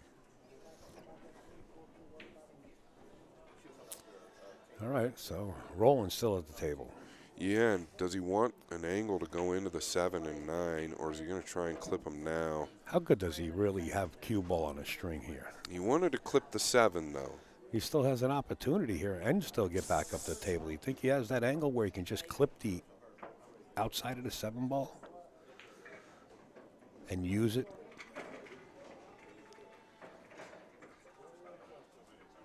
Yeah, it'll be interesting to see what he chooses to do here. He might be able to draw off of these balls and come up. Force draw. Oh, Okay. he tried it. He tried to clip it. You know, with his stroke, I thought he could force draw off the top of the 7. Well, he's got another shot here. It's pretty flat. Can he create the angle, though? It's a pretty big pocket. He might be able to. Yeah, I think he can create the angle. He'd like to come down and nudge this 9. Oh, Here it comes. Here it comes. That's strike 3. He's out, right? He's out now. All right. Well, this is a nice touch. Just feather this 7 ball. Just feather it and let the cue ball run up table. You're playing 1 pocket speed. Yeah, he's not going to cover him, but you're right. Play the cue ball, right? Yeah, absolutely. You just got to clip it. Just chip the 7 and play the cue ball up table like you're saying. You're not. I don't believe you're going to cover him on the 9. He's looking to come around behind the 8. I like this more. Better hide it. Well, it's better in all regards. How do you hit it? Even if he doesn't get there, it's better in all regards because he can use the 9 as cover as well. I believe he might be able to get to the bottom half of this side on the right end. If he can, there's a chance at kicking this 7 in. It's a big ball the way it lays. It's not frozen, but it's not too far off the rail.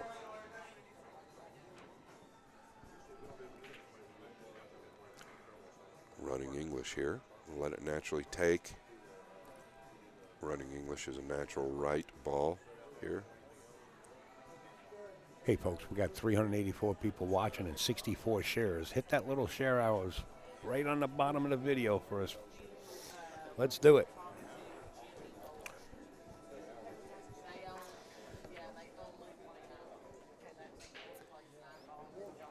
Well, if he's got to go to the... Okay, I think he can go to the bottom end of this right middle pocket. I look for him to make good contact here. Watch the 9, too. He did make good contact. Well,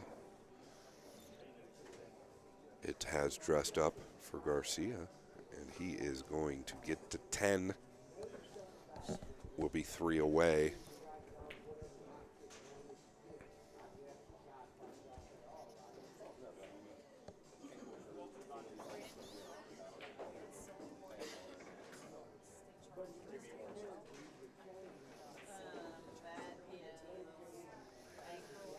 Got kind of straightened on it. Yeah, he might go forward here. I mean, even if he can draw it back right to where he is or in the middle of the table, I think he's fine. Yeah, he's got room to punch. He did look at the forward angle and come over by the side. I think that was risky. I like this play. You know what, Al? I've got to take 2 seconds. Take I think 3 they seconds. called my food. Go right ahead. Thank you, bud.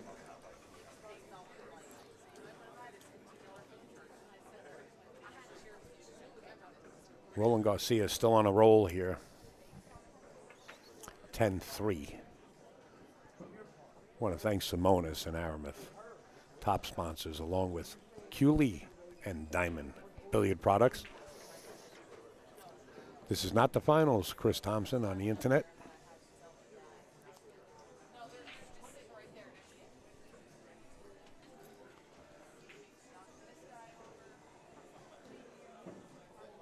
It's a split bracket, so we got plenty of pool ahead of us. Roland's rolling. Watch the 8. This time he missed it. The 6 found the side pocket. Where is the 1?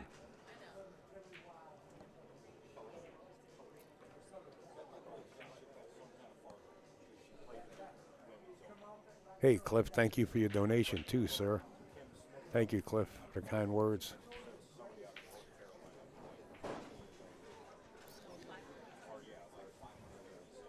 glad everyone's enjoying this match, and there's plenty more to come.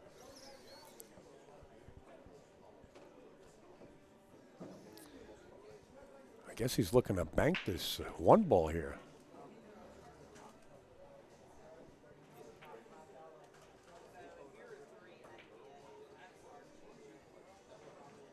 He did attempt it.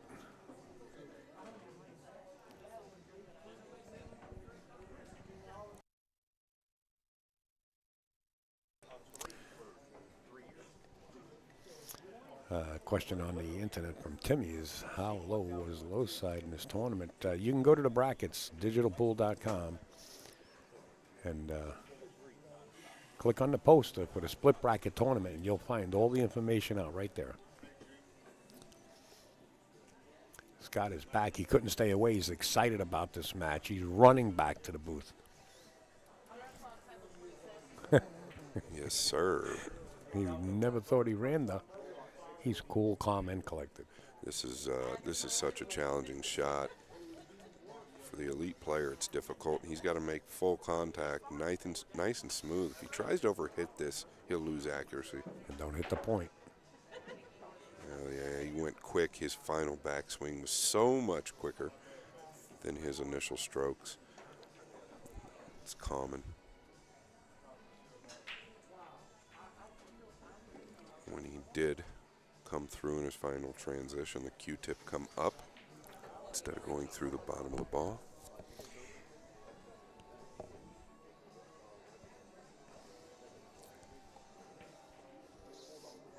He's going to leave a piece of this at minimum. How does it feel? I mean, I don't know how it would feel. I can only imagine, you know, the caliber player like Jerry is. I mean, we've seen him put shots in the pocket in the last couple of matches that were just unreal shots. All of a sudden have to play somebody that's going to give him this kind of weight. Yeah, it's got to be I'm not in his position, but it's got to be a different dynamic, right? And it does take a toll on your mind, but it works in the reverse as well. If Jerry gets out to a 2-3-0 lead or a 3-1 lead, or a couple of these games are different, then Roland is in the hot seat. So it's the dynamics are definitely real. I like what Roland did there. He used the 4 to hold the 2.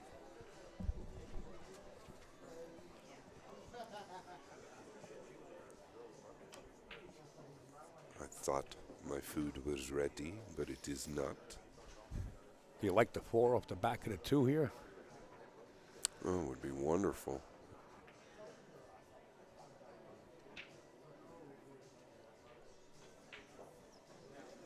I think he's just trying to make full contact if he could. Maybe he sends the 2 to the left side of the table and creeps the cue ball up behind the 9 and 5. That would be ideal, but maybe he's going to hit it hard enough, like you're saying. Just shake something up. Well, that's what he's done. Does the 9 go? It does. Wow. And that's a change in the game. Is a big swing for Mr. Clayman.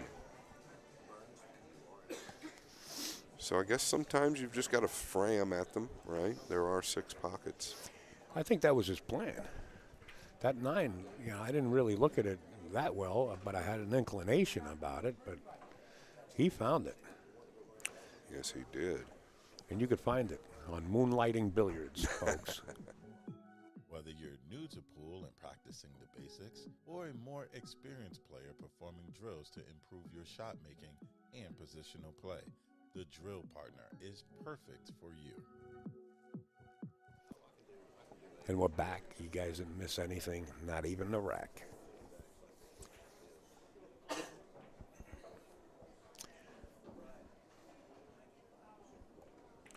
Race to 3.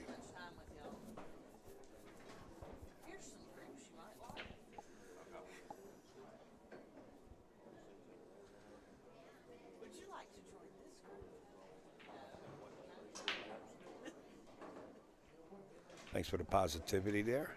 Appreciate it. Andres, I think that's how you pronounce your name. I enjoy all the positivity. The negativity is what irks me. Yeah, you dealt with some of that. And I was listening to you. You dealt with some of that at Turning Stone, and I thought Al, I tell you what, it's not easy, and you did an amazing job. Thank you. You know, you're trying to run a business and better the sport, and it just does nothing good. And the person that people were talking about, you've not seen me comment once on Facebook about Correct. it. And there's no reason to. Absolutely. Just stay positive. It's what it's about. Negativity does nobody any good. If you have a problem with somebody, deal with it, but deal That's with right. it in private. Absolutely. Well, tough spot here for Roland to be in, as Jerry caught up with another game there at 10-4. Yeah, I mean, the push-out's okay. He's not going to risk much with the 6 buttered up to the 1. He can come anywhere down table. The problem is, if Jerry wants to pass it back, Rolando needs a plan.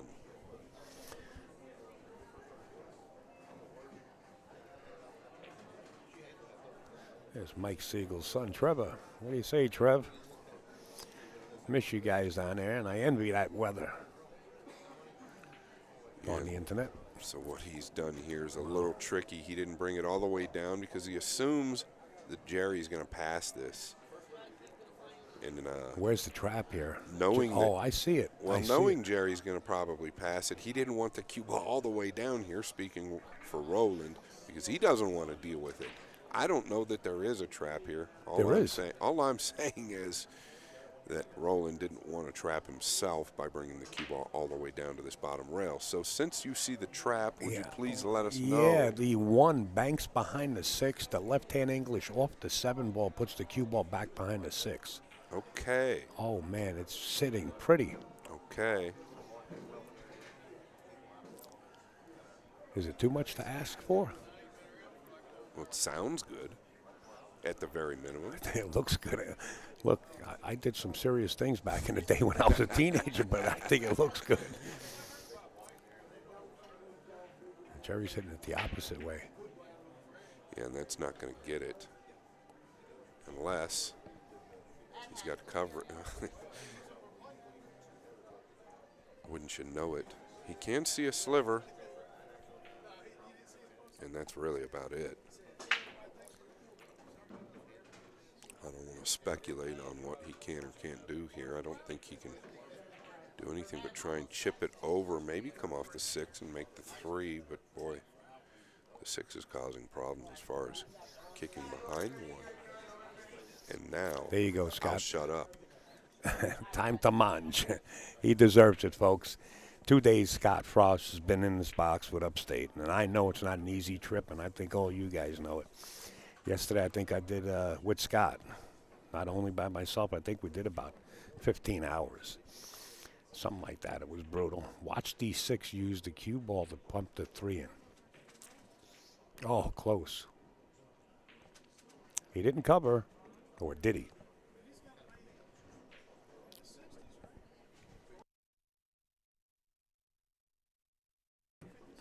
Roland did cover. But I think the kick, if he didn't cover, or if he did cover, the kick is there off the top short rail. Or the jump shot. This is a fairly easy jump shot, and he only has to jump over a piece of the 9, not full 9 ball here.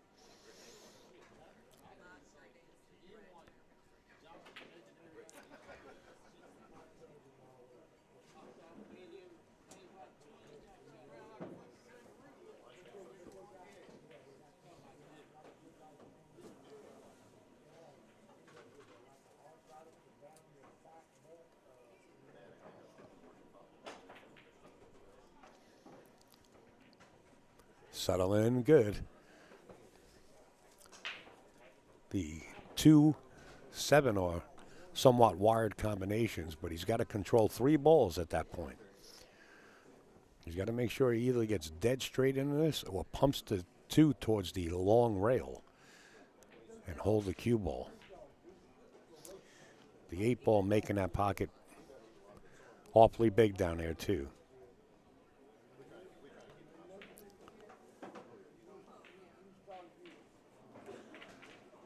I think this is a great angle because if the 2 lies on the long rail, the cue ball comes right back up towards the middle of the table. I think he'll be fine. Just don't over pump this.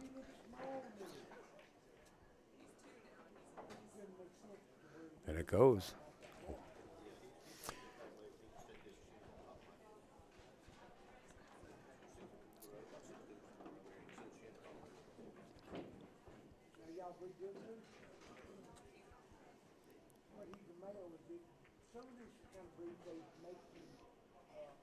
This is a big game for Jerry here. You know, he'll be 2 games away from the finish line. Roland will be 3 away. I mean, this is a big, big game. Every game is big, but this one especially at this time during this match. Put the 8 into play, so now he has the combination of the 6-8. And that could get funky if you're not right on it.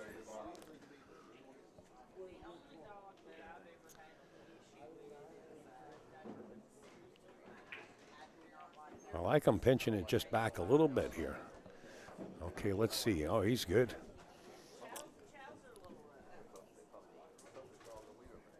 Just leave the 6 right there with 8. Is slow roll it. Don't get crazy here. There you go. It didn't rest on the rail, so he's good.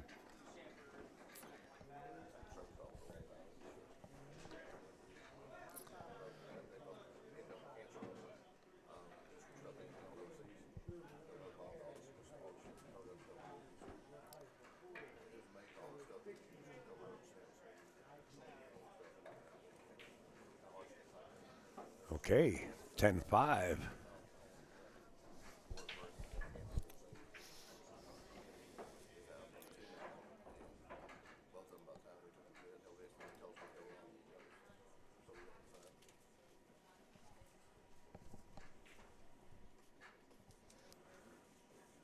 Only the best cloth in the world, folks. 95% of the world covered with Simonis. The Tsunami Shaft. AZ Billiards is the world's largest pool and billiards website. In the box sportswear. Let's get back to the match. 10-5. If you're just joining us, Jerry has to go to 7. And Roland Garcia has to go to 13. This is a close match. Jerry really needs to make this 8-ball. Well, now, switching over, has to make the 4-ball or any ball on the break and get a shot.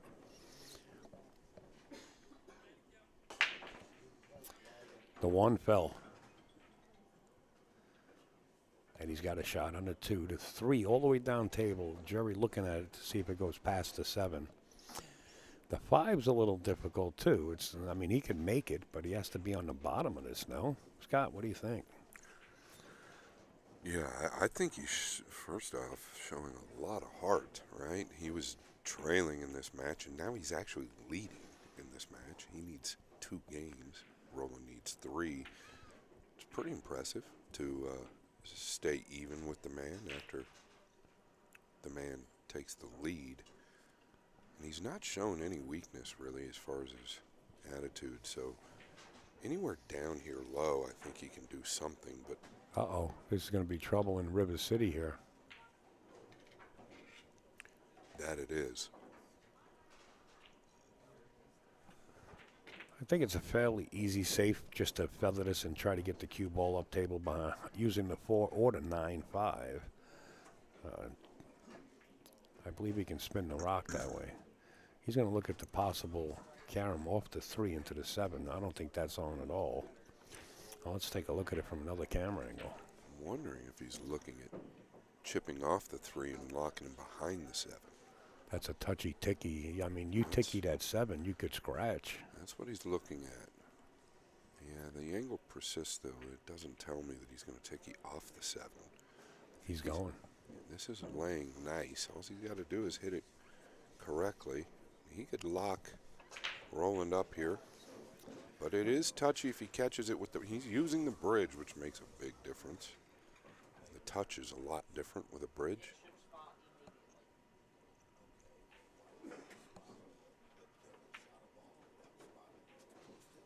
Oh, he's come all the way around. He needs a clip on the 6, I think. Yeah, Roland's going to get to see it. Wow, just to get around that 7 wasn't that easy. It looked easy. Oh, wow.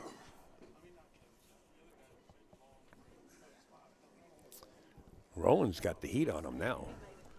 Yeah, and that's kind of what I was touching on prior. I mean, he knows this guy's not going to lay down and die. That's a great hit. He got rewarded. Sure did, but look where the 5 is. And I think just the way Roland got down there and sized up the 5, he can probably make it. Yeah, it definitely goes from center table. I know he can spin it in. I don't know if he's planning on making it straight in or he's playing it off the 7. I'm not sure exactly what he sized up there.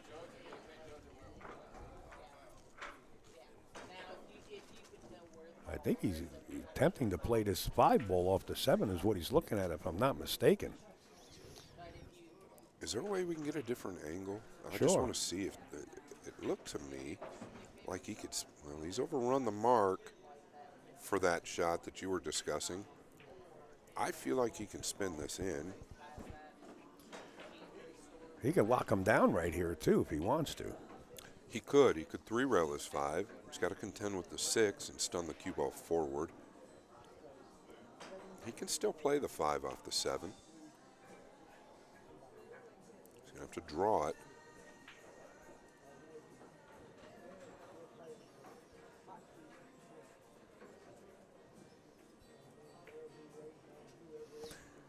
It did go. Good call.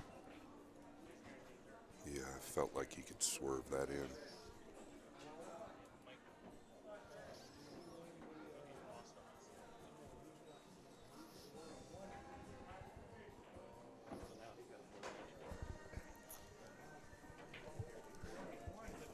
Be right back, folks.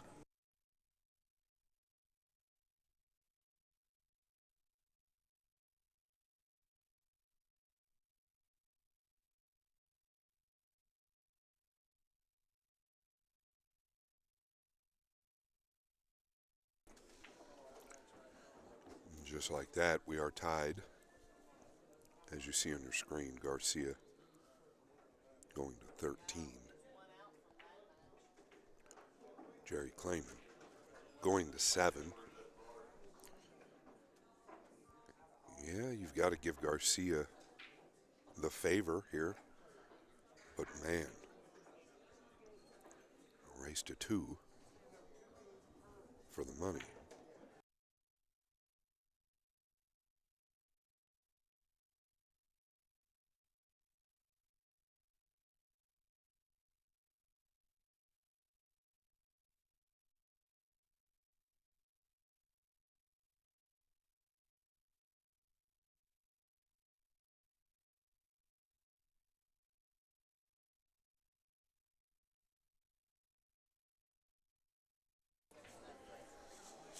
I've touched on this as well many times. We mostly know this, but racking the balls is so important. Just to give himself a fair opportunity to pocket that corner ball.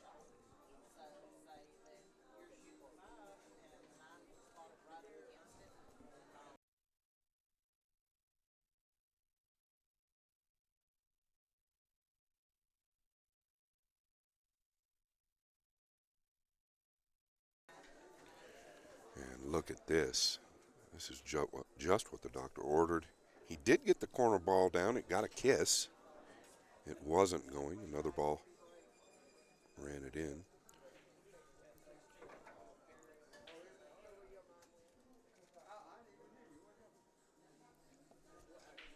Smooth this in. Carry the angle for the 4 on the 2. And just like so. And now you have to put Garcia as a real big favorite to win this match.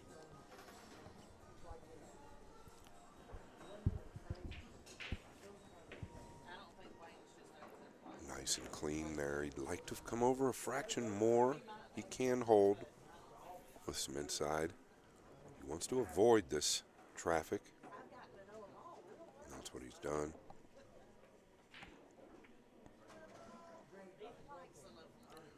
Right back up to the center. Look at that ball spring. Wow. Yeah, that bottom rail seems to be real touchy. It is lively.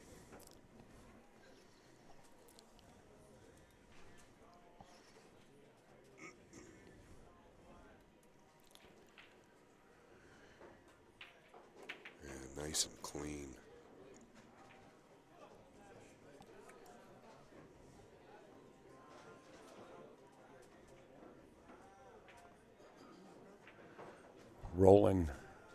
Rolling to the hill, and he has it.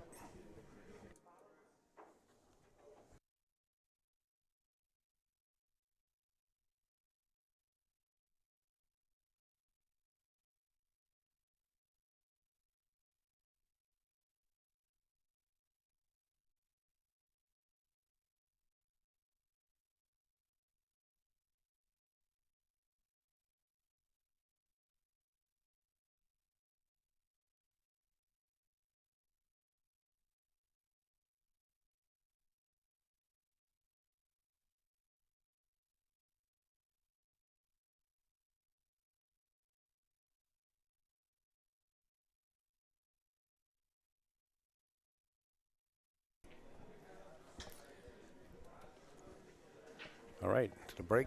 Could this be the last break? Or are we going to see another hill? That's the question.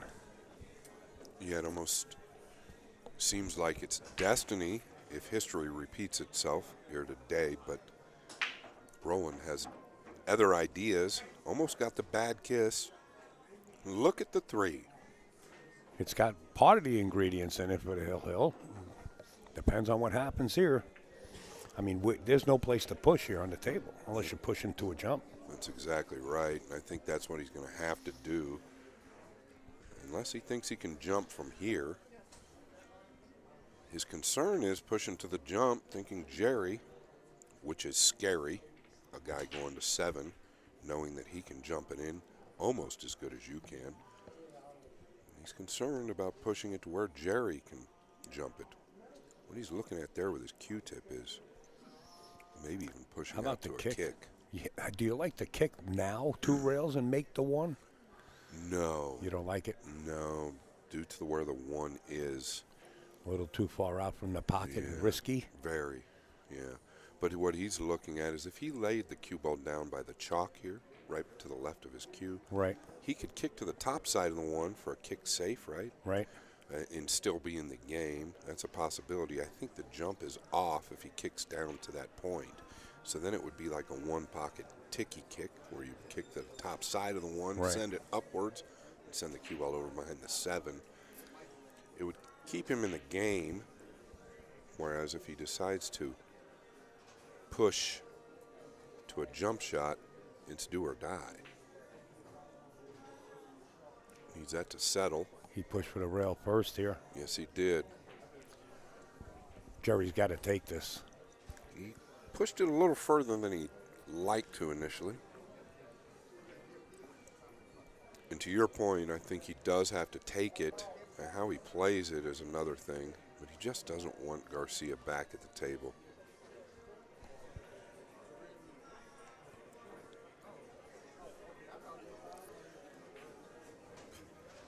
That 1 is in a funny little spot.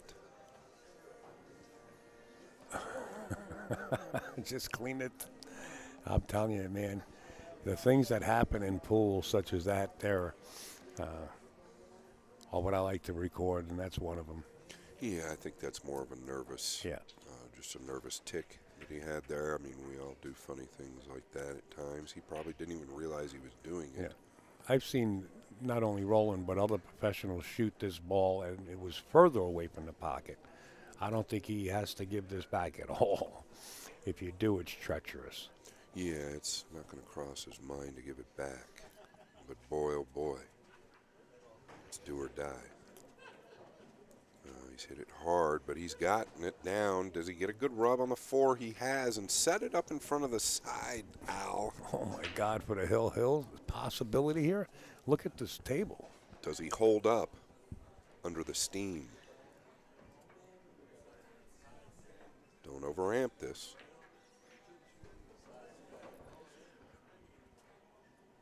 Oh, man. He's got my running room. opinion, he overamped it. Yeah, he's got a little running room, though. Is he going to the corner? He's got to go to the corner here.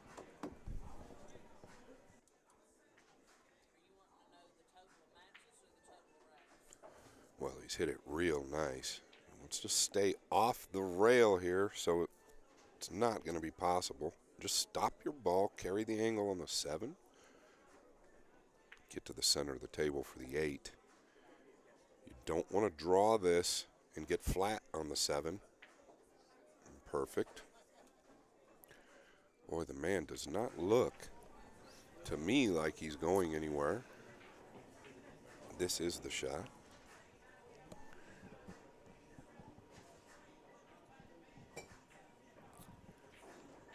Shooting pretty good under the pressure. Yeah, like perfect.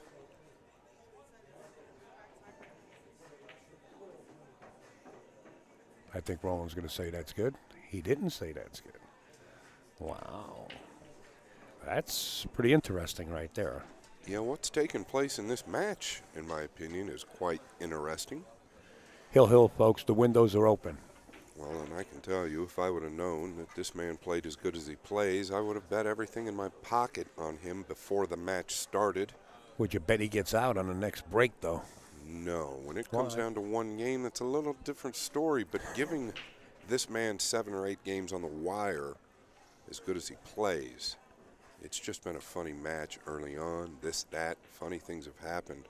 But, boy, I wouldn't want to give this guy 7 or 8 games on the wire, I can tell you that. And I'm sure Roland wouldn't want to make a living doing it either. Yeah, that's a tough road to climb right there.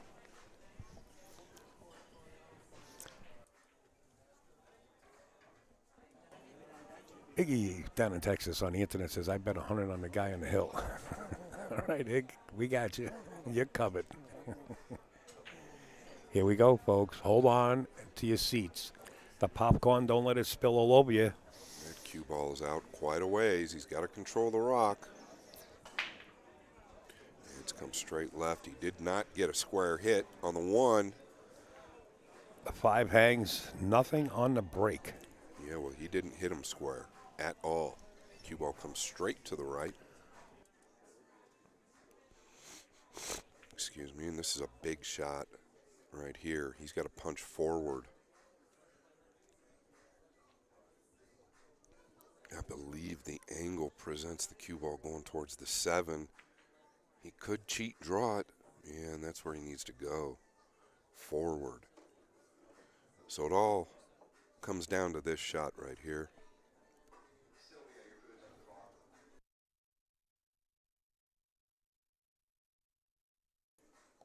So out of 137 racks that Roland was involved in, he's won 111 of them. And that's what you need to do. Wow, that's a lot of racks to be playing in a tournament. Is he going to get what it takes? He did. is going to get the rub. Flipping his hands up. He didn't want to end up on the rail there, but he can play the 3 in the top right at worst. Looking at the 3-9 combination. Oh, that would be the out. That would have to be the out from here. Flight 39 leaving Nashville at 8:23 p.m. You know, these top players, they don't want to play a combination if they don't have to. He's probably going to look at the run out unless it lays good, and I don't know. The reason he doesn't want to play the 3 up in the top right is due to the 6. There's a little bit of traffic. It all depends on the position here. Yeah, he's going to get good if the angle persists right. Ooh, wiped its feet going in, and he come up a little shy on this shot. He wanted to get a little higher. So now he will be conscious of the cue ball.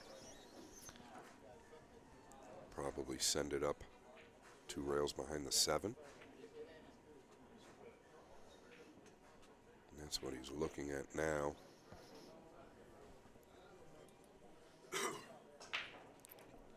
for the win. And a big win it will be. But you've got to figure this takes a lot out of somebody. He is going a two-way, Scott, just like you said, the cue ball behind the 4-7 here. He's got it down. He made it. Wow. 112 racks, Roland. No, 138 racks, and he's won 112 of them to this point. Pretty strong. Folks, we're going to take a quick break. Scott Frost, the freezer in the box, coming to you live from JOB in Nashville, Tennessee. Very impressive. Roland Garcia deserves the win. I'll talk to you guys soon.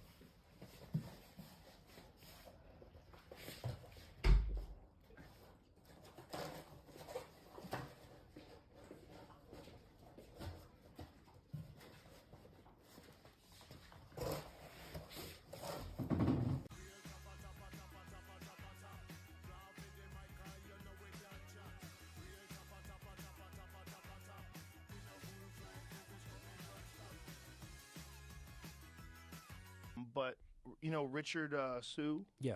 he makes those tsunami shafts. Those are really good. I've You got like one them? of those for my Southwest. I like it a lot, and I'm going to have him make me some for other.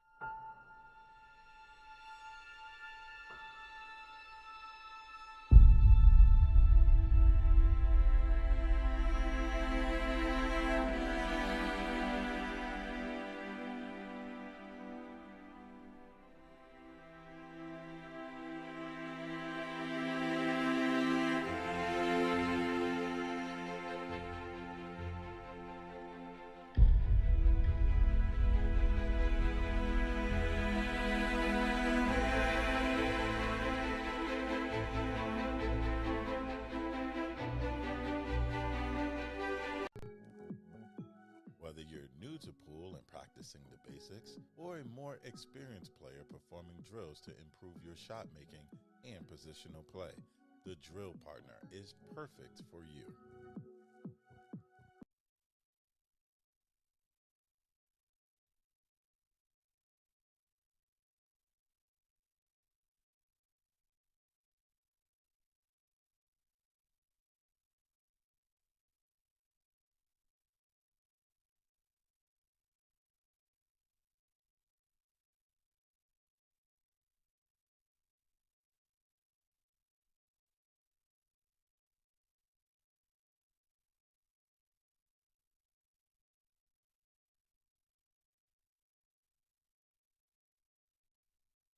Folks, just to let you know, you guys that have access to the exterior cameras, as you watch some of the sponsors flash on your screen, Roland Garcia will be playing on table 17 in this next round coming up. We will have two players on our main table that you're really going to enjoy. One is from Hawaii, and I'll let you guys dwell on that, and I'm sure you know who he is.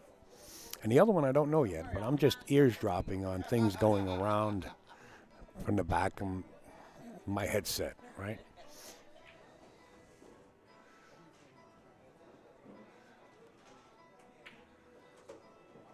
Kevin Ping and Chad Smithson will be playing on table 24.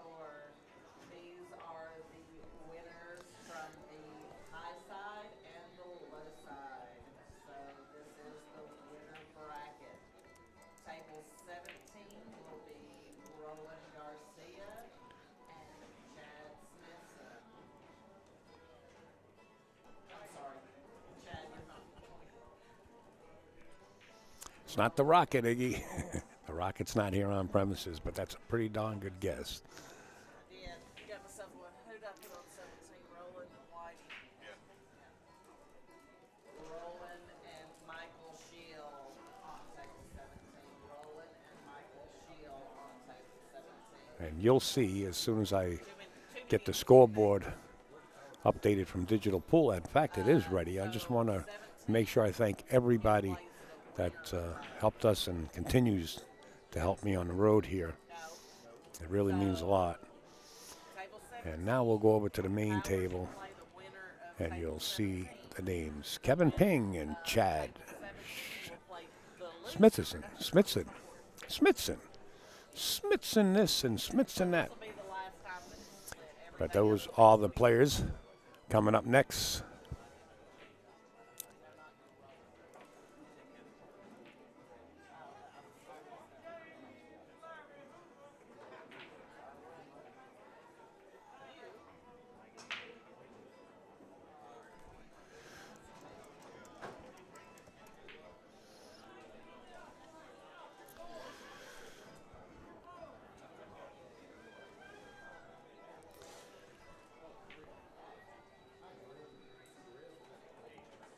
So those are the matches. We're standing by here, folks, at the booth, awaiting the players.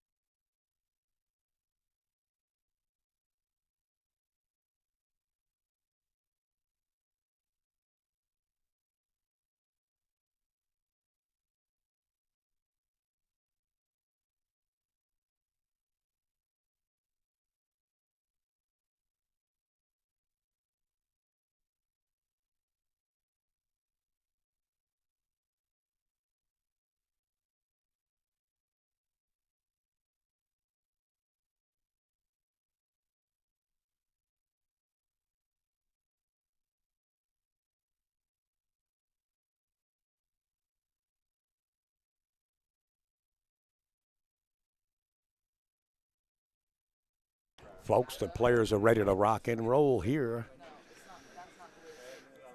And one is not from Hawaii. I think we fooled you just a little bit, folks. Just a little bit.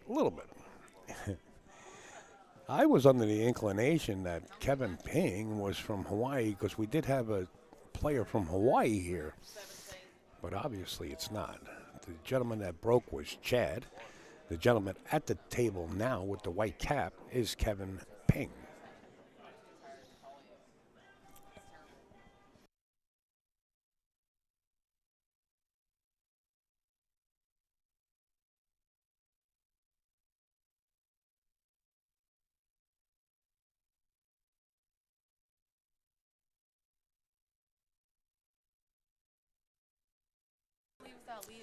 Now, this gentleman, as far as I understand from Scott, I'm working real hard. is Kevin's a heck of a bank pool player, as far as I understand from Scott.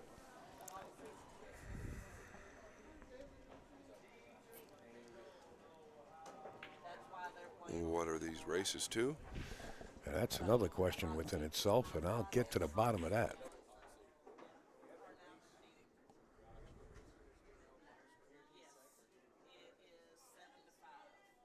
The race is 7-5. Kevin is going to 7.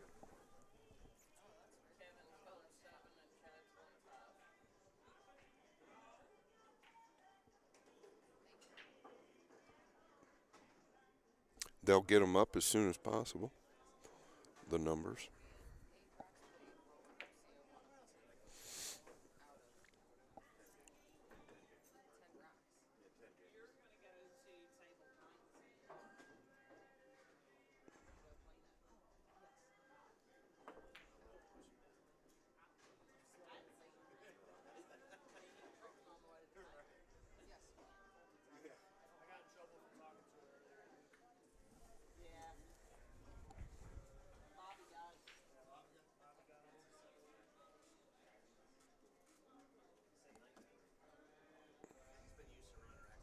All right, 5-ball into the side pocket. He's going to have to maneuver this cue ball down to the left side of the. Oh, he drew it back. I didn't understand that. It makes 2 of us. I thought he would play it to the left side of the 9 and stay high by the second diamond. But didn't do that either. So, yeah, I like kicking this. Being that the 6 and the 7 are that close in vicinity of each other, I like kicking it.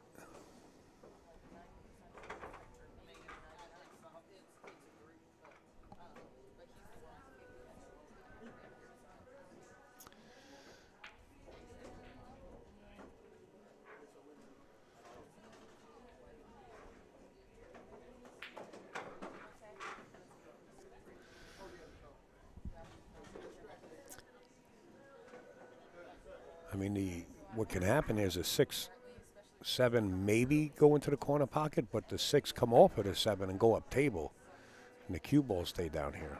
If he hits it square, but doesn't make it. Wow, never mind that. The cue ball went airborne off the second rail. Overamped, highly overamped. And these tables are bouncy. They play bouncy. A lot of air coming down on them, and you can't overamp like that, or it will go airborne.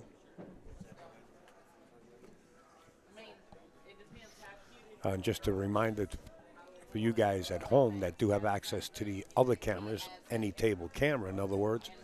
Roland Garcia is on 17. The match hasn't started yet, so you can take a gander over that way if you wish.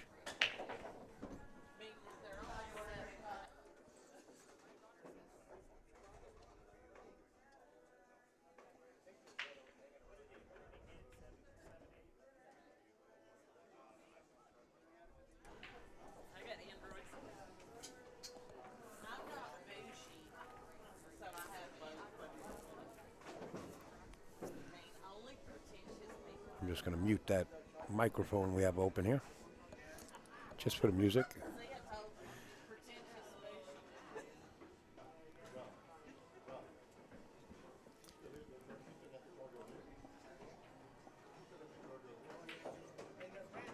Used all of that.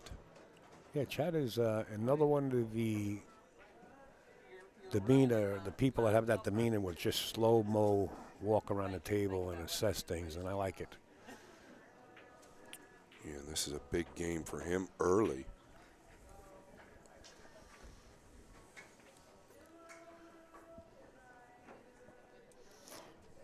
So 1-0 in favor of Chad. If you're just joining us, folks, and I repeat myself every so often, the numbers that are in the brackets in the parentheses beside the players' names is what they have to go to. So Chad has to go to 5. Kevin Ping has to go to 7. Both of them playing at a USA, and their flags are there.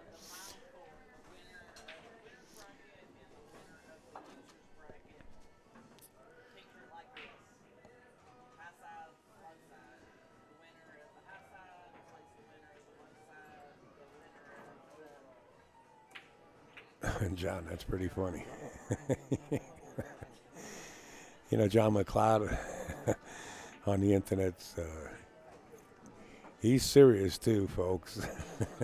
You know, every day that I walked in here, I got here 2 or 3 days prior to the tournament to set up the equipment. We did a lot of setup, 24 tables with cameras, 24 tables with monitors, plus the main table with 4 cameras on it, and whatever else we did for our booth here.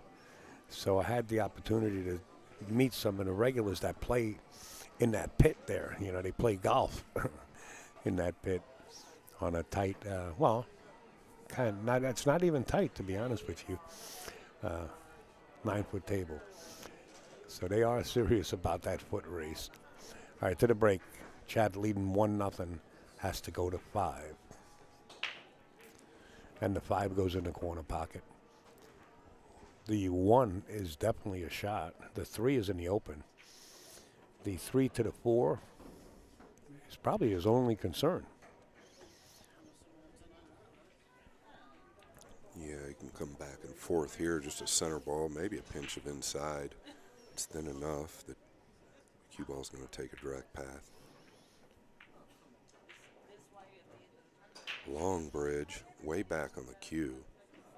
A little odd. Didn't put any inside on it. The 1's going to hold. Does he get the point? Wow.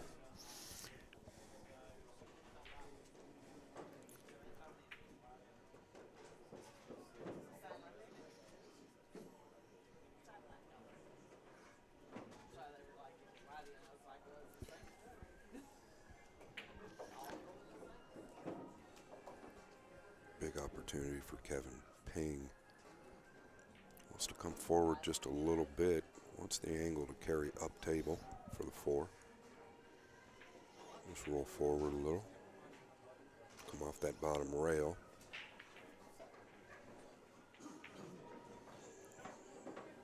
Look at that bottom rail spring. Wow. He's in trouble here. He's jacked up. Yes, he is. I don't know that he can avoid the 7. I think he can, but if he clips it, could be problems. Okay, he's avoided it. Has he overrun it? It's pretty good. From where he was, he can manufacture this.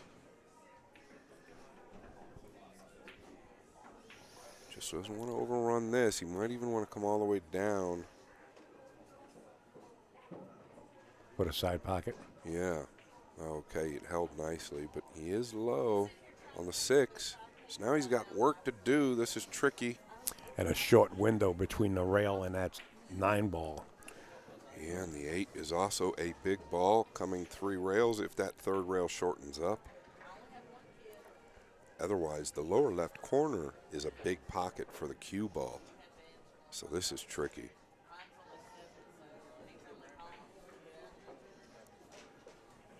Watch the scratch in the lower left. Because he's got to come long, and he knows that, to miss the 8. Even the right middle pocket could be in play, and he just put his cue in that line of the corner pocket.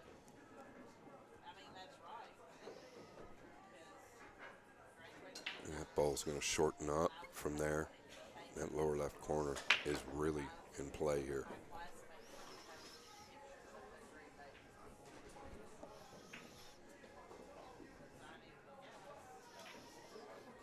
Watch the side. Oof. He was afraid to hit it. The reason being, he was worried about the cue ball tracking to that lower left, like we mentioned.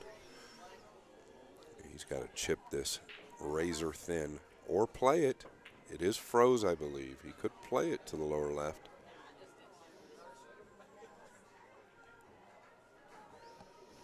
Trying to utilize the 8-ball here. I think he just wants to, what you call, chip it slightly and just run the cue ball up by the 8. He does have an option here, Al. He could actually go into the 7 like quarter ball and use the 9 to stop it. If he wanted to spin around, it's an easier hit on the object ball. And the 9 will help it, in somewhat. If he just feathers the 9, it'll help it too. It looks like he's going for it. Yeah, I don't blame him.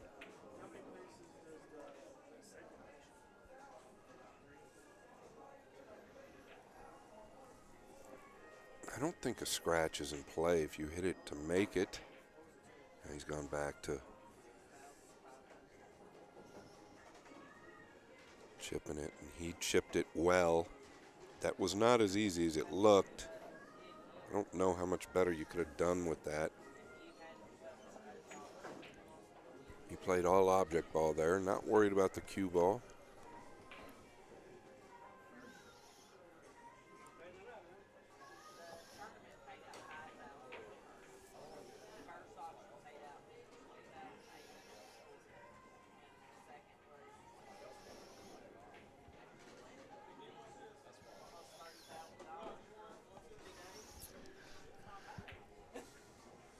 Rob Sayers walking out there is going to call this hit here, and they should have a slow motion app on their phone, like Scott said. Most tournament directors will use that, or referees today.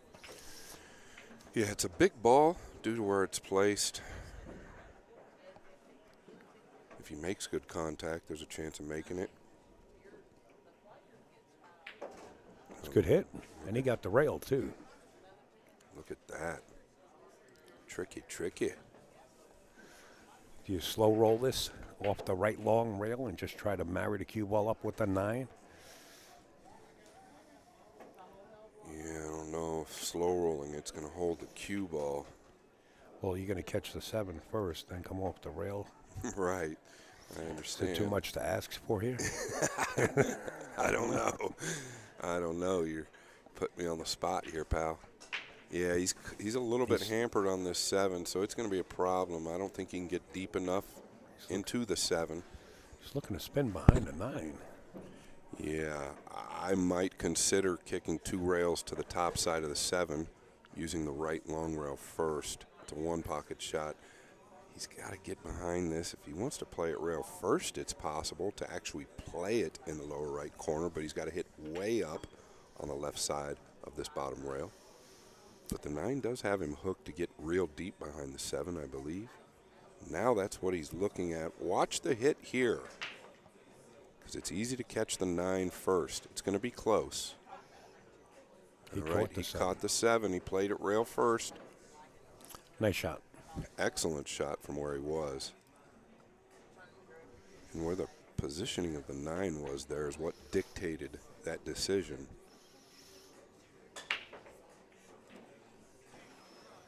Is that a word, dictated? Sure. Okay. Doesn't sound like one. Dictate is a word? And so is dictated. Okay.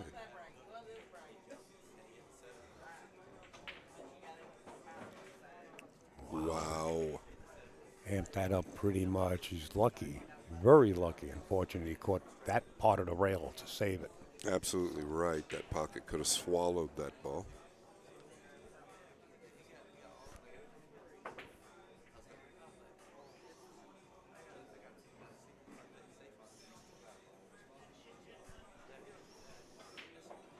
One. And that one didn't roll off.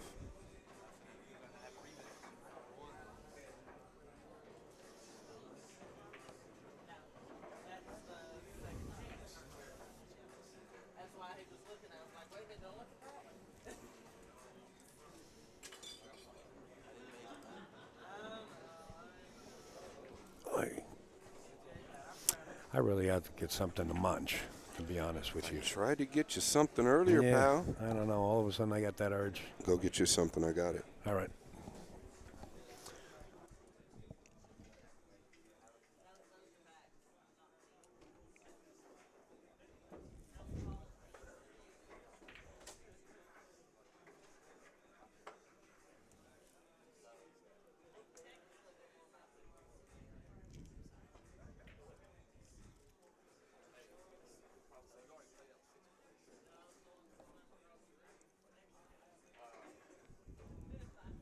Kevin Payne bringing the cue ball out a little bit more, using the hand as a bridge instead of the rail. Got the 8 down. Nice square hit that time. The 1 might dress up, and it has. Boy, this is a nice layout. More often than not lately on this table, the balls or the layout has been a little tricky. This is as good as it gets from what I've seen as of late. Did he get the proper go-forward angle? I'd like to have been on the right side of this, too, so you can drop down. Now he's got to go forward.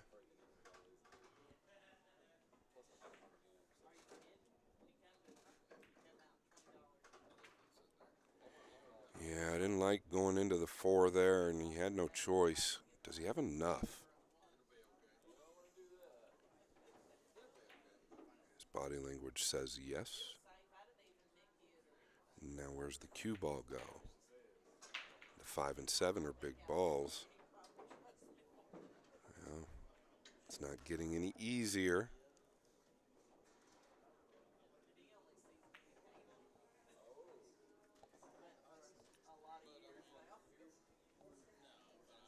I don't know if he can cheat this and come out 2 rails. He's going to draw it. He's got a nice bridge to get to the bottom of the cue ball.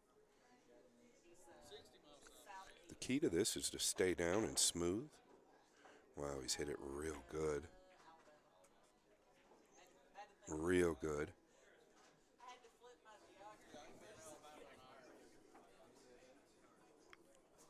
Looks confident. He's won some key matches. Hill. Whenever that happens, you feel like at times you've got nothing to lose. Oh, that ball's turned a little bit, I believe. He might have caught it thick, but it looked to me like it skid a little. That's a big opportunity for Smithson. What a different match compared to the one that Roland and what was his opponent's name? I'm asking the wrong guy. You just really know how to make it. Anyway, the pace. What I'm talking about is the pace. The pace of the match. It was really, really a high-tempo match prior to this one. This one's a little more deliberate. And I don't blame them because they're so close to the really huge prize fund. Yeah, I was about to say, though, I mean, Kevin was running out like water there, made a couple great shots. He just, I think, caught the 5 a little thick. Thank you, Nick. Thank you, Tippy. Yeah, Jerry was his name. That's right. Jerry Clayman, right. I mean, the prize fund here, if you have yourself in the prize fund, okay, you're walking away with $28,940. Say $29,000 for a weekend.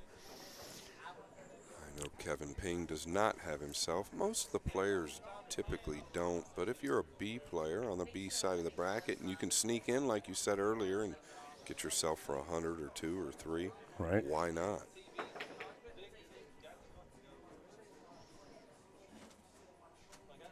Big shot here for Chad. Yeah, he is real quick in the back.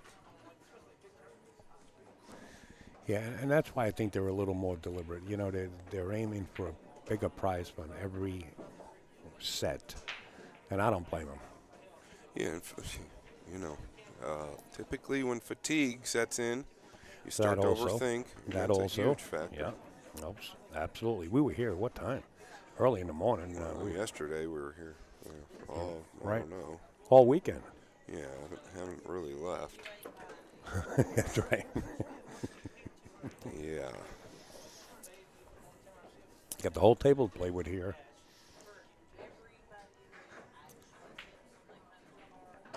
Just stay away from the pockets. Oh, he's come straight down the middle. This He is a stayed big away mistake. from the pockets, all right, Scott. Yeah, he's put a touch of left on that at the last moment. No reason. But he is a bank pool player. Well, he is, and he's a great one for his level. And that's why. Bang. Does Mr. Frost call it the way it's supposed to be?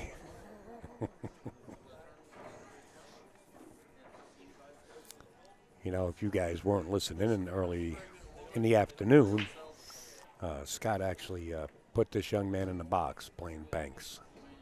He sees the potential in him. Yeah, a couple times. He's actually a good kid. Means well. He's honest. Good kid. Plays good. Nothing big, you know, but he's asked me a couple times for some opportunities, and I've done that with many, many people. I don't typically discuss it, but all I was really doing is elaborating on his bank game.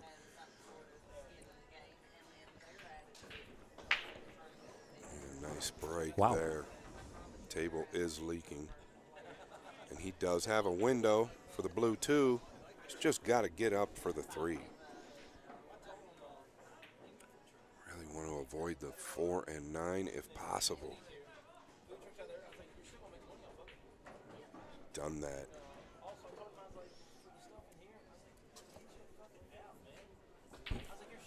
You can pinch this a little low inside and come 1-2 below the side on the left end, meaning play the 3 in the left middle, a little low inside, and that's what he's looking at here. It's exactly what he's looking at. Just a pinch of inside. Let the cue ball do the work.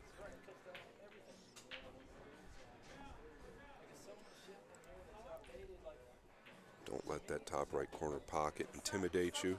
It's not in play if you hit it correctly. Now he's looking at this. It's a little touchier, but it might be natural. I don't know. I feel like it's gonna have to take a little inside English as well. And nicely done.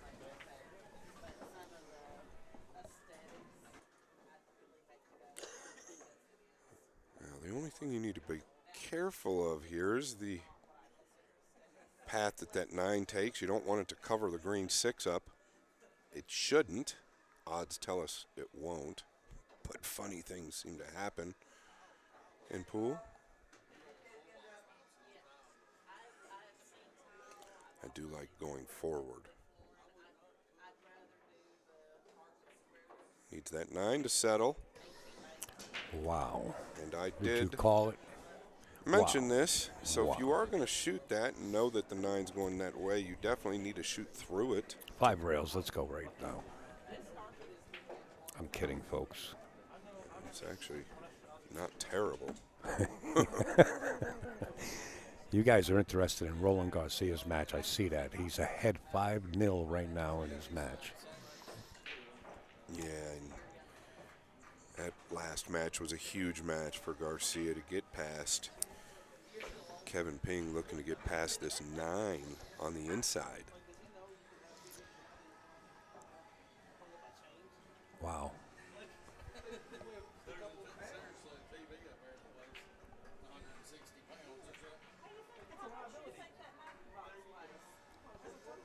That's tough. Is it on?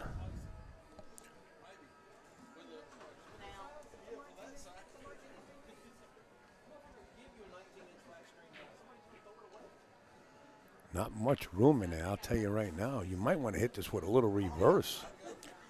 Well, he's not shooting it. He's going to kick behind it. I wouldn't roll this. I'd try to kick it deep, get that 6 out of there, maybe to the bottom end of the table, and use the 9 as cover, but you've got to catch it thick. I think what he's thinking is he can make this 6 ball. He's thinking that he can see enough of it. Okay. Or maybe just curve it just enough to make it. We can see a sliver of it, so if he can swerve, he can make it. But he doesn't like it, and I don't blame him, because if you're swerving at that distance with the 9 so far away, it's real easy to go right into it. He's going to give it a shot. Oh, and he has. How to hit it? Very well done. A little bit of an optical illusion there. It seems to us now like he had plenty of room, and he possibly did. Nice out. Roland Garcia just won another rack, so he goes up 6-0. That's his match. Way in the back there, folks. Yeah, and the young man is paying off already. Never mind. This guy is like a whip. Wow. And I didn't even have the camera focused in that much, and he caught that. All right, let's go.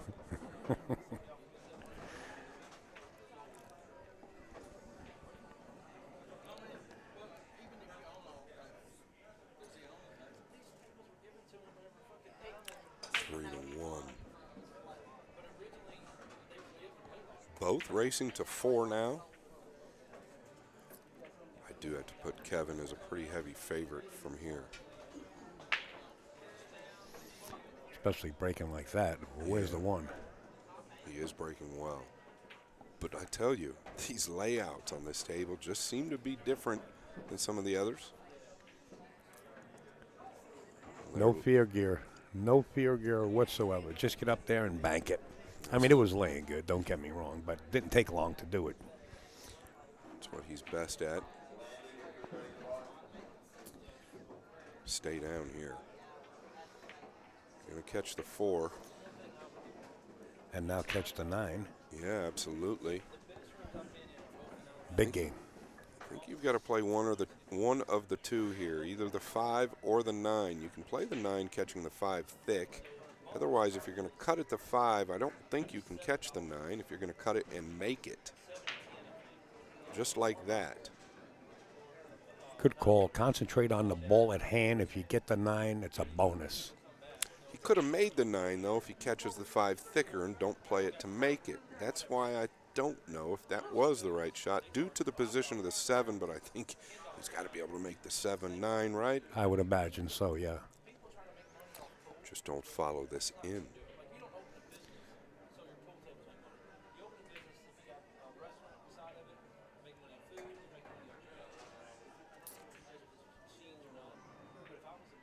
Nice.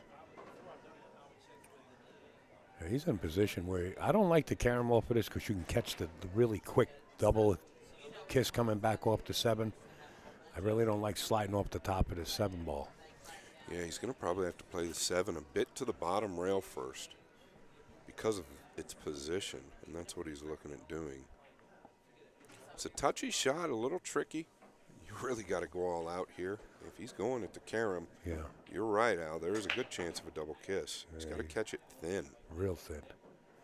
It's scary. He knows it. It's only 9 o'clock Central Time here, Nicholas, on the internet. Only.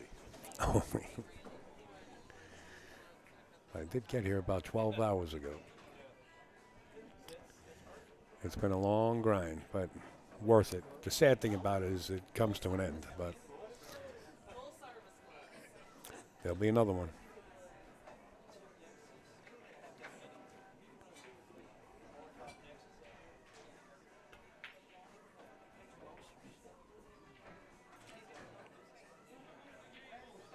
What a hit. Bravo. What a hit. That was pretty precise using the rail there. It wasn't just a combination.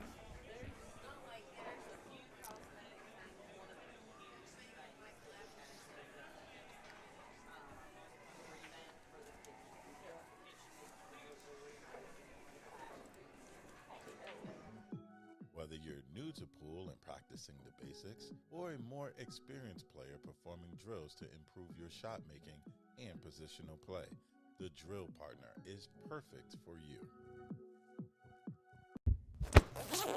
Folks, make sure to go over there to Moonlighting Billiards and get your practice package. I'm telling you, there is no more reinforcements on your felt, no sticky things or whatever. Place them and forget them. And they'll all be in the line or the circle. There's the break. The 3 ball found the side pocket. The 1 ball looks like it might go between there. We'll take a look. Don't believe so. No, doesn't go. Can play the 9 and just chip the 1 towards the 4. He's got the wall of China there. Yeah, he sure That's what does. he's looking at. And this is the practice drill I'm talking about. You see these balls, if you try to line them up like this, you couldn't do it. But with that new drill partner, you can line them up straight. How to say that? How to get it in there? It's all good, buddy. He's going to go with the 9, though. It's a two-way play. Oh, He man. did. He made it good, too. Wow, I thought he made it. Great hit. He's cut Chad off from anything low. It's going to have to come 2 rails from the top end if he'd like. The 1-rail kick is available, but much smaller ball. Not for nothing. I got to tell you, Roland's running around the table playing the air guitar to the song in the background and making balls. He looks like Tom Cruise from The Color of Money. He's funny back there. Is he really playing the air guitar? Yeah. No, yeah. he's not. No. Look at this kick. Bravo. That's not right. He's not really playing. Okay. I was going to say that's not like But he Roland. could. Yeah. I would love to see it. We would have it on film.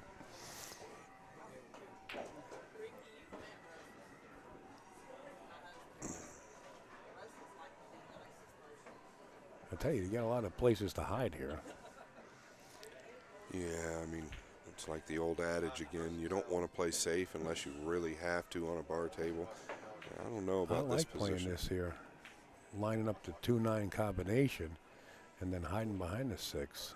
2-9 combination. Yeah, playing behind the 6 with the cue ball. Yeah, I don't think that was How available. about that shot? Where did that shot? I think he might be the only person that saw that 5 ball. I didn't even realize the camera right there. Yeah, well, this one's not something you want when you're in the electric chair. I can promise you that. You have to stay steady through the ball, and you need to roll it to hold for the 4. And this is not fun. This will expose all weaknesses in your backwards and forward motion. He stayed solid, overcut it, but I believe he hit it right where he aimed. He stayed real solid over the ball. Kevin springing to the table.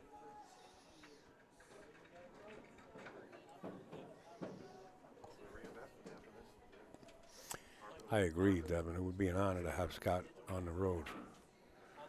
But this man has plenty on his plate. He's reaching for higher goals. Yeah, I would love to do it. Problem is, I've got a lot of miles on me. About 25 years in every city in the country, probably 6 times over, and I don't know how much more my old heart can take it. But I do enjoy doing this, and I appreciate all the compliments. It's been a pleasure working with Al.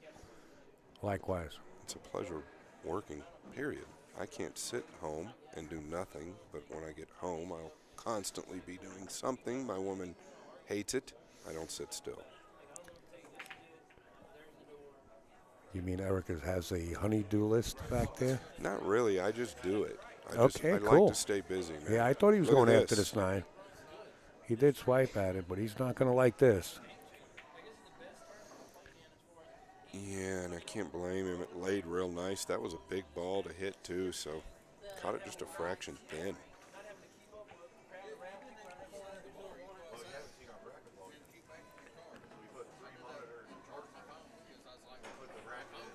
The 8 cuts him off from the top cushion.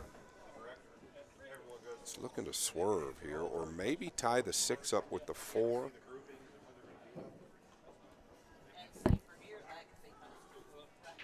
He's going to fram at it.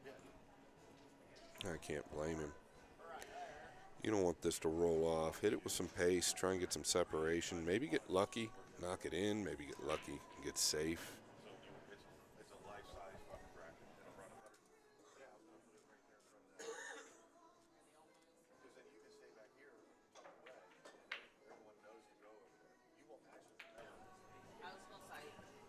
Well, he didn't get lucky this time. Let's see what Chad's got. What can you do, Chad? He's got the 6-9 combination, and he can float right behind the 6 ball here if he wants to put this 4 ball in the corner.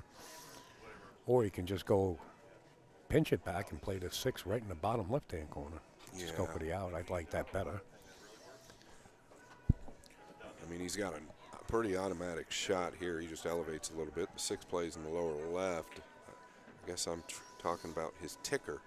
Does he have the ticker to win this game and continue forward? I believe he does. If not, he's going to be in deep, deep trouble here. If it's steeper than I think, then he can play the 6 for the side, or like you said, the 6-9 combination. And that's what he's looking at now, but I really don't like it. That's really asking a lot. Notice the distance from the 4 ball to the corner and the distance from the cue ball to travel to the 6. He's got to be real careful. Typically, when you're this close to the ball, you can turn that 4 with a little left English. He's not going to elevate, though. In order to turn it, you're going to have to elevate more. Now he's elevating, but it looks like he's going below the side.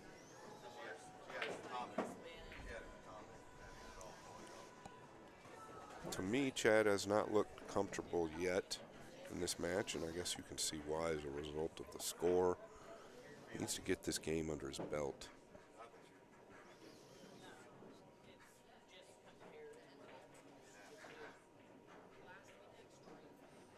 Okay, he did go for the side. I like it. It's a natural path.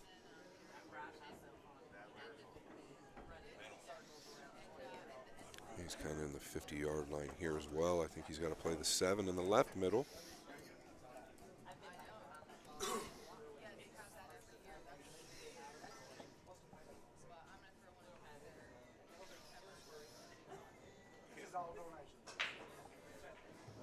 I also like the fact that he's taking his time. He's not letting Kevin Ping's pace set the tone.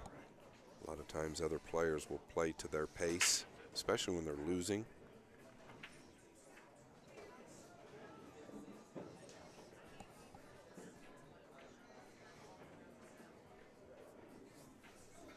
Oh, okay, I thought he caught it a fraction thick. He's got it done. Should be good here. Out. Yeah, sure. Absolutely. He needs it. He doesn't get out here. You're talking about a real commanding lead going to 7.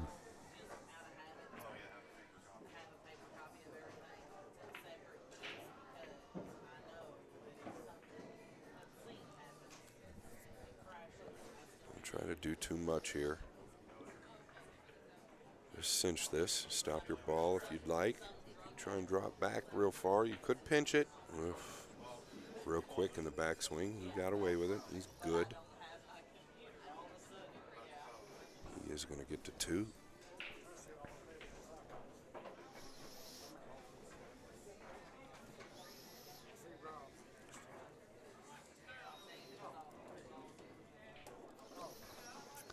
Roland Garcia is up 8-0 in this match. And if he gets out here, it'll be 9-0. In that set in the back there, that's table 17. Trying to keep you guys abreast of this match also. I know the camera's not the best, but I can try to straighten it out a little bit as they're still racking. Oh. Too late. They finished racking right now on the main table. So back to the main table we're going to go. And Chad is up to break.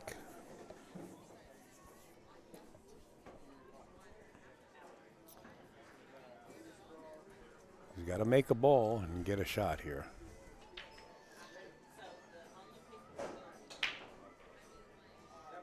Two ball. But look at the cluster. He's covered up.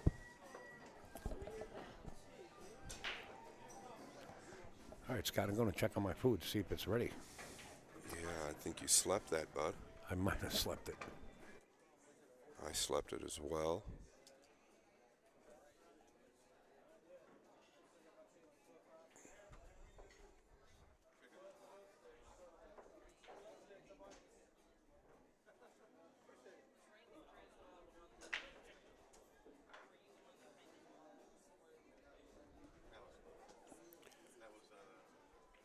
He's got to be real careful on the rollout here. Wouldn't mind rolling out somewhere down by the 9. At least requires a good hit on a defensive play.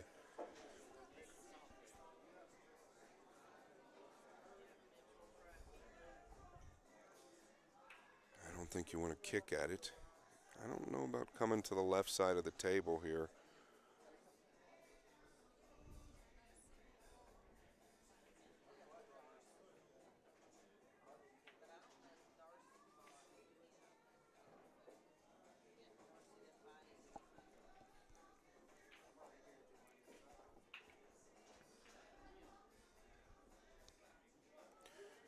This needs to carry a little. Yeah, this is going to be tough. I wouldn't be surprised if Kevin passes this up, although I can't see how much of this ball he can hit. If he can see all of it, he'd probably bank it up past the 8, but I'm not certain.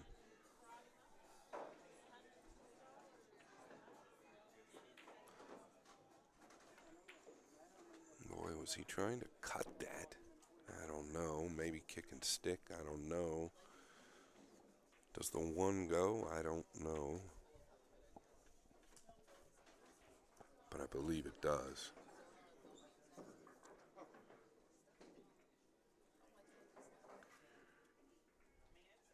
Come back over somewhere around where the cue ball is now for the cut on the 3. He's going to come all the way down to no man's land.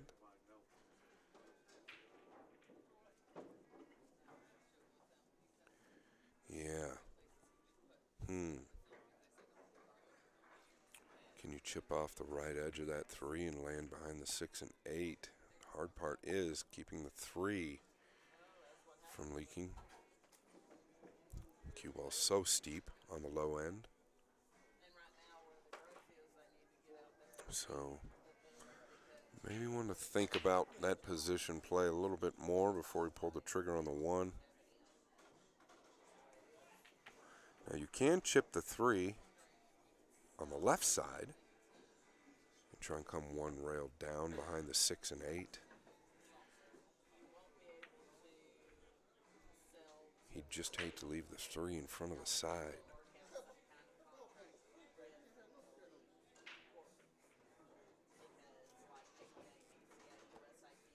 Yeah, so going back to the 1, I think he takes a little more time and he just looks at the 3 rail path in the center of the table. Takes what the table gives him, take a cut on the 3 into the lower right. Instead, he felt like he needed to get down here closer to it, when in all reality, that was trouble. It's going to be okay for now. Kevin going to get a good look at it from behind.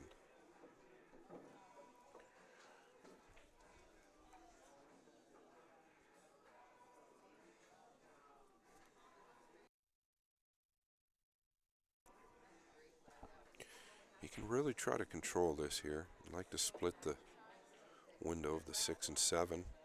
Just get the 3 to the rail. Well, he didn't get a rail. So Chad's shot turned out to be successful. He's got an opportunity here to climb within 1. And he's only going to 5. Therefore, he did not get a rail. Wasn't even close to a rail. Wow. So he's going to sleep this, and Kevin isn't going to tell him that he didn't get a rail. I'm not going to comment on that. They are playing for a lot of money. Wow. That's unbelievable to me. Kevin didn't get a rail and didn't turn it over. All fairness, you know, in the heat of battle, sometimes you might not even realize you didn't get a rail yourself as a shooter. All fairness to Kevin. Yeah, I've seen that happen. All fairness. Well, Kevin does know that he's got ball in hand here, but he might not want to take it, in all fairness. Oh, he has to. But it is what it is, right? They're playing for a lot of money, and, you know, they can do what they wish. Problem is, now he's got to a wrong angle, and he knows deep down that he didn't get a rail. I don't know. You know, there is a chance, and I'm going to let that go, but there is a chance that he slept he didn't get a rail, but it was pretty blatant that he didn't. Can the 5 go?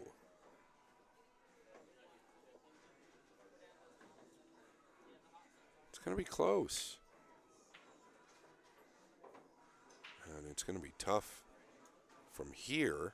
Something I would definitely want to take a look at as far as the hit is concerned.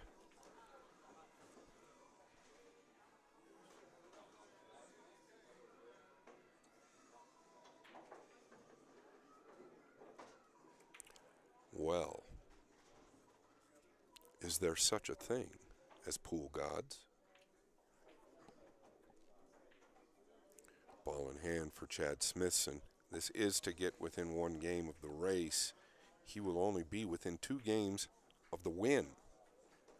If he can get out here, is he really looking at the 6-9 combination? Just roll this in the side, play the 7 in the lower left. Stop, stop.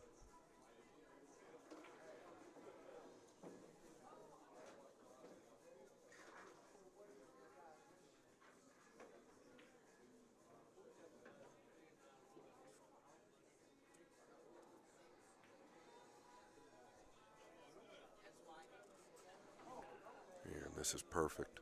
You can stop here, stop on the 8, or pinch it back just a fraction for the 9 in the left middle.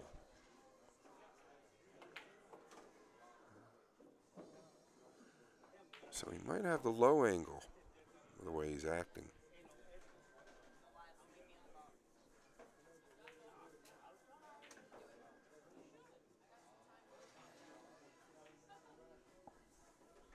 That he does. Doesn't want to get quick here. Nice and smooth.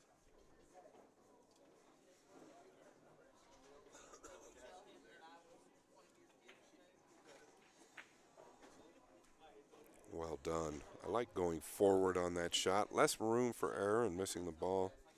Kevin gives him that. And Chad is within 1 of Kevin's score, within 2 of the win. And Roland Garcia way in the back here is ahead 11-1. Rolando behind me asking, what does the other player have to go to? As the gentleman put up 1, Roland is sweating it. I mean, Rolando.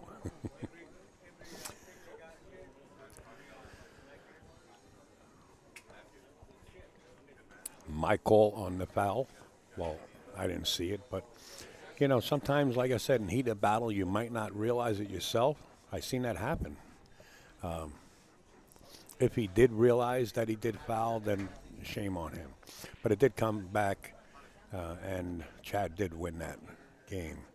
And like Scott said, he's 2 away from taking this match. But I don't believe in pounding on anybody unless I know for sure. You're bringing it up again. Yeah, I know, but they've been yeah, just pounding away at the guy. Yeah. You're right. I don't read the Shut comments up, typically. Edith. Yeah, no good to read the comments unless they're positive. I like it. All right, let's keep it positive, guys. Ball in hand. Kevin waiting for the ball to come down. I believe it comes up top. And boy, these are laying sweet. If he can get good on the 2. They all lead to one another. The 4 does lead to the 5. And so on. Really, like, ideal. Just come out to the center of the table here. Above the 7 would be good. Wants to swing 2 rails out. Don't overhit it and flirt with the 8. Maybe even 1 rail out. Yeah, nice speed. Very nice speed.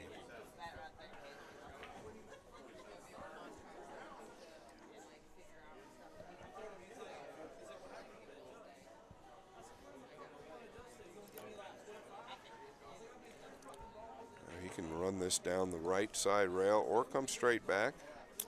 Yeah, that's what it looks like he's going to do, just draw out.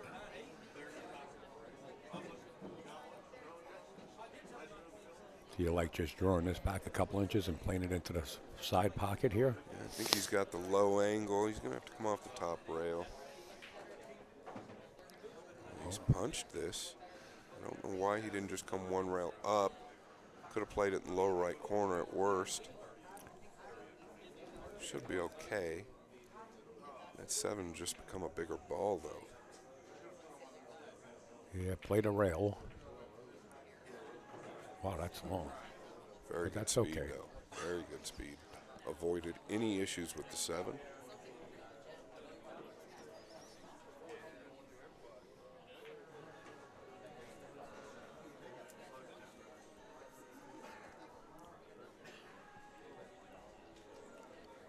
He can go forward here with a tip of left and just come around the 9. Take the cut on the 7 in the left middle.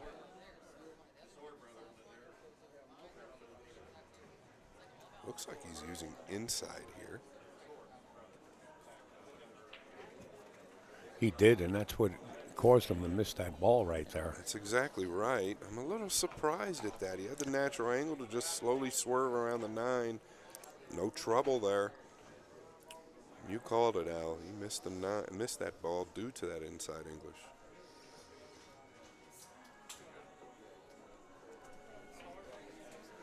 Chad has a chance to go on the hill here. This is going to be scary for Kevin. Shall Chad get out? And I can update you on Roland. That match is over. He won 13-1. Another blistering. Wow. I think he's up to 150 games. 115, 26, 176 games, and he won 150 of them. Pretty strong. So he's lost 26 games? Yeah, in total.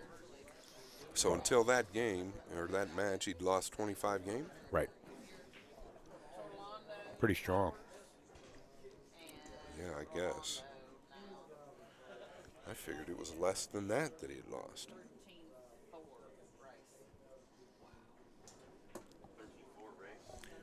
Really giving this a lot of time. Here he does want to use inside English. And I think it's the safer bet to play the 7 in the top left corner, but a lot of guys will want to go to the side here. The reason that it's a little concerning going to the left middle is the 8. You don't want to go into it. That's what he's concerned about, but he doesn't want to take what we would call the long shot on the 7. And that's the angle he's looking to come to. You get weak or under hit this, the 8 will come into play. Just make sure you get past it. His arm is tightening up. So is mine. Scott has that shoulder. He made that arm tightens up on him. He's not joking, folks. I laugh, but I got a pinched nerve, and it gets to me. Yeah, he got away with this. He didn't want to run into that ball. I think he took away the corner pocket for the 8 ball here. So you just got to go up and down and play for the side. If you overrun it, you shoot it in the corner. Yeah, he's natural here. He just didn't want to use inside English on the 6, and tells me he's not a fan of it. I don't blame him.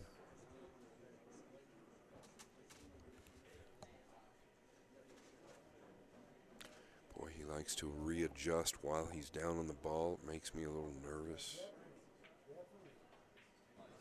He has hit this 100 mile an hour. I think anywhere on the table except for there would have been good. He's put some unintentional right-hand spin on that ball. Could have been a lot worse for him, actually. He's got to come forward here,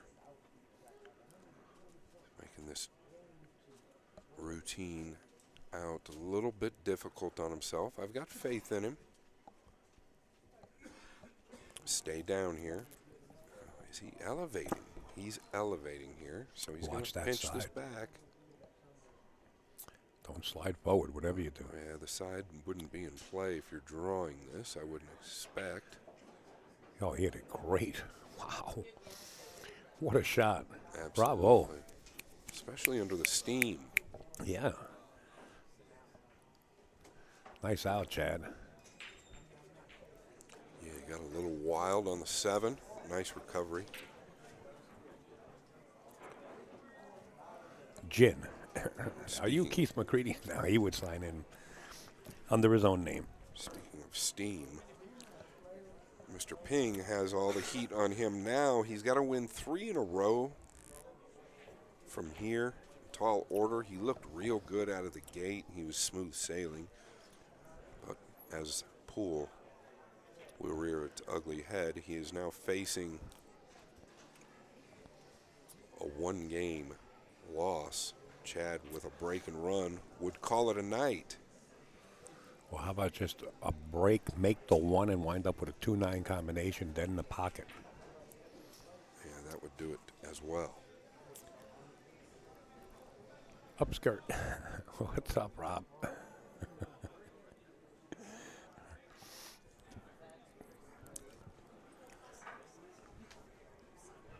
The score is 4 apiece.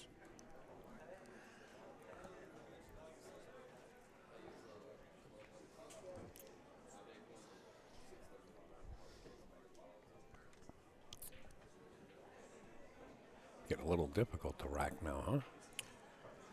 I had troubles with it on this table. Maybe I just couldn't find the spot, but I tried. It was tough. Them back balls seem to want to open up. And you can actually see that on the camera. Watch the 3. It just kind of falls out. Several others do as well. But that lower back will get to going, so you want to just get them up there at times and let her rip. Folks, the next match will be Roland Garcia right here on this table. I think it's a crazy race. Well, they all are.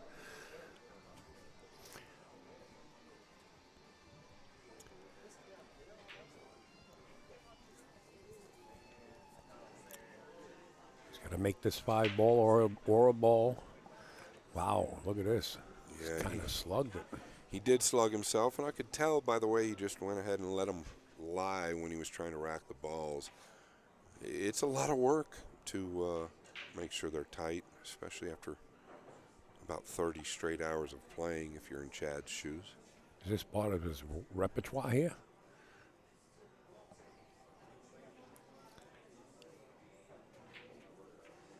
Nice hit there. Needs it to settle. Gives you an idea of how quick these tables are. Want to snip him behind the 8 here. You could go the other way and play the 2 below the 3 and the cue ball up behind the 7 and somewhere in that direction. I think he's going to have an out if you go this way, and he is going to have an out. If he can't see the ball, which he can, he would have had a 1-rail kick close to the 2, so I don't know that that was the play.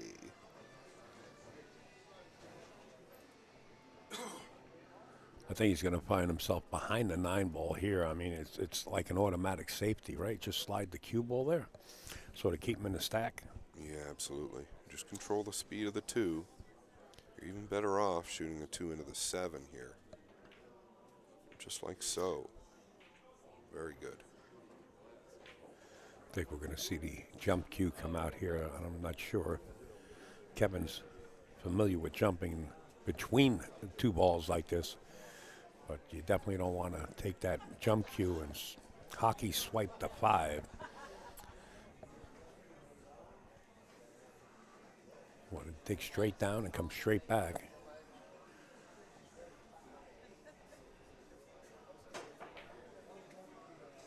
Shot. He made the 8 ball. Fluked the 8. Faced with another decision. Really cutting at this 2 is no good. Unless you can hold it back and forth, up and down. And this table might do that, but you don't want to come to the right side of the table by cutting this 2. You might want to consider the bank or the 2-way.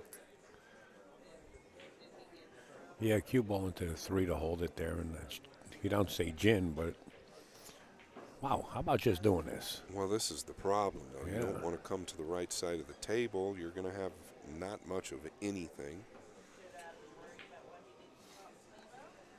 He can kick and stick here.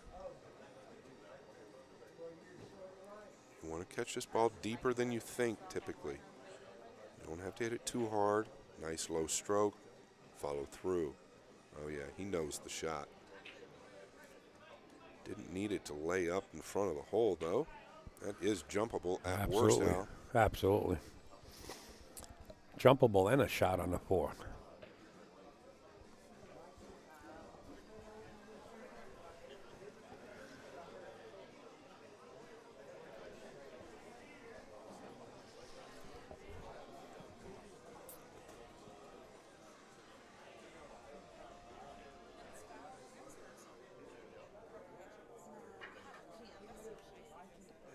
Chad putting his jump cue together.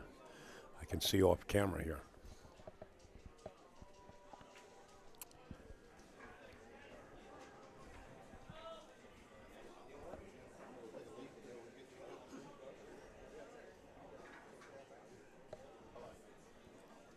You can get an idea of the pocket size from that angle with the 3 right in front of the pocket there. They like to dart it around here. Well, he got it down. Lost a little bit of pace there by catching the rail. I don't know that he got much pace behind it to begin with. Faced with some adversity here. I don't believe the 4-9 plays, Al. Pretty tight. And he's faced with a scratch in the lower right. So I think he's going to have to elect to do something else. He's looking at it, but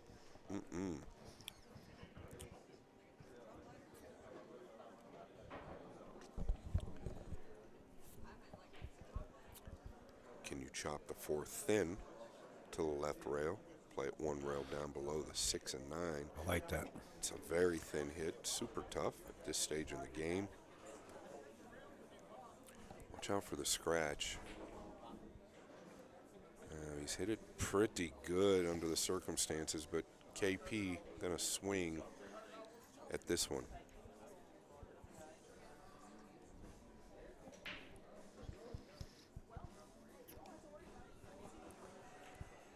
I think he's just got to commit to the cross side. Yeah, that's what he's going to do. Then is he trying to draw back with a 5-9 combo here? I think he's looking to go into the 9. How about duck? Gosh. That's no bail right now. I can promise I don't believe he tried that, but maybe he did. Wow. Be hard pressed to believe that the 4 was right there by the 6, that he thought he was going to stun 1, 2 below the 9. I think he was trying to bank it cross side and just came long. Neither here nor there. This man is in prison. You need Tennessee Tarzan here to help you get out of this one. Yeah, and a plastic surgeon. But what a time to get him in that corner there. Yeah, but I'm trying to dissect the situation. I'm wondering if he could have done something else. At least I don't make think there the was 9 much tougher. there. There's always something. Something? Yeah, he could have gone point, and maybe shot like the trick shot. Yeah, that's what I said. You need Tennessee Tarzan here to do that one. No, but there. Yeah, I know. Point, and back out. Yeah, it's actually it does come up, but I've seen it played in one pocket. Yeah, it comes up. I saw it once or twice. He's going to go forward here. He has decelerated as well. He did not follow through, pulled his Q-tip back real quick there. You've got to go through the cue ball. Jerry Bryce is great at teaching that as well. Up and down. Avoid the 7.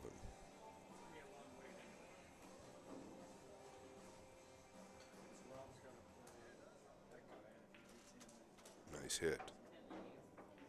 That'll do that. Kevin Ping gonna get to 5. Biting any failures.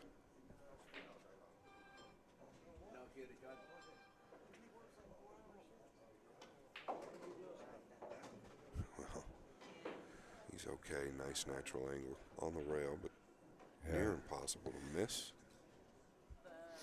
More of an angle than he wanted, but he's got it. It is natural.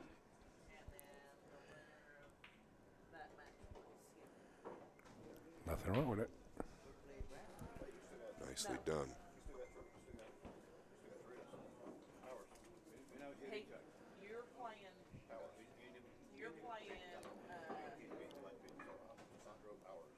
Kevin Ping, 2 away. Yeah, these matches have been going close to Hill here. Would you have it any other way, Al? Absolutely not. I want it this way every match from here on in. Imagine. I'm looking at 1 o'clock in the morning. No, I'm joking, folks. Scott's on the phone. Wait a minute. Let me check what time it is.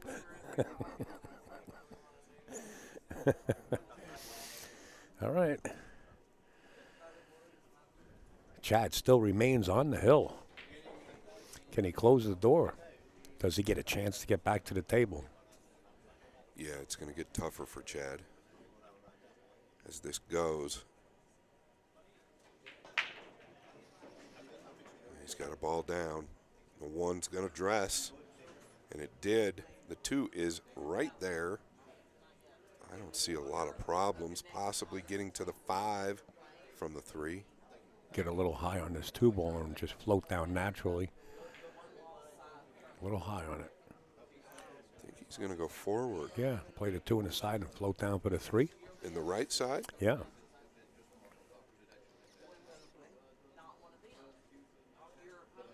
Nothing wrong with it. Pocket speed.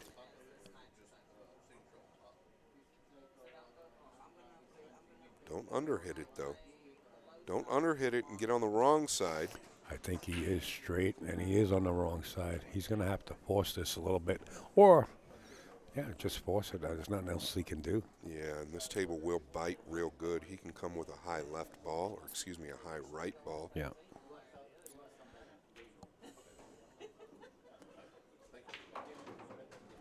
Shot. Wow, that thing was heading towards the corner.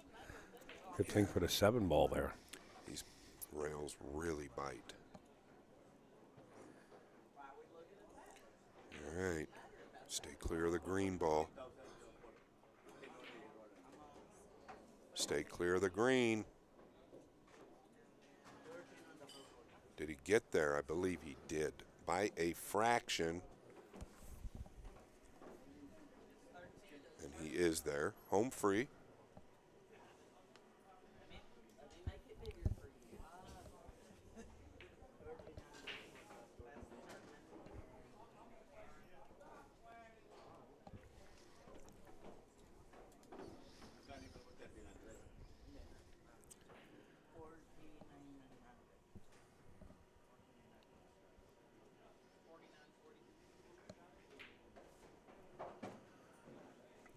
Well, we possibly could be looking at another Hill match. We definitely are, I think. Kevin's starting to look like his old self again. You can tell how clean the balls are going in. And Chad will be lucky to get another opportunity at the table with at least a decent look. Hill.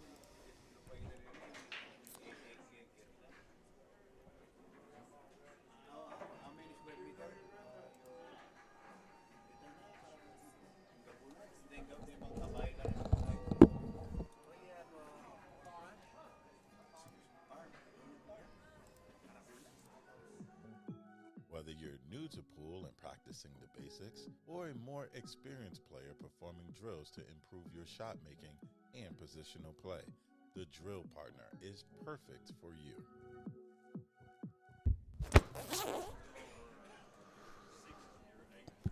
Kevin's racked them so fast. He's ready to go. It's Hill. Can he make a ball and maintain control of the table, or does he turn it over to Chad? Or do they get to the 5 ball and play safe for about 3 different times before they shoot the ball in the hole? Well, as luck would have it, he's dry. Nothing easy here. Can he chop the 1? The problem is he's got to avoid the 7.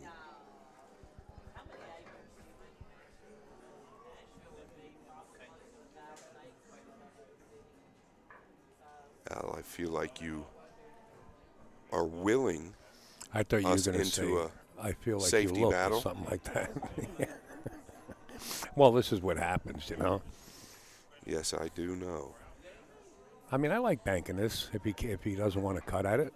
Yeah, I agree. I mean, anywhere on the table, in the middle of the table, he's good with the 2-5. Wow. All right.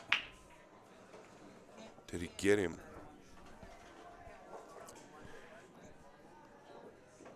Let's see if he moves a little bit for us. Yeah, he did get him. I guess he played this shot. The defensive play Chad played.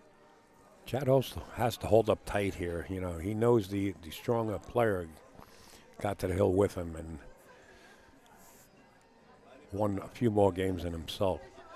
Just has to hold it together and just hope for a chance. But this jump shot here is really, really detrimental.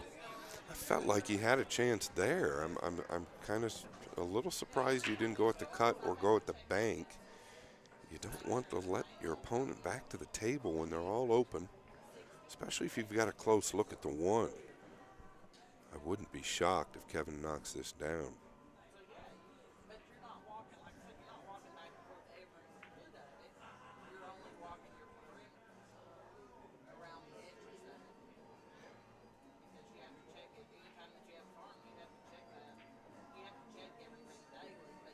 Did he touch the 2 ball or something? You know, I was wondering. Let me go to the other camera. Well, you're not going to get a replay. That camera or the other one? I don't think we can catch it from that one. Yeah. Oh, we got it on film. But Yeah, I'm wondering if his bridge is close to the 2, and that's something he's concerned about. I don't know whether he touched it or not. That's neither here nor there. Yeah, so he is a little hampered, probably right there. Looks like he's going to get stable over the ball, though.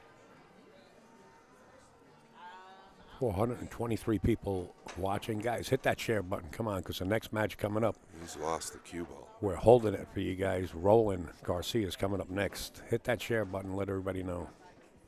Thank you in advance. Yeah, this is a big match now. What do you see here, Scott, or Chad? Do you see the run out here? Yeah, I mean, he's got an opportunity. You know, he's got his work cut out for him under the conditions. He was leading this match, and now it's tied up. The nerves are high. He's got to keep control of that stroke. I've seen it go off in his hands a few times. I think he can do it. He's just got his work cut out for him. Well, He's okay actually here if he wants to go into the 8 or 9 or split them. It's okay. You can clip this 2. Use a little left spin here. And just let it out. Oh, he's caught the 2 way too full. To the 3, wire up. It might throw in. I believe it does throw in. And it does throw in. He's got to catch the right side of the 2, nice and easy, and the 2 will actually hold if he rolls forward. This has just got to hit it easy. I wonder if he knows the shot. Can we get a look from the other angle, the other side here? Yeah, they are close to froze. This ball, if not frozen, it's going to throw. So let's see what it looks like. Shot it from the wrong side, so he doesn't understand throw. He shot it from the underside. You need to shoot it from the overside, and that's unfortunate. Wow. That gives you an idea of how easily that ball would have gone if he catches the other side of the 2. Kevin has to be thrilled that he's at the table.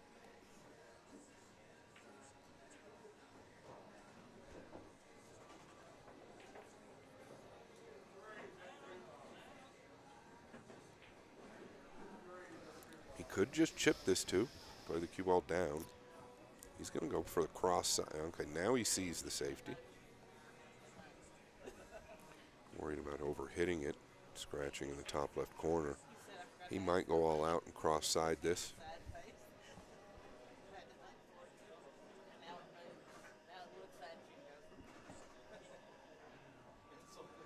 Does he think it plays off the 3 into the side pocket? Yeah, it's too chancy. You catch a fraction of the 3, it won't go. It's not going to go off the 3, even if you go to the point. You should chip this 2 ball. Play the cue ball up towards the top left. Just use the 3 as cover.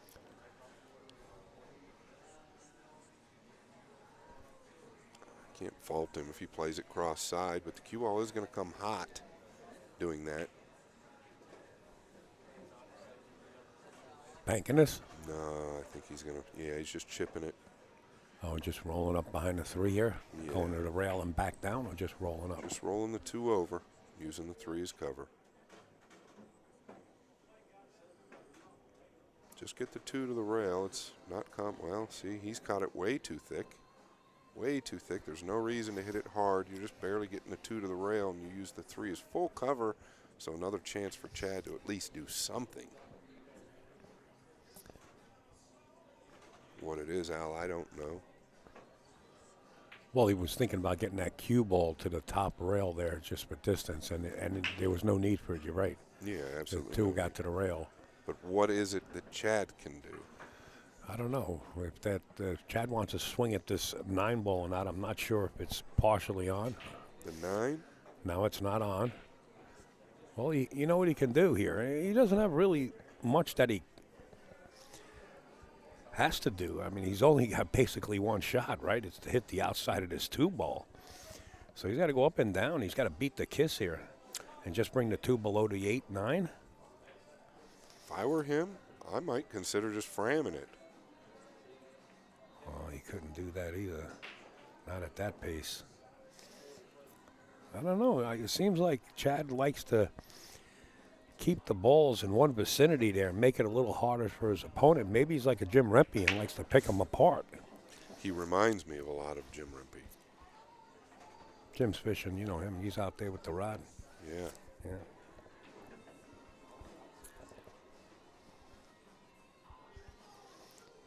This does play in the top left corner.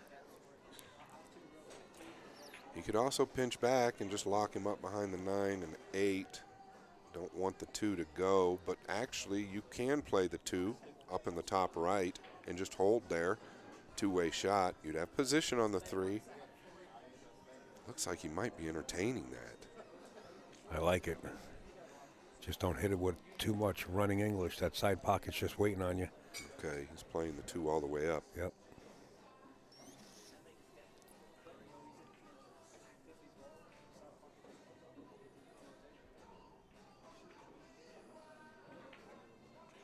He's caught it fat.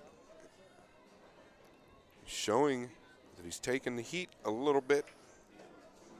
Can Chad do what you said and hold it together? Yeah, he's got to hold it together right now. If Chad holds it together and gets out here, I suspect this crowd here that's viewing this is going to go bananas. I think we're going to hit a Potts rattle from New Orleans. Oh, yes. Start with the 2. Stay smooth there. So over the 9 slightly with the bridge hand.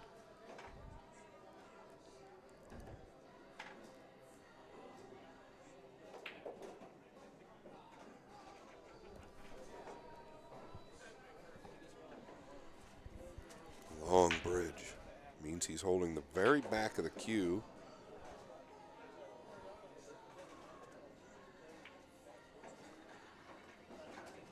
Good strike there, Al. Sure.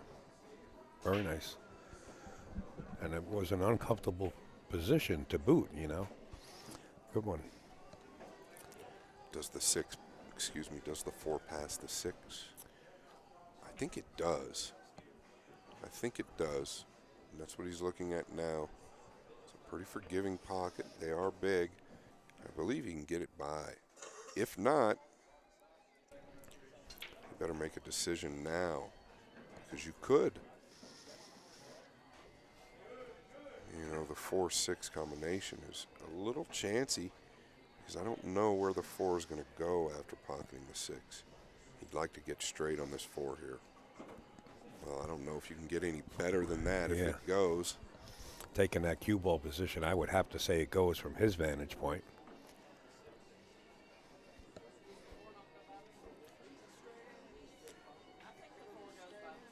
Yeah, I believe it goes. You don't want to roll this. You just want to stop your ball.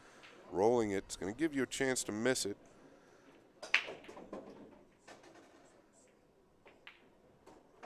Okay, look to me. Same like the Rob Saez type of, you know, let's line up the cue ball this high and then just hit it with a little draw. Yeah, He stunned it. Yeah, he tricked us all there. And I haven't even seen that from him in this match, so just a little trick. He wanted to fool all of us. Now he's got choices. Does he want to draw out 2 rails or just come up 1 rail? I don't blame him for either. But whichever one he does, he better do it well.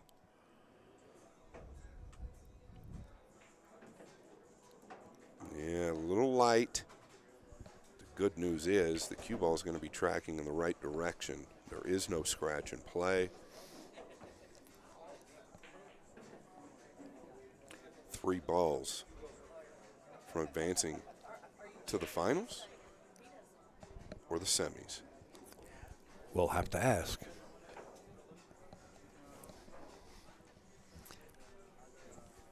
Sorry about Well, that. all I know is we got Roland next. Big shot here for Smithson. Looks like he might be drawing. Okay, it's going to run. It's going to run. Yo, this is tough from here. He amped up there. Over-amped. You got to play the side pocket here and spin out 2 rails, don't you? What do you like? He can play the side pocket and come below the 9 and get a shot anywhere on the 9 if he wants to. Trying to spin this with outside English due to the placement of the 9 could be a bit risky. I think his first job is to make the 8. Come anywhere below it, you should have a shot.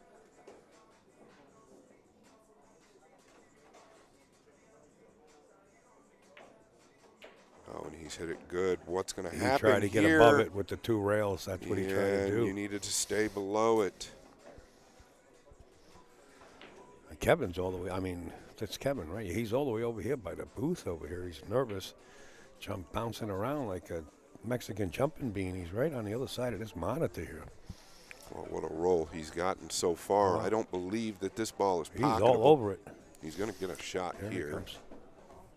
Now he's asking to watch the hit. He's not going to shoot into it, so I don't think that that's even necessary. Asking for me to watch the hit. He sure is. Oh, boy. Scott is going out, folks. The freezer will be out there on camera watching this hit. We're going to zoom in, too, and we're going to watch it. I mean, I think it's a beautiful safety play. I don't think there's going to be any foul involved. But you know what? Why have a discrepancy? Well, let's watch the hit.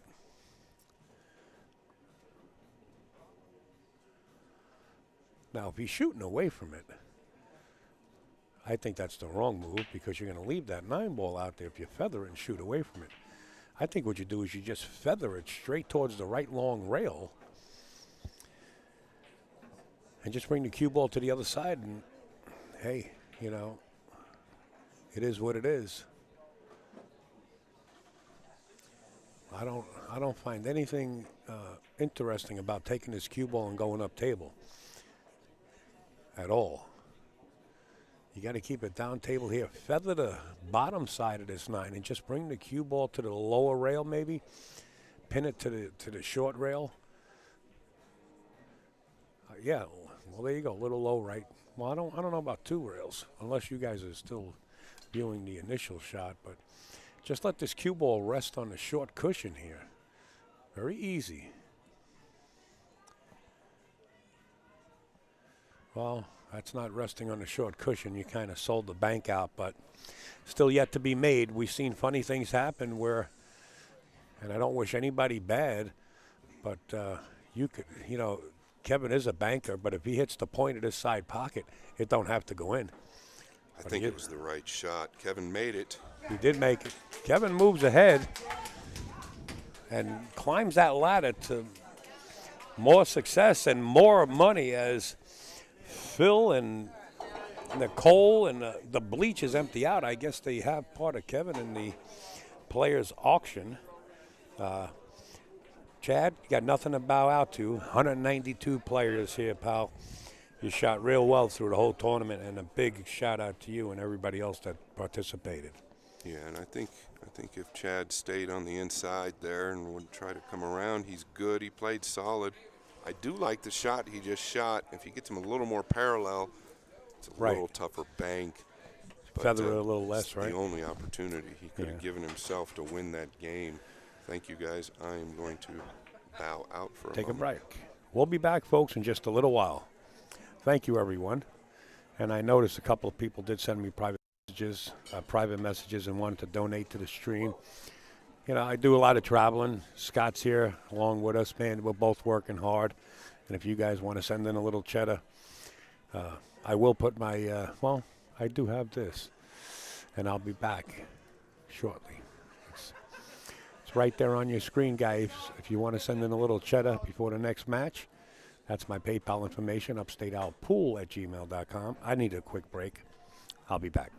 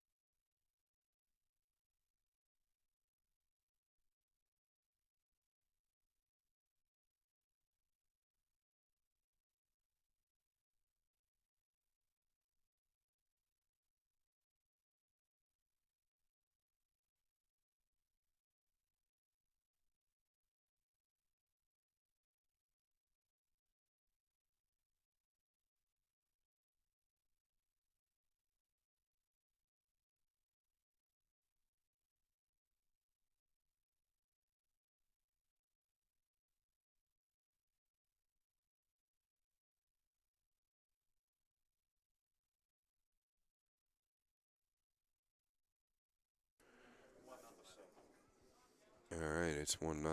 I thought he'd come up a little long there, but he's going to be perfect.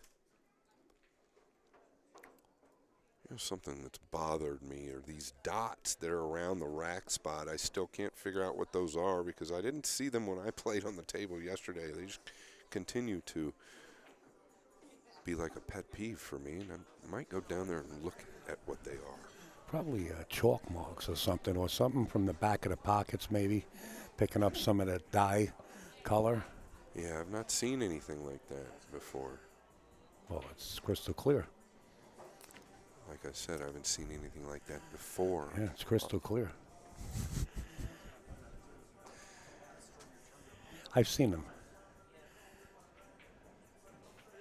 I think it's the back of the pockets, and then coming off the balls. Yeah, coming off the balls on a break. Well, it's clearly marks from the balls, right? But it's in a weird triangle, which I guess is the 9-ball triangle. So it could be divots as well, dirt and divots, but neither here nor there. Roland off to a 2-0 lead, they said.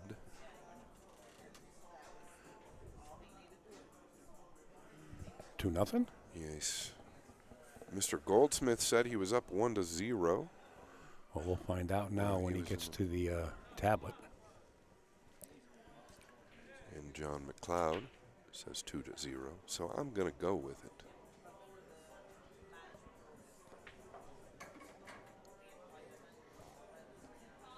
Yeah, Michael Trent Booth. There are some pool rooms that clean their tables. I am the house pro of Metro Sports Bar in Phoenix, and I will tell you, after a month and a half, they recovered all the tables.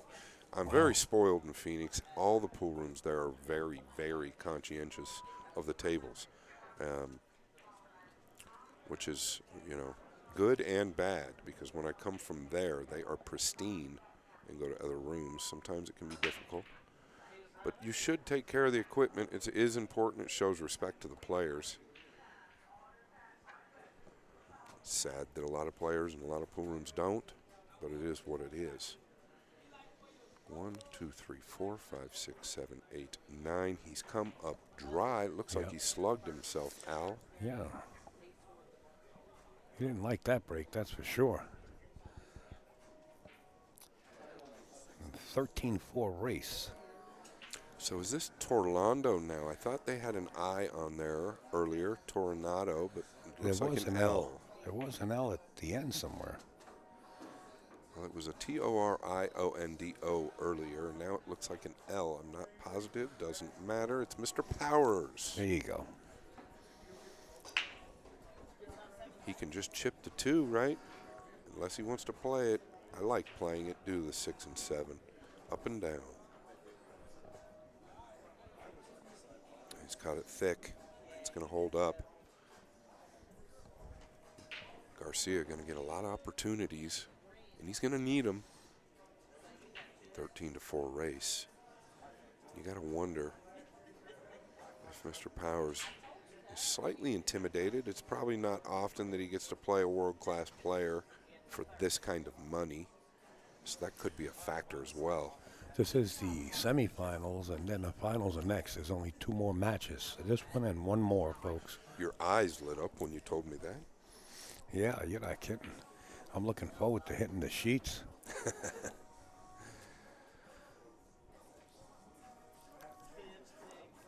he's falling on the correct side here for flight 59, leaving JOBs.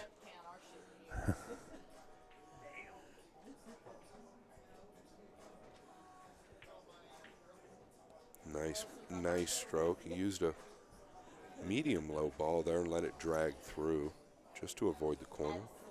So whoever wins here will face Kevin Ping. 3-0, that quick. Who's in hot seat? Well, you had 2 hot seats. You had a hot seat for the lower bracket and a hot seat for the upper bracket. I guess this is, I don't know how it worked. They carried 4 over from each side of the bracket. And all I know is there's 2 more matches. This one and the next one, and Kevin is still in. So I would imagine the winner of this will play Kevin. Yeah, I know Garcia lost his first round. Saez, myself, and Garcia. We all lost our first round, I believe. I'm not positive on Saez. I'm pretty certain on Gomez or Garcia. Looking to make the ocho in the lower right. And he has. The table does break better from that side. What's the 2 going to do?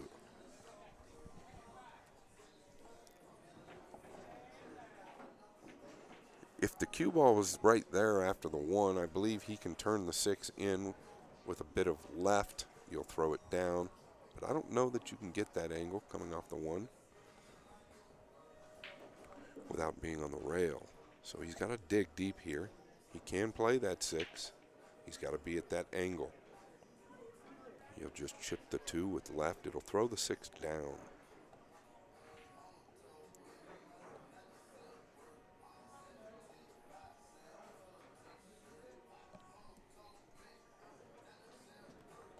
Easy to overrun this or under hit it. He's under hit it. So this makes the carom so much more difficult. Now he's got to paper thin the 2 if he wants to shoot it. And he has to use left. Left will still throw the 6 down. I'd like to see that other angle if you could, Al. That would be great. That way people can get an idea of the English he's going to use. So he's just going to roll the 2, and I don't blame him. I'd like to really lock him up there. Thanks, Al. Good protection right there, too. Smart move. Yeah, I think he does have a window between the 9, 3, and 5. Back and forth.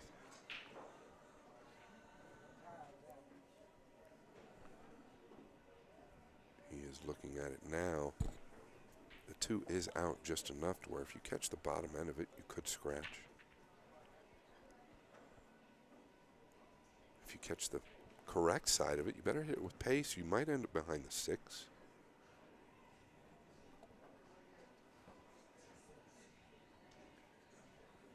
It's going to come off sharp. Watch the 9.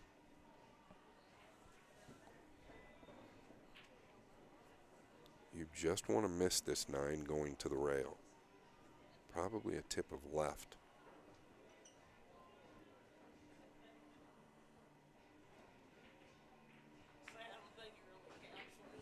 Well, that opens up the picture right now for Roland here.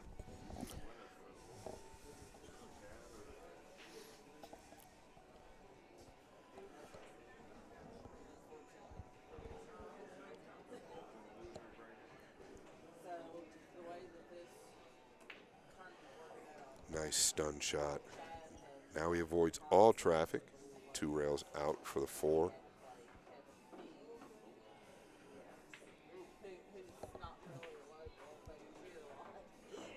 Carried his angle. He's got options. He can go 2 rails forward. He can try and pinch it 2 rails back. I don't like that.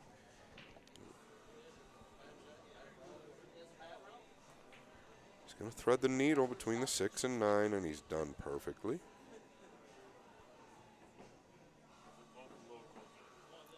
Draw back a pinch and just play the 6 up in the top right.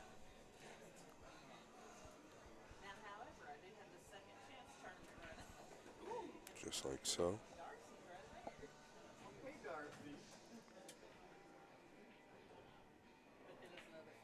4-0 Al. Yeah, quick. Yeah, it takes Roland about as long going to 13 as it takes others, us mere mortals, to get to 7 or 8. He's well on his way. Fuck him. He'll beat my ass any day of the week.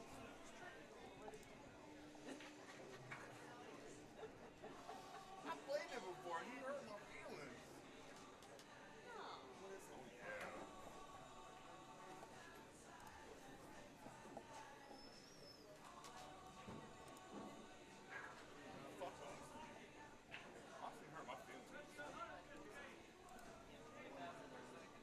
Rack 5, folks. Watch the 8. Roland's been making it. Yeah, the table's really opening up from that side. What's the 2 going to do? seem like I say that every time. It looks like the 6 might have dressed up. I don't know.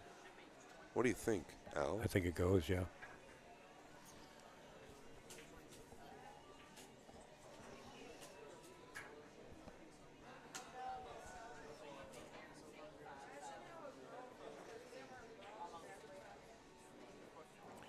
He's going to the side pocket, and he's gotten perfect. Absolutely perfect.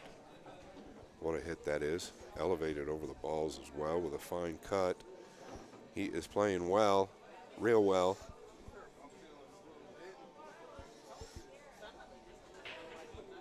Ooh, a little deceleration there. He's turned out perfect.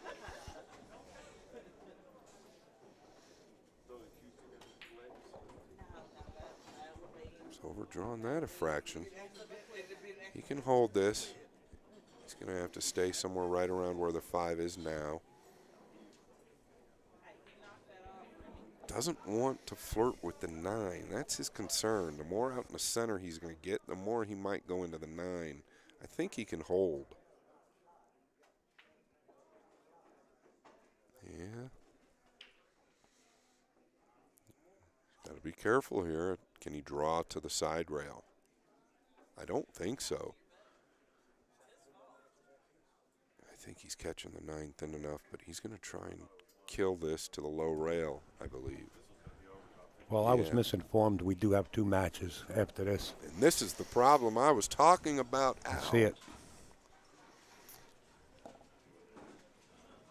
Is he going to give him the last 2? I don't think he's supposed to. The man's going to 4. Let him earn it. Sure. There's nothing wrong with that.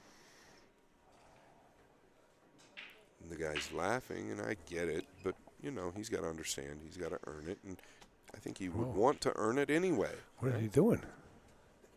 He's running out. Okay. All right. You scared me there. Sorry, Al, I didn't mean to cut you off. What were you saying? There's going to be 2 more matches? Yeah, there's 2 more. Yeah, because Chad is actually still in it. So if Roland should win this, he's still got to win another 39 games to get there, I guess, or 26 games after this one. Oh, wow. If he wins this one. Oh, now my shoulder's really Sake. Goodness gracious. A little reference, says Sheldon on Facebook comment. Nick Garrettson, how are you?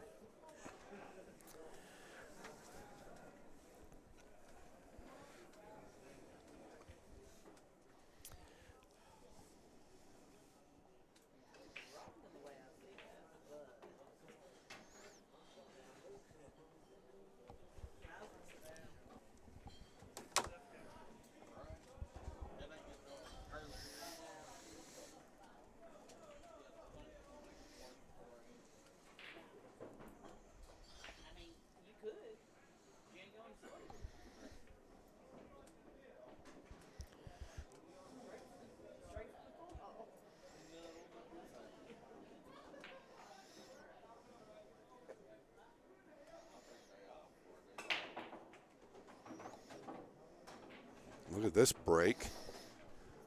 Holy mackerel. Take the pot, young man. Yeah, if you're the lower player in this match, you really liking this break right here. Yeah, back and forth. Right back where the cue ball is now will be fine. I mean, wow, look at this break. He's giving himself a fair opportunity. Let me tell you something. If he wins this game, he's playing for 2. Yeah, the heat will definitely be on Roland. You might see Roland get a little more deliberate instead of just running out and taking chances on a tougher shot. That's right. He's a little steep here. He's got to catch this thin. Oh, and he has. Watch the side. And it is Roland's day. It seems like they're rolling his way. Yeah.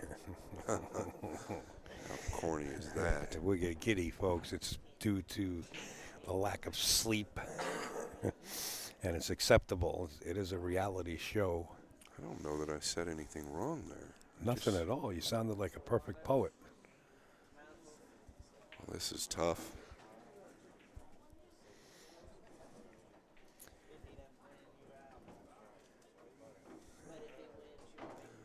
Yeah, it's hard to believe he actually scratched in the side by the 7 there from that angle. Roland dead perfect and doesn't like it. He's in the same shape that you are. He knows me. Nice control. I've known him longer than I've been coming to the Well, at this rate here, Roland will take a commanding lead, 5-1, and then looking at 10-2 at this rate. Commanding lead. He's got to keep this pace up, though.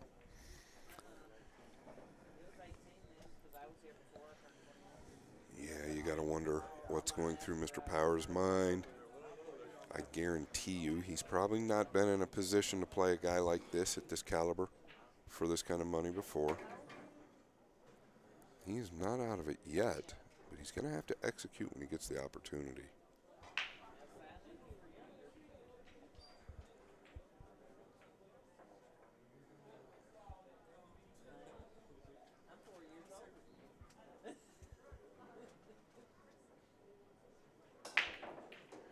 And he is thumping that corner ball in now. And the one's right there again. He's had this shot before, but last time the 2-ball was down table. This time the 2-ball is up table on the left-hand side. Makes his work a little bit easier. The 3 is hanging in the bottom left-hand corner.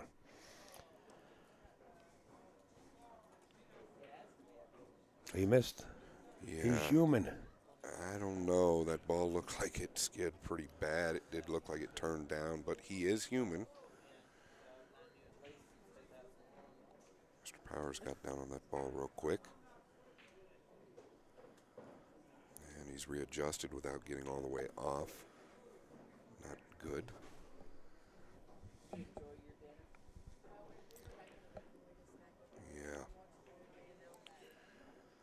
I don't know if it's nerves or if this is just part of it. He wants to clean the ball. Yeah. I did see the one twist down when Roland shot it.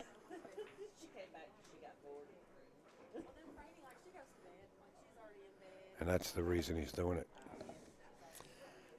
Because of the skid. Table's got to be dirty. It's gotten a lot of play in the last couple of days.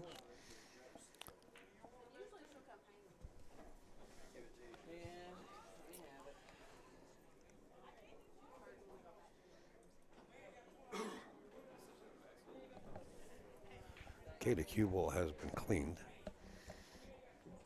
He was he tried to move on himself. Yes, he did. Wants to come up towards the 8. Yeah, he'll be fine with that. And kill it back and forth. On average, at least one per turn. But I think we only got 5. Is he looking to come down and split the gap between the 5 and 6? That's what he was looking to do.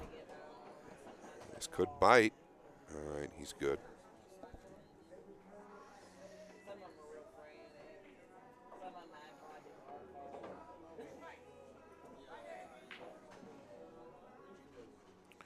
He's allowing the rails to do the work for him.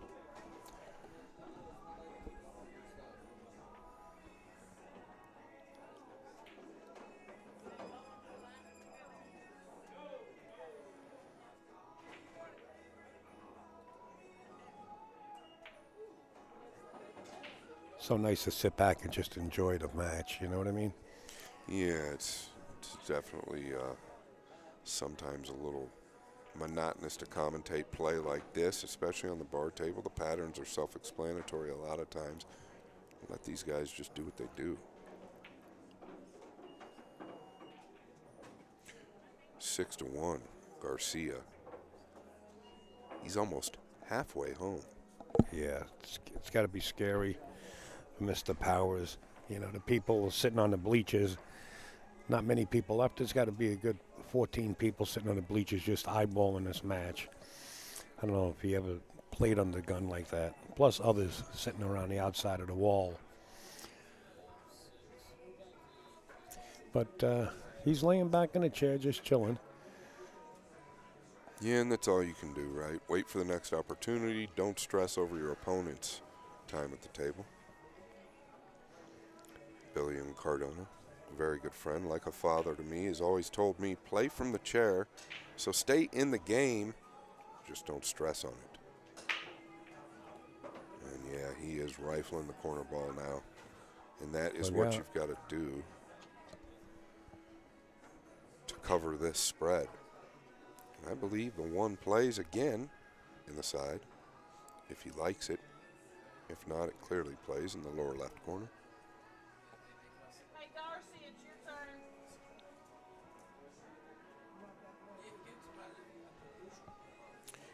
I think there's a gap.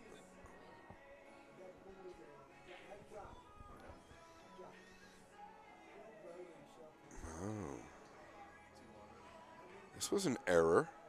Sure was. I guess he was. I'm trying to figure out if he was playing the 1 or the 3. I can't believe he was playing the 1 there with position like that, unless he was just trying to catch the gap and cut the 2. Maybe he was trying to play the combination. Neither here nor there. Tolando's got to watch his cue ball here. You know, he is, I guess, a 4, right? He's got to watch this rock.